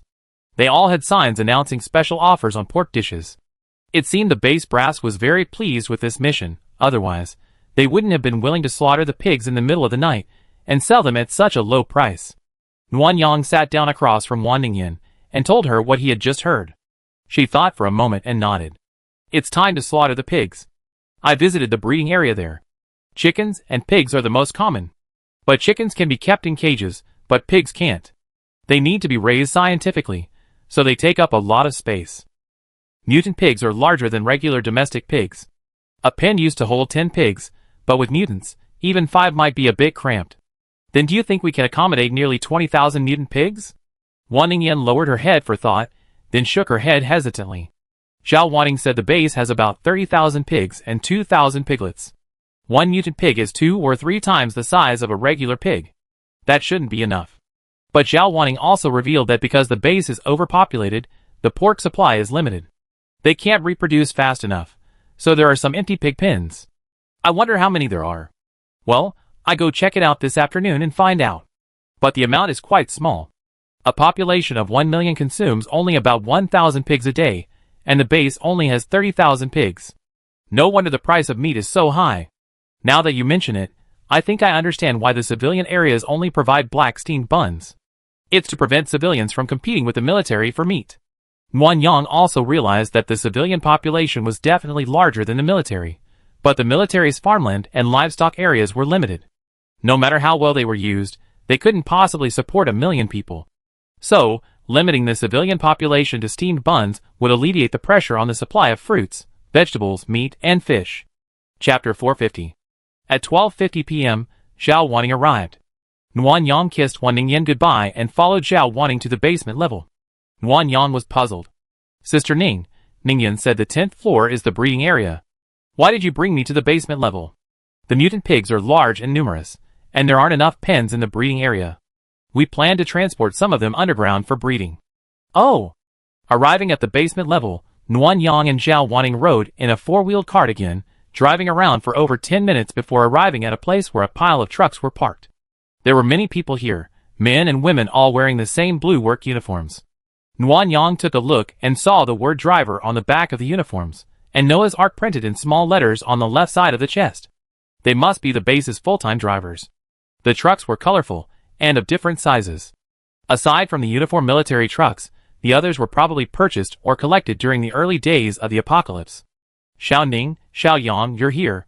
Zhou Qijuan emerged from the group of drivers, tablet in hand, and greeted them with a smile.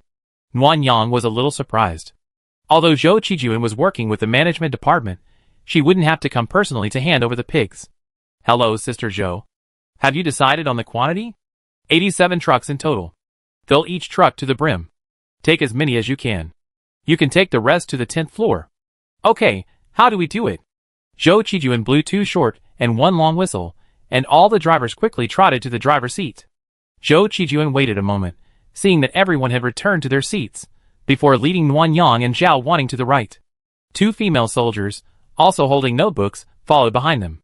The trucks on the far right were all green military trucks, their backs welded with curved iron bars.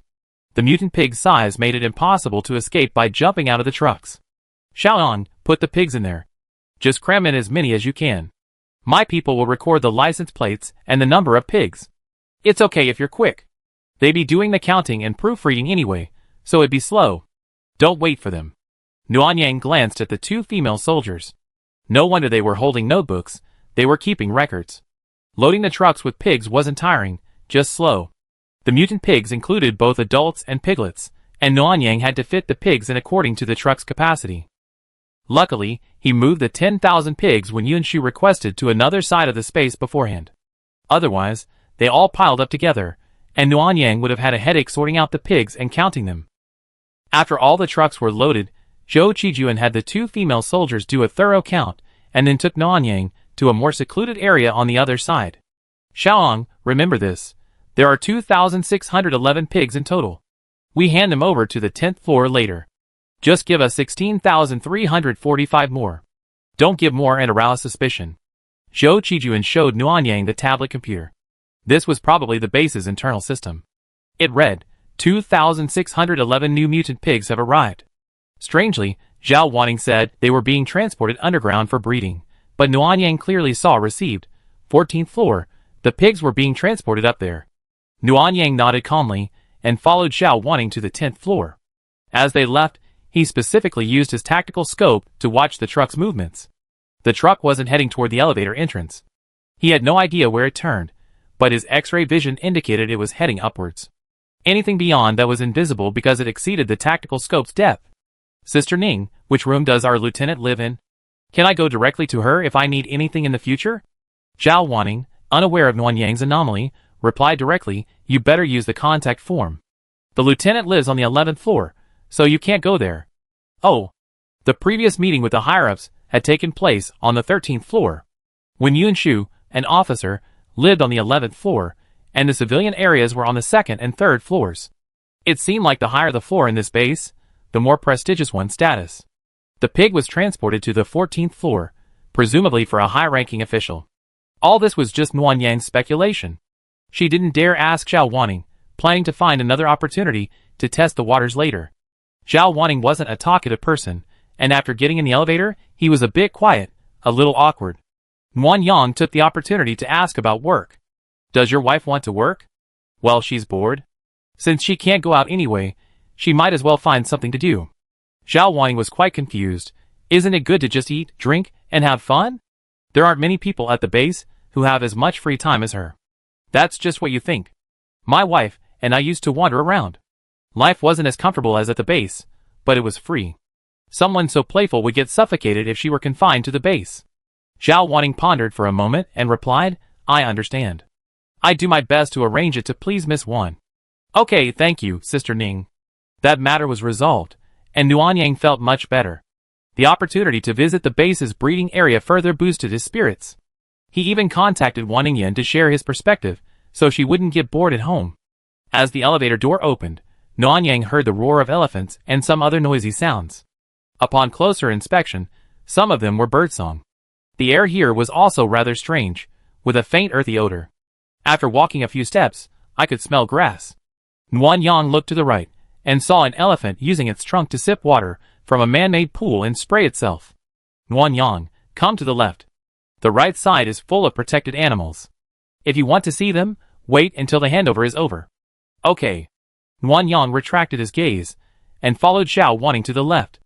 Unlike the open door on the right, the left door was a massive off-white door, resembling the kind seen in starships in sci-fi movies.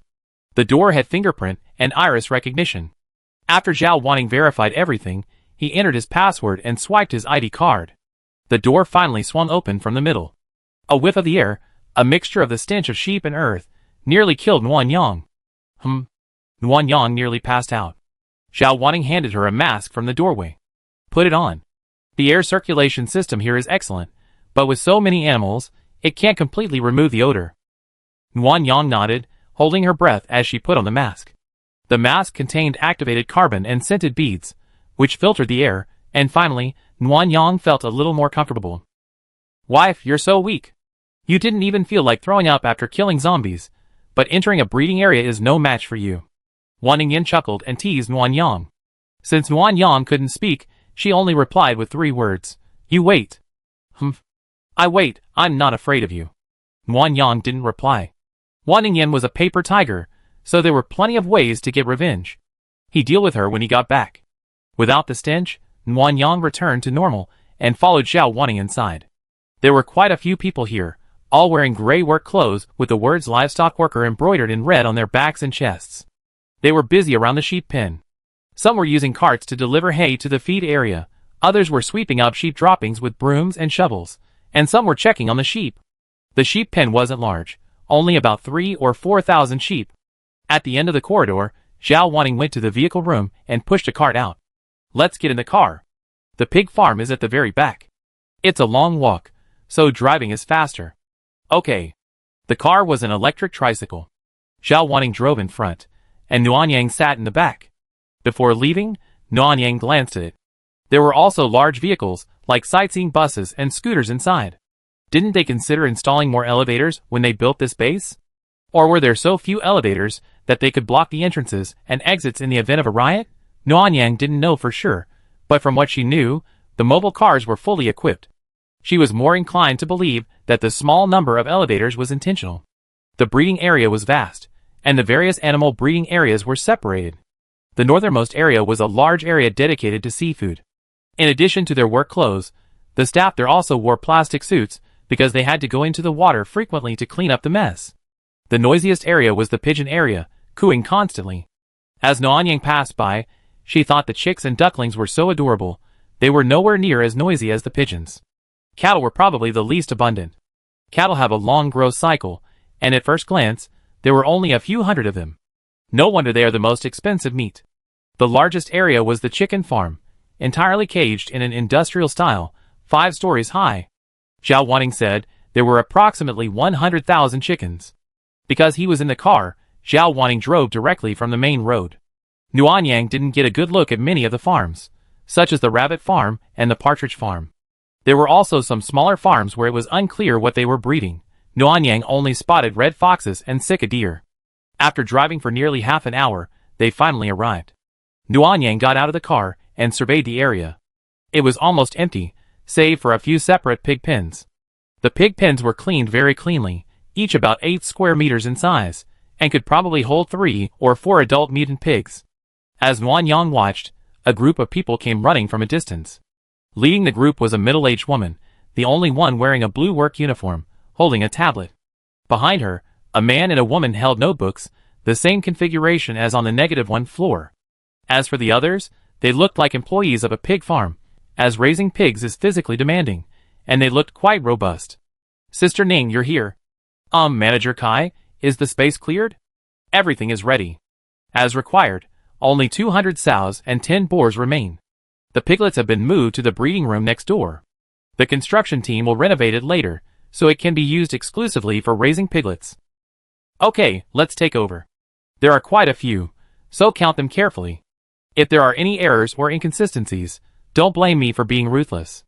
Manager Kai shrank back in fear upon hearing this. After repeated assurances that he would count carefully, Zhao Wanning allowed Nuan Yang to follow Manager Kai to hand over the mutant pigs. Chapter 451. Nuan Yang thought she had to go to each pen to release the pigs, but it turned out to be quite convenient. Supervisor Kai and 2 counters led Nuan Yang to a small door inside. The door opened to a cement path, 1.5 meters high on each side and 1 meter wide in the middle. This path allowed the pigs to be driven forward, allowing them to walk to the pens on their own. Once the pens were full, the gates would be closed, forcing the pigs to find other accessible pens, greatly saving energy. The pig farmers who followed her were there to help herd the pigs and close the pens. The area where the pigs were kept had a safety feature. Nuan Yang stood at the door, and a low iron gate, 1 meter from the walkway, was closed. This provided Nuan Yang with a 1 square meter safe space. If the pigs went berserk and tried to attack Nuan Yang, they would have to struggle. That's so cool. This is my first time seeing pig herding. Honey, hurry up. I want to see it. We start once the counters are ready. Don't rush. Nuan Yang had just replied to Wan Ningyan with the good news when Manager Kai informed him it was time, and he began releasing the pigs. The mutant pigs had previously been raised by humans, so they were very familiar with the environment. Once they entered the aisles, they didn't need anyone to herd them. They just scurried off to the pens on their own, making them quite worry-free. After all the pigs were released, Nuan Yang noticed some still lingering in the aisles. A pig farmer rushed to Manager Kai in a panic. Manager, there's not enough space. What should we do? Not enough? Go count how many pigs don't have space. Okay. Manager Kai remained calm. After sending someone to count the pigs, he looked at the 2 counters. Please check your counts for me. The 2 counters quickly handed over their notebooks. Manager Kai entered the number on a tablet and sent them back to the pig pen to count again. After Nuan Yang finished the handover, she was free. She emerged from the small door, pretending to look around, but in reality, she was secretly checking Manager Kai's tablet. Good, the number was correct. Nuan Yang breathed a sigh of relief, fearing she miscounted and caused unnecessary trouble. Manager Kai. The farmer came running back, extremely anxious. Manager, we have 23 pigs and nowhere to keep them. What should we do? Will the higher-ups blame us? Why panic? Get the pigs back first. Don't crowd them in the aisles. Okay. Manager Kai remained calm and led Nuan Yang back to the farm entrance. Zhao Wanning was sitting there, watching everyone work. Sister Ning, the numbers are all counted, not a penny off. Zhao Wanning breathed a sigh of relief. Well, the supplies department will come by later for final confirmation and storage. Let's double-check to make sure there aren't any mistakes. Yes, but Sister Ning, these mutant pigs are too big. Some are even larger than expected, leaving us with no space for all 23. Can we apply for some land? The donkey farm's breeding is slow, so we can borrow some land to raise the pigs first. It won't delay anything. We can just slaughter the pigs from the breeding room later. It's not my decision. I asked my boss. Please check quickly. The supplies department will be here soon. Okay. Thank you, Sister Ning. Manager Kai smiled and walked Zhao Wanning out. Zhao Wanning found a quiet place to use the contact sheet. Nuan Yang walked out and looked around. There is a small breeding area next to the pig farm. Nuan Yang didn't know what it was at first, so he quietly approached to check it out. Suddenly, a breeder came out with a transparent box in his hand. Inside the box were many earthworms that were constantly twisting. Who are you? I'm here at the pig farm for work. I just finished and was curious, so I wanted to take a look. The farmer smiled. They're all worms and earthworms here. It's really scary, but I better not look at them, or you lose your appetite. Worms and earthworms? Why do they raise them? For the animals. Chickens, for example, eat earthworms to improve digestion, and fish eat earthworms to speed up their growth. Otherwise, why would they go to all the trouble of raising them? The farmer said goodbye to Nuan Yang and headed towards the chicken farm, carrying a large box of earthworms. Nuan Yang compared the Sanyangshan farm with the farm area on the 3rd floor of his own home. It was nothing compared to the farm itself. The farm's breeding system was indeed as complete as when Yunshu had described. After Zhao Wanning finished his call, he returned to the pig farm to see Manager Kai. Wan Ningyan was curious about how they solved the problem, so Nguyen Yang went back and stood near them, openly eavesdropping. The breeding area is already overcrowded, so it's difficult to grant the pig farm more space. Label the 23 mutant pigs as ready for slaughter. Once the supplies department has reviewed and accepted them, apply to have them removed by the slaughterhouse. I see. Then who's the receiving unit? Just right, 14th floor. Got it. Nguyen Yang was puzzled. Why 14th floor again? He was just wondering if he should ask someone when Zhao Wanning called him away. The mission is complete. Go back and rest. I'll let you know when the reward is issued. Well, is the reward just money? Not entirely. Generally, it's distributed according to work performed based on the supplies obtained. The basic reward is a bonus. For a mission like this, there should be other rewards, such as a salary increase or something else. Got it. I be waiting, Sister Ning. Sorry to bother you with my wife's job. I remember. I do my best to arrange it. Thank you, Sister Ning. Wow. Wife, am I going to get a job soon? Not necessarily. Zhao Wanning didn't say it would definitely be arranged. She wouldn't have agreed if she couldn't do it. And when Yunshu seemed so capable, she'd definitely be able to do it. Nguyen Yang heard the joy in Wan Ningyan's voice, and couldn't help but want to tease her. Don't be happy yet. I be back soon. Get ready. I'm here to deal with you. Wan Ningyan fell silent for a moment. After several seconds, she muttered, stingy, and hung up. Nguyen Yang's smile widened. He had intended to tease her, but Wan Ningyan's reaction was unexpectedly amusing, making him want to tease her even more. After picking out some gadgets in the mall system, Nguyen Yang said goodbye to Zhao Wanning and hurried home. Someone was curled up on the sofa, watching Nguyen Yang warily. Honey, who are you waiting for here? A stingy guy. A stingy guy brought you a toy. Do you want to see it? Wan Ningyan, half believing, held out her hand. Give it to me. Nguyen Yang placed the medicine he bought, the Chrysanthemum Smoothness 3-Day and 3-Night Edition, in Wan Ningyan's palm. The medicine came in a simple plastic bottle with a label stuck in the middle. Isn't this medicine a little too strong? You're going to work soon, and you're not allowed to use superpowers at the base. If someone bullies you, use this to get back at them. Bad people deserve bad treatment. That's right. Thank you, Mimi.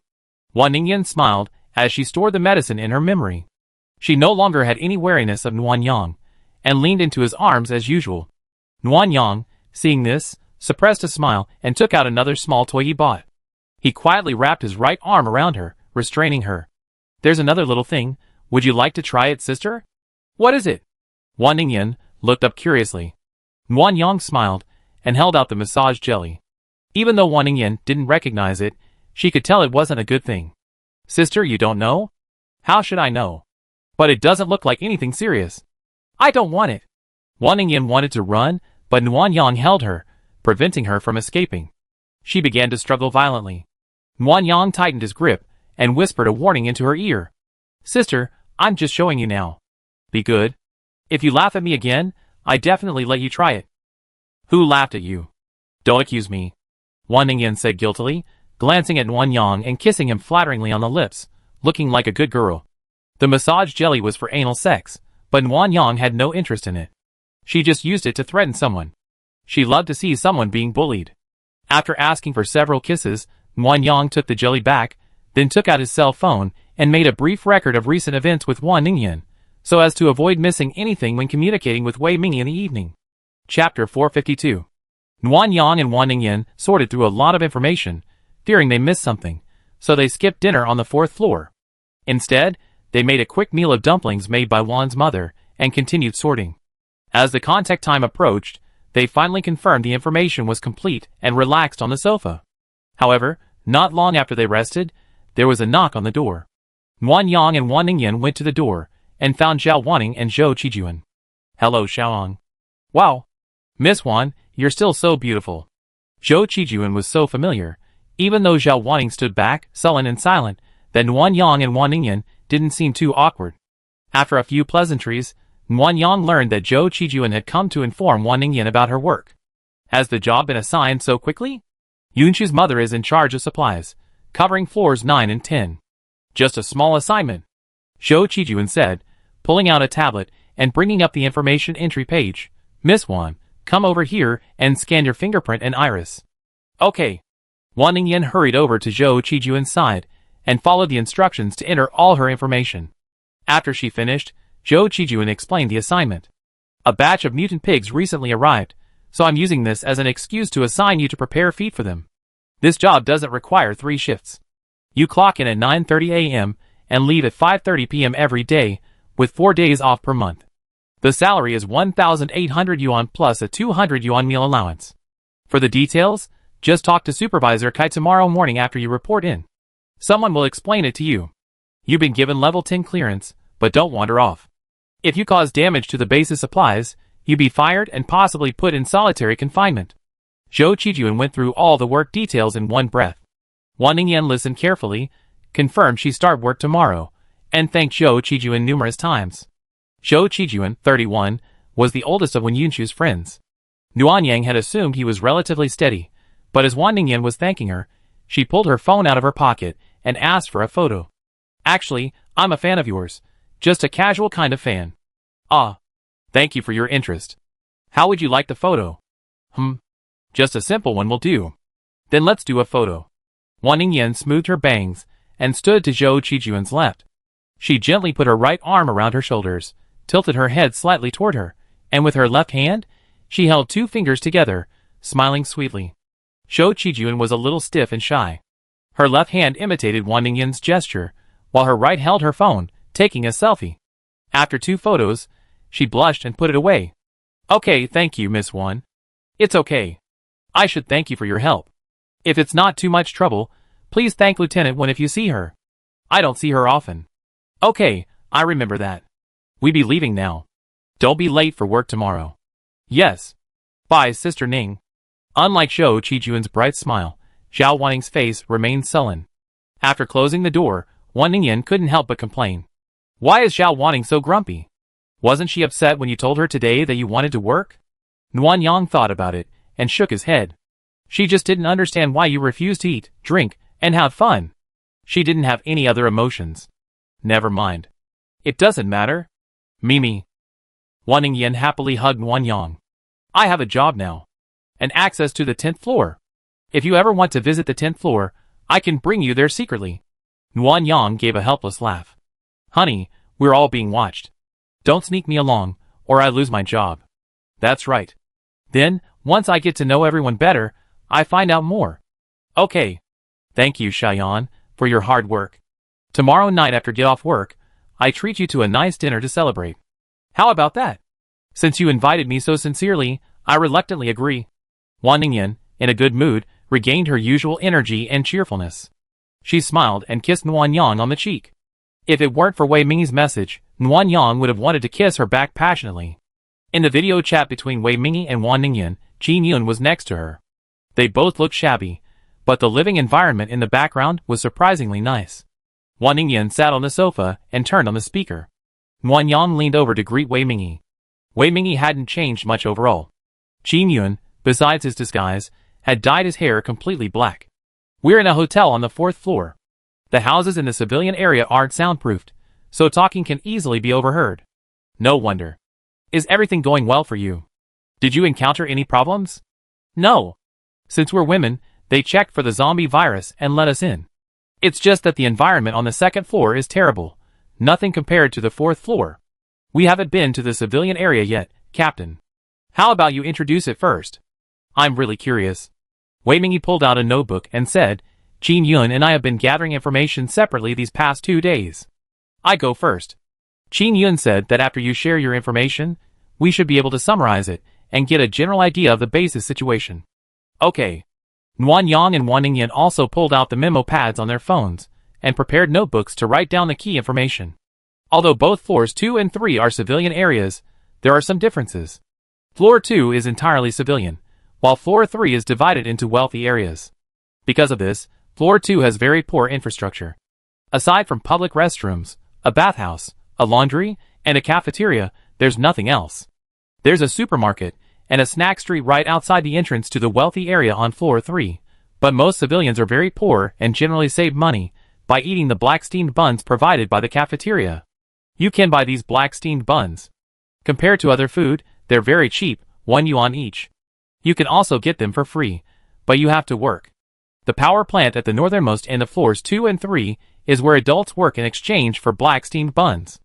I've been inside and seen it. It's human-powered. Working 8 hours earns you 2 full meals. Nguyen Yang was stunned. Human-powered? Yes, there are 2 types, power-generating bicycles and hand-cranked ones. Civilians usually ride them first, then turn to the hand-cranked ones when they get tired. As long as you work a full 8 hours, you can receive 2 meal tickets to exchange for black steamed buns in the cafeteria. No wonder such a large base uses electricity in the extreme cold. Turns out they have human power. Not so much, Wei Mingyi sighed. There's no heating on floors 2 and 3. It relies entirely on heat transfer from the upper and lower floors, and the temperature is around -10 degrees Celsius. Huh? No heating in the civilian area? Wan Ningyan was shocked. Isn't that treating the civilians like slaves? They eat black steamed buns, do manual labor, and get no pay. It's like sucking the civilians' blood. Everyone was silent for a moment. This kind of thing wasn't uncommon in the apocalypse. What shocked Nguyen Yang was that such a sophisticated and advanced base treated the civilians this way.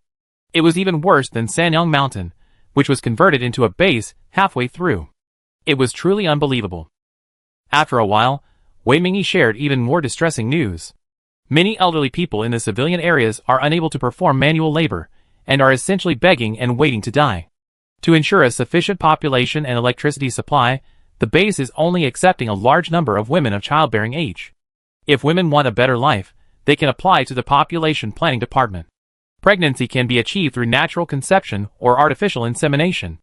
After pregnancy, the cafeteria provides free black steamed buns. After 3 months, you can receive an extra egg daily. After 6 months, you will be admitted to the maternity center, where you will be provided with 2 free dishes and a soup. However, once the child is born, it must be raised by the base. Women receive a 1,000 yuan childbirth allowance. If they do not leave the child to the base, they will be responsible for all childbirth costs themselves. Wei Mingyi. He paused, then continued, many women who can't work in power generation long-term choose to get pregnant to earn money in order to survive. Some are forced into pregnancy by their families, and some even sell their family and friends to the base for money. Those people are complete slaves. The men work the power generation, and the women are used as reproductive machines. They're usually locked up in cells behind the power plant, sharing space with convicted prisoners. They work at least 12 hours a day, and I hear people often die from exhaustion. The stark contrast between civilian life and upper-class life left Nguyen Yang speechless with depression, and the others felt the same way. After a long moment, Wan Ningyan was the first to speak, her voice trembling. That's too much. They have so much oil for power generation, so much stockpiled supplies, and even food to feed protected animals, yet they treat ordinary people like ants and trample on them at will. Is human life so cheap? Ah. Nguyen Yang sighed, and hugged Wan Ningyan's shoulders. Her eyes were red, and her right hand was tightly clutching her arm. Let's take a break before continuing. No. Wan Ningyan raised her head. I'm fine, Captain. Please continue. Let's first understand the situation at the base, then we can discuss a solution. Wei Mingyi glanced at Wan Ningyan and replied, then let's continue. Chapter 453. Qin Yun. The last information Wei Mingyi gathered was about base missions. There's a place on the first floor specifically for civilians to take on base missions. I inquired about those missions, and they're all cleaning and snow shoveling jobs. The number is small, and the pay is low, but these are the only safe ways for civilians without superpowers to earn money. The base is clever. While exploiting civilians, they also give them hope. The expensive crystal core awakening fluid is a way for them to transcend the base's hierarchy. Allowing them to spend money on the 4th floor gives civilians a completely different experience of life, and it also stimulates them to work hard to earn money, thus solving the problem of maintaining stability. Nguyen Yang, recalling Lin Yu's previous introduction, snorted disdainfully. Crystal core awakening fluid is worth 50,000 yuan, while civilians only get 2 yuan for cleaning a knife and spend 1 yuan on black steamed buns. With hundreds of thousands of people competing for these missions, they can't possibly save up 50,000 yuan even if they work their entire lives. The ruling class has always used these tactics. Now that resources are scarce in the apocalypse, their tactics are naturally even more ruthless. Wei Mingyi said, shifting his gaze towards Qin Yun. I finished my message. Now let Qin Yun speak. Qin Yun was known as know-it-all back at the Sanyang Mountain base, which was why Wei Mingyi wanted to bring her into the base. Unexpectedly, she's quite capable, having directly solved the information that Nguyen Yang hadn't verified. According to information I gathered, the government launched the Noah's Ark project 20 years ago. It was intended to provide a safe haven for humanity in the event of a major Earth catastrophe. Some wealthy businessmen close to the government privately sponsored the project. So, when unexplained mania suddenly broke out in various places, the government brought the military, families, and these wealthy businessmen to the base for safety. But it's strange. The original base management was all government leaders, but within a week, it became military. Rumors circulate that the current base commander usurped power. Wang Yang suddenly realized, no wonder the base management is all military now. Also, that Luge always uses video links during meetings. He's afraid he's usurped power, so he tries to minimize contact with everyone and stay in a safe place to maximize his chances of being usurped. Wang Ningyan expressed confusion. Then why is Wen Yunshu's mother also communicating with Song Yin and her father via video links? Killing them wouldn't be any use, right? Isn't control of the base in Luge's hands? This question stumped Wang Yang, but the two didn't dwell on it.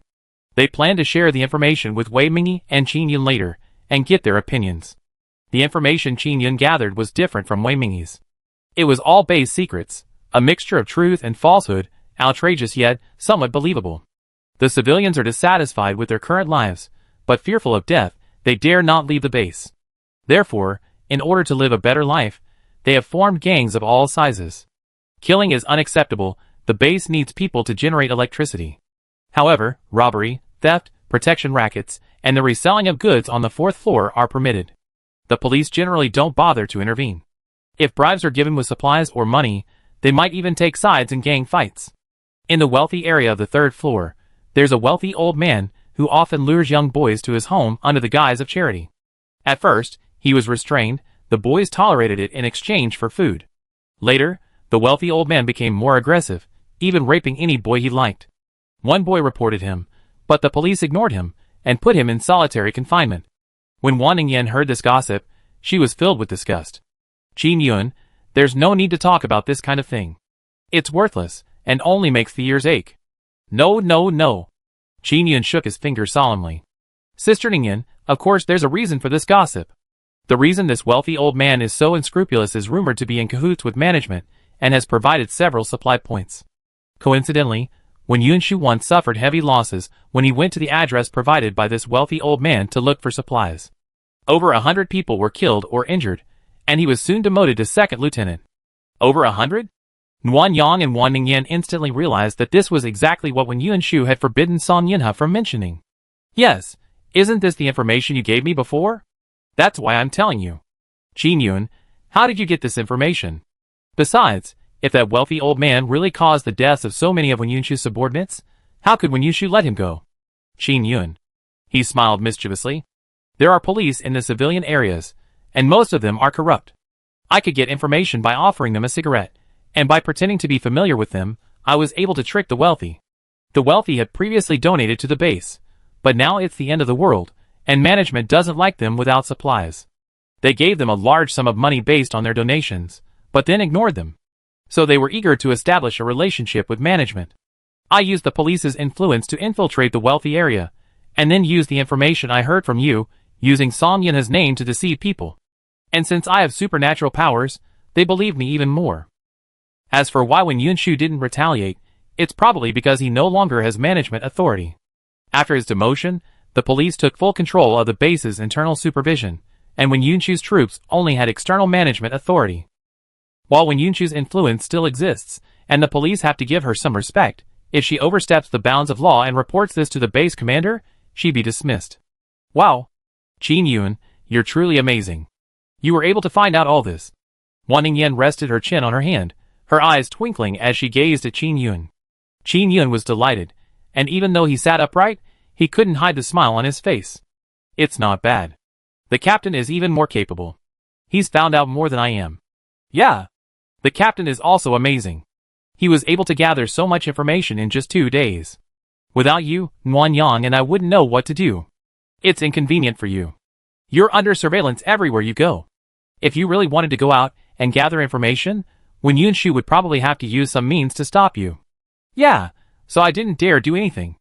It's so boring to be stuck at home all day. And when you guys come, we can only contact you through the communicator. It's so depressing. Wan Ningyan was complaining to Qin Yun about her situation. Nuanyang quietly went to buy her a cup of milk tea, hoping something sweet would brighten her mood. After a brief exchange, the four of them continued sharing information. Nuanyang and Wan Ningyan each shared their own knowledge. Afterward, Nuanyang asked Wei Mingyi if he had any solution. Wei Mingyi frowned in confusion. Don't you already have one? Why are you asking me? You have one? Nuanyang and Wan Ningyan exchanged glances. Do you have one? Yes. Isn't Wen Yunshu showing signs of rebellion? We can simply assist her in seizing power. She's in the base's management, with troops, power, and prestige. She knows the base better than we do, so her chances of success are much higher. Nuanyang hesitated. I thought about it, but she's too cunning. She's even discovered some of my secrets. I'm a little afraid to work with her. She's the best choice right now, and she's already extended an olive branch. Isn't that better than rebelling on your own or cooperating with the Song family? Olive branch? When? What good would those 10,000 pigs do to Wen Yunshu? The Song family is watching the base, and there are surveillance cameras. She can't raise or eat those pigs, and embezzling them would risk being reported. Isn't that just leverage against you? She knows your secret, and is using Ningyan as a hostage to coerce you into compliance. Originally, you were the weaker party, but now you have leverage over her. The relationship has gone from irreconcilable to profitable, and the foundation for cooperation is in place.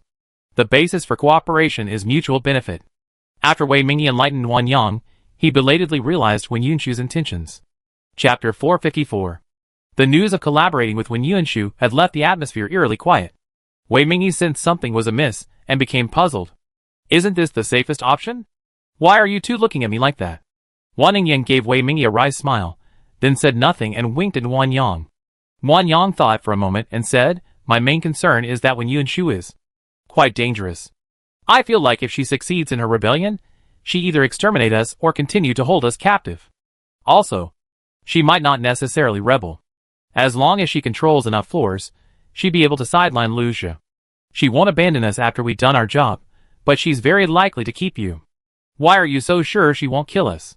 Wei Mingyi flipped through 2 pages of the notebook and explained, Space powers are so rare, who would give them up so easily? Putting aside the increasing number of mutant animals out there, which have a strong need for them, why would she kill you when your wife is a hostage? Have you two been possessed? Why has your IQ suddenly dropped? Nuanyang and Wan Ningyan looked embarrassed. They were so caught up in the dilemma of cooperating with Wen Yunshu that they had indeed neglected to consider the issue from multiple perspectives. Ahem, Captain, Nuanyang and I have been through a lot since we came here. We're terrified every day. It's normal to be at a loss for a moment. Wei Mingyi was reading her notebook and didn't even raise an eyelid when she heard Wan Ningyan's words. Yeah, terrified. Then why do you look fatter again? Have you turned your fear into appetite? Captain, don't be so sarcastic. Nuanyang couldn't help but burst out laughing, quickly covering her mouth. As expected, Wan Ningyan looked at her angrily. Something wasn't going well. Nuanyang immediately spoke up, finding a topic to bring up the matter. She was afraid Wan Ningyan would retaliate in front of others, and she had to save face. Wei Mingyi, Qin Yun, now that the information sharing is over, have you discovered anything? Or do you have any opinions? Let's discuss. Wei Mingyi was already busy writing, so she let Qin Yun speak first. Qin Yun propped his head up to think for a moment, then sided with Wei Mingyi. I had interactions with both the police and the security team over the past 2 days. The police are mostly bullying and deeply corrupt. The security team, while a bit aggressive, are generally good people. I gotten a few of their opinions, and they're cautious and well-behaved, much better than the police. Comparing these two forces, I definitely choose Wen Yunshu as the base commander. Even in the apocalypse, she is still able to manage her subordinates so well, proving she has both means and limits. With her in power, life for ordinary people should improve. I understand, but... Wan Ningyan paused, wanting to say something but stopping herself. Whether to cooperate with Wen Yunshu or not, there's no need to rush to give an answer today. Wei Mingyi took over. I just compiled some speculation based on the information, and would like to share it with you. Lu Xia is the base commander. Knowing he may have usurped power, he's very cautious. Our goal of identifying and killing him will be quite challenging. From this perspective, since he's the supreme leader and doesn't dare to show up easily, he needs Wen Yunshu's mother and Song Yunna's father to work for him. These two people perfectly represent two different factions. In ancient times, Checks and balances were the most common method of managing court officials. The situation at Noah's Ark should be similar. Although, based on the meeting details provided by Nguyen Yang, Liu Jia seems closer to Song Qian's faction. I believe he simply wants to suppress the more powerful Wen Yunshu. Based on the power structure, we know that Song Yunhe oversees the psychics, Li Yong oversees the police, meaning internal jurisdiction, and Zhang Sanquan oversees armaments. Wen Mingxi oversees supplies, Wen Yunshu oversees the capital guard, meaning external jurisdiction, Liang Shangyin oversees medical care, and Zhou Qijuan oversees deployment. What about Song Qian? I suspect he's in charge of munitions. Firstly, based on the distribution of power among Song Yunhe, and secondly, when Yunshu's search for munitions and equipment suggests she can't interfere with them. Thus, this speculation supports my theory of checks and balances. For a base, both supplies and munitions are essential to achieving checks and balances. Based on this reasoning, we can uncover and explain some of the logic behind the events, such as why Wen Mingxi and Song Qian haven't appeared. They're not afraid of assassination attempts because their deaths wouldn't shake the base commander's position. Their fear of death might be due to Liu Jia placing them under house arrest. If this is true, it also explains why Wen Yunshu, who has spent a long time out fighting zombies and searching for supplies, can tolerate the gradual erosion of his power. Following this logic in reverse, would simply placing Wen Mingxi under house arrest necessarily make Wen Yunshu obedient? I don't think so. The fact that he can use such important items as supplies and munitions to create a check and balance suggests that Liu Jia must have other tricks up his sleeve, deterring both factions from acting rashly. Additionally, considering the base's supporting facilities, each floor is vast, yet there are unusually few elevators. This defies common sense. Before the apocalypse, even small shopping malls had escalators on both the east and west sides. A base this large should have more elevators and staircases to improve mobility. Why doesn't Noah's Ark do this? Nguyen Yang thought of something and instantly realized Liu Jia should have the power to disinfect. I once went to a government research institute to scavenge supplies for the Sanyang mountain base. It's divided into zones A, B, and E. Researchers in one zone were infected by zombies, so the entire area was cordoned off and disinfected. However, the zombies were immune to the poison, making them impossible to eradicate. Therefore, the survivors from the institute all went to Sanyang Mountain. Judging from the institute's layout, the government must have considered overall safety when designing Noah's Arkansas. There are only a few elevators between floors, so that if a problem occurs on a certain floor, the passage can be quickly closed and disinfected, minimizing damage. Wei Mingyi nodded in agreement and added, "There's another problem. Floors 8 through 10 are used for planting and breeding. If problems arise on these floors, and they're disinfected or permanently closed, wouldn't the base be completely depleted? Our government is too smart to allow that to happen. Combined with the information you saw with the resource finder, I suspect the base's underground floors contain substantial reserves and backup floors. If anything were to happen on floors 8 through 10, the backup floors could be used to fill the gap." All the information matched. Nguyen Yang, like Wan Ningyan, looked at Wei Mingyi with admiration. She hadn't expected such a complex base to be so logically analyzed by Wei Mingyi. Initially confused, Nguyen Yang's thoughts became clearer. Wen Yunshu wasn't as strong as she appeared, and her power was being stripped away to achieve the checks and balances Liu Jia desired. Even if she tried to control multiple floors, she wouldn't be able to negotiate with Liu Jia, who held the power to eliminate them. She had no choice but to find a way to seize power, in line with her mission objectives. After completing the rebellion mission, whether Wen Yunshu released them or not was meaningless, as Nguyen Yang could use any means to escape without hesitation, unlike now, when she had to hide her power to complete the mission. "Captain, I have another question." Wan Ningyan raised her arm, looking like a good kid asking for advice. "If Liu Jia can wipe out every floor at will, how can Wen Yunshu seize power? Wouldn't he be killed at the slightest sign of trouble?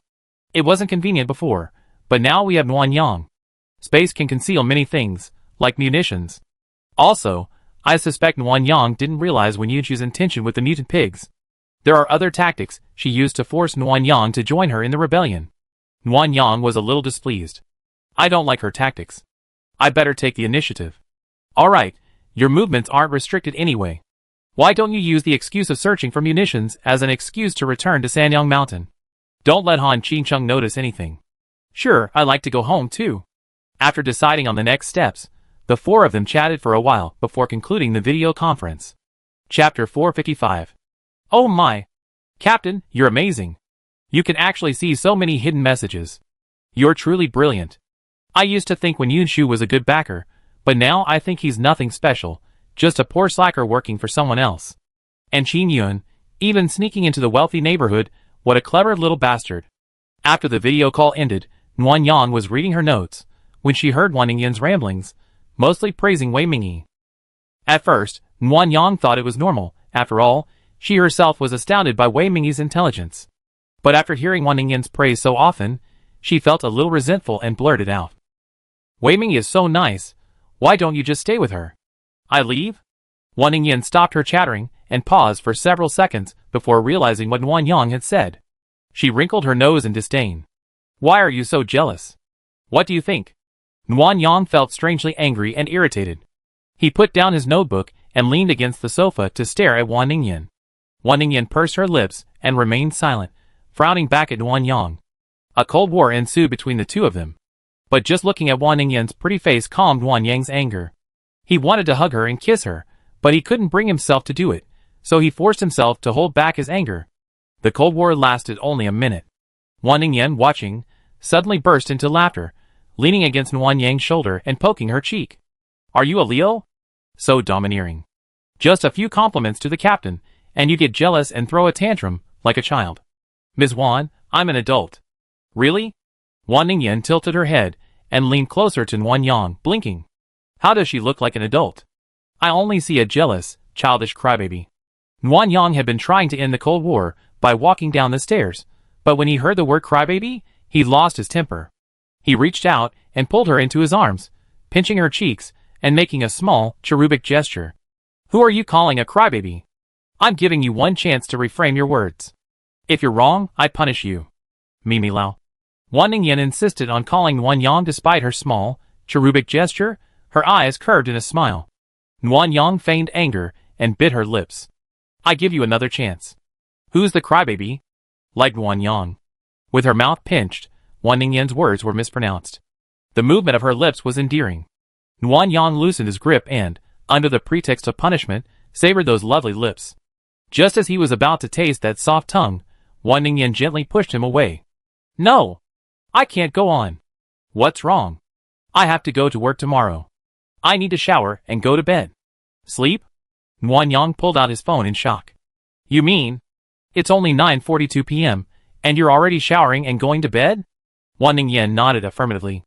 The captain said, we have to keep training even if we're stuck here. So I have to get up at 7 a.m. tomorrow morning and shower after an hour of training. Then I pick out my clothes, have breakfast, and leave for work at 8:45 a.m. It's far away, it takes me about half an hour to get there by car, so I have to leave some extra time. Nuan Yang paused. Getting up at 7 a.m. didn't mean he had to go to bed so early, but his wife finally had a job and was full of energy, so he let her do it. It was better than being languid and depressed at home. While Wan Ningyan was showering, Nuan Yang wrote down his to-do list and went to shower as well. Wan Ningyan was in high spirits, humming a song while brushing her teeth. Nuan Yang hugged her from behind, kissing her face covered in toothpaste foam. I kissed you before, so stop being so petty and jealous, okay? Who's petty? Nuan Yang wouldn't admit it. I just think Wei Mingyi is too smart, and it makes us both look stupid. Wan Ningyan had just rinsed the foam out of her mouth when she heard Nuan Yang's words and smiled and kissed her again. You're not stupid, otherwise how could you have formed an alliance with the captain? Huh? So I'm smart? Yeah. Smart in what way? Smart in every way. Can you let me go first? I need to wash my face. No, I'm covered in your foam. You have to clean it up first. Nuan Yang hugged Wan Ningyan even tighter, acting like a spoiled child. Furious and helpless, Wan Ningyan could only wash Nuan Yang's face first, then took out her precious face mask, which cost over 1,000 yuan, and applied it to Nuan Yang. Is that all right? Go away, don't bother me. Oh. Nuan Yang responded, but didn't leave. He sat on the toilet seat next to her, watching Wan Ningyan wash her face, massage it, and apply skincare products. A bunch of bottles and jars were used up, and it took almost half an hour to finish. Just sit still and don't move. Tilt your head back. Nuan Yang obediently raised her head. The warm mask, already applied, was peeled off by Wan Ningyan, and her fair hands rubbed and massaged Nuan Yang's face. Honey, what are you doing? Massage helped the skin absorb the essence of the mask. Oh. Nuanyang didn't understand that. Whenever Wan Ningyan helped him with his skincare, he couldn't learn even if he asked, or perhaps he deliberately didn't want to learn, just because she liked it. After a short massage, Nuanyang washed her face, as Wan Ningyan instructed. After washing and drying herself, she grabbed her and started applying skincare products, essences, creams, and so many other things. When they were done, Nuanyang looked in the mirror. Wow! Her skin was so soft and supple, and when she touched it with her fingers, it felt like a peeled hard-boiled egg. Honey, look at me. Nuanyang leaned forward. Don't I look amazing? You're so conceited. Wan Ningyan smiled and kissed Nuanyang, then pushed her away and stood in front of the mirror again, applying and reapplying products. Nuanyang was astonished. Why are you applying again? Didn't you just finish? It's so hot and dry here, my skin's getting worse. I need to apply some vitamins, or it'd start flaking. Vitamins? Aren't those things you eat? It's vitamin E lotion. It moisturizes the skin and improves dryness. Have you been itching lately? If so, you can apply some. I'm fine. Nuanyang's life was tough, and her skin had long been accustomed to it. It wasn't as delicate as Wan Ningyan's. However, watching her start from her neck and slowly work her way down to her chest, Nuanyang's heart was aroused. He longed to try it. A little after 10 p.m., Nuanyang, with a cautious mind, went to bed with Wan Ningyan. Because they felt too hot, they turned off the air conditioner.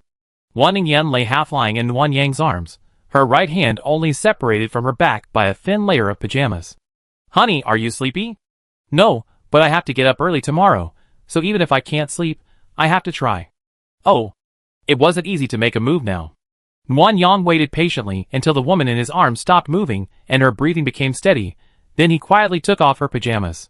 So smooth. So tender. Skin covered in body lotion was different, like jelly. The more Nuanyang touched it, the more he liked it. It was a pity, though, that he could touch it but not eat it. Wan Ningyan whimpered in protest. Startled, Nuanyang quickly withdrew his hand. After a moment's inspection, he realized she wasn't awake, so he continued to touch her. The long night was so tedious that Nuanyang entertained himself by masturbating. However, Wan Ningyan wasn't in deep sleep and was soon disturbed. Wan Ningyan looked at Nuanyang with resentment. Where are my pajamas? Ahem, it was a bit cold, so I put them away. They're better for keeping warm. I'm warning you, stop messing around, or we sleep in separate beds. Oh. Wan Ningyan snorted, wrapped herself in the quilt, rolled over, and slept on the other side of the bed. Nuanyang now not only lost his wife's quilt, but also his quilt. He sighed at the ceiling. Chapter 456. The alarm clock rang early in the morning, ringing for a long time. Nuanyang was so sleepy that he couldn't open his eyes. His body was pressed down, unable to move. He could only reach out and grope around until he found Wan Ningyan's phone and turned off the alarm. Exhaling a breath, Nuanyang blinked and looked at the ceiling, his mind racing.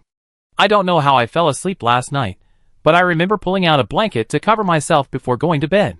But now, Wan Ningyan was in his arms, the blanket sliding down to his legs, and he was held by Wan Ningyan, and on top of him was the quilt that Wan Ningyan had rolled away. Sigh. Nuanyang rubbed his head in regret. His longed-for wife had rolled into his arms, and she fell asleep. Wan Ningyan groaned and asked lazily, what time is it? 7 o'clock, get up. Nuanyang had missed his chance to take advantage of her, so he could only reluctantly rub her perky, but, pretending to call her out. Seeing that she was still too sleepy to get up, he took the opportunity to pat her again. She was so supple.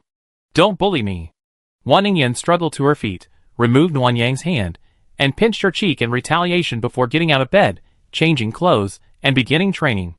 Wan Ningyan couldn't leave the base, so she had to train at home. After a few warm-up exercises, she pulled out the treadmill and began running. Not wanting to lose to his wife, Nuanyang changed into a sweatshirt and began exercising as well. She used Xiao Rou's Special Forces training routine, which, apart from the annoying jumping exercises, focused on squats, push-ups, and sit-ups. After half an hour, Wan Ningyan stopped, strapped sandbags to her legs, waist, and arms, then increased the treadmill speed and continued running. Nuanyang was doing squats, sweating profusely. Seeing his wife intensify her training, he couldn't help but feel competitive. He also tied a sandbug and began practicing Xingyiquan. Exercise is addictive. After a 2-day break from training, Nuanyang felt sore all over again after working out. He felt comfortable, especially with the warm water, which made his body feel relaxed and relaxed. Wan Ningyan was the same, but she preferred baths, so after a quick rinse, they snuggled in together again. Ah, so comfortable I feel like falling asleep. Wan Yang heard this, and put his arm around her waist to prevent her from choking on the water. Then take a nap. We have breakfast at home, which will save you some time. You can sleep until 8:20. How pitiful. You can only sleep for 10 minutes. Then don't go to work. We have enough money anyway. Wan Ningyan sat up instantly. No! Stop digging my grave. I saw you were sleepy. Don't blame me, sister. Green Tea Noanyang pretended to be aggrieved when she said this. Wan Ningyan turned her head and looked at Noanyang several times before leaning into her arms and kissing her cheek with a boo. It's not your fault. It's my schedule. I need to get up at 6:30 tomorrow. That way, after an hour of training, I can start my bath at 7:30, which means I can sleep until 8. Then I can go to the 4th floor for breakfast. That's plenty of time.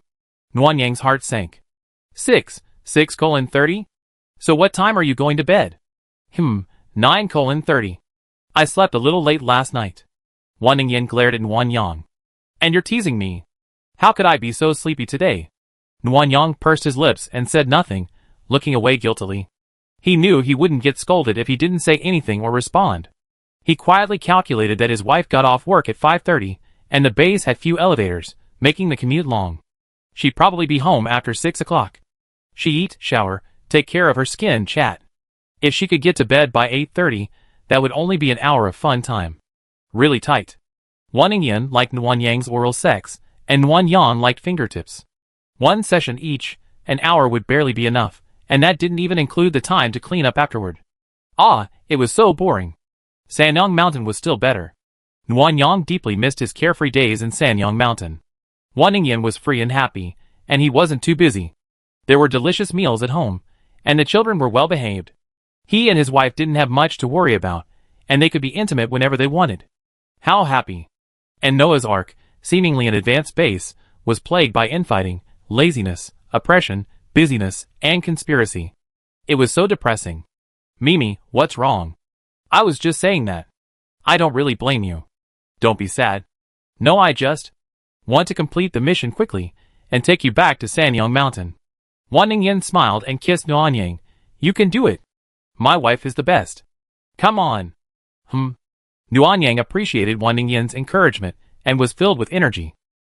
With the arrival of Wei Mingyi and Qin Yun, who not only provided more information but also helped with analysis, Noanyang was no longer as anxious and negative as before.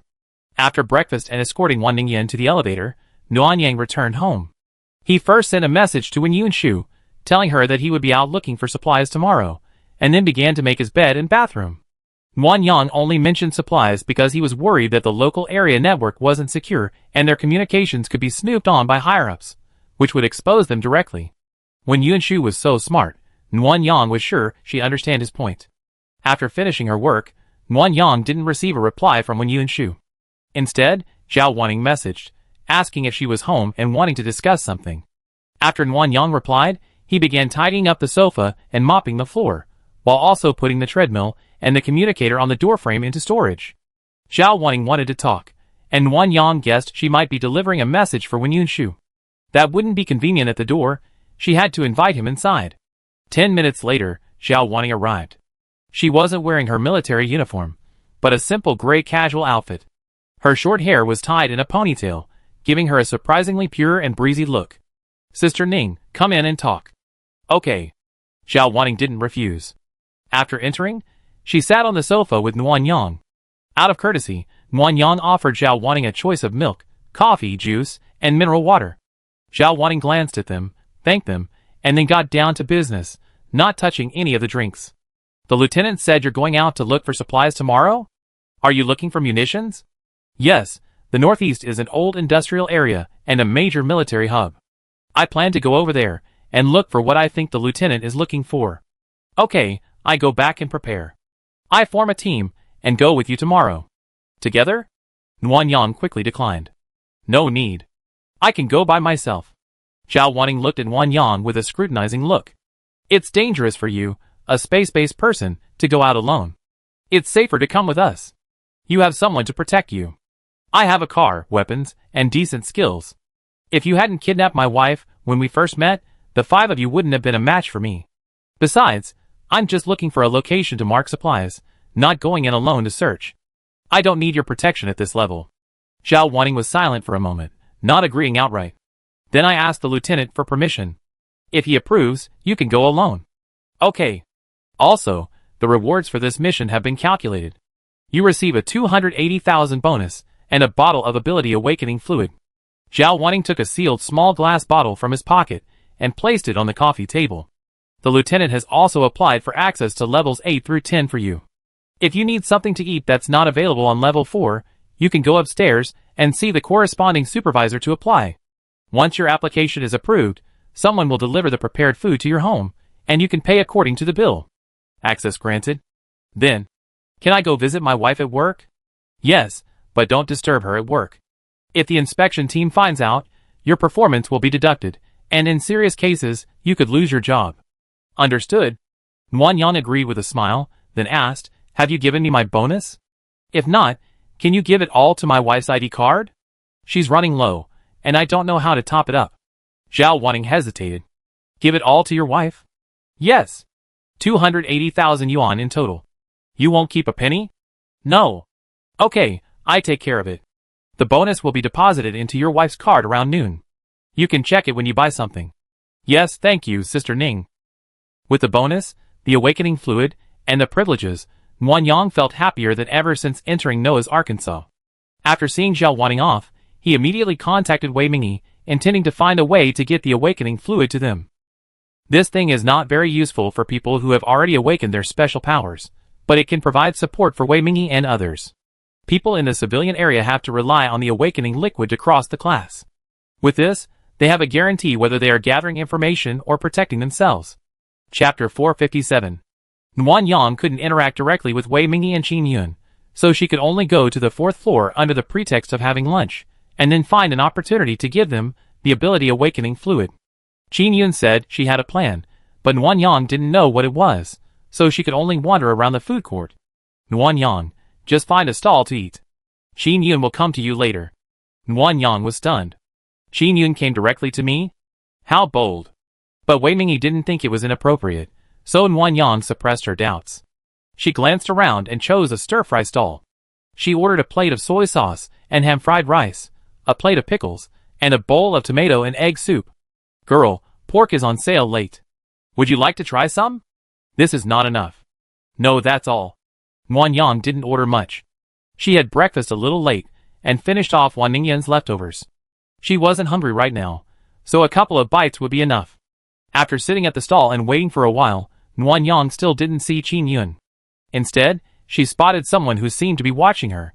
When Nguyen noticed, the person looked away and moved to the other side. Nguyen didn't care.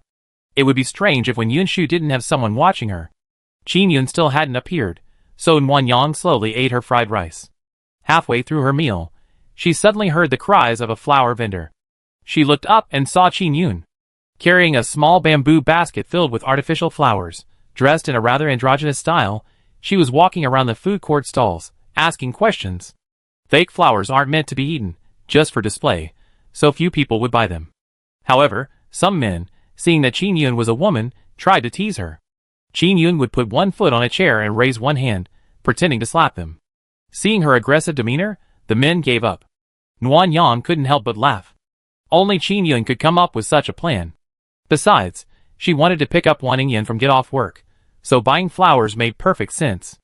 It was truly brilliant. "Beautiful sister, would you like to buy some flowers? I have all kinds of flowers here, all homemade, and they never wither. Super value for money."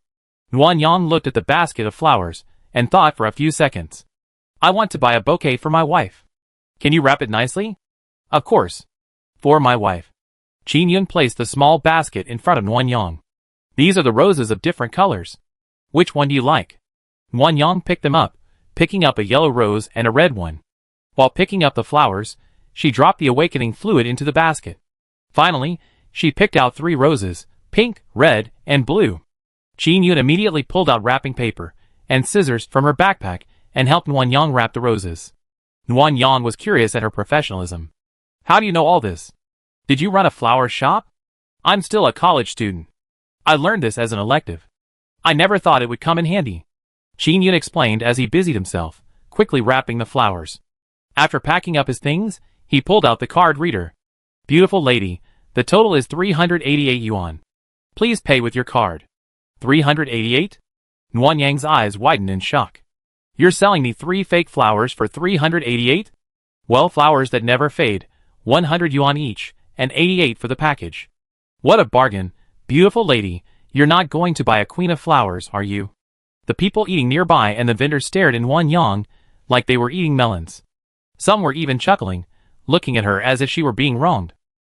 Nuan Yang frowned, looking from the flowers to Qin Yun's smiling face, feigning displeasure as he pulled out his card. Go ahead, go ahead. Okay. Thank you, beautiful sister. After swiping the card, Qin Yun happily walked off with her small basket, continuing to hawk flowers as she went. However, Nuan Yang had just been ripped off, and the others were hesitant to look at the flowers anymore. They all turned their backs, avoiding Qin Yun. The handover went smoothly. After Qin Yun left, Nuan Yang quickly finished his meal and, with the flowers, prepared to go upstairs to see how Wan Ningyan was doing at work. As he reached the elevator, Wan Ningyan sent a video call, sharing her perspective with Nuan Yang. This is the employee cafeteria. Only employees can come in and buy food with their ID cards. It's quite cheap. Can I buy some to take home? No, you have to finish it here. It's an employee benefit. If you buy a lot to take home, wouldn't that be taking advantage of the base? Oh, I see. Wan Ningyan was in the cafeteria, waiting in line with a tray.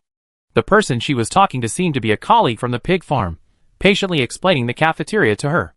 Nuan Yang knew what Wan Ningyan was up to, so she didn't go find her. Instead, she went home and observed the cafeteria from her perspective, picking up some news. The prices in the cafeteria were very cheap. A bowl of white rice porridge cost 1 yuan, vegetable porridge or rice cost 2 yuan, pickles were 50 cents, multigrain steamed buns were 60 cents, vegetable buns were 80 cents, and meat buns were 1.5 yuan. There was a limit of 1 meat bun per person. Wan Ningyan's colleagues basically have millet porridge with pickles, and at most 1 steamed bun, and a meal costs only 2.1 yuan. The base provides 200 yuan in meal allowance every month, so the savings are equivalent to a little more salary. Wan Ningyan was also planning to have porridge, but Nuan Yang couldn't bear to let her go, so he told her to buy food instead. He also told her about the bonus, and asked her to check on the money.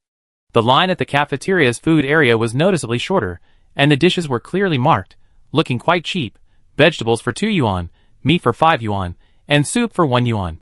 However, the dishes were all served in small bowls, suggesting the smaller portions made them cheaper. Wan Ningyan grabbed a meat dish, a vegetable dish, and a soup, and when she returned to the long table her colleagues had chosen to eat, everyone was stunned. Xiao Wan, you ordered so much, it must have cost you 10 yuan. Yeah, exactly 10 yuan. That's expensive.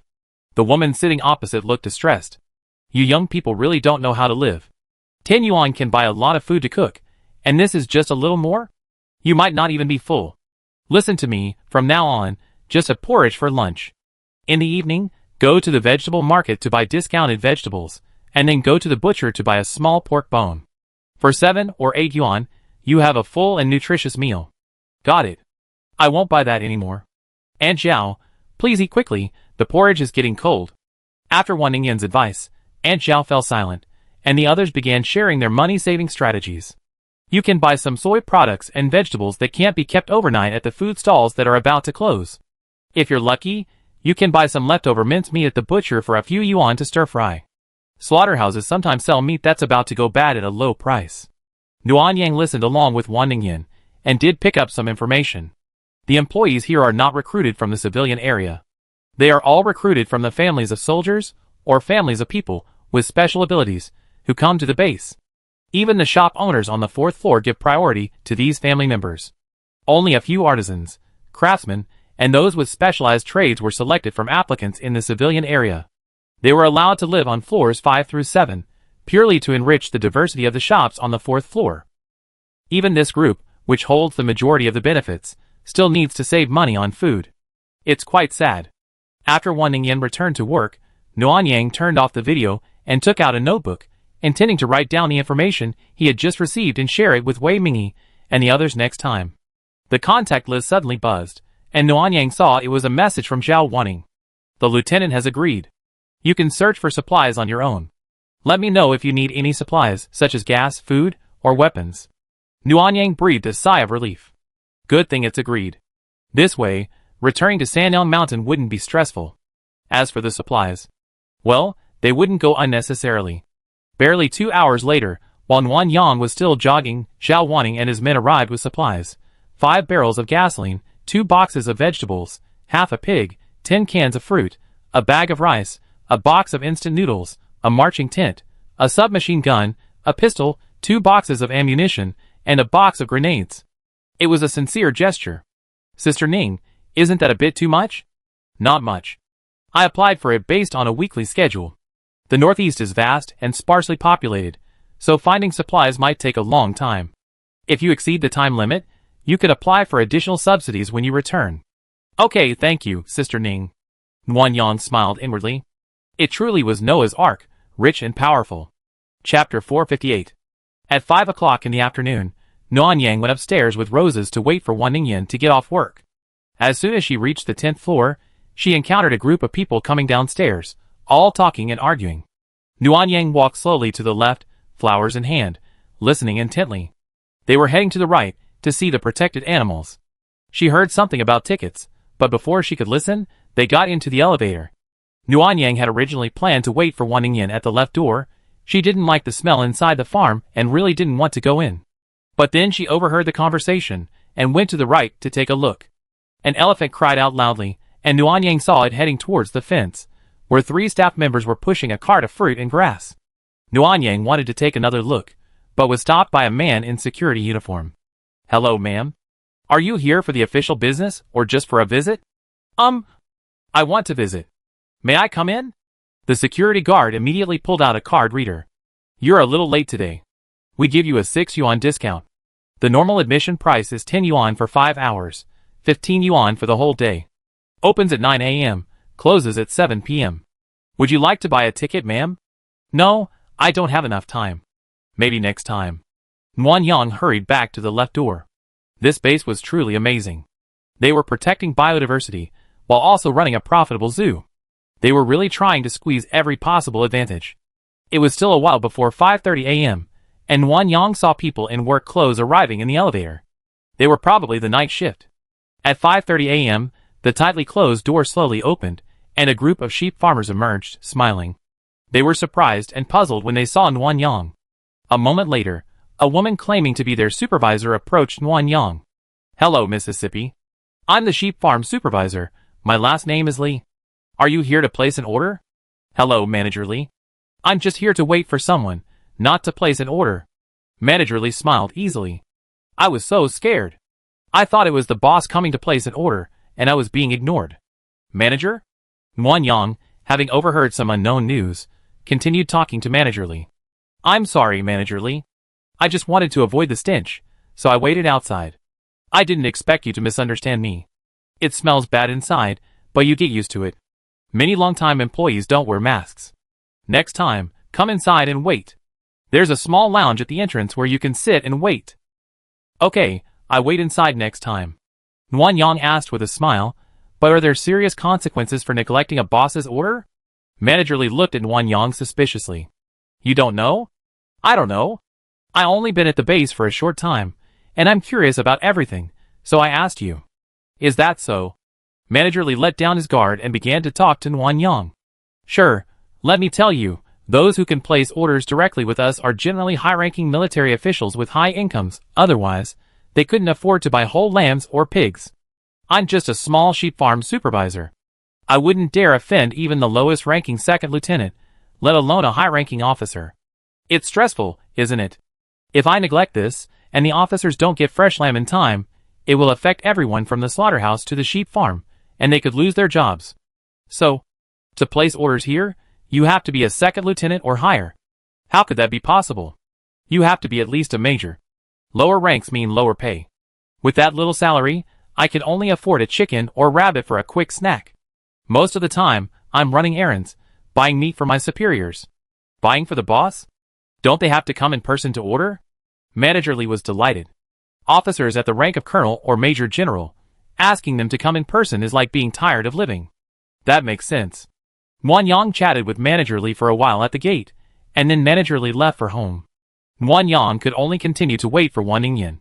More than a dozen people came out of the gate, and Nguyen Yang waited until almost 6 o'clock before finally seeing Wan Ningyan in her work clothes. Nguyen Yang? Wan Ningyan ran over in surprise. Why are you here? When did you come? You've been waiting for a long time, haven't you? Why didn't you tell me? Wan Ningyan muttered, her eyes almost filled with laughter. Seeing her joy, Nguyen Yang took out the flowers he had hidden behind his back. As expected, Wan Ningyan was even happier. After accepting the flowers, she excitedly hugged Nguyen Yang.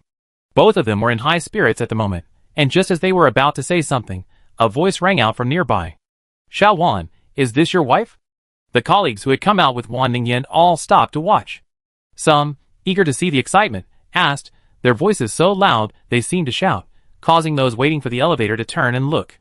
Yes, my wife Nguyen Yang. She's here to pick me up from get off work. Wan Ningyan's face flushed bright red as she took Nguyen Yang's arm and walked over to the colleagues, introducing them without shyness. Manager Kai was also there, and was shocked to see Nguyen Yang. Before anyone could continue the joke, he quickly set everyone away. Oh, it's you. I'm so sorry. Employees are so outspoken. Don't take it personally. They don't mean any harm. Nguyen Yang smiled. It's okay, Manager Kai. We're all very sweet people. What do you mean by cute? They're just a bunch of nagging. Manager Kai then looked at Wan Ningyan. I was wondering how you could be so influential that Lieutenant Wen could personally arrange your work. So you have this connection? I'm relieved. I was worried you were so pretty that someone would want you. Wan Ningyan smiled sheepishly. I'm sorry, Manager Kai. I didn't know you knew Nguyen Yang. Otherwise, I would have told you when you asked this morning. It's just, I don't want anyone to know I'm related. I work hard like any other employee. Manager Kai, can you keep this a secret for me? Of course, don't worry. Oh, they're both beautiful women, a perfect match. Manager Kai seemed envious, praising the two several times before leaving with a smile. The employees waiting for the elevator had gradually left. Wan Ningyan, now bolder, clasped her hands tightly with Nguyen Yang's and gave her a surprise kiss on the cheek. Nguyen Yang's lips curled up at the kiss, but when she turned, she saw Wan Ningyan fiddling with a rose, pretending she wasn't her. Wife, if you want to kiss me, just do it openly. Why are you being so sneaky? Who's being sneaky? Wan Ningyan raised her head confidently, but her eyes met Nguyen Yang's, and she felt a dull ache. I've been admiring the flowers, but it's a shame they're fake. They're fake, but they're expensive. They cost me 388 yuan. Huh? You spent over 300 yuan on this? Yeah. Spendthrift. Nguyen Yang, question mark. Who's the spendthrift? Learning that the 388 yuan fake flowers were sold by Qin Yuan, she's protecting her son.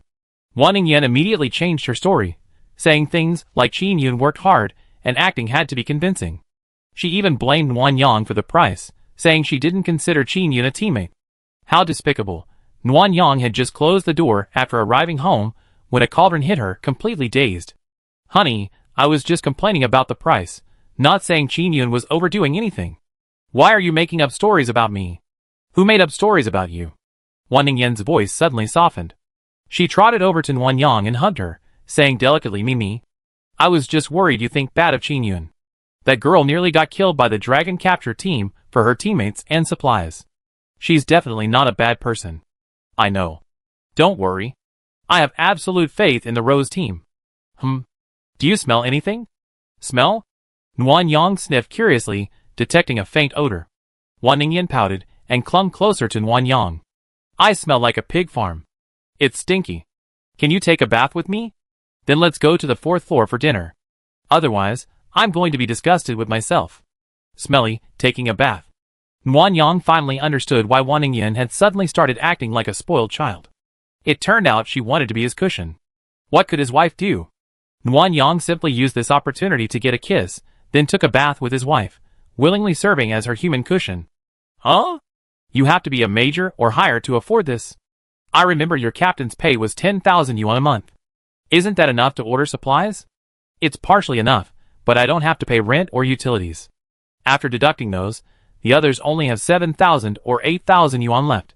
Director Lee said that ordering a 200-pound whole lamb costs 16,000 yuan, which I can't afford either. So, those below the rank of major can only buy chicken, duck, rabbit, etc. Wow. 16,000 yuan. Your bonus of 280,000 yuan only buys 17 lambs. It seems the base is really stingy. You brought back over 10,000 pigs, and they only gave you this little bonus. Don't be angry. At least my trust has improved this time, and I've been given more authority. Keep working hard, and maybe you can go underground someday. Take a look. Wan Ningyan looked up at Wan Yang and asked, "Are you leaving tomorrow morning?" "Yes, I drop you off at work before I leave.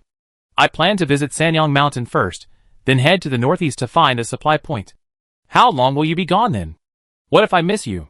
"We have to stay overnight in Sanyang Mountain. In the northeast, if we're lucky, we can find an armory in a day or two, but it'd still take 4 days to get back." Knowing that Wan Ningyan would be lonely, Nuan Yang kissed her ear firmly and soothed her. "It's more relaxed out there. If you miss me, just contact me anytime. I check in with you every day. Just wait for me to come back, okay?" Wan Ningyan lowered her eyes, a look of displeasure on her face, and muttered a muffled Chapter 459. To cheer Wan Ningyan up, Nuan Yang spent a whopping 5,600 yuan to take her to a steamed fish feast in a stone pot. The delicious broth and tender fish left Nuan Yang completely satisfied. Then, he used the broth to stew millet, and even Wan Ningyan, who had a small appetite, devoured 2 bowls. After dinner, Nuan Yang took a detour to buy Wan Ningyan a string of candied haws. Fruit was quite expensive at the base, so a single string cost him 30 yuan. Don't waste money. Earning money is so hard, save it. Isn't money meant for you to spend? If you enjoy it, I enjoy working. Otherwise, why bother making money? Wan Ningyan snorted. That's a twisted logic. Then tell me what's the right logic. Let's talk about it when we get home. There's a lot of people out there. Okay. Hand in hand, they strolled home. Nuan Yang enjoyed Wan Ningyan's skincare treatment again. He sat on the toilet with a face mask on, listening to her talk about her work today while admiring her beauty. The workload of preparing pig feed is enormous. Those mutant pigs eat 2 or 3 times as much as regular domestic pigs. Our team originally had 18 people, but now it's expanded to 33, and we're all struggling. Feed comes in dry and wet. Wet feed is simpler. There's a specially made machine, but carrying the bags and pouring them in is tiring. Dry feed is much more complicated. We have to handle all that broken stuff ourselves, weigh it, and then mix it according to the right proportions before feeding it to the pigs. It's terrifying. 2 meals a day, 1 at midnight. We make hundreds of tons of feed a day, and the pigs eat it all. When the keepers walk by, they grunt, indicating they're not full. The salary is so low. It's really hard-earned money, so I'm asking you to save some. It looks like you get hundreds of thousands in bonuses for each mission, but in reality, your fixed salary is only 10,000, and bonuses are unstable. We're going to rebel, but it won't be something we can accomplish overnight. If we stay here too long, and you don't have any missions, at the rate we're spending, we soon be running out of food. Nuan Yang listened to her mumbling, and laughed out loud. Wife, are you too nervous? If we run out of money, we can just eat the food in the space. I can buy more with crystal cores after we're done. Don't worry. Wan Ningyan glared at Nuan Yang. Yes, I'm worrying too much. Don't you think about what if the rebellion fails? The supplies in our space will last us for decades, so the more we have left the better. What about you? You know the base's supplies won't last for decades, yet you don't save money and eat at the base, but insist on using the supplies in the space. That's a loss. Nuan Yang understood Wan Ningyan's point. A rebellion wouldn't happen overnight. The base had limited space, and going out to find supplies and mutate animals wouldn't be sustainable for a long time. The cost of living on Noah's Ark for a year might only be a few 100,000. A single meal can cost thousands of yuan, and annual food expenses start at 1,000,000 yuan. These bonuses and salaries are indeed quite meager. Got it.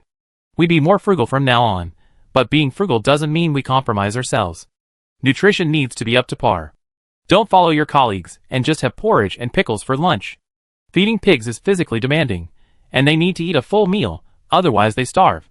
Yeah, I get it.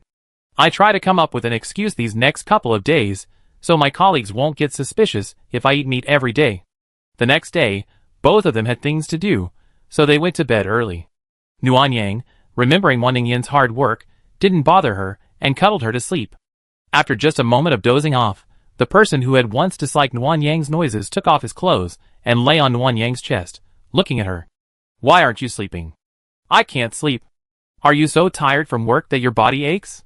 Let me give you a massage? Wan Yang was about to get up and give Wan Ningyan a massage, but she refused. The dim light made it hard for Wan Yang to see clearly. He could only see her biting her lower lip. Don't you want me to leave? Wan Ningyan didn't answer, so Wan Yang acquiesced. He explained his need to go out and solemnly promised to return as soon as possible. Wan Yang talked for a long time, his mouth dry, but Wan Ningyan remained silent. Just as he was about to continue, Wan Ningyan leaned forward and pecked Wan Yang on the lips. After all that talk, don't you want to kiss me? Huh?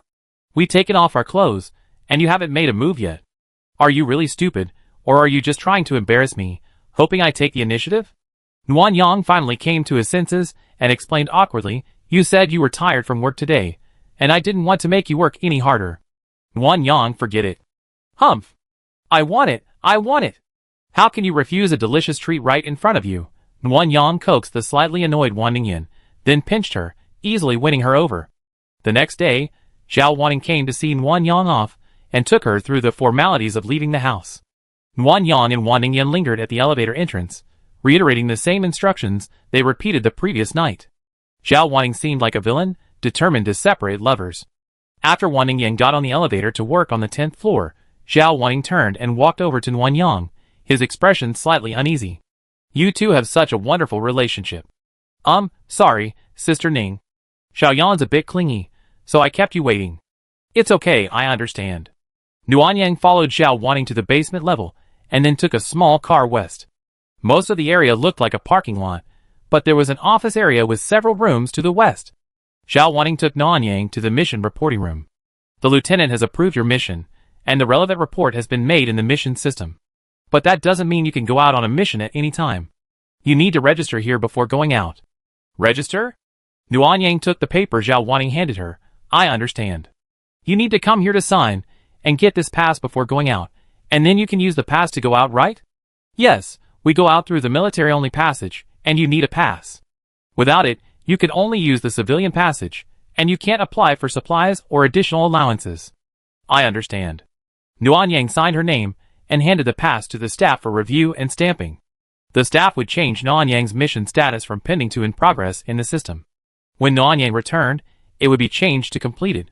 After receiving the pass, Zhao Wanning led Wan Yang to the door of the supply reporting room. If you find any supplies along the way and bring them back to base, you can report them here and hand them over. They'd be entered into the system, and a dedicated accountant will assess your supplies. Your bonus will be issued within 2 days, and credited to your ID card. Okay, got it. There's also a vehicle management office nearby where you can apply for vehicles for field missions. They have almost any type of military vehicle available. In addition, upon returning from a large-scale mission, the system automatically notifies the management office to inspect and clean the vehicle. For smaller missions, you need to report them yourself. You can also report any repairs or cleanings you need. As long as you have a pass, repairs and cleaning are all free, otherwise, you have to pay for it yourself. That's really convenient. Are you sure you're driving your own car? Off-road vehicles aren't as good as military vehicles. I modified my off-road vehicle, and it can handle extreme heat and cold. It performs very well, and I'm used to driving it, so I don't need a military vehicle anymore. Zhao Wanning, feeling a little worried and helpless, turned and pointed to the sign at the top. Follow the red circle, and you reach the exclusive exit. Go to the outermost guard and show your pass. Okay, I'm leaving then. Goodbye, Sister Ning. Well, be careful on the road. Wan Yang took out his SUV and followed the red circle for over 10 minutes, then took a semicircular ramp before reaching the exclusive entrance to the first floor. This area was guarded only by military personnel. The gate opened automatically upon approaching the vehicle. The snow had been plowed. When he reached the exit of the wall, a guard came running out. Wan Yang rolled down the window. The guard saluted, then asked for his pass. After showing his pass, several guards emerged, guns pointed at the slowly opening gate. Outside, a group of ordinary people, still begging to enter the base, remained evasive, refusing to enter due to the sight of the guns. The SUV started up and drove a good distance. Once he was sure no one was nearby, Wan Yang dared to switch to flight mode and head towards the Sanyang mountain base. Chapter 460. Wan Yang informed Wan's mother of his return in advance, and also asked Xiao Ro to erase his travel records to avoid military suspicion. Nguyen Yang left late, and was still in flight at lunchtime.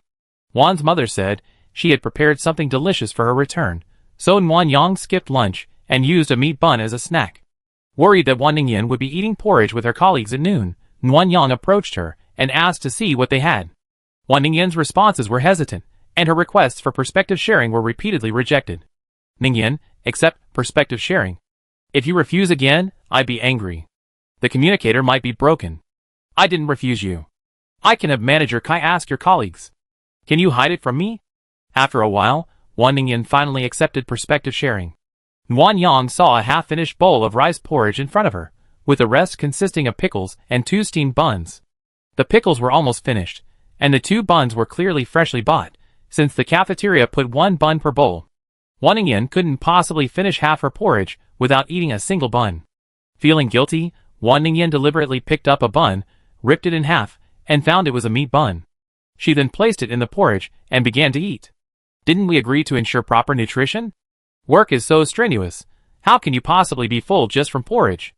I just wanted something light today, and I have 2 meat buns, so how could I not be full? You bought those 2 buns later. Do you think I'm stupid enough to not notice? Wan Ningyan's hand trembled at Nguyen Yang's words, and half of the bun fell onto the table. Aunt Zhao, who was sitting across from her, happened to see it and looked distressed again. Xiao Wan, you said you were having porridge so well, but you had to buy 2 more buns and even dropped half of one. What a waste! Aunt Zhao. Stop it! I can still eat this. It won't be wasted. Wan Ningyan's voice was panicked, her words rambling incoherently.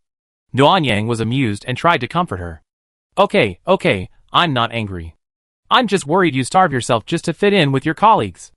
The porridge portion was okay filling. It's okay to drink porridge occasionally, but if you drink it every day, you starve. Look at your colleagues. Some of them are as skinny as bamboo poles. If you starve yourself like this, your mother will be heartbroken when we get back to Sanyang Mountain. After mentioning Wan's mother, Wan Ningyan calmed down. Nguyen Yang didn't say anything more. He reported his itinerary to her and hung up. 2 hours later, Nguyen Yang finally returned to the Sanyang Mountain base. A significant change had occurred. The nearby trees seemed to have mutated. Even in temperatures exceeding minus 70 degrees Celsius, green buds had sprouted.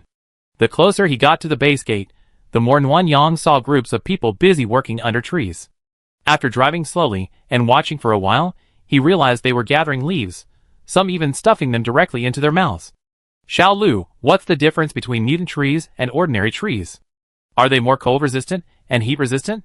Replying to the host, mutant trees have enhanced adaptability to their environments based on their pre-mutation characteristics. Not only can they survive extreme weather, but their fruit is also more delicious. Newly sprouted leaves, like these, are also a perfect delicacy. Delicious? Really edible? Yes, but I wouldn't recommend eating too much, it can cause constipation. Thinking of Wan Ningyan, who was always curious about everything, Nguyen Yang stopped the car and approached a group of young girls.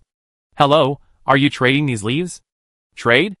The oldest girl clutched the basket filled with leaves tightly. What do you want in exchange? We've been picking leaves all morning, and we can't trade if we don't have enough. Nguyen Yang thought for a moment, and then tentatively asked, would you like to trade for instant noodles? Or maybe there's anything else you need. If I have it in my car, I trade with you. Instant noodles? There are 6 of us, so you should each give at least 1. Okay, I get them. 6 packs of instant noodles weren't much, so Nguyen Yang took 6 from the supplies Noah's Ark had provided and offered them in exchange. These trees must have mutated recently, and the leaves were very small. The basket of leaves picked by 6 people looked quite large, but if they were cooked and eaten, they wouldn't be enough to fill them up. So, they were all happy to exchange them for instant noodles. People nearby saw this, and also offered leaves to trade for instant noodles, but Nguyen Yang politely declined and returned to the car with the leaves. Nguyen Yang closed the car door and eagerly took a piece to taste. It was surprisingly sweet, and the more she chewed, the more fragrant it became. Host, these leaves can be eaten directly, or used to make tea, steamed rice, or soup. A daily intake of no more than 100 g is sufficient. They provide essential vitamins C and K. Are all mutant leaves edible? Yes, but some are quite disgusting, like larch. Because they produce gum, their leaves have a sticky, gummy smell that humans probably don't like. Understood. Putting the remaining leaves into his storage, Nguyen Yang planned to give Wan Ningyan a taste that evening. If she liked them, he could collect some more before leaving. After entering the base, Noanyang slipped a pack of cigarettes to the guard at Area B. The guard, accustomed to Noanyang's bribes, accepted them without hesitation. Noanyang hadn't been home for many days. As soon as she entered the house, Mother One dropped her work and ran over, hugging her tightly. Finally back. Let me see you. You seem thinner. Are those people not giving you food? Mom, they need my space. Why wouldn't they give me food? Don't worry. Then why have you lost weight? Eat first. Talk while we eat. Mother One pulled Noanyang to sit by the stove. Father One was about to say something when Mother One scolded him, telling him not to disturb her daughter-in-law. A small table was set up next to the stove. Mother One served a variety of delicacies, the rice overflowing. She completely disbelieved Noanyang's story, believing she was being mistreated and never getting enough to eat. She even cried watching Noanyang eat, secretly wiping away tears with her sleeve. Noanyang hadn't eaten Mother One's cooking in ages, and having skipped lunch, she felt like a starving ghost. She only noticed Mother One's unusual behavior when she was only about half full. She smiled and explained, Mom, I'm really not starving. It's much more advanced over there than Sanyang Mountain. There's a huge shopping mall with all sorts of delicious food. It's just not as delicious as Mom's cooking. Plus, I work out, so I look thinner. You're not lying to me? No. If you don't believe me, I contact Ningyan tonight and ask her to go to the 4th floor and take a look. You see how prosperous it is there. Okay. Mom believes it. Where are Yuer and the others? Why aren't they home? They're all studying at Xiaoyu's. Yin Yin is so talented. Grandma Yuan and Grandpa Kong compete to teach Chinese medicine every day. Yuer and Yaoting have a good understanding of medicinal herbs. They know hundreds of them at such a young age. Sigh. Mother One sighed, Xiaofeng is just useless. You said Yin Yin is so smart and hardworking, but how come Xiaofeng can't learn anything but eat? Noanyang laughed and put down his chopsticks. Mom, it's the end of the world. It's enough for Xiaofeng to help Dad with the farm and chickens.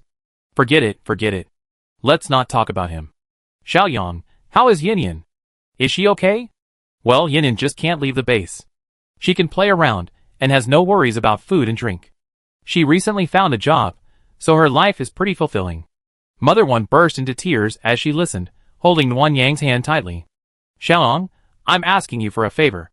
Regardless of whether the mission succeeds or not, you and Yin Yin must return safely. I don't ask for wealth or fame.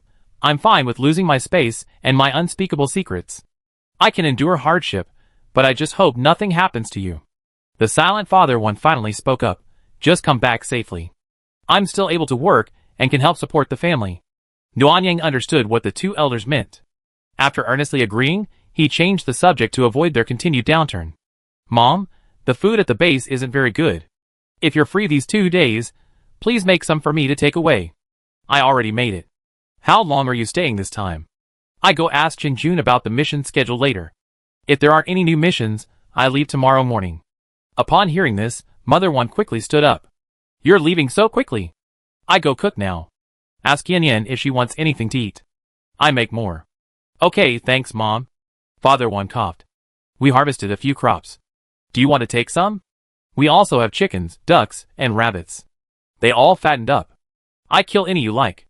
Noanyang didn't want to bother, but worried about disappointing Father One, so she casually said she wanted roast duck. Father One immediately came upstairs with a knife.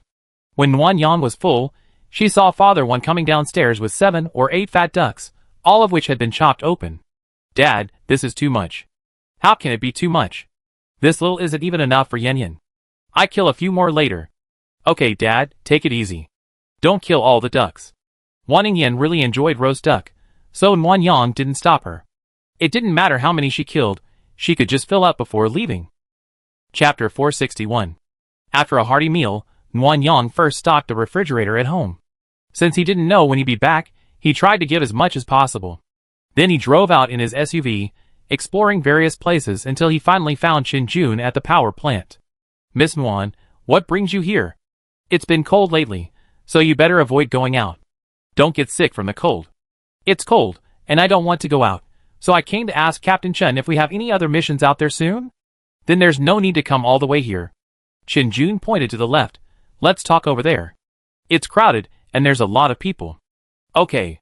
The coal-fired power plant was being expanded, and a wind turbine was being built nearby, so there were a lot of workers.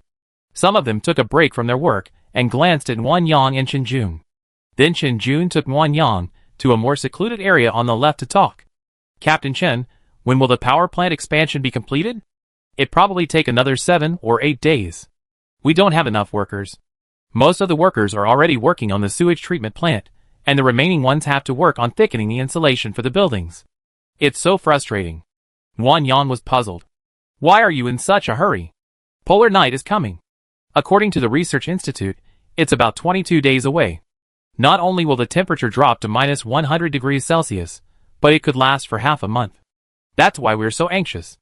Wan Yang's weather forecast didn't show polar night coming, but the temperature was definitely getting lower. In 3 or 5 days, it would be minus 80 degrees Celsius. The days were also getting shorter, so polar night should be approaching soon. But there's no need to rush the water plant renovations.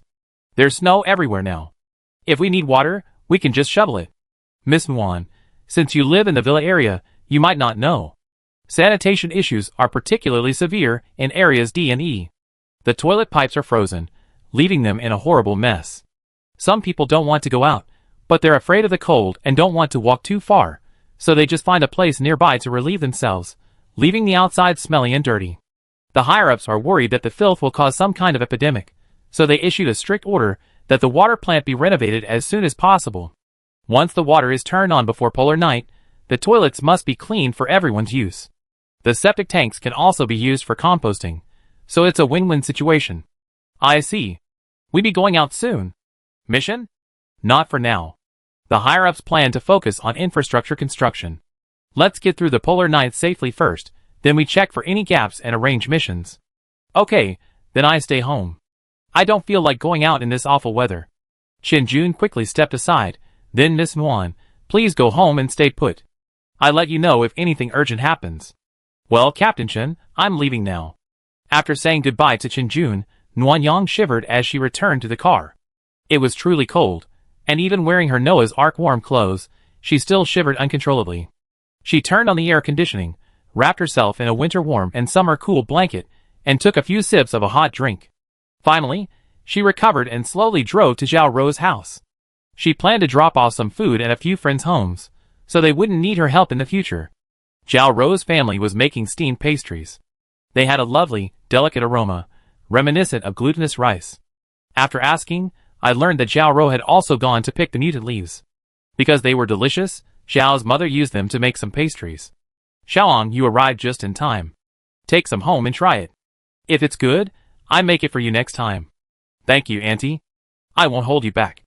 Eat up. You're welcome. Shiro picked so many we can't even finish them all. Okay. Wan Yang smiled and stuffed a piece of steamed cake into his mouth. It was sticky like rice cake and very chewy, with a light sweetness. No sugar, just the sweetness of the leaves. Wan Ningyan would probably like this. Wan Yang accepted 2 plates without hesitation, and then chatted with Zhao Rou, who had been anxiously asking about the situation. This is too dangerous. I go to the base to help you. No, you have to look after the house for me. The Rose team is here to help us, and you're the most trustworthy person at the base. If you go too, who will help me if something happens to my family? Zhao Rou was unhappy. Her face was already sullen, and now it looked even more fierce and angry. Fortunately, her longer hair made her look more gentle. I understand. I take good care of your family. Okay, thank you. Wan Yang stood up and placed half a carcass of mutant pork on the table. Come and help me divide the meat. I'm going to give some to everyone. I don't know when I can get more supplies for you later. Don't worry. There are more and more mutant animals around the base. If I really need food, I go hunting. Mutated animals? It seemed like there were only rabbits before, but now there are others? Well, voles, weasels, sparrows, and chickens.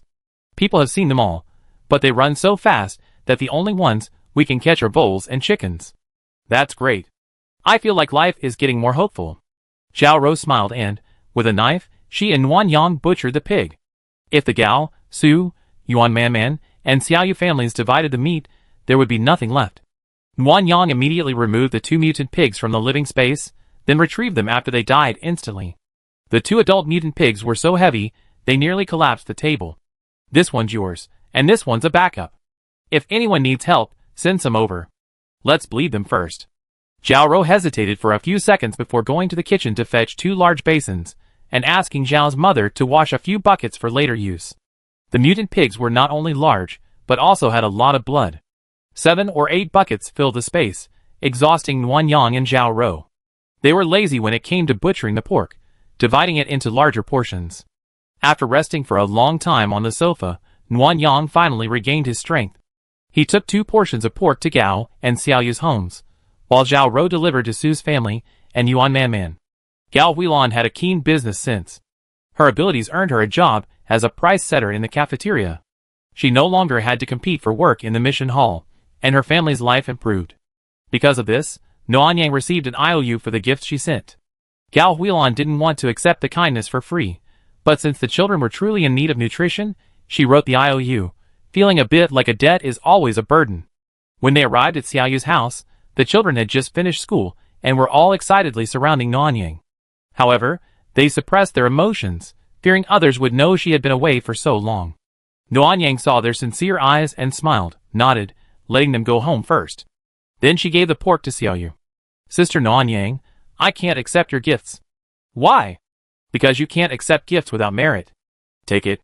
I tell your grandparents, and they won't blame you. Xiaoyu looked taller, with a bit more flesh on her face, looking healthier. She looked at her grandmother timidly, and after receiving her nod, she smiled and accepted the pork. It's so heavy. Sister Nuanyang, you can actually carry it. Because I'm an adult, you need to eat well, and you'll be able to carry it someday. Yeah. Caillou and you, like a little adult, diligently dragged the bag of pork to the kitchen. Nuanyang watched for a moment, then took the hot water from Grandpa Kong and sat down to chat with them. Is everything okay at home? The little ones are quite noisy. Did they upset the old ladies? No. They're all very well behaved. Grandma Yuan smile deepened as she mentioned the children. Nianru is very talented. We too have a good successor. Yes, Nianru is really smart and quick-witted. Grandpa Kong also chimed in, beaming. She's such a good kid, so sensible and well-behaved. I look forward to her coming to class every day. Nuanyang hesitated. From what the old ladies were saying, they seemed to be hoping that when Nianru would inherit their legacy. What about Xiaoyu? Nuanyang didn't say much, just a few smiles in agreement. Then Grandma Yuan took out her card and handed it to Nuanyang. You can't take that pork for free. Just swipe it, or we won't take it. Grandma, we found that pork on the street. It's free. Just take it. Consider it your tuition. Stop lying. How did you pick up that pork? It's true. I was out and about, and I came across a pig that had been mauled to death by a tiger. I brought back what was edible. Nuanyang lied without blushing or faltering. The lie sounded outrageous, similar to Wan Ningyan's earlier lie. Even Grandma Yuan and Grandpa Kong were unsure, and finally patted Nuanyang on the shoulder. Don't be so reckless next time. You're not going to snatch food from a tiger's mouth. Got it, Grandma. Are the Chinese medicine bags ready? I take some back. Polar night is coming soon. Keep the rest for yourselves. If you don't have enough, have Uncle Yuan come to my house for more. Polar night? What is that? Nuanyang briefly explained the polar night to them, and urged them to prepare. The elderly have the hardest time enduring the cold, and Nuanyang didn't want anything to happen to them. Chapter 462. Carrying a large bag of Chinese medicine home, 3 children stood at the doorway, staring eagerly, their faces red and white from the cold, except for Wen Nianru. Sister-in-law. Big brother, sister-in-law, let me help you. Sister-in-law, hold her. Nuanyang handed the herbs to Wan Ningfeng, then smiled and held Yuer. The little girl was taller than before, making it difficult for Nuanyang to hold her with one hand, so he simply bent down and lifted her onto his shoulders, waving to Wen Nianru. Everyone go inside. Don't get cold. Ha. Sister-in-law, put me down. Nuanyang walked all the way to the Kong and gently placed Wan Ningyu on it. Once the little girl was free, she took advantage of Nuanyang's turn and threw herself onto his back, and Nuanyang lifted her up. Sister-in-law, I miss you so much, and Sister Yin. Has Sister Yin come back yet? No, your Sister Yin will be back soon. Where, have you gained weight? You look a little heavy. No, Sister Nian Yin can hold me. I must be lazy. I haven't exercised lately, so I feel so weak. You really grown up, and you're talking back. The family had set up a large dining table. Mother Wan was carrying out a plate of braised chicken wings. Seeing Nuanyang mischievously carrying Wan Ningyu on her back, she quickly intervened. Where? Come down quickly. Stop messing with your sister-in-law. Your sister-in-law has been tired and thin lately. You need to be more sensible. I know, Mom. It's been hard work. I help you get the bowl. Wan Ningyue's words brought Mother Wan's smile back, leaving Nguyen Yang stunned. The ever well-behaved and sensible Yue was actually so playful and mischievous, quite unexpectedly. Big brother sister-in-law, Mom said you were leaving tomorrow. Why don't you stay a few more days? I sneak back this time. I have things to do. Staying here too long would arouse suspicion. Wan Ningfeng scratched his head in confusion. Is that so? Then I catch some rabbits. My sister loves spicy rabbit meat, so I have Mom make some. Okay, just be careful. Don't get bit by the rabbits. Don't worry, sister-in-law. I get Dad to come with us. Wan Ningfeng called Wan's father, and the two of them rushed upstairs, knives in hand. Nguyen Yang felt for a moment that she wasn't going home to check on the supplies, but to stock up.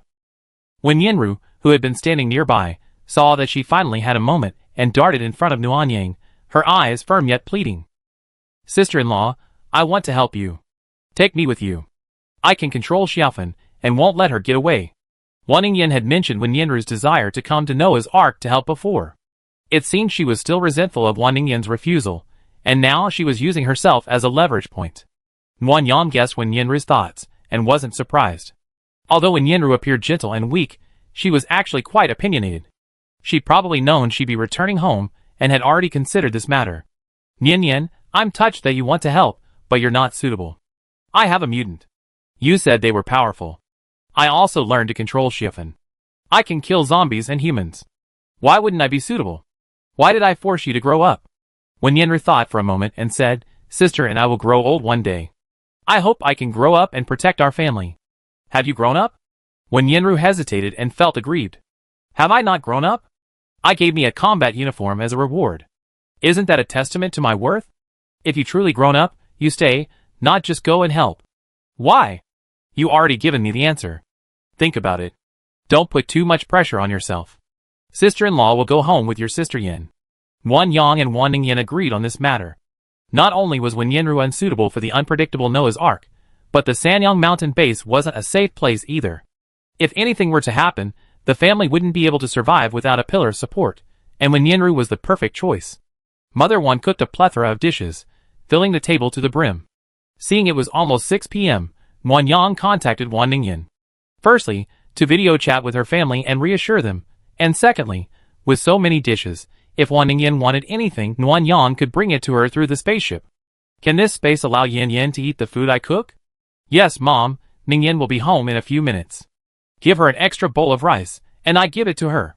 We can chat and eat later. Mother Wan was overjoyed. With a sigh of relief, she hurried to the kitchen and soon returned with a bowl of steaming rice.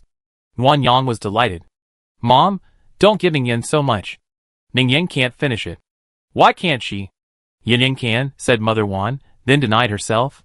No, Yin Yin needs more vegetables. How can this rice taste good? Mother Wan looked around, took Wan Ningfeng's bowl, and scooped up the rice before handing it to Nguyen Yang. Give it to Yin Yin first. If it's not enough, fill it up. Okay. Nguyen Yang placed the rice on the top of Wan Ningyan's space, making it easier for her to find and retrieve. As soon as she had placed it, she returned home and spoke hurriedly. Boiled fish. I want boiled fish. And roast duck and rice dumplings with wine and grain. Nguyen Yang, stand up. I can't see some of the dishes. Nguyen Yang obediently stood up and turned on the speaker to watch with his family. He then took the empty bowl, filled it with everything Wan Ningyan wanted, and sent it to her space. Overhearing Wan Ningyan's words, Wan's mother happily read out the dishes, giving her whatever she wanted. By the end, more than a dozen dishes were laid out on Wan Ningyan's coffee table, like it was Chinese New Year. Yin Yin, why have you lost weight? Eat more, don't make yourself suffer. Nguyen Yang, who was eating, nearly choked. Everyone seemed thinner to Mama Wan, but Wan Ningyan's face had gotten rounder. How could she look thinner? Mom made fish soup early this morning. Come try it. Don't just eat the vegetables. Be careful not to choke. I know, Mom. It's delicious. Make some more for Nguyen Yang to bring back. Seafood is so precious here. I'm making it. I used 3 fish heads and cooked 2 large pots. It's enough for you to eat for a while. Mama Wan's tears welled up again as they chatted. She went to the kitchen under the pretext of serving dishes.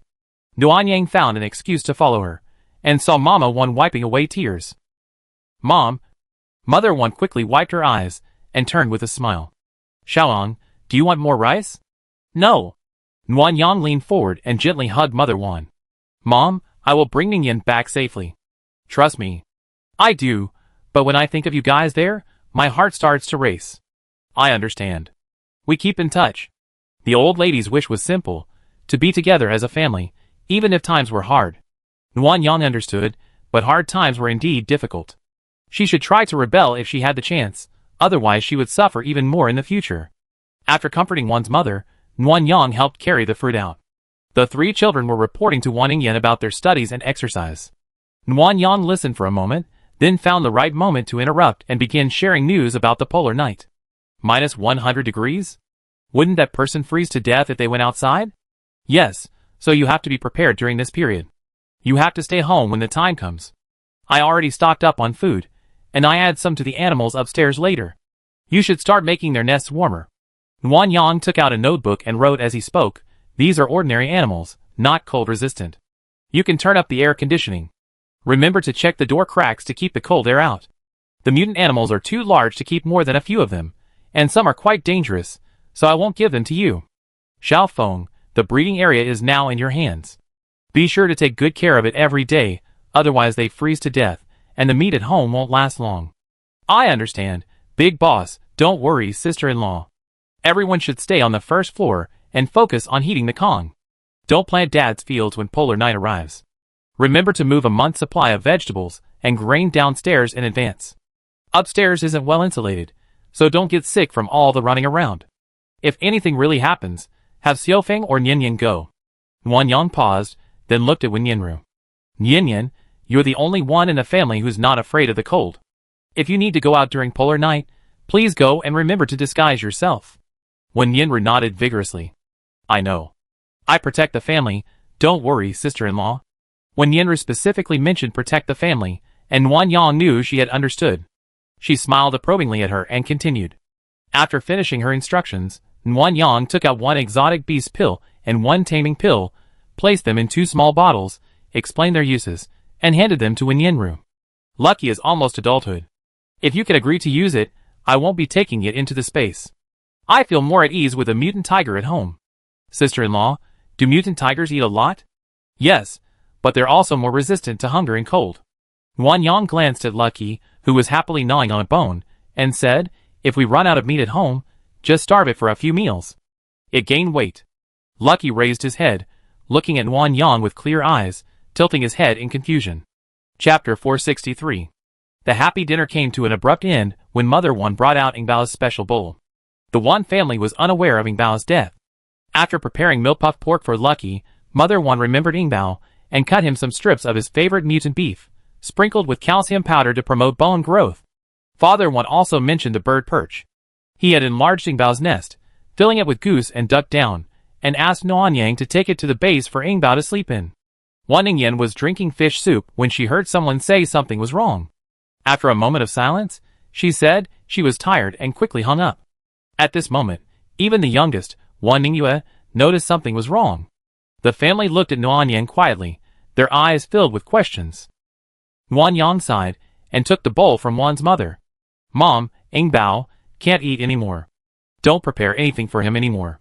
And don't mention it in front of Ningyan, she'd be upset. Nuan Yang didn't directly disclose Ingbao's death. When the family pressed her, she simply said it was an accident. Wan Ningyan cherished Ingbao, and the family treated him like a child. Hearing the news of his death would be hard. Furthermore, Nuan Yang and Wan Ningyan were forced to stay on Noah's Ark, which already worried the family. Knowing Ingbao's death at the hands of those people must have only heightened their worries. Dinner became somewhat dull. Nuan Yang quickly finished the last bite of her meal, and went to check the house to see if anything was missing. The 3rd floor had a sufficient supply of food and vegetables. Nuan Yang stored some in her storage space, and would go downstairs to store it in Lucky room, to save the family from carrying too much food and getting tired and cold from running up and down. When I went to the breeding area again, Nuan Yang was shocked to see that the chickens, ducks and rabbits were almost all killed, and there were less than 10 left. However, the birds did gain weight in the cold weather, and after eating, they lay motionless in their nests, all of them plump. Nuan Yang added some chickens, ducks, and rabbits. No one at home liked goose meat, nor did they like goose eggs. They were doing well, but the goose was a voracious eater. After some thought, Noanyang put the goose into the living room and filled the chick cages that had been used for chickens with chicks, so that when they grew up, they could be raised in the goose's nest. Downstairs, the whole family was helping Mother One clean up the dishes. The atmosphere was much brighter than before. Noanyang, fearing that everyone might be unhappy, put the bird perch into the living room and went to the lucky house to store the food and vegetables. He also added some canned fruit, dried meat, and milk powder. The portable bathroom had originally been placed in the living room for everyone's convenience, but now it couldn't be there. It would be exposed if someone came home. After some thought, Noanyang moved the bathroom into Wenyenru and Waningyua's bedrooms and installed an air conditioner in the bedroom. This way, they wouldn't be too cold when they came in, but it would be difficult to keep them as warm as outside. Noanyang was worried, but there was nothing he could do. Placing the air conditioner outside was fine. If he was lucky, it would even be visible. With the supplies in Noanyang's space, raising a tiger wouldn't be difficult. The only thing he couldn't hide was the bathroom. All Noanyang could do was install 2 bathrooms, ensuring everyone could use them immediately without waiting in line. After completing these tasks, Noanyang found several large cloth covers, large enough to completely cover the air conditioners, for emergencies. Then he filled the coal supply at home and placed more at the entrance to the second floor, so it would be easily accessible if needed, since they weren't afraid of the cold. He packed a medical pill and gave it to Wenyenru for emergency use. Nanyang was like a little bee, diligently checking around, occasionally taking out some things. When he was done, he didn't even feel like taking a shower. After washing up, he collapsed on the Kong and quickly fell asleep. Awakened this morning by a rich aroma, Noanyang opened his eyes to find his coat already off and the quilt tightly tucked in. After donning his cotton coat and drawing aside the curtains, he saw everyone was up and sitting neatly around the stove, enjoying breakfast. Waningyue was the first to notice Noanyang was awake and called out, "Sister-in-law, bring the dumplings." "Yes, right away." Noanyang, still not fully awake, sat there for a moment. A glance at his phone revealed it was only 6:30. It wouldn't be bright until almost 10 a.m. Noanyang had planned to leave around 9 a.m., but he hadn't expected everyone to be up so early. When Noanyang regained consciousness, he figured out why everyone was up so early. He chuckled for a long moment behind the curtains before getting out of bed, washing, and joining everyone by the stove for breakfast. Mother One was incredibly thoughtful. The breakfast dumplings were all cooked in fish broth and filled with her homemade fish balls, which were chewy and firm. Noanyang even grabbed a bowl for Waningyan. Through the communicator on the doorframe, Noanyang saw that Waningyan was already exercising and had a regular routine, likely recovering from last night's incident. He texted her about breakfast and then began collecting the food Wan's mother had cooked. The 3 children followed Noanyang like little tails. Whenever she went to the kitchen, they followed, standing at the doorway and watching. When Noanyang went to the refrigerator, they crowded behind her to watch. Yue, being short, hugged Noanyang's waist, stretching her neck. Noanyang felt a little fed up with everyone clinging to her. Thinking that Waningyan would want her to go home early, she didn't wait until 9 a.m. After checking the house again and giving Wenyenru instructions, she left in the dark. When they arrived at the guardhouse, the soldier was sitting and dozing. Noanyang tossed the cloth bag she had prepared into his arms. "I'm going out for a while. If anyone asks me, just say I haven't left the house." The soldier was startled by the bag and was about to raise his gun when he realized it was Noanyang. Hearing her words, he put it away, then opened the bag and looked, unable to resist smiling. "Understood. Find a way to erase my travel records, or they won't believe me." "Got it." Noanyang had already informed Zhao Ro about the travel records, so he wasn't worried. Besides, few people dared to go out at night. Shortly after leaving the base, Noanyang switched to flight mode and headed northeast. At 8:30, Noanyang saw Waningyan eating breakfast and sent her a message asking to borrow the resource finder. "Borrow it now." "You already left?" "Yeah, everyone's so enthusiastic, clinging to me. It's making me a little uncomfortable, so I left early." "How wonderful. I thought everyone could cling to me." Noanyang heard the sadness in Waningyan's words and coquettishly consoled her. "I'm being ungrateful. I just wanted to finish my work quickly and go back to be with you." "Oh, thank you." Noanyang's lips curled up at the endearing reply, but Waningyan had to go to work soon, and Noanyang didn't want to disturb her, so he just lay down. She settled in comfortably, covered herself with a winter warm and summer cool quilt, and then carried the food prepared by Wan's mother from her space to Wan Ningyan's subspace. As she continued to choose, Nguyen Yang began to feel sorry for his wife's bad habit. He always thought his wife's space looked rich, but in reality, it was lacking everything. He started sending her all kinds of things, even going to the mall to spend some money. At this moment, Nguyen Yang couldn't remember at all that he had resented the system and didn't want to go to the mall to shop. All he could think about was filling up his wife's space. The flight took quite a while, and Nguyen Yang woke up early. By the time he woke up, the SUV had already been circling over Liao province. Oh, what a waste of fuel. Nguyen Yang regretfully began to land, then activated stealth.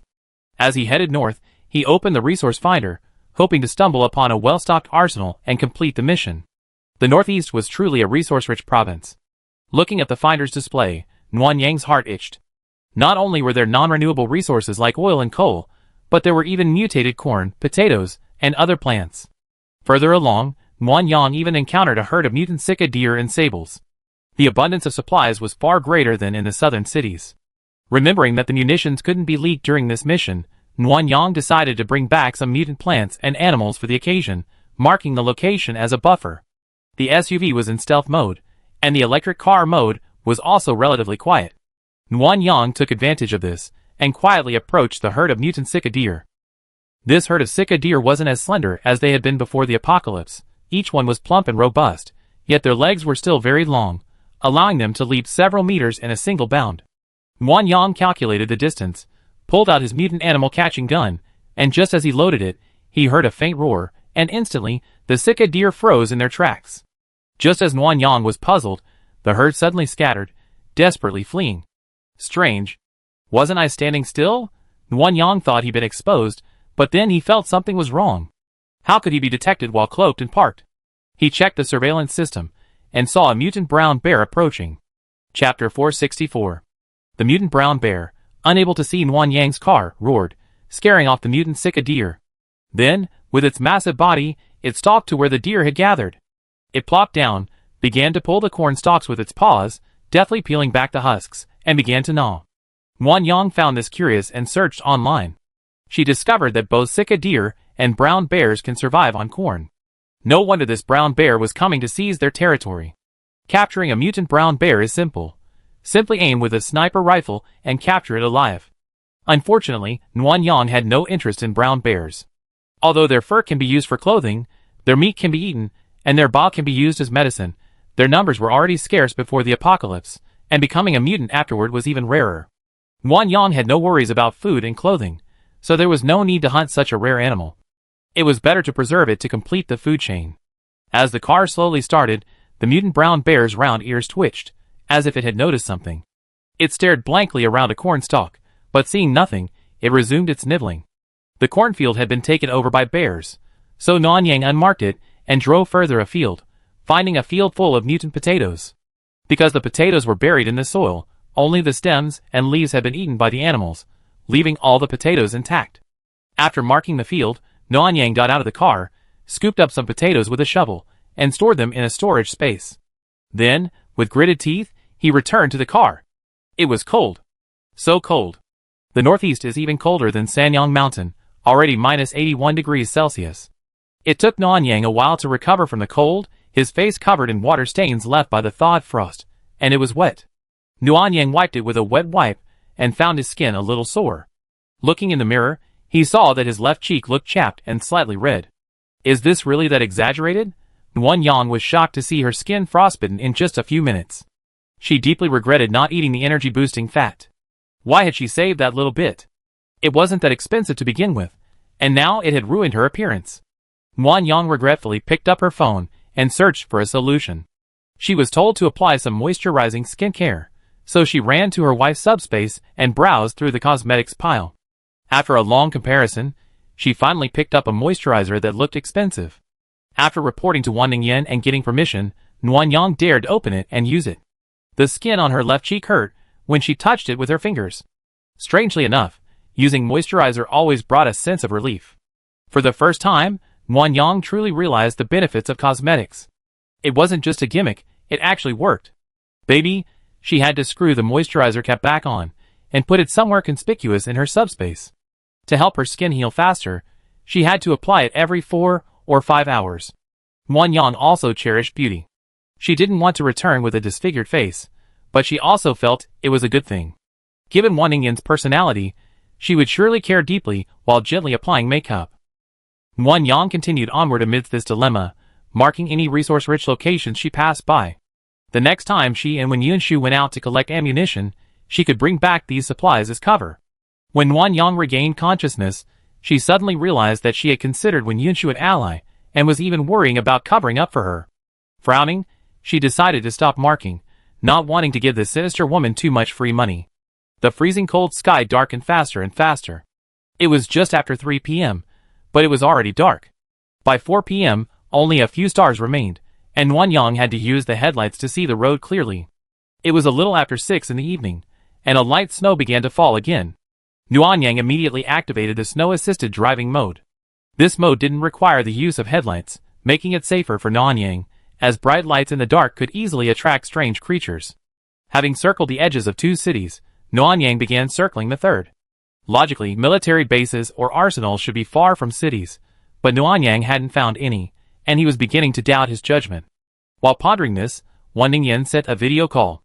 As soon as Wan Yang answered, he heard her concerned and anxious voice. Wan Yang, how's your face? Find a mirror and let me see. It's okay, it's much better now. Wan Yang said, as he pulled out a mirror and placed it in front of him, turning the roof light to its highest setting so Wan Ningyan could see clearly. Wan Yang couldn't see Wan Ningyan's expression, but he could hear her breathing, short and rapid, as if she had just jogged home. It's not serious. Remember to wear your mask and scarf next time.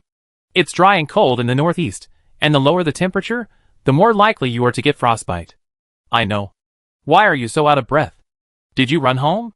Yeah, I heard you said you had frostbite, and I've been wanting to see you. But there's so much work today. We had a big harvest on the 9th floor, and there's so much corn to process. I haven't had time to slack off. You've been working hard. You should take a break and eat. What about you? Did you eat dinner? Wan Yang shook her head. The wind and snow were getting stronger outside. She kept the lights on and parked behind a large tree. It's snowing outside. I plan to find a place to rest and eat later. Be careful then. Check the surveillance when you get out of the car. Don't get ambushed by zombies. Wan Yang laughed. She was about to say that zombies don't have that kind of brains, but then she realized something was wrong. Upgraded zombies do have increased intelligence, and they might actually launch a surprise attack. Did you find the ammunition? No, I've been searching all afternoon, but I just can't help but feel like my strategy is wrong. Where did you look? Wan Yang told Wan Ningyan her route for the day, and she was puzzled. The suburbs are close to the city. A barracks is fine, but why would an ammunition depot be built near a city? We should look towards the mountains. Mountains? Well, I went to a military camp to learn about this when filming a military film. Arsenals must be located in areas with complex terrain and good concealment, usually caves or underground. If you go to those places, you definitely won't find them near the city. Got it. Thanks, honey. I go explore the mountains tomorrow. There are quite a few in the northeast. With a clearer direction, Wan Yang's search plan became much clearer. She planned to fly directly to the Greater Xing'an Range tomorrow morning and search there. Wan Ningyan needed to eat and shower, so Wan Yang stopped the video call. After hanging up, she turned off the lights in the car and searched for an abandoned temple. The weather was freezing, and Wan Yang needed to get out of the car to wash up in the bathroom, so he sought shelter from the wind and snow. The temple's main gate was broken, and there were no zombies or other creatures inside. Thick snow covered most of the exterior. Wan Yang kept a distance from spirits and gods, but the area was barren and desolate, so he had no choice but to come here. After driving around and stopping at a place resembling a dormitory, Wan Yang ate some energy fat, parked the SUV, retrieved his rifle, and entered the house. It looked like a Taoist temple, simply furnished. A Bagua diagram hung on the wall, and in a nearby wardrobe, a dark green dress had a yin-yang pattern embroidered on the back. The center table was dusty, and on the bedside cabinet were items like a holy grail and a compass.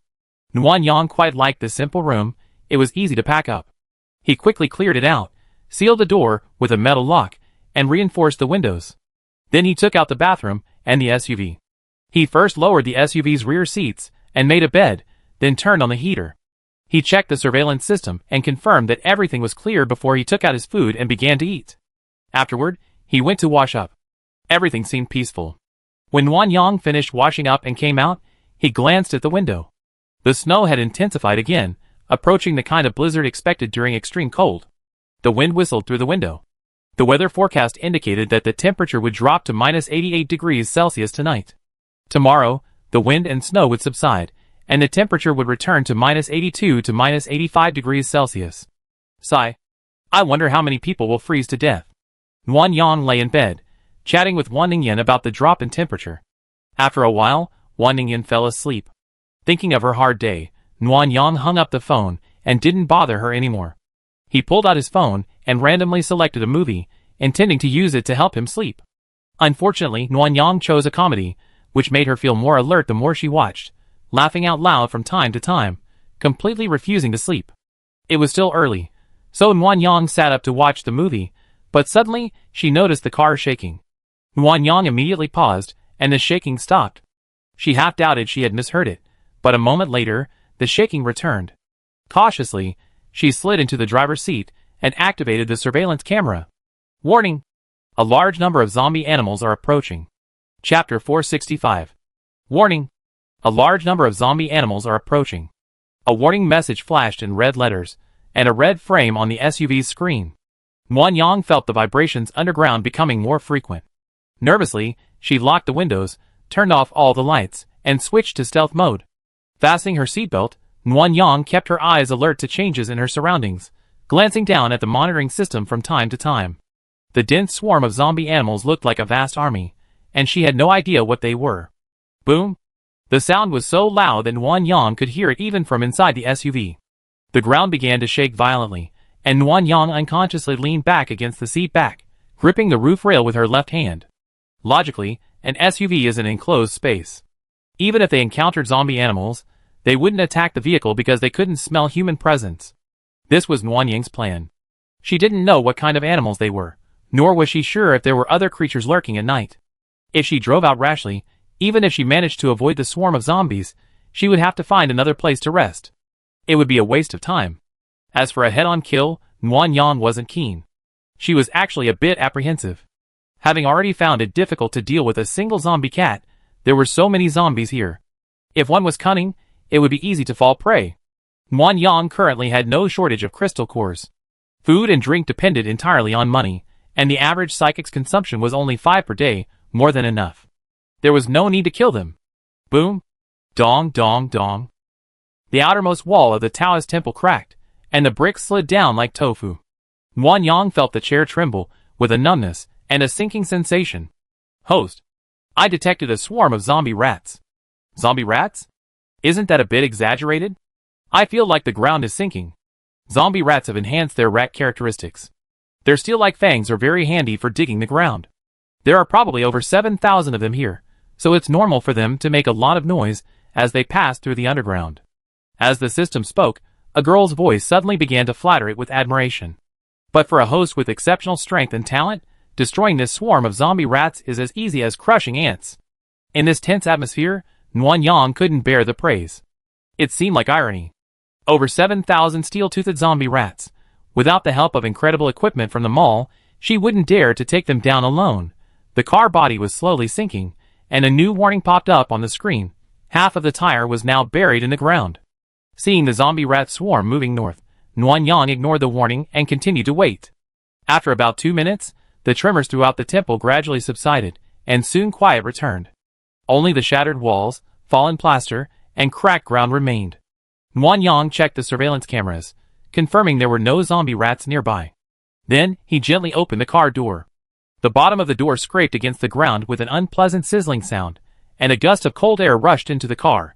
Nuan Yang struggled to get out of the car. If he had sunk any lower, the door would have become unopenable, and he would have had to climb out through the window.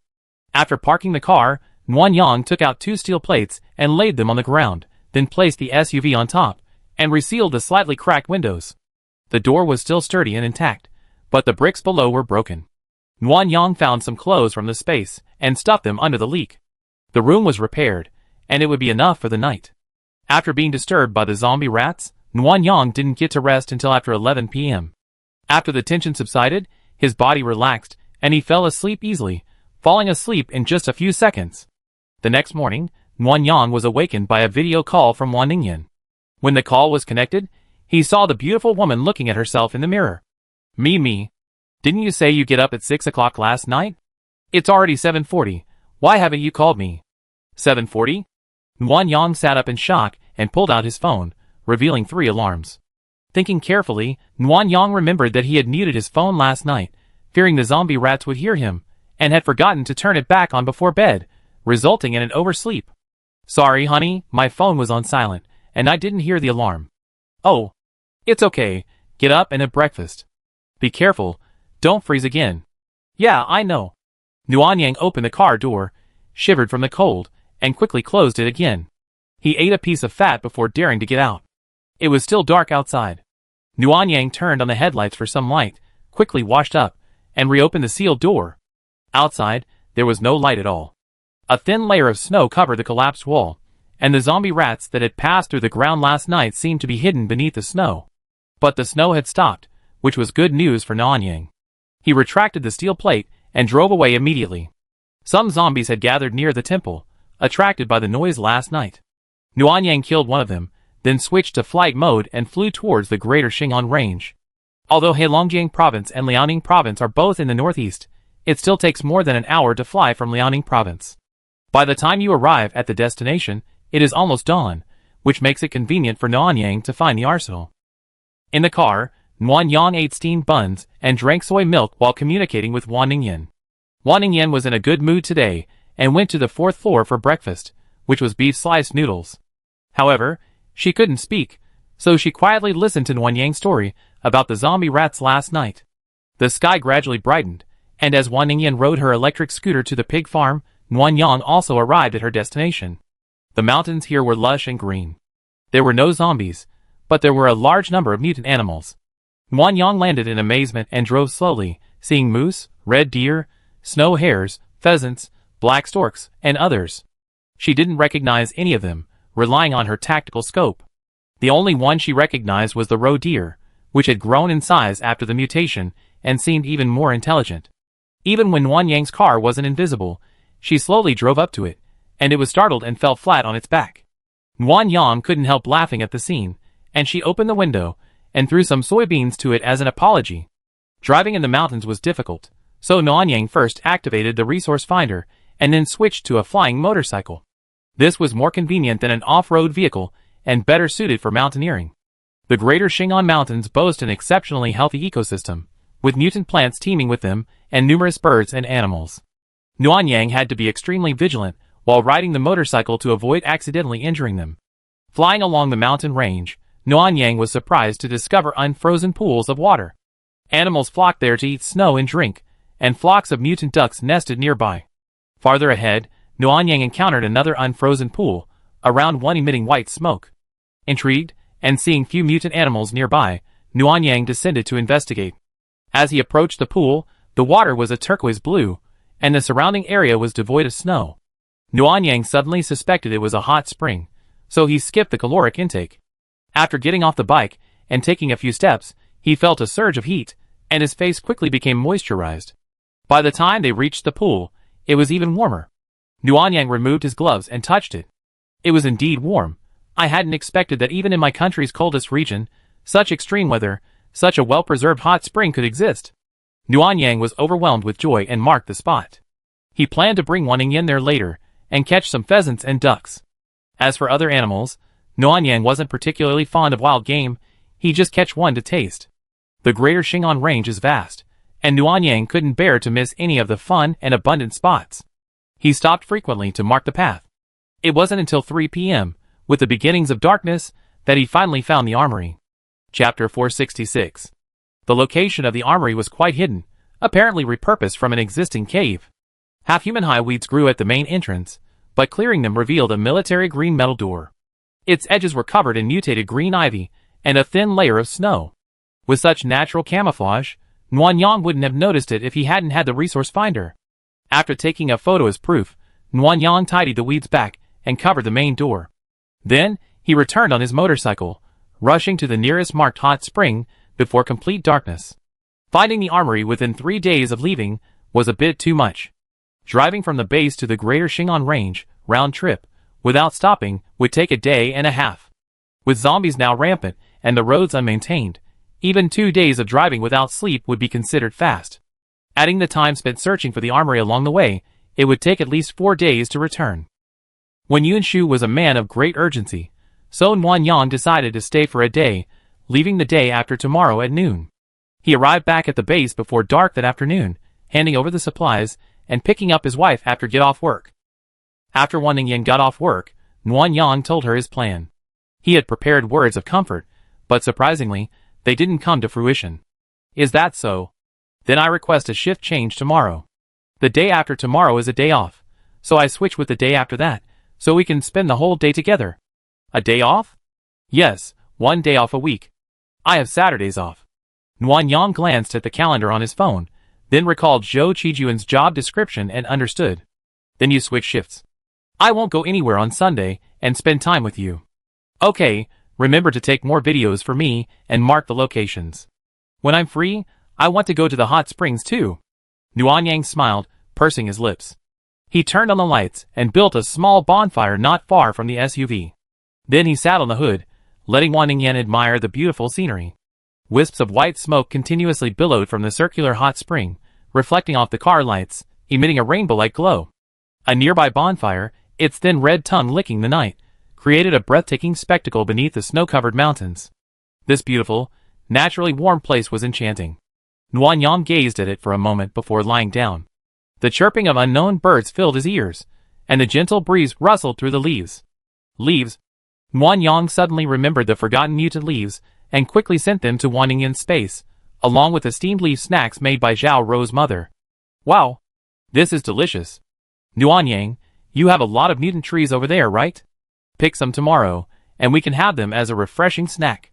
Okay, is there anything else you want? I look for it tomorrow. Wan Ningyan thought for a moment.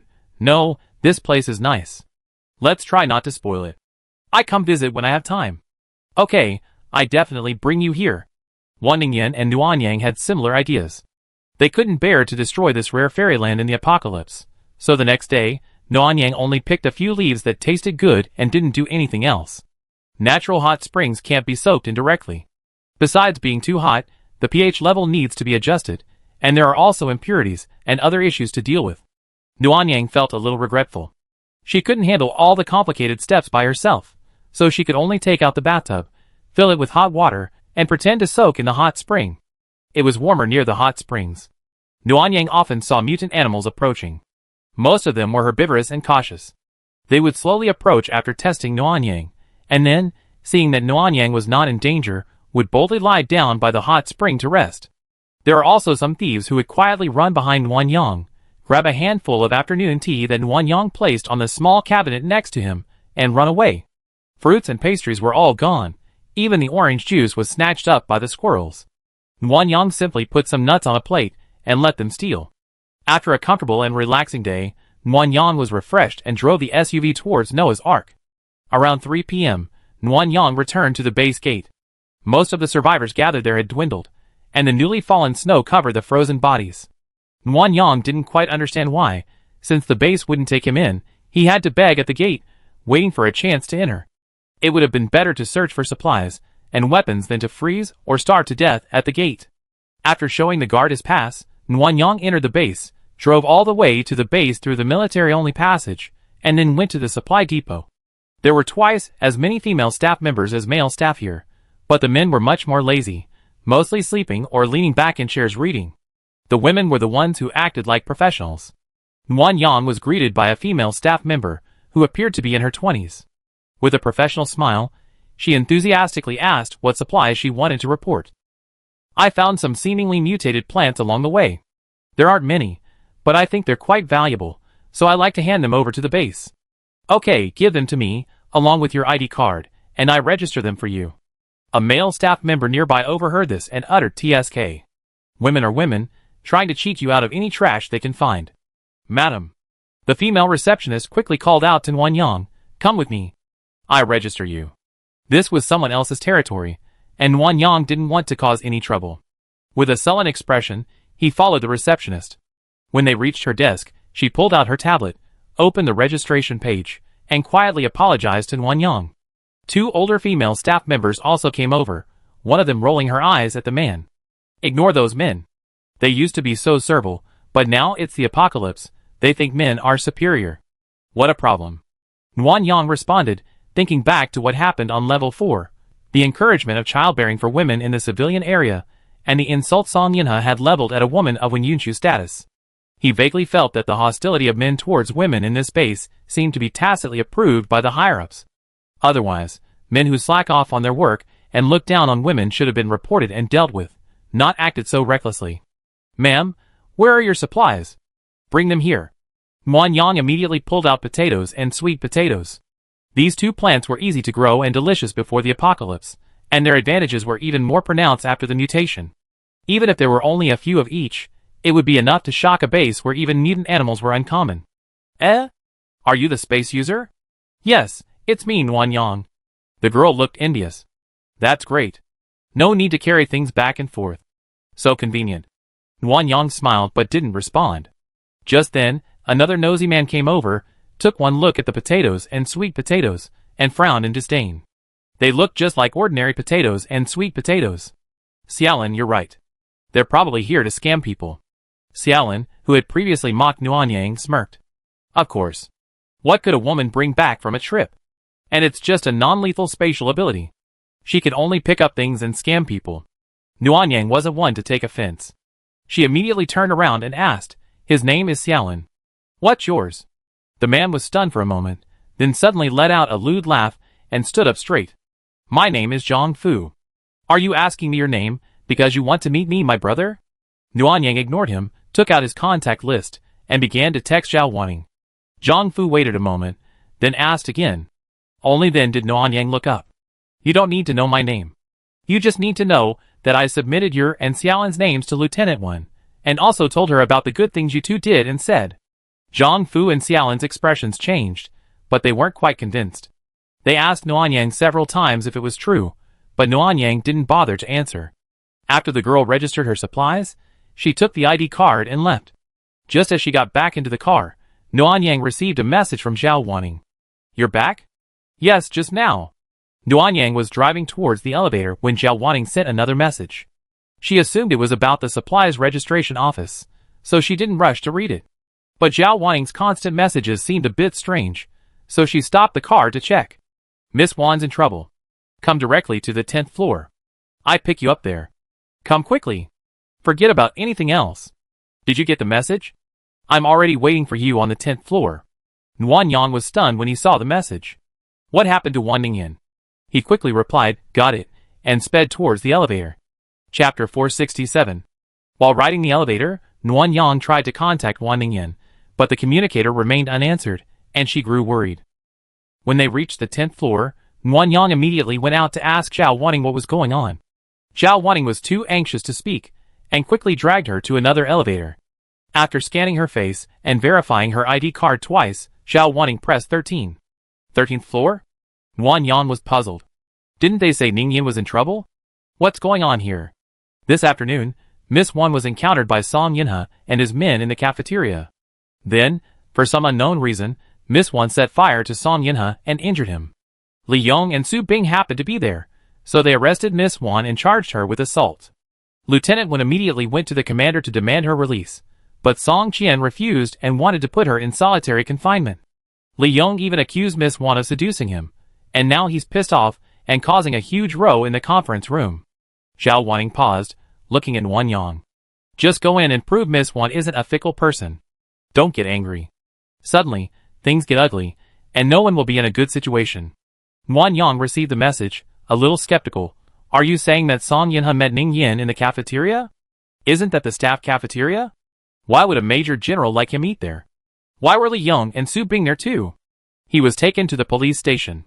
Su Bing has a grudge against Ning Yin, and will definitely seek revenge. How are the talks going now? Are they willing to release her? Zhao Wanning shook his head. I don't know why they went to the cafeteria, but the injury is true. After Miss Wan was taken away, I went to ask for her, but they wouldn't give her up. Now Li Yong and his men are insisting on charging Miss Wan with misconduct, intentional injury, and other crimes. The lieutenant is mediating. Don't believe what they say later. Miss Wan loves you so much, she definitely wouldn't cheat. If she's convicted of this, she'd be in solitary confinement for at least 3 months, crippled if not dead. Hearing this, Nguyen Yang probably understood that Wan Ningyan was provoked by the nitpicking and had therefore made the charge. I know Ningyan's character well, and I wouldn't trust outsiders. That's good. By the way, did you go to the supply reporting office to hand in the supplies? If so, you can bring it up later. The more important you are, and the more you trust Miss Wan, the more likely the commander will be less likely to condemn her and displease you. As the two reached the conference room door, Nguyen Yang paused, about to push it open, upon hearing Zhao Wanning's words. The supplies I handed in are very important. They're mutant potatoes and sweet potatoes that thrive in extreme cold. Zhao Wanning was shocked. Really? Well, I found them along the way, but it was so cold that I only dug up a small amount and brought back some, and my face got frostbite. Nguyen Yang tilted her head to show Zhao Wanning the frostbite on her cheek. Although it was almost healed, the red mark was still visible. Zhao Wanning confirmed that Nguyen Yang was not lying, and a smile appeared on his tense face.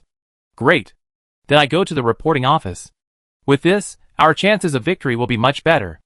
Okay. After Zhao Wanning left, Nguyen Yang took a deep breath and pushed open the door to the conference room. The noisy voices inside slowly died down, and everyone looked at her. The scene was very similar to the previous meeting. The 3 base commanders and the deputy base commander were all participating in the meeting via video conference. When Yun Shu and Zhou Qijuan sat on the left side of the large conference table, and Li Yong and Zhang Sanquan sat on the right. At the end of the table sat 5 pig farm employees, one of whom was Manager Kai. Aside from her, the other employees, both men and women, were nervous and fearful. Nguyen Yang only took a quick glance, and judging by everyone's expressions, she guessed that the argument was intense. When Yunshu rarely showed any sign of anxiety, and her mother's brows were furrowed.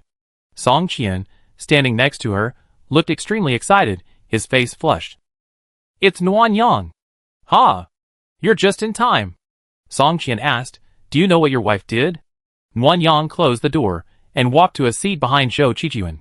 He feigned innocence, I don't know. I just got back from a mission outside, and was called in here. May I ask what my wife did? Your wife is a vicious woman. Not only did she seduce my son, she also set him on fire. I advise you to divorce her immediately, or you cry when you get cuckolded. Nguyen Yang's face suddenly turned cold. Deputy Captain Song, I know my wife's character. There's no way she could have seduced your son. What do you mean by slandering her like this? Huh? Slander? Li Yong, you tell me. Song Qian was so angry that he didn't even want to argue with Nguyen Yang. Li Yong, standing across from him, gave Nguyen Yang a disdainful look and loudly recounted what had happened. This afternoon, Major General Song, sympathizing with everyone's hard work, personally took us to the grassroots level to offer condolences, and even paid for everyone's extra meals out of his own pocket. After arriving at the staff cafeteria on the 10th floor, I ran into Wan Ningyan, Miss Nguyen's wife. Major General Song, mindful that Miss Nguyen was new to the base, wanted to ask how your wife was doing and if she needed any help. But, Li Yong sighed in disgust. She actually seduced Major General Song, saying she wasn't doing well at all and wanted to be with him. She even said she wanted to have his children. Her obscene language was unbearable to hear. Major General Song immediately refused, and the woman, enraged, used her fire power in violation of regulations, burning Major General Song beyond recognition. He is currently in the hospital in emergency treatment. Miss Nguyen, I and the staff saw this with our own eyes. If you don't believe me, ask them. Nonsense. My wife once risked her life to save me. Someone who loves me so much seduces Major General Song? Don't you think that's ridiculous?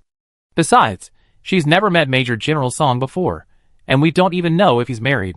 The cafeteria is a public place. And she's so bold as to seduce him on our first meeting. Does she think my wife is an idiot? Li Yong panicked for a second after being rebuked, then immediately pointed at the pig farmers. They saw it too. They can prove it's true.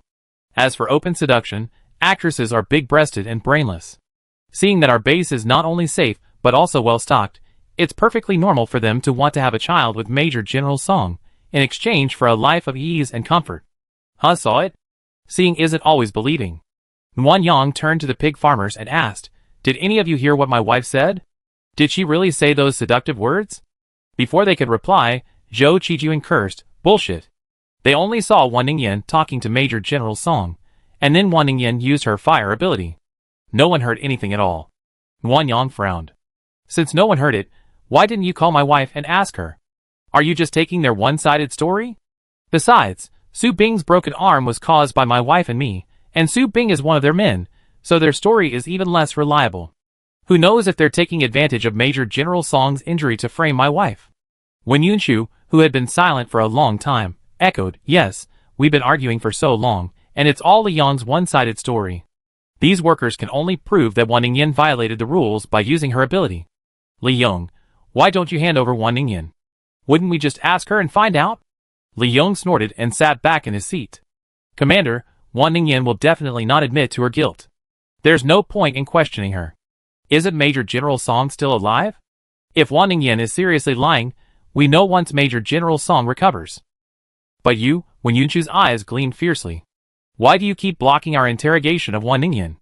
Even if you're the chief inspector, this involves Deputy Chief Song's son, so the commander should be the one to interrogate him. What's your point in detaining him? Are you trying to interfere? Stop spreading rumors. Li Yong was anxious, but after much discussion, he couldn't come up with a reason for detaining him. Only Zhang Sanquan echoed the sentiment, saying, there's nothing wrong within the police's jurisdiction. Chapter 468. Li Yong's anxious and hesitant expression clearly indicated a problem. Wen Mingxi and Wen Yunshu pressed Luja, but he refused to budge. Just then, there was a knock on the door. After receiving an answer, Xiao Wanning arrived, carrying a black plastic bag. Song Qian was a little annoyed. What do you mean? Let's discuss business.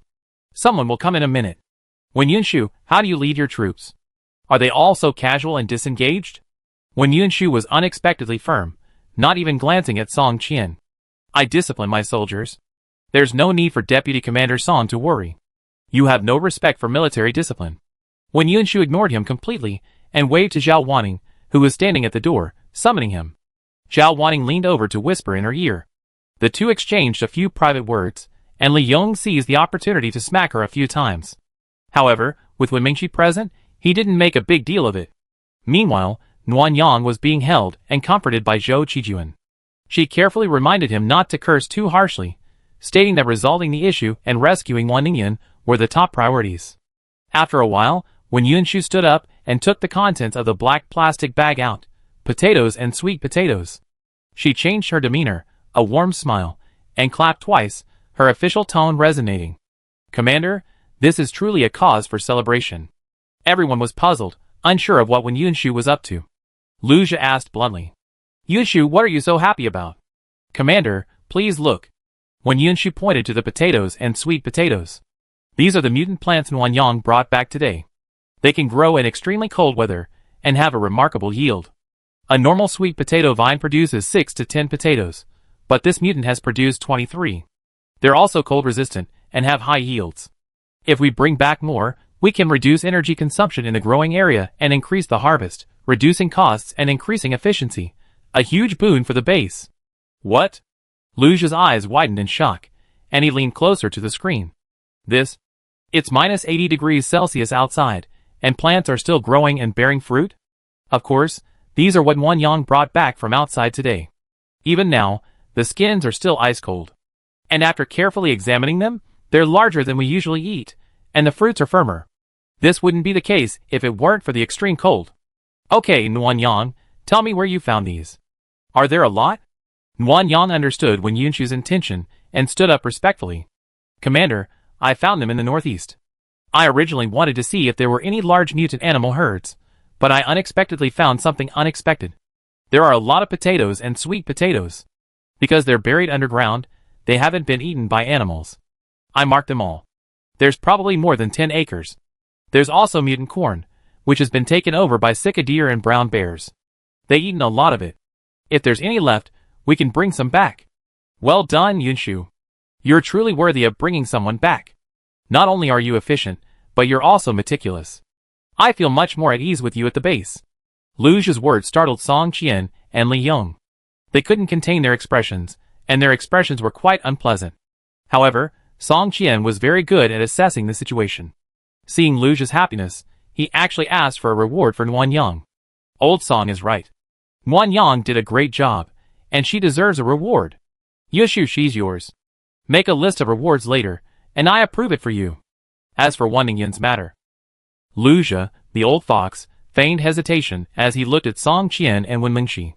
Song Qian had just asked for a reward from Nuan Yang, and now he was playing dead.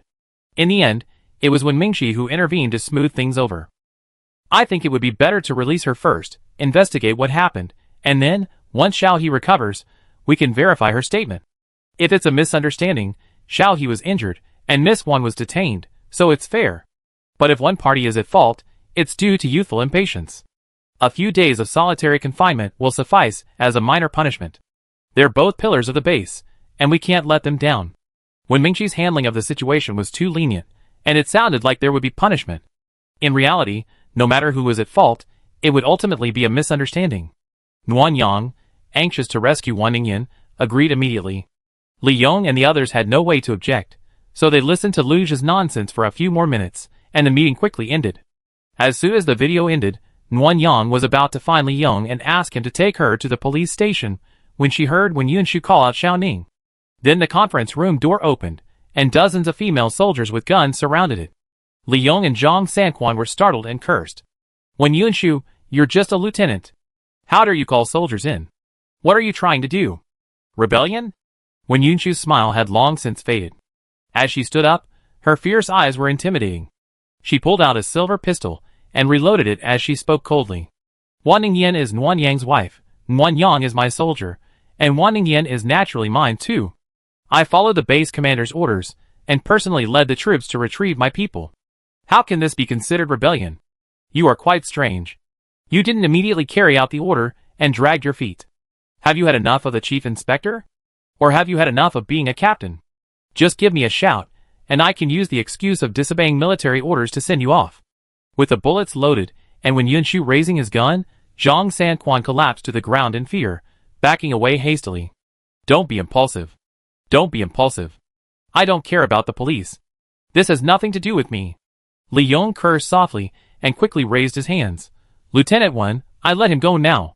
We can talk it out. Why see bloodshed? If you really kill me, you won't be able to explain yourself, Commander, right? When Yunshu waved his gun, lead the way. Okay. I lead the way. Everything happened so quickly that when Nuan Yang came to her senses, Wen Yunshu had already put his arm around her shoulder, following Li Yong to the police station. While waiting for the elevator, Wen Yunshu gently pulled Nuan Yang toward her. She then lowered her head and spoke to him in a low voice. No matter how angry you get, don't do anything. Take your wife to the hospital. I take care of the rest. Angry, hospital, Nuan Yang's worries deepened. She hadn't been able to contact Wan Ningyan, and she was uneasy. Wen Yunshu's words seemed like evidence to her. Thinking carefully, Li Yong had been refusing to hand over the suspect. Everything lined up. It was likely that he had tortured him privately, which was why he didn't dare to hand him over, fearing reprimands from his superiors. Nuan Yang, feeling heavy-hearted, followed all the way to the B2 floor. The air there had a faint, strange odor.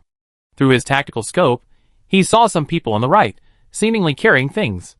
Li Yong led everyone to the left, entering through a transparent glass door that blocked out the odor. Another 2 minutes' walk brought them to the police station. The overall structure remained unchanged from before the apocalypse, except that the police badge now read Noah's Ark Base. When they arrived at the door to the interrogation room, even though Nuan Yang had been fully prepared, he almost stopped when he saw Wan Ningyan. Wan Ningyan's hands were tied and hung, her gray work clothes covered in bloodstains, her head bowed. As Nuan Yang approached, tears blurred his vision, his hands trembling unconsciously. It took him a while before he dared to gently touch her chin and lift her face. That beautiful face was almost half covered in blood, and someone had slashed it with a knife into the shape of a well. Wan Ningyan's breath was thin, one eye swollen shut, the other barely open. She saw Nuan Yang, and tears welled up, mingling with blood, and slid down onto the back of Nuan Yang's hand. Her lips, still bleeding, moved slightly, as if she wanted to say something. Nuan Yang tried to calm himself, wiped away the tears, and whispered to her to be quiet. After the handcuffs and chains were removed, Nuan Yang lifted her up horizontally. Blood quickly stained her shirt, the amount of bleeding being alarming. Leaving the interrogation room, Nuan Yang saw Wen Yunshu and asked, "Can you take care of the person who hurt my wife?" "Yes." Nuan Yang's eyes were red as he stepped closer to her. In a voice only the two of them could hear, he replied, "Wen Yunshu, if you lie to me, I kill you too. If you do, I be there for you no matter what you do." When Yunshu looked at Wan Yang meaningfully, nodded slightly, called Xiao Wanning over, and handed her her ID card. Take Xiaoyang to Liang Shangyin and give her your full attention. Don't worry about any authority. Just bypass the approval process. I take responsibility if anything goes wrong. Yes. Chapter 469. Wan Yang carried Wan Ningyan all the way to the 4th floor. Xiao Wanning had arranged an electric tricycle in advance, and they rushed to the hospital as quickly as possible. When she laid Wan Ningyan on the bed, Wan Yang's legs went limp. Her gray work clothes were now completely colorless, stained crimson with blood. Liang Shangyin had received the news long ago and had prepared with a group of doctors and nurses, but she was still stunned when she saw Wan Ningyan. Why are they so seriously injured? Liang Shangyin sensed something was wrong. She lifted Wan Ningyan's work clothes and listened with a stethoscope, then examined her face. Xiaochen, bring the test kit. The patient has symptoms of excessive blood loss. Test her blood type first, then transfuse. Xiaoli, undress and check all wounds and stop the bleeding. Xiaoming, you come with us. Quickly identify the most serious injuries and give them priority to the doctors who are treating them. Wan Yang listened to Liang Shangyin's instructions and felt something was amiss. Sister Liang, why don't you just call the healing team? Why did you need a blood transfusion? Can't the healing team handle it? Xiaoang, I'm sorry. The hospital just finished treating Major General Song, and we're short on healing doctors right now. I called in all the healing teams we can, but your wife's injuries are so severe that the existing team can't cure her immediately. We can't just leave her waiting. Nuanyang was so anxious that she wanted to just give Wan Ningyan a pill, but she couldn't.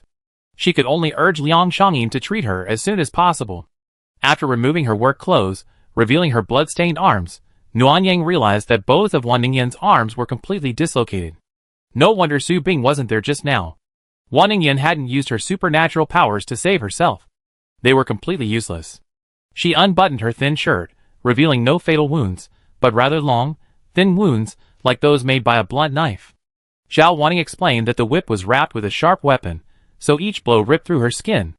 Wan Yang felt so distressed she could barely breathe, her chest tight. She leaned against the wall, watching Wan Ningyan, dressed in a hospital gown, being fitted with a respirator. The healing doctors took turns treating her head and arm injuries. After a blood test, the nurses administered a transfusion and disinfected and bandaged all the wounds. Tears welled up again.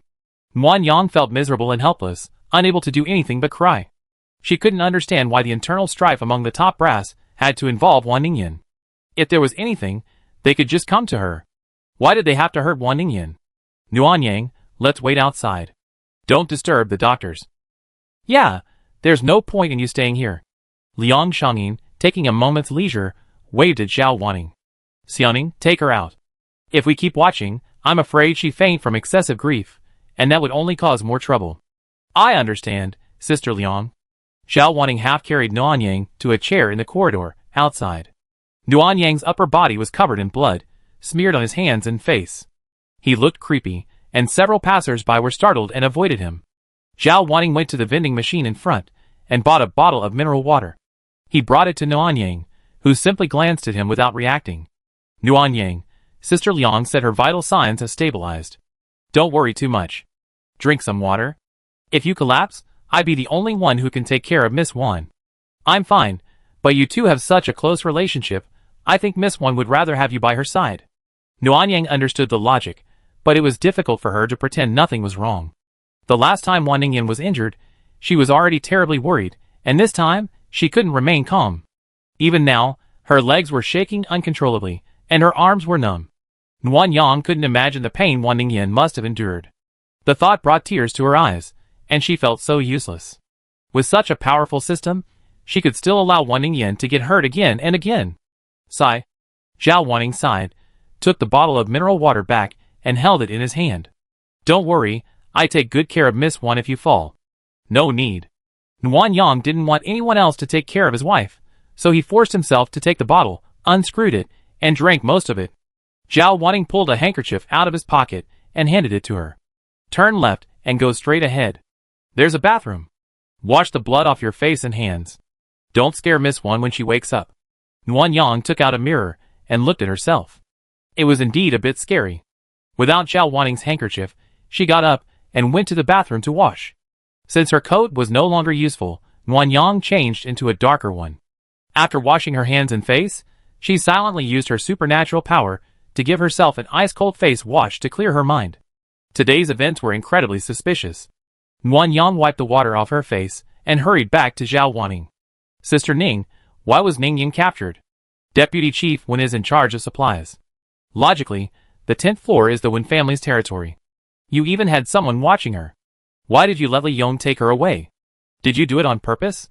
Zhao Wanning clearly hadn't expected Nguyen Yang to be a completely different person after returning, asking her such a direct question. After a few seconds of surprise, she regained her composure and began to explain. First-level management authority belongs to the commander, and Deputy Chief Wen is only second level. Furthermore, the recruitment list for each position requires the commander's approval. Therefore, technically, the 10th floor isn't the Wen family's territory. As for why we let Li Yong take the person away, it's because we can't cross the line. Cross the line? Well, even if it's on the 10th floor, any fight within the base is considered internal, and the police have jurisdiction. And Li Yong came prepared. After Major General Song got into trouble, his entire police force arrived, and our people couldn't stop them even if they wanted to. Zhao Wanning wasn't a good actor. Nguyen Yang didn't see any signs of lying on her face, so he believed her story. Okay, that's over. Next question. Why did the argument last so long? You have people at the pig farm, and your people are watching nearby. It wouldn't be easy to prove Ning Yin innocent, right? Not all of our people are at the pig farm. Those staff members didn't dare offend either side, and only told what they saw. Major General Song spoke quietly to Miss Wan, so even those nearby couldn't hear what they said. Miss Wan also had supernatural powers, so it was difficult for our people to lie. The people watching were far away, making their testimony even less credible. Lying would only make them look suspicious. So, only Song Yinhe and Ning Yin knew what was going on. Yes. Nguyen Yang pieced all the clues together, and could roughly piece together what happened. Song Yinhe went to the cafeteria and deliberately provoked Wan Ningyan with his words, causing her to impulsively use her supernatural powers. The crime was established, and Song Yinhe had been burned. Su Bing could then suppress her with anti-entropy, while Li Yong and his men took her to the police station. Then, they fabricated rumors about Wan Ningyan, intending to convict her of the crime, and thus kill her openly. What would be the benefit of killing Wan Ningyan? Nguyen Yang stared at the emergency room door, lost in thought for a long time, and felt the other party's target was him. Wan Ningyan was a hostage being held to coerce him into submission. Song Yinhe and the others would know with a little inquiry that Wan Ningyan was their breakthrough point. This base was being manipulated by three factions. Although Yunshu was being suppressed, he had his own spatial abilities to support him, and there were signs of him being unable to be suppressed. Song Yinhe must be anxious. Recruiting him? Probably not. Nguyen Yang recalled the previous meeting room incident and felt that Song Yinhe wouldn't be willing to risk Su Bing's life to recruit him. Song Yinhe didn't dare go out. Spatial abilities were useless to him, and while anti-entropy abilities seemed to be of little use in killing zombies, they were an absolute weapon against psychics. Weighing the pros and cons, he couldn't give up Su Bing. Therefore, there was no way Song Yinhe could successfully recruit him. His only option was to destroy him in order to suppress Wen Yunshu again. Directly picking on Nguyen Yang wouldn't work, the ulterior motive was too obvious. From the current situation, it seemed that Lu Zhi wanted a balance of power between the two sides to ensure the base's operation. Any party that acted detrimentally to the base's development risked being abandoned by Lu Zhi. Therefore, Song Yinhe could only target Wan Ningyan, forcing him to break with Wen Yunshu and the base. And for him to reach that point, Wan Ningyan had to die. After figuring this out, Nguyen Yang fell into a rut again, his guilt overwhelming him. In Nguyen Yang's mind, Wan Ningyan was targeted because he wanted to find her a job, exposing her to outsiders and leading them to such a vicious plan. If he had tried to appease Wan Ningyan differently, keeping her at home every day, Song Yinhe and the others wouldn't have stood a chance. Chapter 470. After nearly an hour of emergency treatment, the healing doctors inside gradually left exhausted. Liang Shangyin came out, rubbing her temple. Seeing Nguyen Yang, she sighed, startling her heart so much that she skipped a beat. She hurried over to ask what happened. Nothing's wrong. The rescue went smoothly. Her head, arms, and neck are all healed. The blood transfusion is also going well, and the blood loss symptoms are subsiding. In 3 hours, 2 more groups of healing doctors will arrive, and she'll be discharged after treatment. Nguyen Yang's heart settled. It's good that everything went well. Then why were you sighing just now? You scared me to death. I'm just heartbroken. Liang Shangyin said after closing the door and walking away. Those guys twisted her tongue. They were so cruel. I was wondering how the blood in her mouth would come back after she wiped it off. Nuanyang swayed, and if Liang Shangyin hadn't quickly caught her, she would have fallen to the ground. Don't be sad. She's been cured. They even given her painkillers and anesthetics. She won't feel any pain for the next 2 or 3 hours. Remember, if she's hungry when she wakes up, give her something light. No greasy, meaty, or spicy food. Bone broth or fish broth is best. She's suffering from anemia. Okay, are there any other precautions? Nothing else. Just wait until the doctor comes to treat her. But if you're worried about her feeling uncomfortable, you can clean the blood off her face. Okay. Nuanyang returned to the emergency room, his heart pounding. Every step closer to the bed tightened his grip. Seeing Wan Ningyan lying there with her eyes closed, tears welled up in his eyes again. He squatted beside the bed and sobbed for a long time, suppressing his voice. After Liang Shangyin dismissed the nurses, she closed the door and spoke to Zhao Wanning before leaving. Zhao Wanning sat on a chair by the door, hesitant, waiting for half an hour before daring to knock. Nuanyang was wiping the blood off Wan Ningyan's face. Come in. Nuanyang, it's me. Would you like something to eat? I give you something. Nuanyang paused and looked at Zhao Wanning. Sister Ning, you worked hard today. Go back and rest. Don't worry about me. That won't do. We're teammates. There's no reason to leave you alone. You go ahead and do your work. I'll be right by the door. Call me if you need anything. Zhao Wanning ignored Nuanyang and closed the door before returning to her chair, like a silent guardian. Nuanyang ignored her and continued wiping the blood off Wan Ningyan with a hot towel. Wan Ningyan had a mysophobia and would probably be upset if she woke up to find herself filthy. After wiping her face clean, she began wiping her arms. Nuanyang used these tasks to numb herself, because if she stopped, she feels so uncomfortable she wants to cry, and crying is the most useless thing to do. During this time, the first group of healing doctors arrived. Just as their powers had recovered somewhat, Liang Shangyin urged them to come and treat Wan Ningyan. Everyone worked tirelessly, and finally, their physical injuries were healed, leaving only the whip wounds on their legs to be tended to. Seeing that her injuries were nearly healed, Nuanyang's frayed nerves relaxed a little. Sitting by the bed, he watched Wan Ningyan, no longer prone to tears. Wan Ningyan's complexion had improved considerably. Her face, previously unclear, had been pale, but now it had regained its rosy glow. The ventilator was removed due to the successful second treatment. Nuanyang gazed at her plump lips, then slowly approached, gently parting them with his fingers. The teeth within were slightly reddened by the blood. Even though Liang Shangyin had said she was cured, Nuanyang felt uneasy. Carefully and gently, he pried the teeth open, finally reassured when he saw the soft tongue intact. Wan Ningyan let out a whimper, startling Nuanyang. She hastily pulled her hand back, thinking she hurt her. But a closer look revealed something was wrong.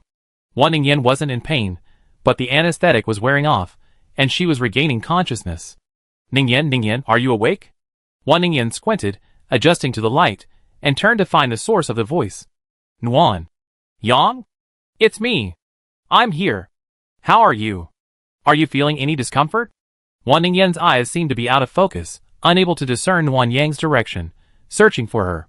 Nuanyang waited for a while, but with no improvement, she decided to call a doctor. As she stood up, her sleeve was suddenly grabbed. Ningyan? You? I didn't seduce him. I didn't. Nuanyang had imagined countless scenarios for Wan Ningyan's awakening, but she hadn't imagined her explaining the rumors. It was easy to imagine how despicable those people's words would be, and how they would have caused Wan Ningyan such concern. Nuanyang took her hand in his, looked her in the eye, and told her earnestly and firmly, Ningyan, you don't need to explain. I said that you're the only one in this world I trust unconditionally, and nothing will change that. Nuan. Yang. Rest. Wan Ningyan's speech was a bit slurred, perhaps due to the anesthetic, and Nuanyang patiently tried to fathom her meaning. It took a moment to realize she was thanking him for his trust, and complaining about being uncomfortable lying down. Nuanyang rocked the bed, but Wan Ningyan still frowned and complained about being uncomfortable. Nuanyang thought for a moment, then sat down beside the bed, letting her lean against his chest. Is this more comfortable? Do you think I'm a piece of multifunctional furniture? A refrigerator, a jewelry store, and now a cushion. Wan Ningyan laughed, then coughed several times, frightening Nuanyang enough to stop teasing her. Remembering that Wan Ningyan hadn't eaten since lunch, Nuanyang inquired and then took out some fish soup, feeding her spoonful by spoonful. Nuanyang periodically glanced down at her expression, which had gone from dull to lively, and her tongue-tiedness had lessened. Only then, after she finished her fish soup, did he dare to ask about lunch. At noon, I had just finished getting my lunch in the cafeteria when Su Bing and the others arrived. I didn't recognize the people next to me, so my colleagues introduced them to me. I realized the person in front was Song Yinhe, and the other two were Li Yong and Zhang Sanquan. I didn't mean to cause trouble, I was just going to finish my meal and leave. Suddenly Song Yinhe, like a psychopath, sat down next to me and started saying obscene things. I felt sick to my stomach and didn't want to eat anymore. I was about to leave with my food tray when he grabbed my wrist and started leaning into my face. It was disgusting. I tried to break free, but he suddenly called me a slut and said I was shameless for seducing him. I couldn't help myself and set him on fire. Wan Ningyan said, looking up at Nuanyang, "I'm sorry for causing you trouble." Nuanyang felt even more guilty when he heard this and bent down to kiss her. "No, it was excellent. No need to apologize. But you fell for a trick this time. They want you to be angry. If you break the law, you end up in the hands of the police." A trick? Wan Ningyan thought for a few seconds before realizing, no wonder. I was wondering why they were harassing me all of a sudden. Didn't you suspect anything at the time? Wan Ningyan shook her head. After the burning, I realized my powers were suppressed. Then the police rushed in and said I was using them illegally and wanted to arrest me. But they were quite polite to me. I thought it was just a sudden incident. I was already in trouble, and it was Song Yinhe who was burned. My supernatural powers were suppressed, so I thought I'd just go with the police first, hoping Wen Yunshu would send someone to the police station to get me back. Who knew? Wan Ningyan shuddered with fear. Nuanyang didn't have the heart to ask, just told her to rest well and talk later. There was no need to rush. "Wife, you're so good." Nuanyang felt bitter and asked back, "What's good about you? If it weren't for me, you wouldn't have faced these things. In your previous life, I was probably a jinx, always bringing disaster to you." "No way. You're not a jinx. It's them who are so bad, so hard to guard against. Don't blame yourself, okay?" Nuanyang responded, but his heart was already churning. He felt increasingly useless and needed his wife's comfort. "Don't be sad. I tell you some good news to cheer you up." "Good news? Lower your head and come closer." Nuanyang lowered his head and leaned forward to listen. Wan Ningyan's breath, hot and itchy, tingled against his ear. She kissed him comfortingly afterward. "I gave him medicine before setting the fire." "Medicine?" Nuanyang was puzzled. Wan Ningyan's smile widened. "It's the medicine you gave me that keeps my anus open for 3 days and 3 nights. Puff. Nuanyang hadn't expected Wan Ningyan to use that medicine on Song Yinhe. He'd been suffering from diarrhea for 3 days and 3 nights, and if he didn't die from dehydration, he'd be half dead. Chapter 471. The second group of healing doctors arrived. They were significantly larger. Liang Shangyin followed at the back, looking extremely pale and wrinkling her nose, as if she had smelled something strange. Nuanyang wrapped herself tightly in her clothes. She thought it was the smell of blood on her that had put Liang Shangyin off. But then she thought it wasn't right. Seeing blood was common in hospitals, even corpses were common. How could they be so turned off by the smell of blood? Several healing doctors were taking turns treating Wan Ningyan. Those who were running out of mental energy stood at the door, allowing others to take over. This continued until Wan Ningyan recovered. The doctors still gathered at the door, refusing to leave. Liang Shangyin's face darkened when she saw this. "You cured the disease, so why are you all hanging around here?" The doctors exchanged awkward looks, and only after Liang Shangyin's repeated urging did they gradually leave the emergency room. Nuanyang was helping Wan Ningyan get dressed. She was already well, so putting on her coat was unnecessary, but Nuanyang felt that Wan Ningyan had just recovered from a serious illness, and it would be unpleasant not to help. Wan Ningyan, regaining her former energy, competed with Nuanyang for the zipper, but ultimately lost, pouting. "You're so annoying. I'm already well, and you're making me look like a cripple. PSSST pst. Don't curse yourself." Nuanyang was terrified. He wouldn't allow Wan Ningyan to say such unlucky things, but he couldn't bring himself to be angry with her, so he flicked her pouty lips with his finger. Wan Ningyan snorted and bit her lips. Liang Shangyin, who happened to see this scene as she approached them, frowned. "Hey you two, you're just recovering from an illness, and you're already being affectionate. Can you go home and make out?" Nuanyang quickly withdrew her fingers, her face flushing slightly. The next second, Wan Ningyan completely hid against her chest. Shy ostrich. Though hiding from reality by burying her head, she still managed to thank Liang Shengyin. Liang Shengyin smiled silently, her expression much more relaxed than before.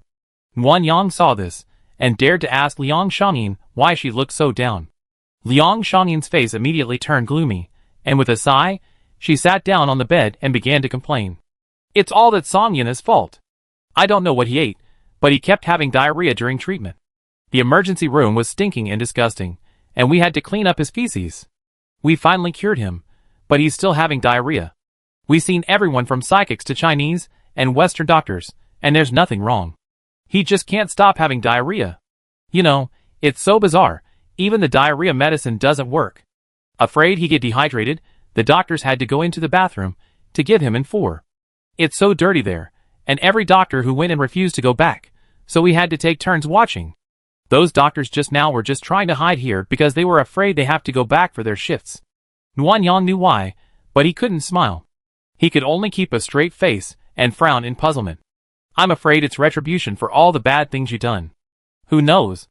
Liang Shengyin sighed again, looking at Nuan Yang and the others with even more disdain. You two should leave now. If you want to take her home, take her. I, a single noble, can't stand seeing young couples being so affectionate. Liang Shengyin was always straightforward, and her southern accent was gentle and tender.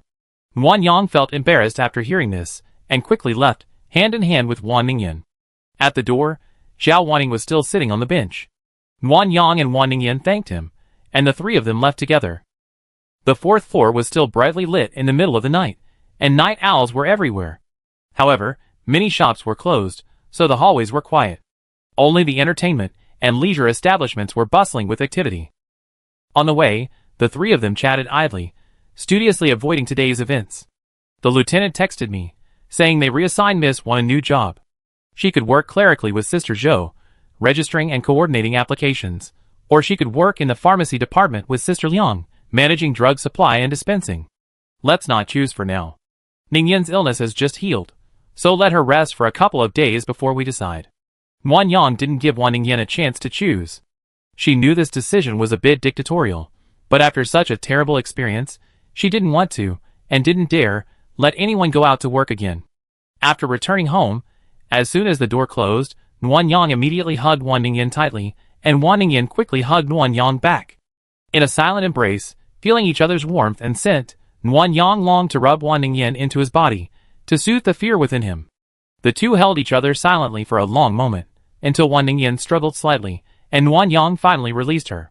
What's wrong? Nuan Yang. I need a shower. I feel so stinky. Okay, I help you. Wan Ningyan blushed. I didn't mean to ask you for help. You should be proactive when taking care of your wife. Waiting for you to ask me makes me look like an abacus bead. Okay, then help me with my hair. It's all stuck together with blood. Okay.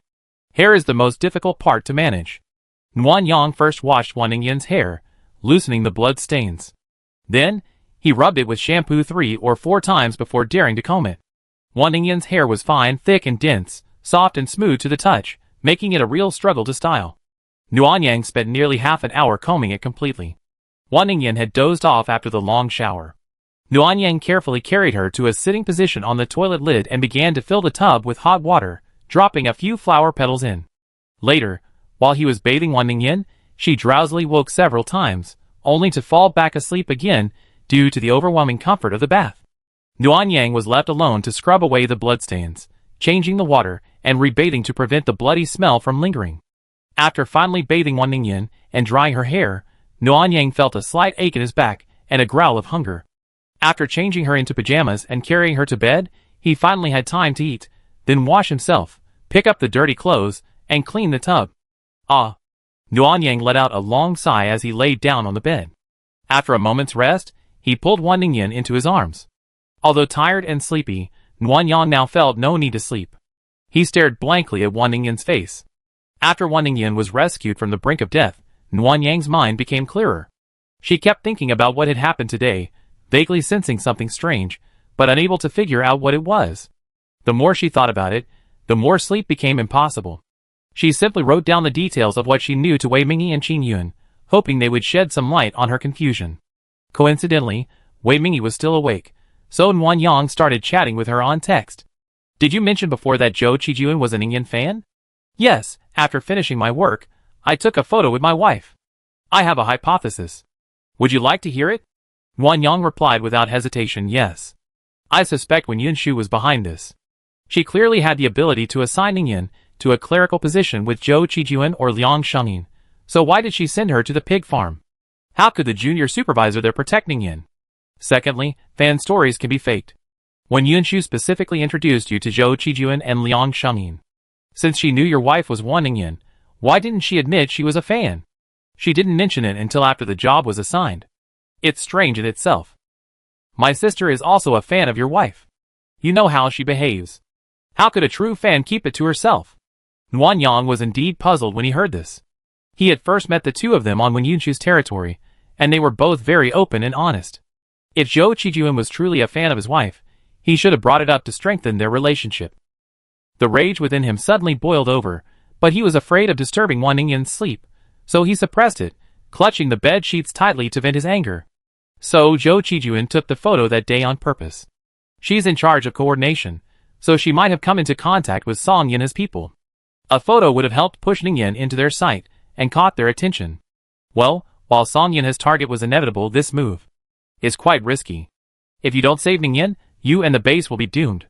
Not only will Song Yin, but Wen Yunshu will also die. This means Wen Yunshu must have been in trouble.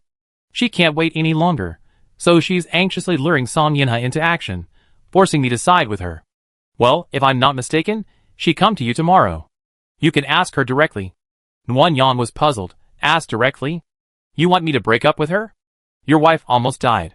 You're probably dying to kill Wen Yunshu to vent your anger, but you have to endure it because of the mission. So why not break up with her and test her attitude? If she gets too angry, you can even give her a couple of beatings. Wen Yunshu is currently at a disadvantage, desperate to seize power, and needs your space and munitions. Even if you beat her half to death, she won't say a word. Okay, that's exactly what I'm thinking. But do I have to cooperate with her? I really don't want to care about what she's doing right now. Wei Mingyi's message arrived a while later. Nuan Yang thought she urged him to hold back, but she actually supported him. After talking to her, if you feel this isn't possible, then don't cooperate. We still have plenty of time, so we can take it slow. Chapter 472. Learning that Wen Yunshu might be the culprit behind Wan Ningyan's injury, Nuan Yang lay awake all night, his thoughts swirling through his closed eyes until dawn. At 6:30, Wan Ningyan's alarm went off. She reached out to turn it off, yawning and scrambling out of Nuan Yang's arms. Still dazed, she sat on the bed, trying to clear her head, when Nuan Yang pulled her back into his arms. You're awake? Did the alarm wake you up? No, what are you getting up for? Training. Even if I don't have to work, I can't stop training. If the captain assesses me and finds out I'm slacking off, I'd be screwed. Nuan Yang couldn't help but laugh, rubbing her head. You're so old, yet you're still afraid of the teacher like a student? Wan Ningyan snorted. She's the captain. She can decide whether I can participate in missions. She's the backbone of our Rose team. It's normal for her to be afraid. Yes, I said the wrong thing. I'm sorry, I apologize. Apology isn't enough. Wan Ningyan rolled over and lay in Nuan Yang's arms, reaching out to pinch her cheeks. Just as she was about to apply pressure, she leaned forward, puzzled. Mimi, you have dark circles under your eyes. Did you miss a good night's sleep in the rush to get back? No, I didn't sleep last night. As for the reason, I tell you once I'm sure, okay? I promise I won't lie to you. Wan Ningyan stared at Nuan Yang for a long moment before nodding in agreement. Then she slowly leaned forward until her face was buried in the crook of Nuan Yang's shoulder, letting out a comfortable sigh. Then I sleep with you for a while. No, I'm a little hungry. I take a nap and get up to eat. Oh. Nuan Yang truly couldn't sleep. Lack of sleep had left him with a dull headache and a racing heart, but he was incredibly alert, even with his eyes closed. Staying up late occasionally wasn't too bad for his health. Remembering Wei Mingyi's suspicion that Wen Yunshu would visit him today, Nuan Yang decided to get up early and wait. Strangely enough, since waking up, Wan Ningyan had been acting a bit furtive, glancing at Nuan Yang while brushing her teeth and even while eating breakfast. Nuan Yang was drinking soy milk when he caught Wan Ningyan glancing at him again. He calmly put down the cup and suddenly reached out to pinch her chin, startling her so much that she dropped her chopsticks. What are you doing? What are you doing? You've been peeking at me like a thief so many times. Are you disgusted by the scar on my face? Wan Ningyan shook her head. Your scar is almost healed. Why would I be disgusted? What's wrong? Tell me. Wan Yang pinched her face, shaking it from side to side, squeezing her mouth into a cute little shape. Okay, let go. You talk first. Wan Yang was reluctant to let go, continuing to playfully pinch her cheeks. Wan Ningyan had no choice but to hold down Wan Yang's wrists with both hands and demand that she be more serious. Wan Yang was a little unaccustomed to Wan Ningyan's sudden seriousness. She sat up straight, cleared her throat, and then asked what was going on. Are you full? Yes. If I said something disgusting, would you be angry? Wan Yang's curiosity was piqued to the point of piquing. She said she wouldn't be angry and urged Wan Ningyan to speak quickly. Okay, you told me to say it, so don't take your anger out on me later. Absolutely not. Wan Ningyan took a deep breath and said, remember when I took the Blackstein buns to disintegrate them? Yes. The results are in? Well, see for yourself. Wan Yang watched in confusion as Wan Ningyan produced 3 large bowls. The first contained something yellow, resembling wheat bran, and the second contained cockroaches? A bowl full of dead cockroaches? Shiny black, like the carcasses of the giant cockroaches from Province G. Mixed in with them were dozens of broken cockroach legs. Wan Yang was horrified, his mouth gaping, unable to speak. He felt something in his stomach rising to his throat. She wanted to check with Wan Ningyan to see if she had put them in the wrong place, but then she saw her put a bunch of maggots into the third bowl, some of them even half exploded. Wan Yang's stomach churned violently, and before she could say anything, she hurried to the bathroom, opened the toilet lid, and began to vomit. She vomited up everything she had eaten that morning and the soy milk she had drunk. Wan Yang pressed the flush button hard, gasping for air. She had eaten that Blackstein bun before, and it hadn't tasted good, but she hadn't expected the raw material to be so disgusting. Recalling the previous scene, she couldn't help but vomit again. Her stomach was already empty, and she could only vomit water. Anything more would be bile. Wan Yang, are you okay? I have some honey water here. Drink some to calm you down. Don't dwell on it. If you vomit any more, your stomach will be hurt. You? Wan Yang vomited another mouthful of yellow bile. The repeated and violent vomiting made her face flush red, tears flowed, and her stomach ached. The feeling of nausea seemed uncontrollable. Whenever Wan Yang thought of the scene he had just seen, he wanted to vomit his stomach. Wan Yang, don't scare me. I shouldn't have shown you that. No, it's okay. Wan Yang pressed the flush button again, took out a scented tissue, and covered his nose with it. He turned to look at Wan Ningyan, who was patting him on the back. Go put the things away. Don't let me see. Okay. Wan Ningyan hurried out. Wan Yang closed the door behind him. He picked out a bottle of Wan Ningyan's favorite perfume and sprayed it in the bathroom. Then he took a deep breath to calm his nausea. After the urge to vomit subsided, he rinsed his mouth several times under the faucet to make sure there was no lingering sour or bitter taste. He washed his face again and tried to calm his stomach by taking 2 sips of honey water. Click! The door opened. Wan Ningyan looked at Wan Yang with a look of worry and apology, not daring to speak. Wan Yang felt much better now. He leaned against the sink, waved to Wan Ningyan, and called her over. Those 3 just now, are they the ingredients for the Blackstein buns? Yes, those are the main ingredients. Wan Yang frowned. Are there any other things? Wan Ningyan quickly explained. The rest aren't disgusting. They're just ordinary things. Baking soda for fermentation, things like expired and moldy rice, sweeteners, etc. The quantities were relatively small, and they were all consumed by the space. So you knew about it after you woke up, and that's why you kept looking at me furtively? Yes. If that's the case, why didn't you tell me earlier? Why did you have to wait until after I finished eating to tell me, and then lay them out one by one? Were you afraid I wouldn't have anything to vomit? Wan Ningyan quickly shook her head. Absolutely not. I was just worried you feel nauseous and not be able to eat breakfast. You already been up late, and not eating isn't good for your health. Wan Ningyan's words became increasingly aggrieved, her face filled with guilt and her eyes pitiful. Wan Yang was speechless and smiled. Thank you, I'm so lucky to have you. Wan Yang was confused. If the raw materials were so disgusting, why did he have to show them to her? And he chose to do it when she was full. Wan Ningyan, that little fool, was really afraid she wouldn't feel sick. After drinking honey water for a long time, Wan Yang finally suppressed the nausea.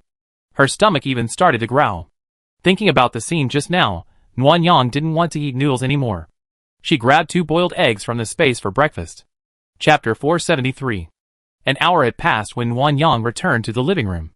Nuanyang had only eaten 2 eggs, still feeling far from full. She sat on the sofa, munching on an apple. Wan Ningyan kept stealing glances at her from the side. Don't be so sneaky. I'm not mad at you. But you don't look happy at all, and your expression is so cold. Nuanyang forced a smile. Is this okay, my dear wife? Hee hee, it's okay, it's okay. Wan Ningyan smiled and moved to Nuanyang's side, hugging her waist. Nuanyang shifted the apple to his left hand, then opened his right arm to pull her into a hug. Don't do that next time. I almost vomited all the leftover rice I had. I'm sorry. I saw the sign that the decomposition was complete, so I checked the results and discovered the raw materials were so disgusting. And then I remembered you had eaten it, and I felt it would be cruel to tell you, so I just showed it to you. I get it. Let's put this behind us. Let's not talk about it again. Nuanyang really didn't want to recall this, but when he spoke to Wan Ningyan, he noticed she suddenly stepped back, and he couldn't help but narrow his eyes. Honey, what did you mean just now? Hiding from me? No. I saw it all. Tell me, why were you hiding? Wan Ningyan pursed her lips guiltily. I thought you were going to kiss me. Thought you were going to kiss. Nuanyang didn't understand at first, until he remembered Wan Ningyan was a misophobe, and then he realized she was disgusted with him for having eaten the black buns. Okay, if you dare to look down on me, open your mouth and give me a kiss. No. No. I'm not mentally prepared. What? Please, my baby wife. Wan Ningyan was pinned to the sofa by Nuanyang. She covered her mouth tightly, refusing to be kissed. Unable to break free, she could only frantically plead with Nuanyang to let her go. Nuanyang, already trying to tease her, became even more excited now. He deliberately leaned in close to her ear, then her forehead, pretending to kiss her, frightening Wan Ningyan so much that she kept turning away. Nuanyang played for a while, until there was a knock on the door, and he reluctantly let go. It was when Yunshu, dressed in a military uniform and boots, with a smile on her face, looking like a gentle older sister. Unfortunately, Nuanyang was now dissatisfied with everything about her, so he gave her a cold look and asked what she wanted. A gift. Under Nuanyang's quizzical gaze, when Yunshu snapped her fingers, and Zhao Wanning and 2 female soldiers dragged a large black cloth bag towards Nuanyang. Zhao Wanning deliberately untied the string around the bag, revealing the person inside for Nuanyang to see. It was Su Bing. His mouth was wrapped in yellow tape, making him unable to speak, only making him sounds. Nuanyang was a little surprised. This base valued rare psychics, and when Yunshu actually sent someone as a gift. Could this be a trick? Literary one, what do you mean by that? Literally a gift. I promise you, I help you deal with the people who bullied your wife. I mean it. The implication was that Nuanyang should keep his promise, and help when Yunshu with whatever he wanted. One Su Bing doesn't seem enough, Lieutenant One. That's not how business works. When Yunshu laughed. This is just an appetizer. We take care of everything else. I just need Xiaoyang's help. Okay, I also have something I'd like to talk to you about. Is you free? Can we talk privately later? Okay, I wait. Nuanyang dragged the cloth bag containing Su Bing into the house, and closed the door. He found Wan Ningyan standing behind the wall, her head poking out. Ningyan, when Yunshu has sent Su Bing here, you can take revenge yourself. Wan Ningyan didn't say anything. Nuanyang saw her fingers pressing harder against the wall, as if she were afraid of something. He hurried over, gently placed his hand on the back of her hand, removed it, and held her in his arms from behind. It's all over. Don't be afraid. No one can hurt you anymore. I'm not afraid. I just can't control myself. Take your time. Don't rush. There's plenty of time. Wan Ningyan's body trembled involuntarily when she saw Su Bing. It was a stress response. Nuanyang consoled her for a moment, but then realized that it might be difficult for her to take revenge herself. He suggested that he wait until he finished talking with Wen Yunshu and came back to accompany her. Wan Ningyan unexpectedly declined. Are you sure you can do it? Of course. I'm going to avenge not only myself but Yingbao as well. He must pay with blood. Okay, then I get the bathroom. Don't kill him in the room. The bloodstains are hard to clean. The bathroom has a one-touch cleaning function, which is more convenient. Nuanyang placed the bathroom in the empty space next to the sofa, conveniently hidden by a wall, so Wen Yunshu wouldn't see him when he went out. After dragging Su Bing into the bathroom, Nguyen Yang collected the bag and saw that his only remaining left arm was dislocated and his legs were bound. After removing the tape, Su Bing immediately started cursing. His face was pale with fear, but he still spoke with a stubborn and arrogant tone. Nguyen, let me go now. Otherwise, you be in trouble. Wen Yunshu is just a lieutenant, not even fit to carry Major General Song's shoes. If anything goes wrong, she can't protect you. Nguyen Yang didn't care about the insults. Her first reaction upon seeing Su Bing was to remember Wan Ningyan's tongue being twisted, and heartache and anger welled up in her. She pinched Su Bing's cheek with her left hand, forcing him to open his mouth.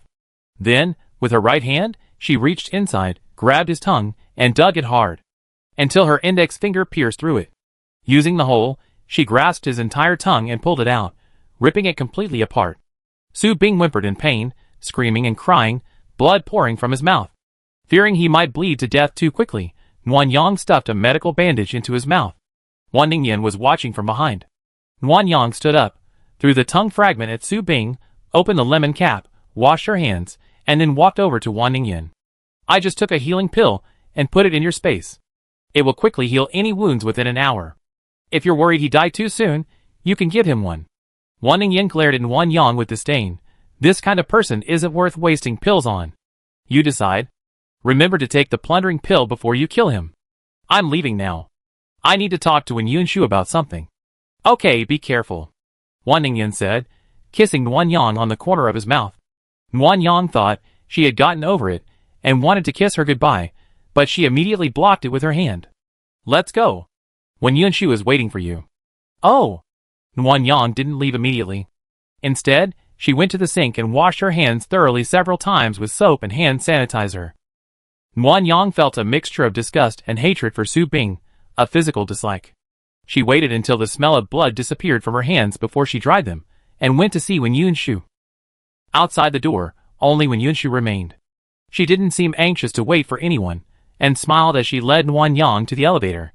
Nguyen Yang thought they were going to Wen Yunshu's exclusive meeting room on the 14th floor, but she pressed the 11th floor, a floor Nguyen Yang had never been to. Chapter 474. When the elevator door opened, Nguyen Yang was stunned. She was greeted by a magnificent hall and corridor. Stepping out, she discovered a Western European-style castle. Luxurious fountains, vibrant flower beds, plants trimmed into specific shapes, and a majestic golden gate. Nguyen Yang almost thought she had arrived in Europe. This is the restaurant, the place to eat. They serve international cuisine. If you're interested, Xiao Yang, I grant you permission so you can dine here in the future. Restaurant? It's so luxurious, and it's just a restaurant. Yes, Wen Yunshu pointed to the left of the restaurant. There's also a leisure and entertainment club, hot springs, a tea house, a chess hall, a gym, a spa, a training ground, and more. It's everything. Nguyen Yang fell silent. She suddenly realized that the class divisions in this base were not only clearly defined, but also remarkably like those of a feudal dynasty. The lowest commoners did the hardest work, ate food made from chaff and insects, and sustained the base with their own flesh and blood. Ordinary soldiers and low-ranking officers lived happier lives than civilians, but they barely made it to a decent standard, barely able to afford meat on their monthly salary. Senior officers not only had no worries about food and drink, but also commanded the most resources, and even lived a life of luxury unsuitable for the apocalypse. What about Lucia? The ruler of this base must have lived an even more decadent life, wielding the power of life and death like an emperor. Noah's Ark, perhaps it should be called the Noah's Dynasty. Wen Yunshu seemed to sense Nguyen Yang's displeasure, and stopped introducing him. Instead, he turned and walked aside. Come with me. This is the residential area. Nguyen Yang followed Wen Yunshu quietly. She had prepared herself for the opulence of the residential area, but her eyes widened in surprise. Lush greenery and nameless, vibrant flowers lined every walkway, and Nguyen Yang could faintly smell a faint fragrance. A few steps later, he came upon an artificial lake stocked with koi fish, crossed by a small stone bridge. Beyond the bridge, he reached an ancient pavilion where opera was being performed.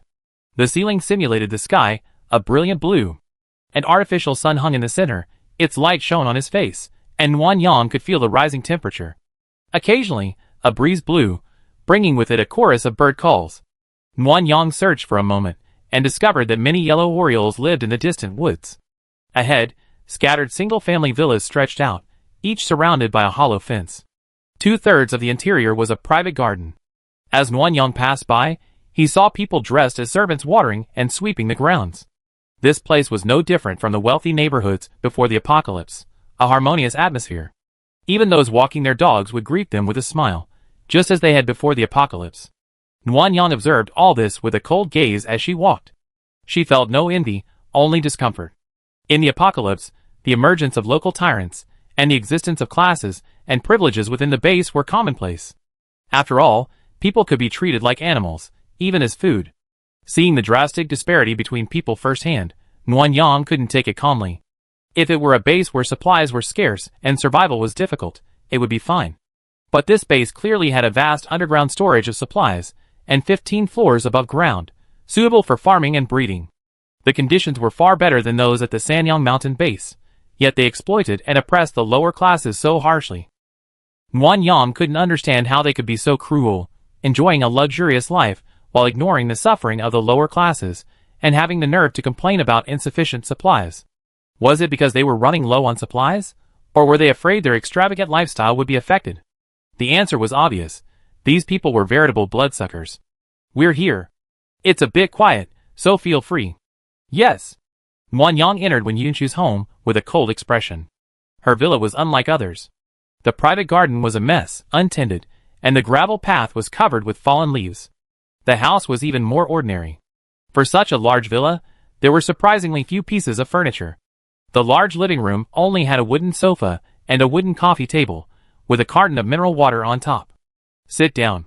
I give you something to eat. No, I don't want to eat. Nuanyang stopped Wen Yunshu as she was about to go to the kitchen refrigerator. She was in no mood for politeness, and her tone was harsh. She didn't bother pretending. Wen Yunshu looked Nuanyang over, smiled, and asked what she wanted to talk about. She took off her coat and hung it on a nearby hanger. Wen Yunshu, did Ningyan's injury have anything to do with you? Wen Yunshu hesitated. It's not completely unrelated.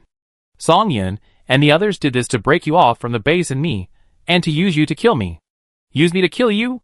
Well, assuming your wife is truly dead, you hate the entire base, including me.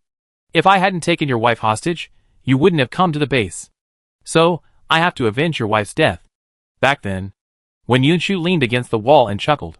Song Yin and the others lived on the 11th floor. You had no authority to threaten them. Even if you managed to get up, you wouldn't be able to find them in such a large place. I'm different. I need you to go on a mission with me. What a perfect opportunity. It would be perfectly reasonable for you to kill me first, and then the Song family would take advantage and become the heir. So Song Yin's goal was to kill 2 birds with 1 stone. If I kill you, they have a reason to kill me, and the future leaders of the base will be the Song family. Yes. Doesn't Luja have children? Does the heir have to be chosen by the Wen or Song families? Yes, but they're dead. I killed them. When Yunshu, noticing Nuanyang's surprise, continued, Luja initially took advantage of the fact that some people on the 14th and 15th floors had turned into zombies. He had to lead his troops to protect them, and he used this opportunity to gain the trust of the higher-ups and seize power. The zombies were Luja's death squads. Each of them ate the crystal core, and 3 of them turned into zombies. Luja used it to make a move. The Song family had already defected to Luja, and the Wen family, to protect themselves, had no choice but to join in the coup. But I was wary. While Luja was on the 15th floor, I dug up a piece of zombie flesh and fed it to Lu Tianqi, who remained on the 14th floor. Luja, believing his son had risked eating the crystal core in order to seize power for him, was in agony.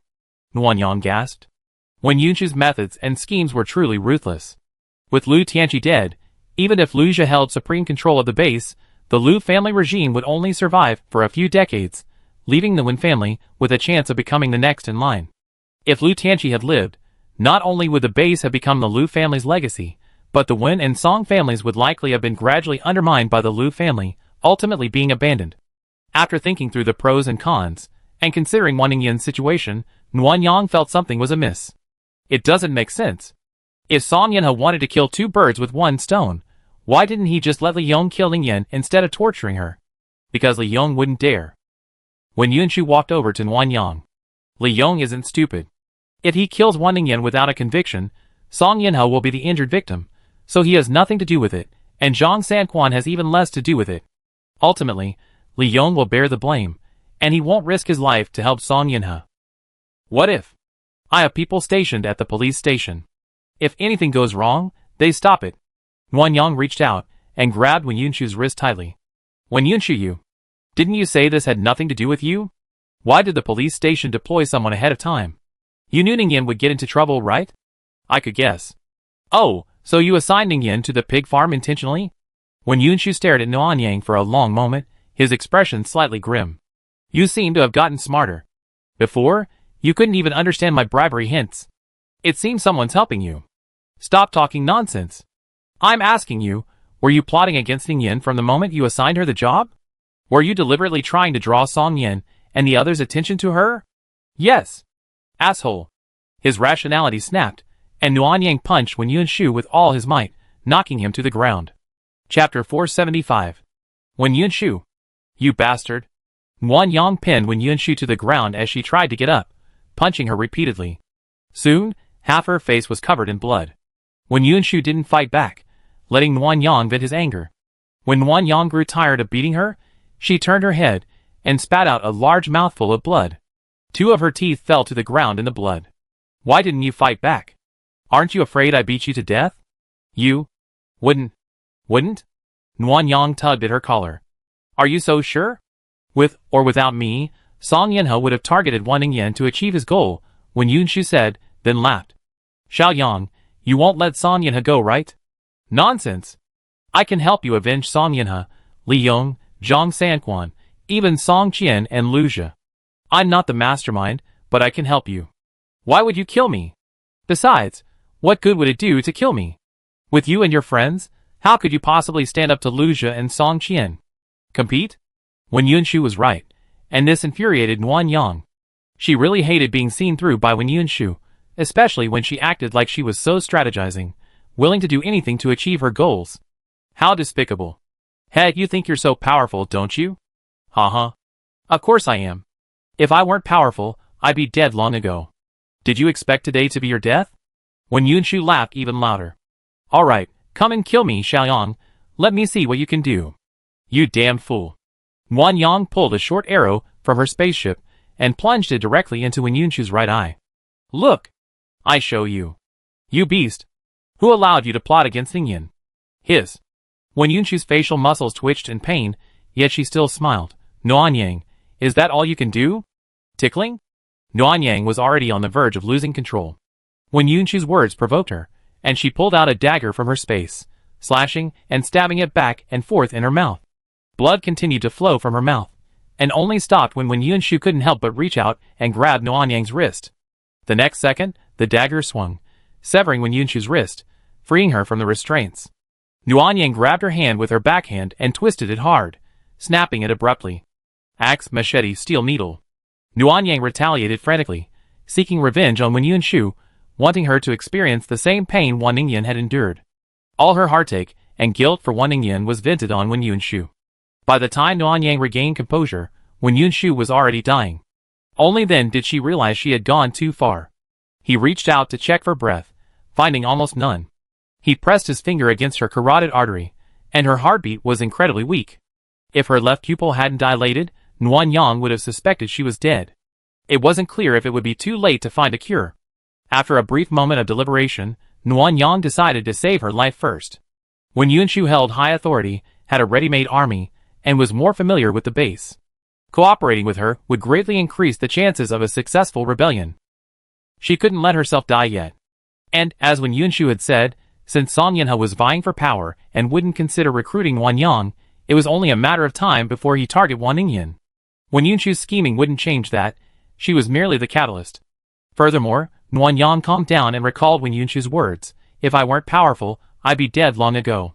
Considering her past behavior, she didn't seem to be on the same page as Lu Jie and Song Qian. Forget it, just consider it a mission. Nguyen Yang was running low on pills, so he picked up a healing pill from the store and pried open Wen Yunshu's left eyelid. Wen Yunshu, do you see? This is poison. I put it in your mouth later. Try to swallow it.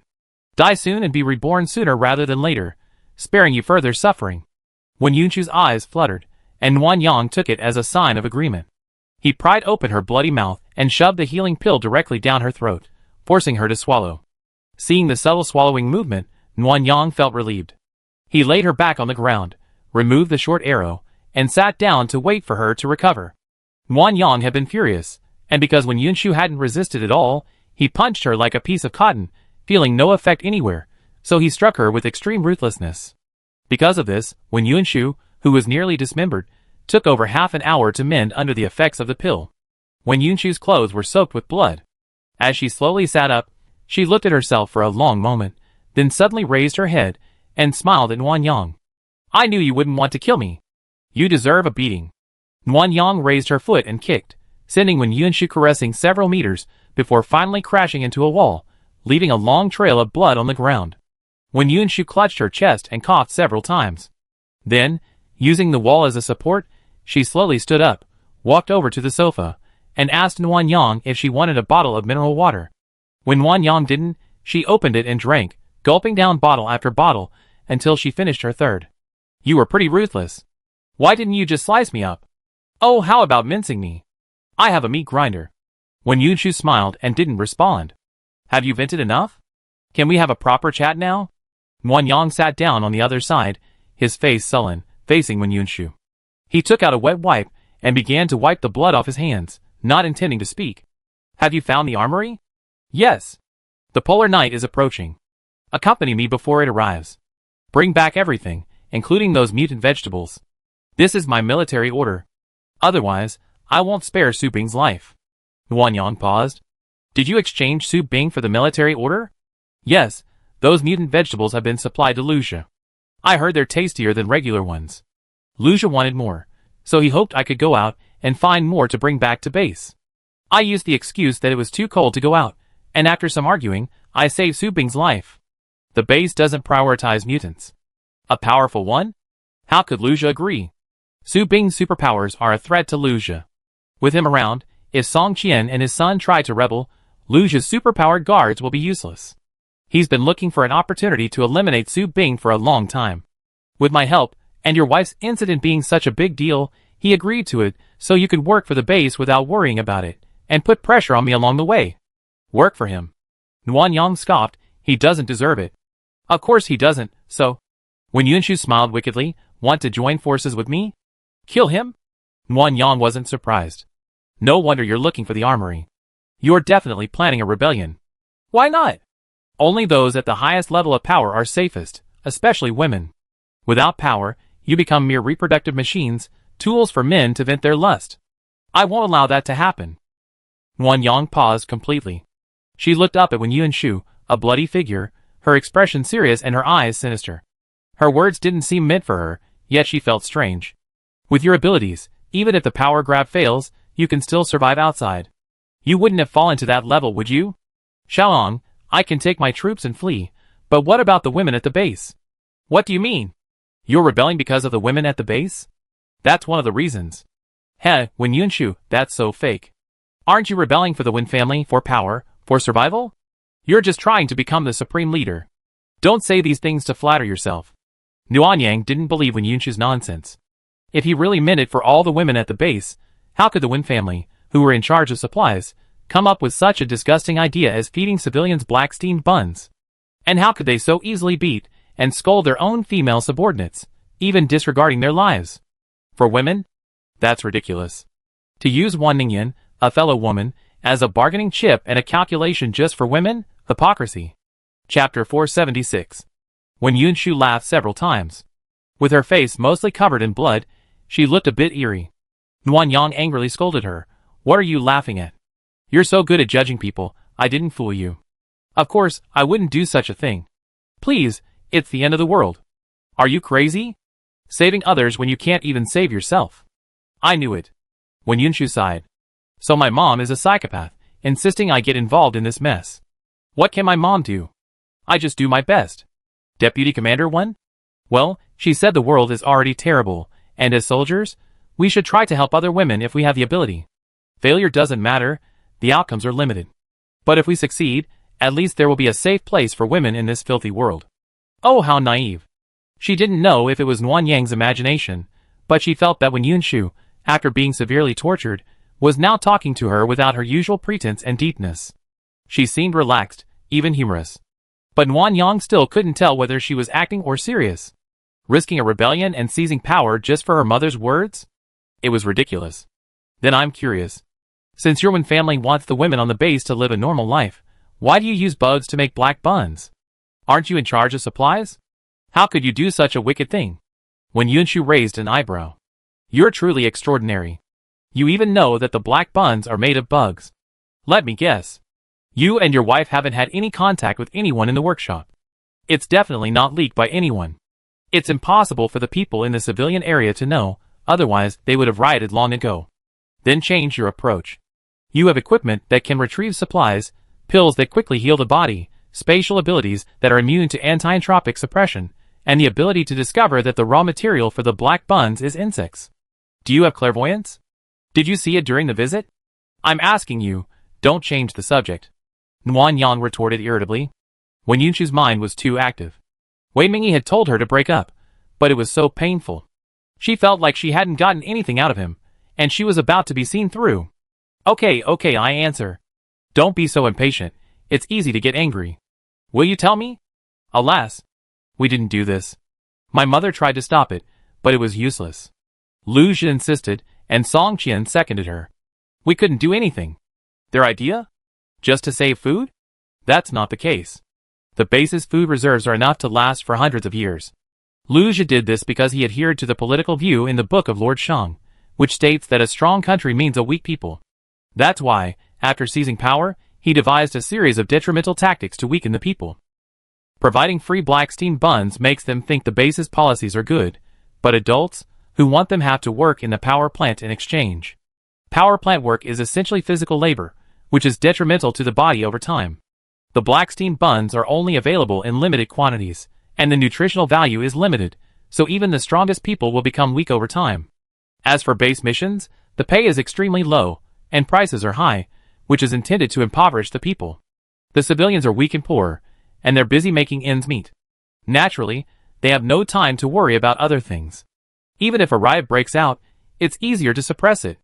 Nuan Yang originally thought that the miserable lives of the civilians were the result of the base's top brass exploiting them for more material comforts. She never expected it to be a political ploy. The viciousness left Nuan Yang speechless, at a loss for words. Is it beyond your imagination? Yes. As for rulers, you just get used to it. The tactics of ancient emperors were even more ruthless. What about you? What would you do if you became a ruler? When Yunshu didn't answer. Instead, he looked at Nuan Yang sternly and asked, what about you? How would you manage the base? I don't know. I never managed a base, nor do I have the talent to do so, let alone the desire to. Don't ask me about such matters. Have you ever considered taking Lu Zhi's position? No, I just want to live a peaceful and stable life with my wife. I don't have the time to waste managing the base. When Yunshu was a little disappointed. What a shame. I was planning to discuss handing the base over to you today if I succeeded in seizing power. It seems we don't have that discussion anymore. Nuan Yang was puzzled. What are you pretending to be? Testing me? Don't worry, I'm not sure about the position of base commander. I have no interest in this. Just let Ningyan and I go after this is done. You're leaving? When Yunshu was shocked and confused. He stood up and sat closer to Nuan Yang. Isn't this place good? Why leave? There's no safer, more comfortable place out there. If you want a peaceful life, isn't staying here the best option? Nuan Yang couldn't help but laugh. When Yunshu, that's your opinion. My wife, and I don't like it here. My wife loves freedom. Fighting zombies, catching animals, and seeing the scenery. Even if life is a little hard, she's happy. I'm the same way. I'm happy to play with her everywhere. I'm happy when she's happy. We won't be happy if we stay here. You like freedom? Then once we successfully seize power, I grant you the highest privileges. You can come and go as you please. How's that? No, Nuan Yang looked at Wen Yunshu warily. You don't want to let us go, do you? Wen Yunshu, I promised you I'd do anything for you if you help me deal with the people who hurt my wife, but I absolutely won't stay here. If you don't agree, there's no point in continuing the discussion. Wen Yunshu was silent for a long time. Undeterred, he confirmed with Nuan Yang again before he sighed deeply. If you hate me, I take my mother and leave after the mission is accomplished. Is that okay? Wen Yunshu, It's none of your business. Ningyan and I both have very bad memories here. We can't stay here. Okay. I promise. I hope you keep your word. Nguyen Yang wouldn't trust Wen Yunshu's promises so easily. She had to prepare for both scenarios. If Wen Yunshu dared to go back on his word once the mission was accomplished, she would retaliate with all her might, even if it meant destroying the entire base. I have another request. I wonder if you're willing to do it. Nguyen Yang raised his head. Tell me about it. Can the pill you gave me detoxify? Yes, except for the zombie virus. If the seizure of power succeeds, and I avenge you, can you give me one? What do you want it for? Has someone been poisoned? When Yunshu nodded, Lu Zhi poisoned my mother. The damage accumulated over time, and by the time they discovered it, it was too late. I originally planned to fight to the death. If the seizure of power succeeded, I would hand over the base to you, and let Xiaoyin and Xiaoqi assist me, while I stayed with my mother and waited for death. Now, I want to know if I can find another pill to save my mother. If so, I'd do anything for you. The unexpected news, combined with Wei Mingyi's suspicions, must be true. Otherwise, Wen Yunshu could have taken her time, without such calculations, forcing me to cooperate with her. What if I let you die? Sure. One life for another. Fair enough. The answer was so blunt, and combined with what she said before, Nguyen Yang was actually a little convinced that she truly had no desire for control of the base. But why was she going through all this trouble? Nguyen Yang didn't think Wen Yunshu, someone as cunning as her, could be a mama's boy, obedient to her mother's every word. Furthermore, her words and actions didn't seem like those of a beloved daughter. Nguyen Yang truly couldn't fathom her. There's no need to die. Just let us go when the time comes. I give you medicine after we leave the base. That way I have leverage and feel more at ease. Okay, what about the armory? Here you go. Mutated vegetables? Here. Okay, then go back and prepare. Once we've taken the armory, we discuss a plan to seize power. We act when the polar night arrives. Polar night? Nguyen Yang checked the weather forecast. Only 15 days away. Can we arrange everything in such a short time? Besides, the base is brightly lit, so polar night doesn't seem to be much of a help. Electricity can disappear. Wen Yunshu was once again that mastermind, with a hint of malice, like a conspirator. Nguyen Yang didn't like that. But after confirming their cooperation, he inexplicably felt quite good. As long as this kind of person didn't backstab him, he could be a great help in completing the mission. Chapter 477. Nguyen Yang was covered in blood, and Wen Yunshu was even more bloody.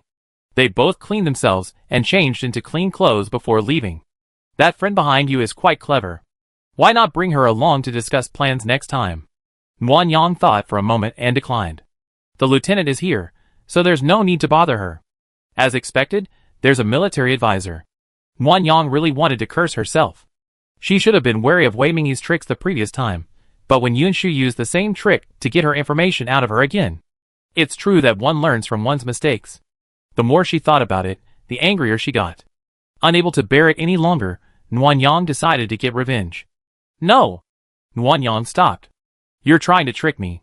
You have to answer a question to clear the air. Otherwise, I feel bad. Wen Yunshu shrugged.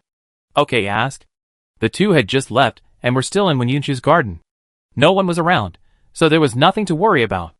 Nguyen Yang thought for a moment and decided to ask about Zhao Wanning. That time you beat Sister Ning half to death and even threatened to kill her to make amends to Ningyan. Were you two just acting and lying to me? I was acting, Xiao Ning wasn't. What do you mean? There's no need to act out this humiliating act. Your wife is already a hostage, and I'm not worried about you disobeying me. When Yunshu sighed, I was just using this as an excuse to beat Xiao Ning harder, to let Lu Zhi and Song Yinhe know that Zhao Wanning is just a pawn I can discard at any moment. Why? Were you afraid they attacked Sister Ning?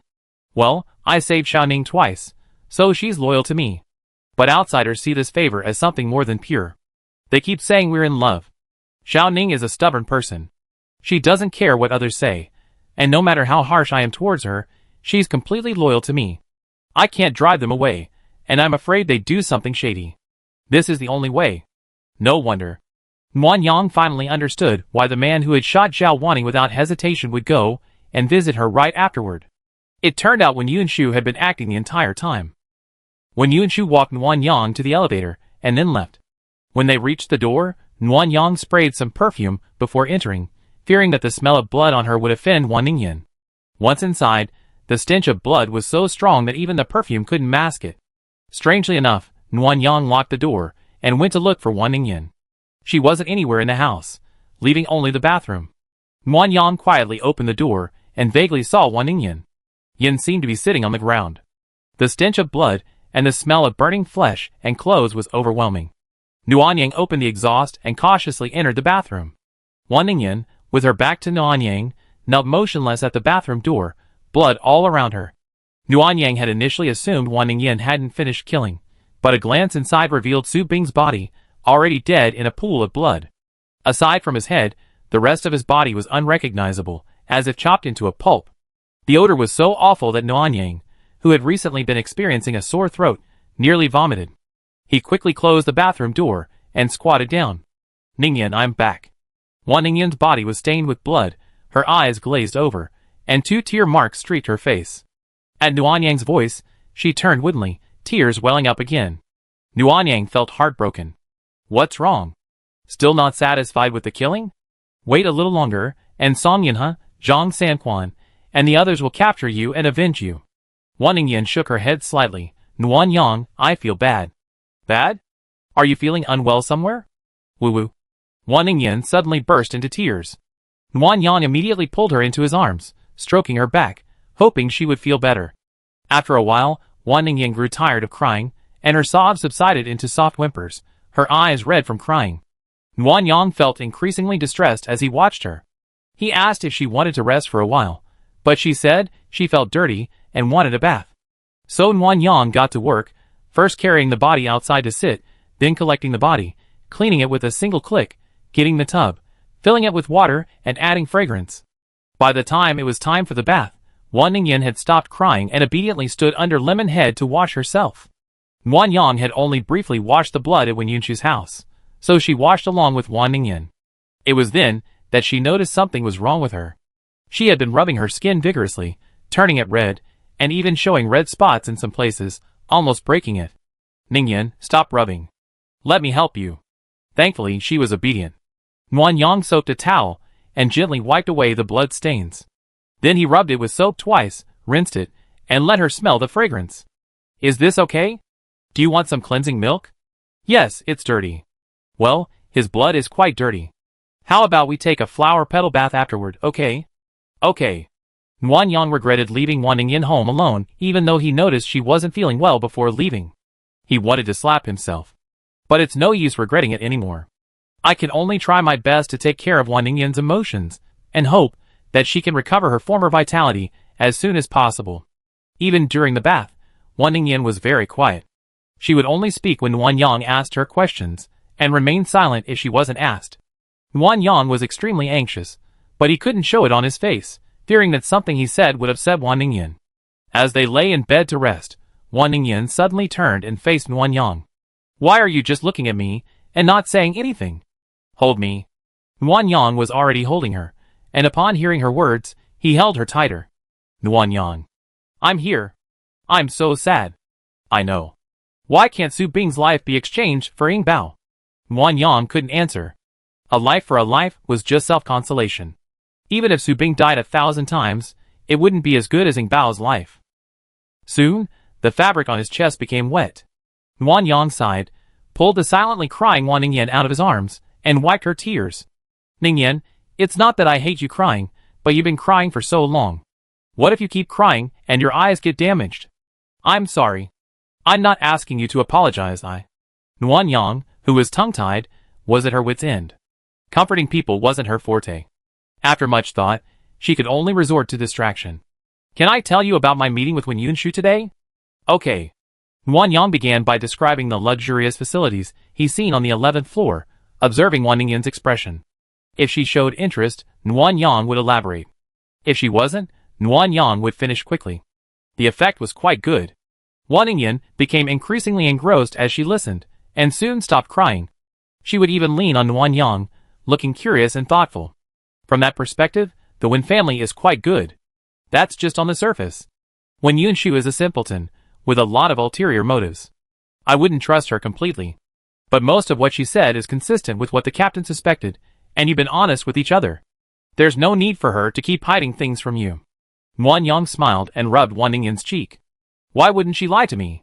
What if she takes control of the base and tries to kill us? Why kill us? Because someone cries too much, and when Yunshu finds it annoying, so she wants to kill her. Wan Ningyan was stunned for a moment, her brows furrowed, and she pouted unhappily. Teasing me again. I wasn't teasing you. I was just afraid you cry your eyes out. But I can't help it. Seeing Su Bing reminds me of Ing Bao's death, and him. Wan Ningyan paused. Nguyen Yang guessed what was going on, and quickly pulled her back into his arms. I know. I won't mention him anymore. I won't make you sad. But I'm feeling really choked up. Then, let me rub it for you. Nguyen Yang said, reaching out, but Wan Ningyan slapped him away. Seriously? Hiss. That hurts. My wife's got a lot of strength. Wan Ningyan was amused.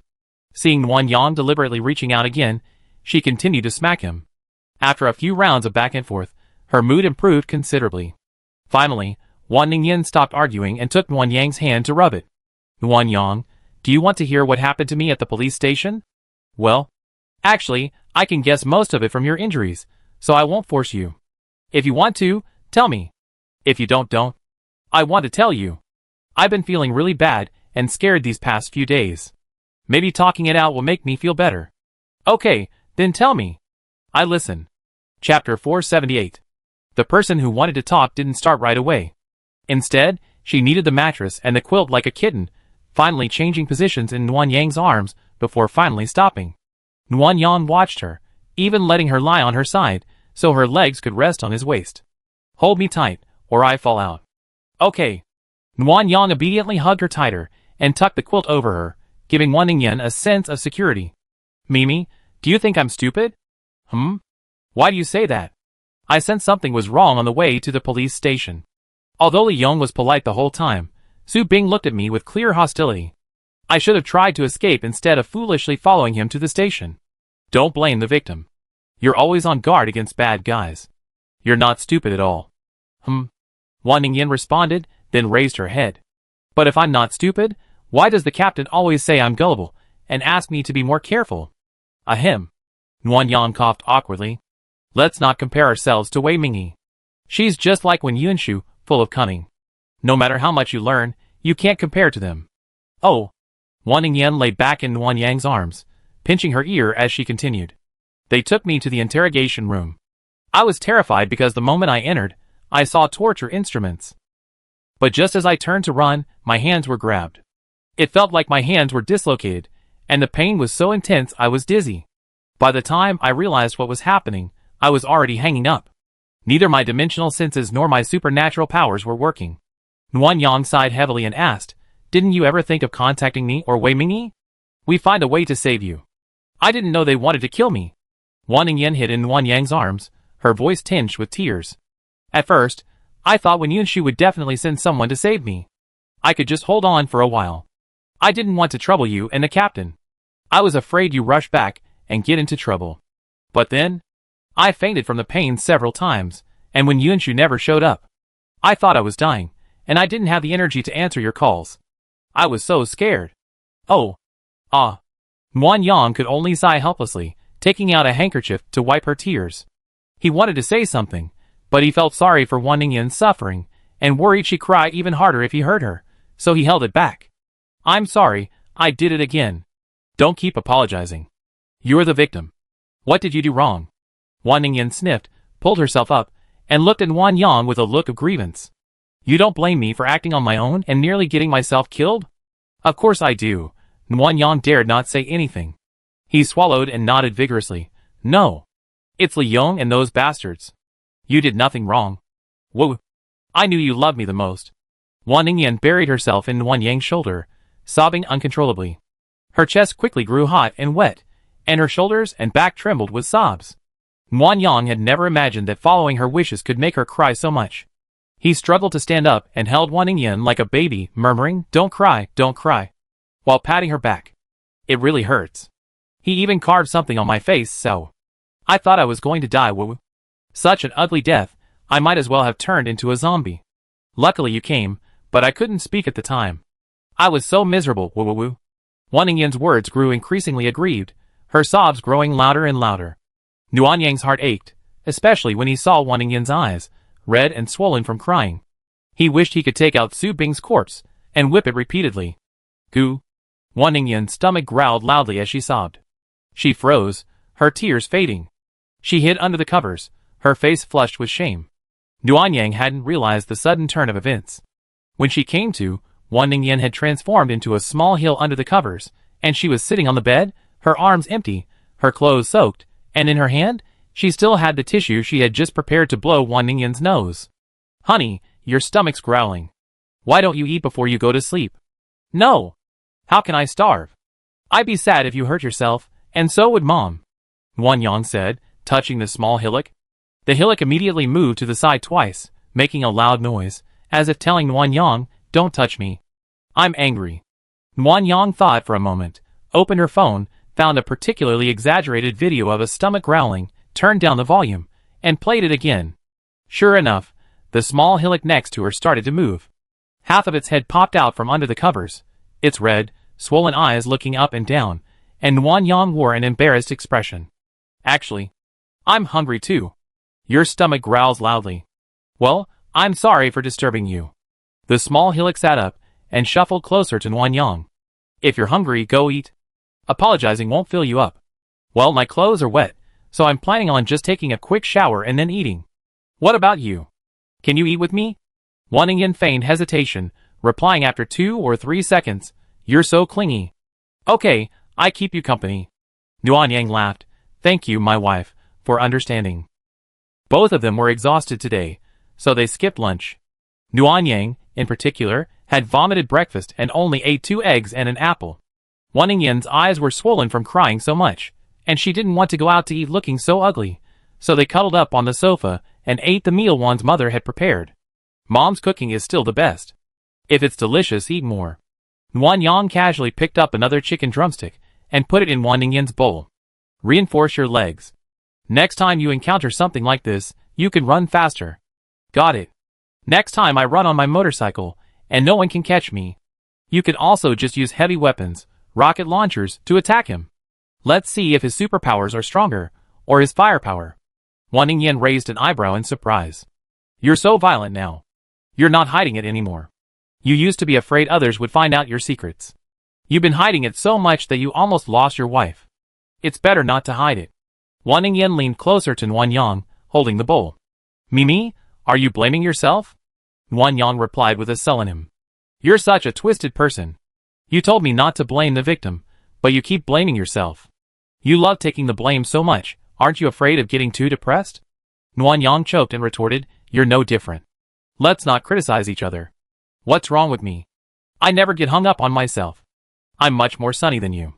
Nuanyang looked at Wan Ningyan, who said this without a trace of guilt, and silently shut his mouth, mentally reassuring himself. As long as my wife is happy, everything she says is right. After a full meal, they both felt sleepy. Nuanyang, still mindful of things, had agreed with Wei Mingyi for a 7 p.m. meeting before catching up on some sleep with Wan Ningyan. However, Nuanyang's sleep wasn't restful that afternoon. Zhao Wanting sent a message asking if she needed house cleaning. The question was very subtle, simply asking for help with the body disposal. Nuanyang declined. Soon after, Wan Ningyan was having a nightmare again, crying and venting for a long time. Nuanyang thought she had recovered, but she was shaking with fear in her dream. Nuanyang held her and comforted her for a long time before she finally fell asleep. After finally falling asleep again, the alarm clock rang. Nuanyang felt distressed. He had almost had a nervous breakdown that afternoon, so he made himself a cup of black coffee for the first time ever to wake up. After just 2 sips, Nuanyang's mask of pain faded, and he turned around with a bitter face to see Wan Ningyan sitting up. He walked over to ask if she wanted some coffee, only to see a pair of eyes that looked like a sad frog's, swollen to the point of being slits. Ha ha. Nuanyang burst into laughter. Wan Ningyan, still in bed, wondered why her eyelids were so heavy. Hearing Nuanyang's laughter, she quickly pulled out a small mirror. Ah, how can you be so ugly? Damn, Nuanyang, you're still laughing? Nuanyang was pinned to the ground and beaten by Wan Ningyan, but she couldn't help herself. She begged for mercy with a smile, regretting not taking a picture with her phone. What a shame. Chapter 479. The price of mocking your wife is being tortured by her. Nuanyang carried Wan Ningyan on his back, and did over 40 push-ups before he was finally let go. After dinner, the two began recording their latest news. Nguyen Yang typed on his phone in the memo pad, while Wan Ningyan lay on Nguyen Yang's lap, a hot towel over her eyes, editing messages on the phone. Nguyen Yang would touch the towel after writing for a while, and when it got cold, he would replace it with a new one. Even so, Wan Ningyan's eyes were still swollen during the four-person video conference. Wei Mingyi simply smiled at Wan Ningyan, but Qin Yun was different. He got close to her face and opened the camera wide. Wan Ningyan was too embarrassed to say it was because she cried too much, so she put on her sunglasses. As expected of a celebrity, she wears sunglasses even in meetings. "Captain, stop teasing me." Wei Mingyi gave a mischievous smile. "Okay, I won't tease you. Let's get started. The biggest star goes first. Wan Ningho, are you ready?" "Captain, you don't keep your word. I only said I wouldn't tease you, not tease you. How could I be breaking my word?" Nguyen Yang covered his mouth with a smirk. Watching Wan Ningyan's frustration was a lot of fun, especially that pretty face, which alternated between red and white, like a revolving lantern. But Nguyen Yang could only laugh secretly, fearing Wan Ningyan's revenge. After all, his wife was the ultimate domineering woman. This meeting was primarily based on information provided by Nguyen Yang and Wan Ningyan. Wei Mingyi and Qin Yun's information was mostly about survival in the civilian area. Combined with the clues provided by the wife and the other, it was essentially confirmed to be true. Besides all that, there's some really disgusting news. Wan Ningyan suddenly straightened her back, coughed twice, and didn't speak directly. Instead, she asked Wei Mingyi and Qin Yun if they had ever eaten black steamed buns. Wei Mingyi nodded. "I took a bite, it wasn't tasty. I lost my space. I often eat this for breakfast. When gathering information, you have to be sociable. I can't just eat all the delicacies with them." Qin Yun ate the black steamed buns purely for information. That was truly magnificent. Nguyen Yang admired her, but also felt sorry for her. This was a veritable feast of maggots. A look of sadness fell over her. Qin Yun quickly noticed something was wrong. "Sister Nguyen Yang, why do you look like that?" "Well, ask your sister Ningyan. I'm also a victim, and I don't want to talk." "Victim?" Qin Yun looked at Wan Ningyan in confusion. "Sister Ningyan, what do you mean? What happened to you?" Wan Ningyan hesitated. After consulting Nguyen Yang's opinion, she laid out the ingredients for the bowls of black steamed buns. As soon as Qin Yun took out the cockroaches, they squeaked sharply. Wei Mingyi, however, remained calm, merely frowning. By the time the maggots were retrieved, Qin Yun vomited without even having time to go to the bathroom. Wei Mingyi brought her a trash can, patted her back with her left hand, and whispered soothing words. "Even though they're bugs, they're edible. They're all protein, and they're farmed at the base, so they're cleaner than the wild ones out there. Just treat them like game, and you feel better." Qin Yun didn't think of them as game at all. After vomiting for a while, he ran straight to the bathroom. Wei Mingyi sighed at this, asked Nguyen Yang and Wan Ningyan to wait, then took out a rag and began to clean up the vomit. Wan Ningyan leaned close to Nguyen Yang's ear and said, "Look at you, you're worthy of being the captain. You remain calm even in the face of a catastrophe." Nguyen Yang felt a little jealous at Wan Ningyan's admiration and snorted sarcastically. Wan Ningyan didn't notice and continued to praise him. Nguyen Yang was now unhappy. While Wei Mingyi was clearing the table and looking at Qin Yun, he turned around and gave Wan Ningyan a kiss. "What are you doing? What if the captain and the others see us?" Captain, do you still have eyes for me, your wife?" Wan Ningyan lifted her sunglasses, saw Nguyen Yang's sour expression, and put them back on. "Stingy guy, you're always jealous for no reason." Not saying anything, she leaned over, took Nguyen Yang's hand, squeezed it, and gave it 3 kisses. "Does it still smell jealous?" "Ahem." Nguyen Yang offered his other hand. "A little? One more kiss should do the trick." Okay. I love you the most." Wan Ningyan reluctantly squeezed her other hand, and was about to kiss him, when Wei Mingyi's face appeared on the video. "Could you two turn off the voice chat next time you're flirting? That's more ethical." That was fine. Wei Mingyi had caught them red-handed, and they awkwardly sat apart. Qin Yun returned, looking terribly unwell. His face was pale and yellow from vomiting, and he collapsed on the table, exhausted. After he finished talking about Black Mantu and the policies that weaken the people, Qin Yun's spirits grew even more dejected, and he sighed deeply. "I finally understand what it means when prosperity comes. The people suffer. When decline comes, the people suffer. Using taxpayers' money to build the base, only nearby survivors have the chance to join, and even then, they're destined to be treated like slaves." No, the slaves at least have fodder, but the civilians in the base are worse off. They eat chaff and insects, and do life-threatening work. The most ridiculous thing is that the civilians think the base is short of supplies, but in reality, they can even keep protected animals, and their lives are more comfortable than those of ordinary soldiers. Right. A bunch of bastards. They take from the people, don't give back, and even mistreat them. When I seize power, I chop off Luja's head and hang it outside the base. Qin Yun's words were realistic, and the kind-hearted Wan Ningyan easily lost her temper, joining Qin Yun in cursing. Wan Yang didn't have much to say about this matter. She simply hoped Wen Yunshu would have a conscience and, after seizing power, implement policies different from Luja's, protecting women and treating civilians kindly. Wei Mingyi was patient. When the two of them started arguing until they were thirsty and drank water, she smiled at Wan Ningyan. Have you cursed enough? Wan Ningyan shrank back. Captain, can I say I haven't cursed enough? Yes, but cursing is just satisfying. Getting too angry can easily lead to irritation, and it won't hurt anyone or benefit you. There's no need to continue. Besides, you keep using the same few words. Aren't you tired of it? My ears are getting callous from hearing it. Got it.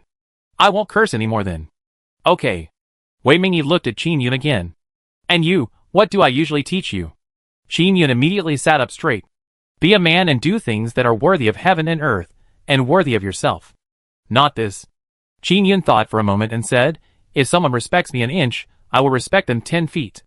If someone hits me with a punch, I wipe out his entire family. The first two sentences sounded quite normal, but Wan Yang's eyes widened at the last two. Was this how Wei Mingyi taught people in private? Wan Ningyan, did you hear that clearly? Yes. Repeat it. If someone shows me respect, I show them respect. If someone hits me, I wipe out their entire family. Wei Mingyi was very satisfied and clapped her hands with a smile. If that's the case, let's wipe out Li Yong and those police officers first. Huh? Wan Yang stood up in shock. Wei Mingyi, are you serious? Wei Mingyi dropped her smile and repeated the words carefully. Only then did Wan Yang confirm that he had heard correctly and slumped back on the sofa in disbelief. Chapter 480. Wan Ningyan is a member of my Rose team. Those police officers dared to harm her. As captain, I must seek redress for her. Li Yong sided with the Song family, and the Song family supports policies that weaken the people. Killing him would avenge Xiaoyun, killing two birds with one stone. Does anyone object? No. The captain is the best. Wan Ningyan happily raised her hands in agreement, as did Qin Yun. Only Nuanyang couldn't understand where Wei Mingyi's courage came from. It wasn't that Nuanyang didn't want to kill Li Yong, she hated him too, but it was difficult. The last time things got so serious, when Yunshu only dealt with Su Bing, leaving Li Yong alive. Wei Mingyi is now just a member of the civilian community, so how could she be so arrogant?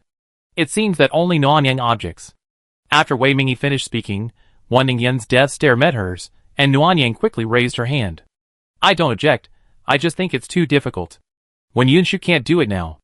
It's better to wait until we successfully seize power before settling accounts with Li Yong. When Yunshu can't do it, that's because Wen Yunshu is stupid. Huh? This made Nuanyang hesitate. When Yunshu is stupid? Wei Mingyi smiled and nodded.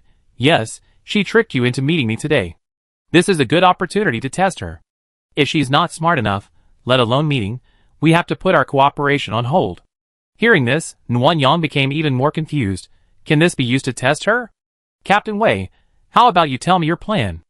Okay, but before you do, we need to analyze the dynamics of the three factions. Luja poisoned Wen Mingxi, and it's a slow-acting poison. It takes time to be discovered. This means Luja has long been wary of the Wen family. The same goes for the Song family. Eliminating Wen Mingxi and Song Qian would naturally allow Luja to reclaim control of all supplies and munitions, while also providing greater control over Wen Yunshu and Song Yinhe.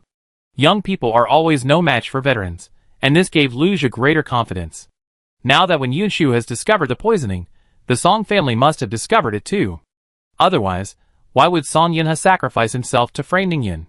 This suggests he's just as anxious as Wen Yunshu, eager to consolidate his power and increase his chances of becoming the next base commander. The difference between Wen Yunshu and Song Yinhe is that Wen Yunshu is a radical. She's unwilling to wait, but instead takes the initiative and seizes the opportunity. In this situation, while the snipe and the clam fight, the fisherman benefits. That fisherman is Luja, which is very strange. Luja's son is dead. If it really is a choice between Wen and Song, what's the point of taking back power from both families? Wouldn't poisoning their families just invite hatred? Nuanyang suddenly understood. Lu Zhi has other successors, so the more fierce the Wen and Song families fight, the better. As for Wen Yunshu, she's directly seizing power. Perhaps she's guessed it, so she's eager to force my cooperation. That's right, so I want to kill Li Yong, not only for revenge, but also to test Lu Zhi. Qin Yun and I will spread the news that the Blackstein buns are made of insects, claiming it was a leak from the police, and incite everyone to riot. Lu Zhi has the power to disinfect, but he can't massacre the civilian areas. He also relies on the civilian areas as a constant source of labor, so we will assign the police to quell the civil unrest according to the division of responsibilities. Nuanyang, don't you have all kinds of powders? Find some suitable ones, and we distribute them to the civilians. Then we make sure these police officers never come back. Yes, but Li Yong is the chief inspector. He won't personally quell the riot. Killing him will depend on luck. Wei Mingyi laughed. That's what Wen Yunshu would do. If she's smart, she'd lead the troops to quell the riot, take the credit, and use this riot to force Li Yong out of office. If she's not smart, I don't think this power grab will succeed. She needs to have a fallback plan to prevent the bloodshed from spilling onto us when the Wen family is slaughtered. Wan Ningyan was confused and asked, Captain, I understand you're testing Wen Yunshu with this, but how does it relate to testing Lu Zhi? As we analyzed earlier, if Lu Zhi has another heir, he abandoned the Wen and Song families. Then, he eliminate the Wen and Song families' influence one by one. However, Lu Zhi couldn't be too obvious, so it wasn't easy for him to eliminate Li Yong last time. However, the leak of the black bun ingredients and the failure to quell the rebellion were both significant and minor. If Li Yong wasn't eliminated, it would mean our guess was wrong. If he was eliminated, we not only prove our guess wrong, but we also get revenge, and Wen Yunshu would be even more certain of Lu Zhi's purpose. Wan Ningyan clapped her hands in admiration. Captain, how can you be so clever? This isn't just killing two birds with one stone. It's killing multiple birds with one stone. His wife was back in her praise mode. Nuanyang was displeased, but convinced. Wei Mingyi was indeed a brilliant and very bold person.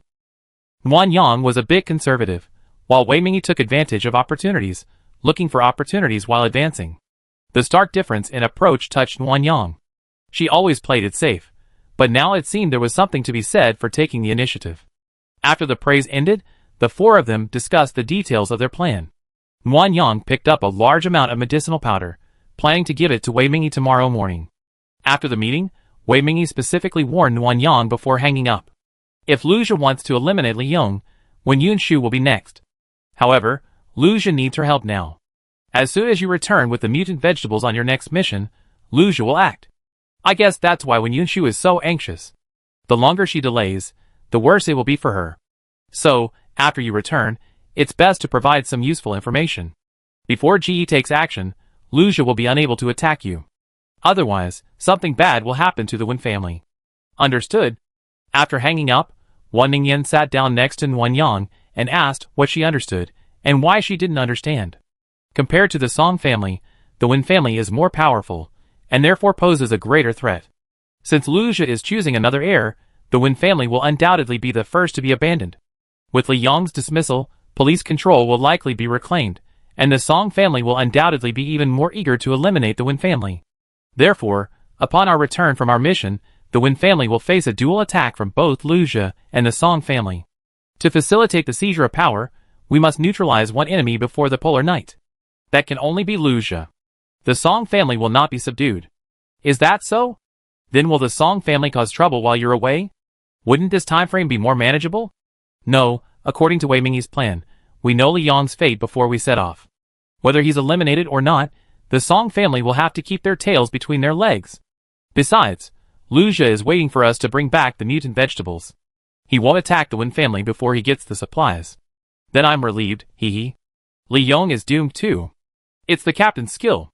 Unlike Wen Yunshu, who's so slow and keeps us waiting. Nuanyang couldn't help but feel jealous again. He hugged her close and took off his sunglasses. My dear wife, look at me. I'm almost pickled in vinegar. Wan Ningyan blinked her swollen eyelids and said innocently, look at my eyes. There's only a slit left. How can I see you? If I were you, I apply a hot towel and massage my dear wife first to help her recover. Okay. Then lie down. Wan Yang began applying a hot towel to Wan Ningyan again, massaging the skin around her eyes to help them recover faster. But after nearly an hour of work, Wan Yang's hands were numb. He tried to get Wan Ningyan to soothe him, but she was already fast asleep. He couldn't bear to wake her, so he just carried her to bed. Ah, little liar. After muttering a curse, Wan Yang kissed Wan Ningyan's cheek and cuddled her to sleep.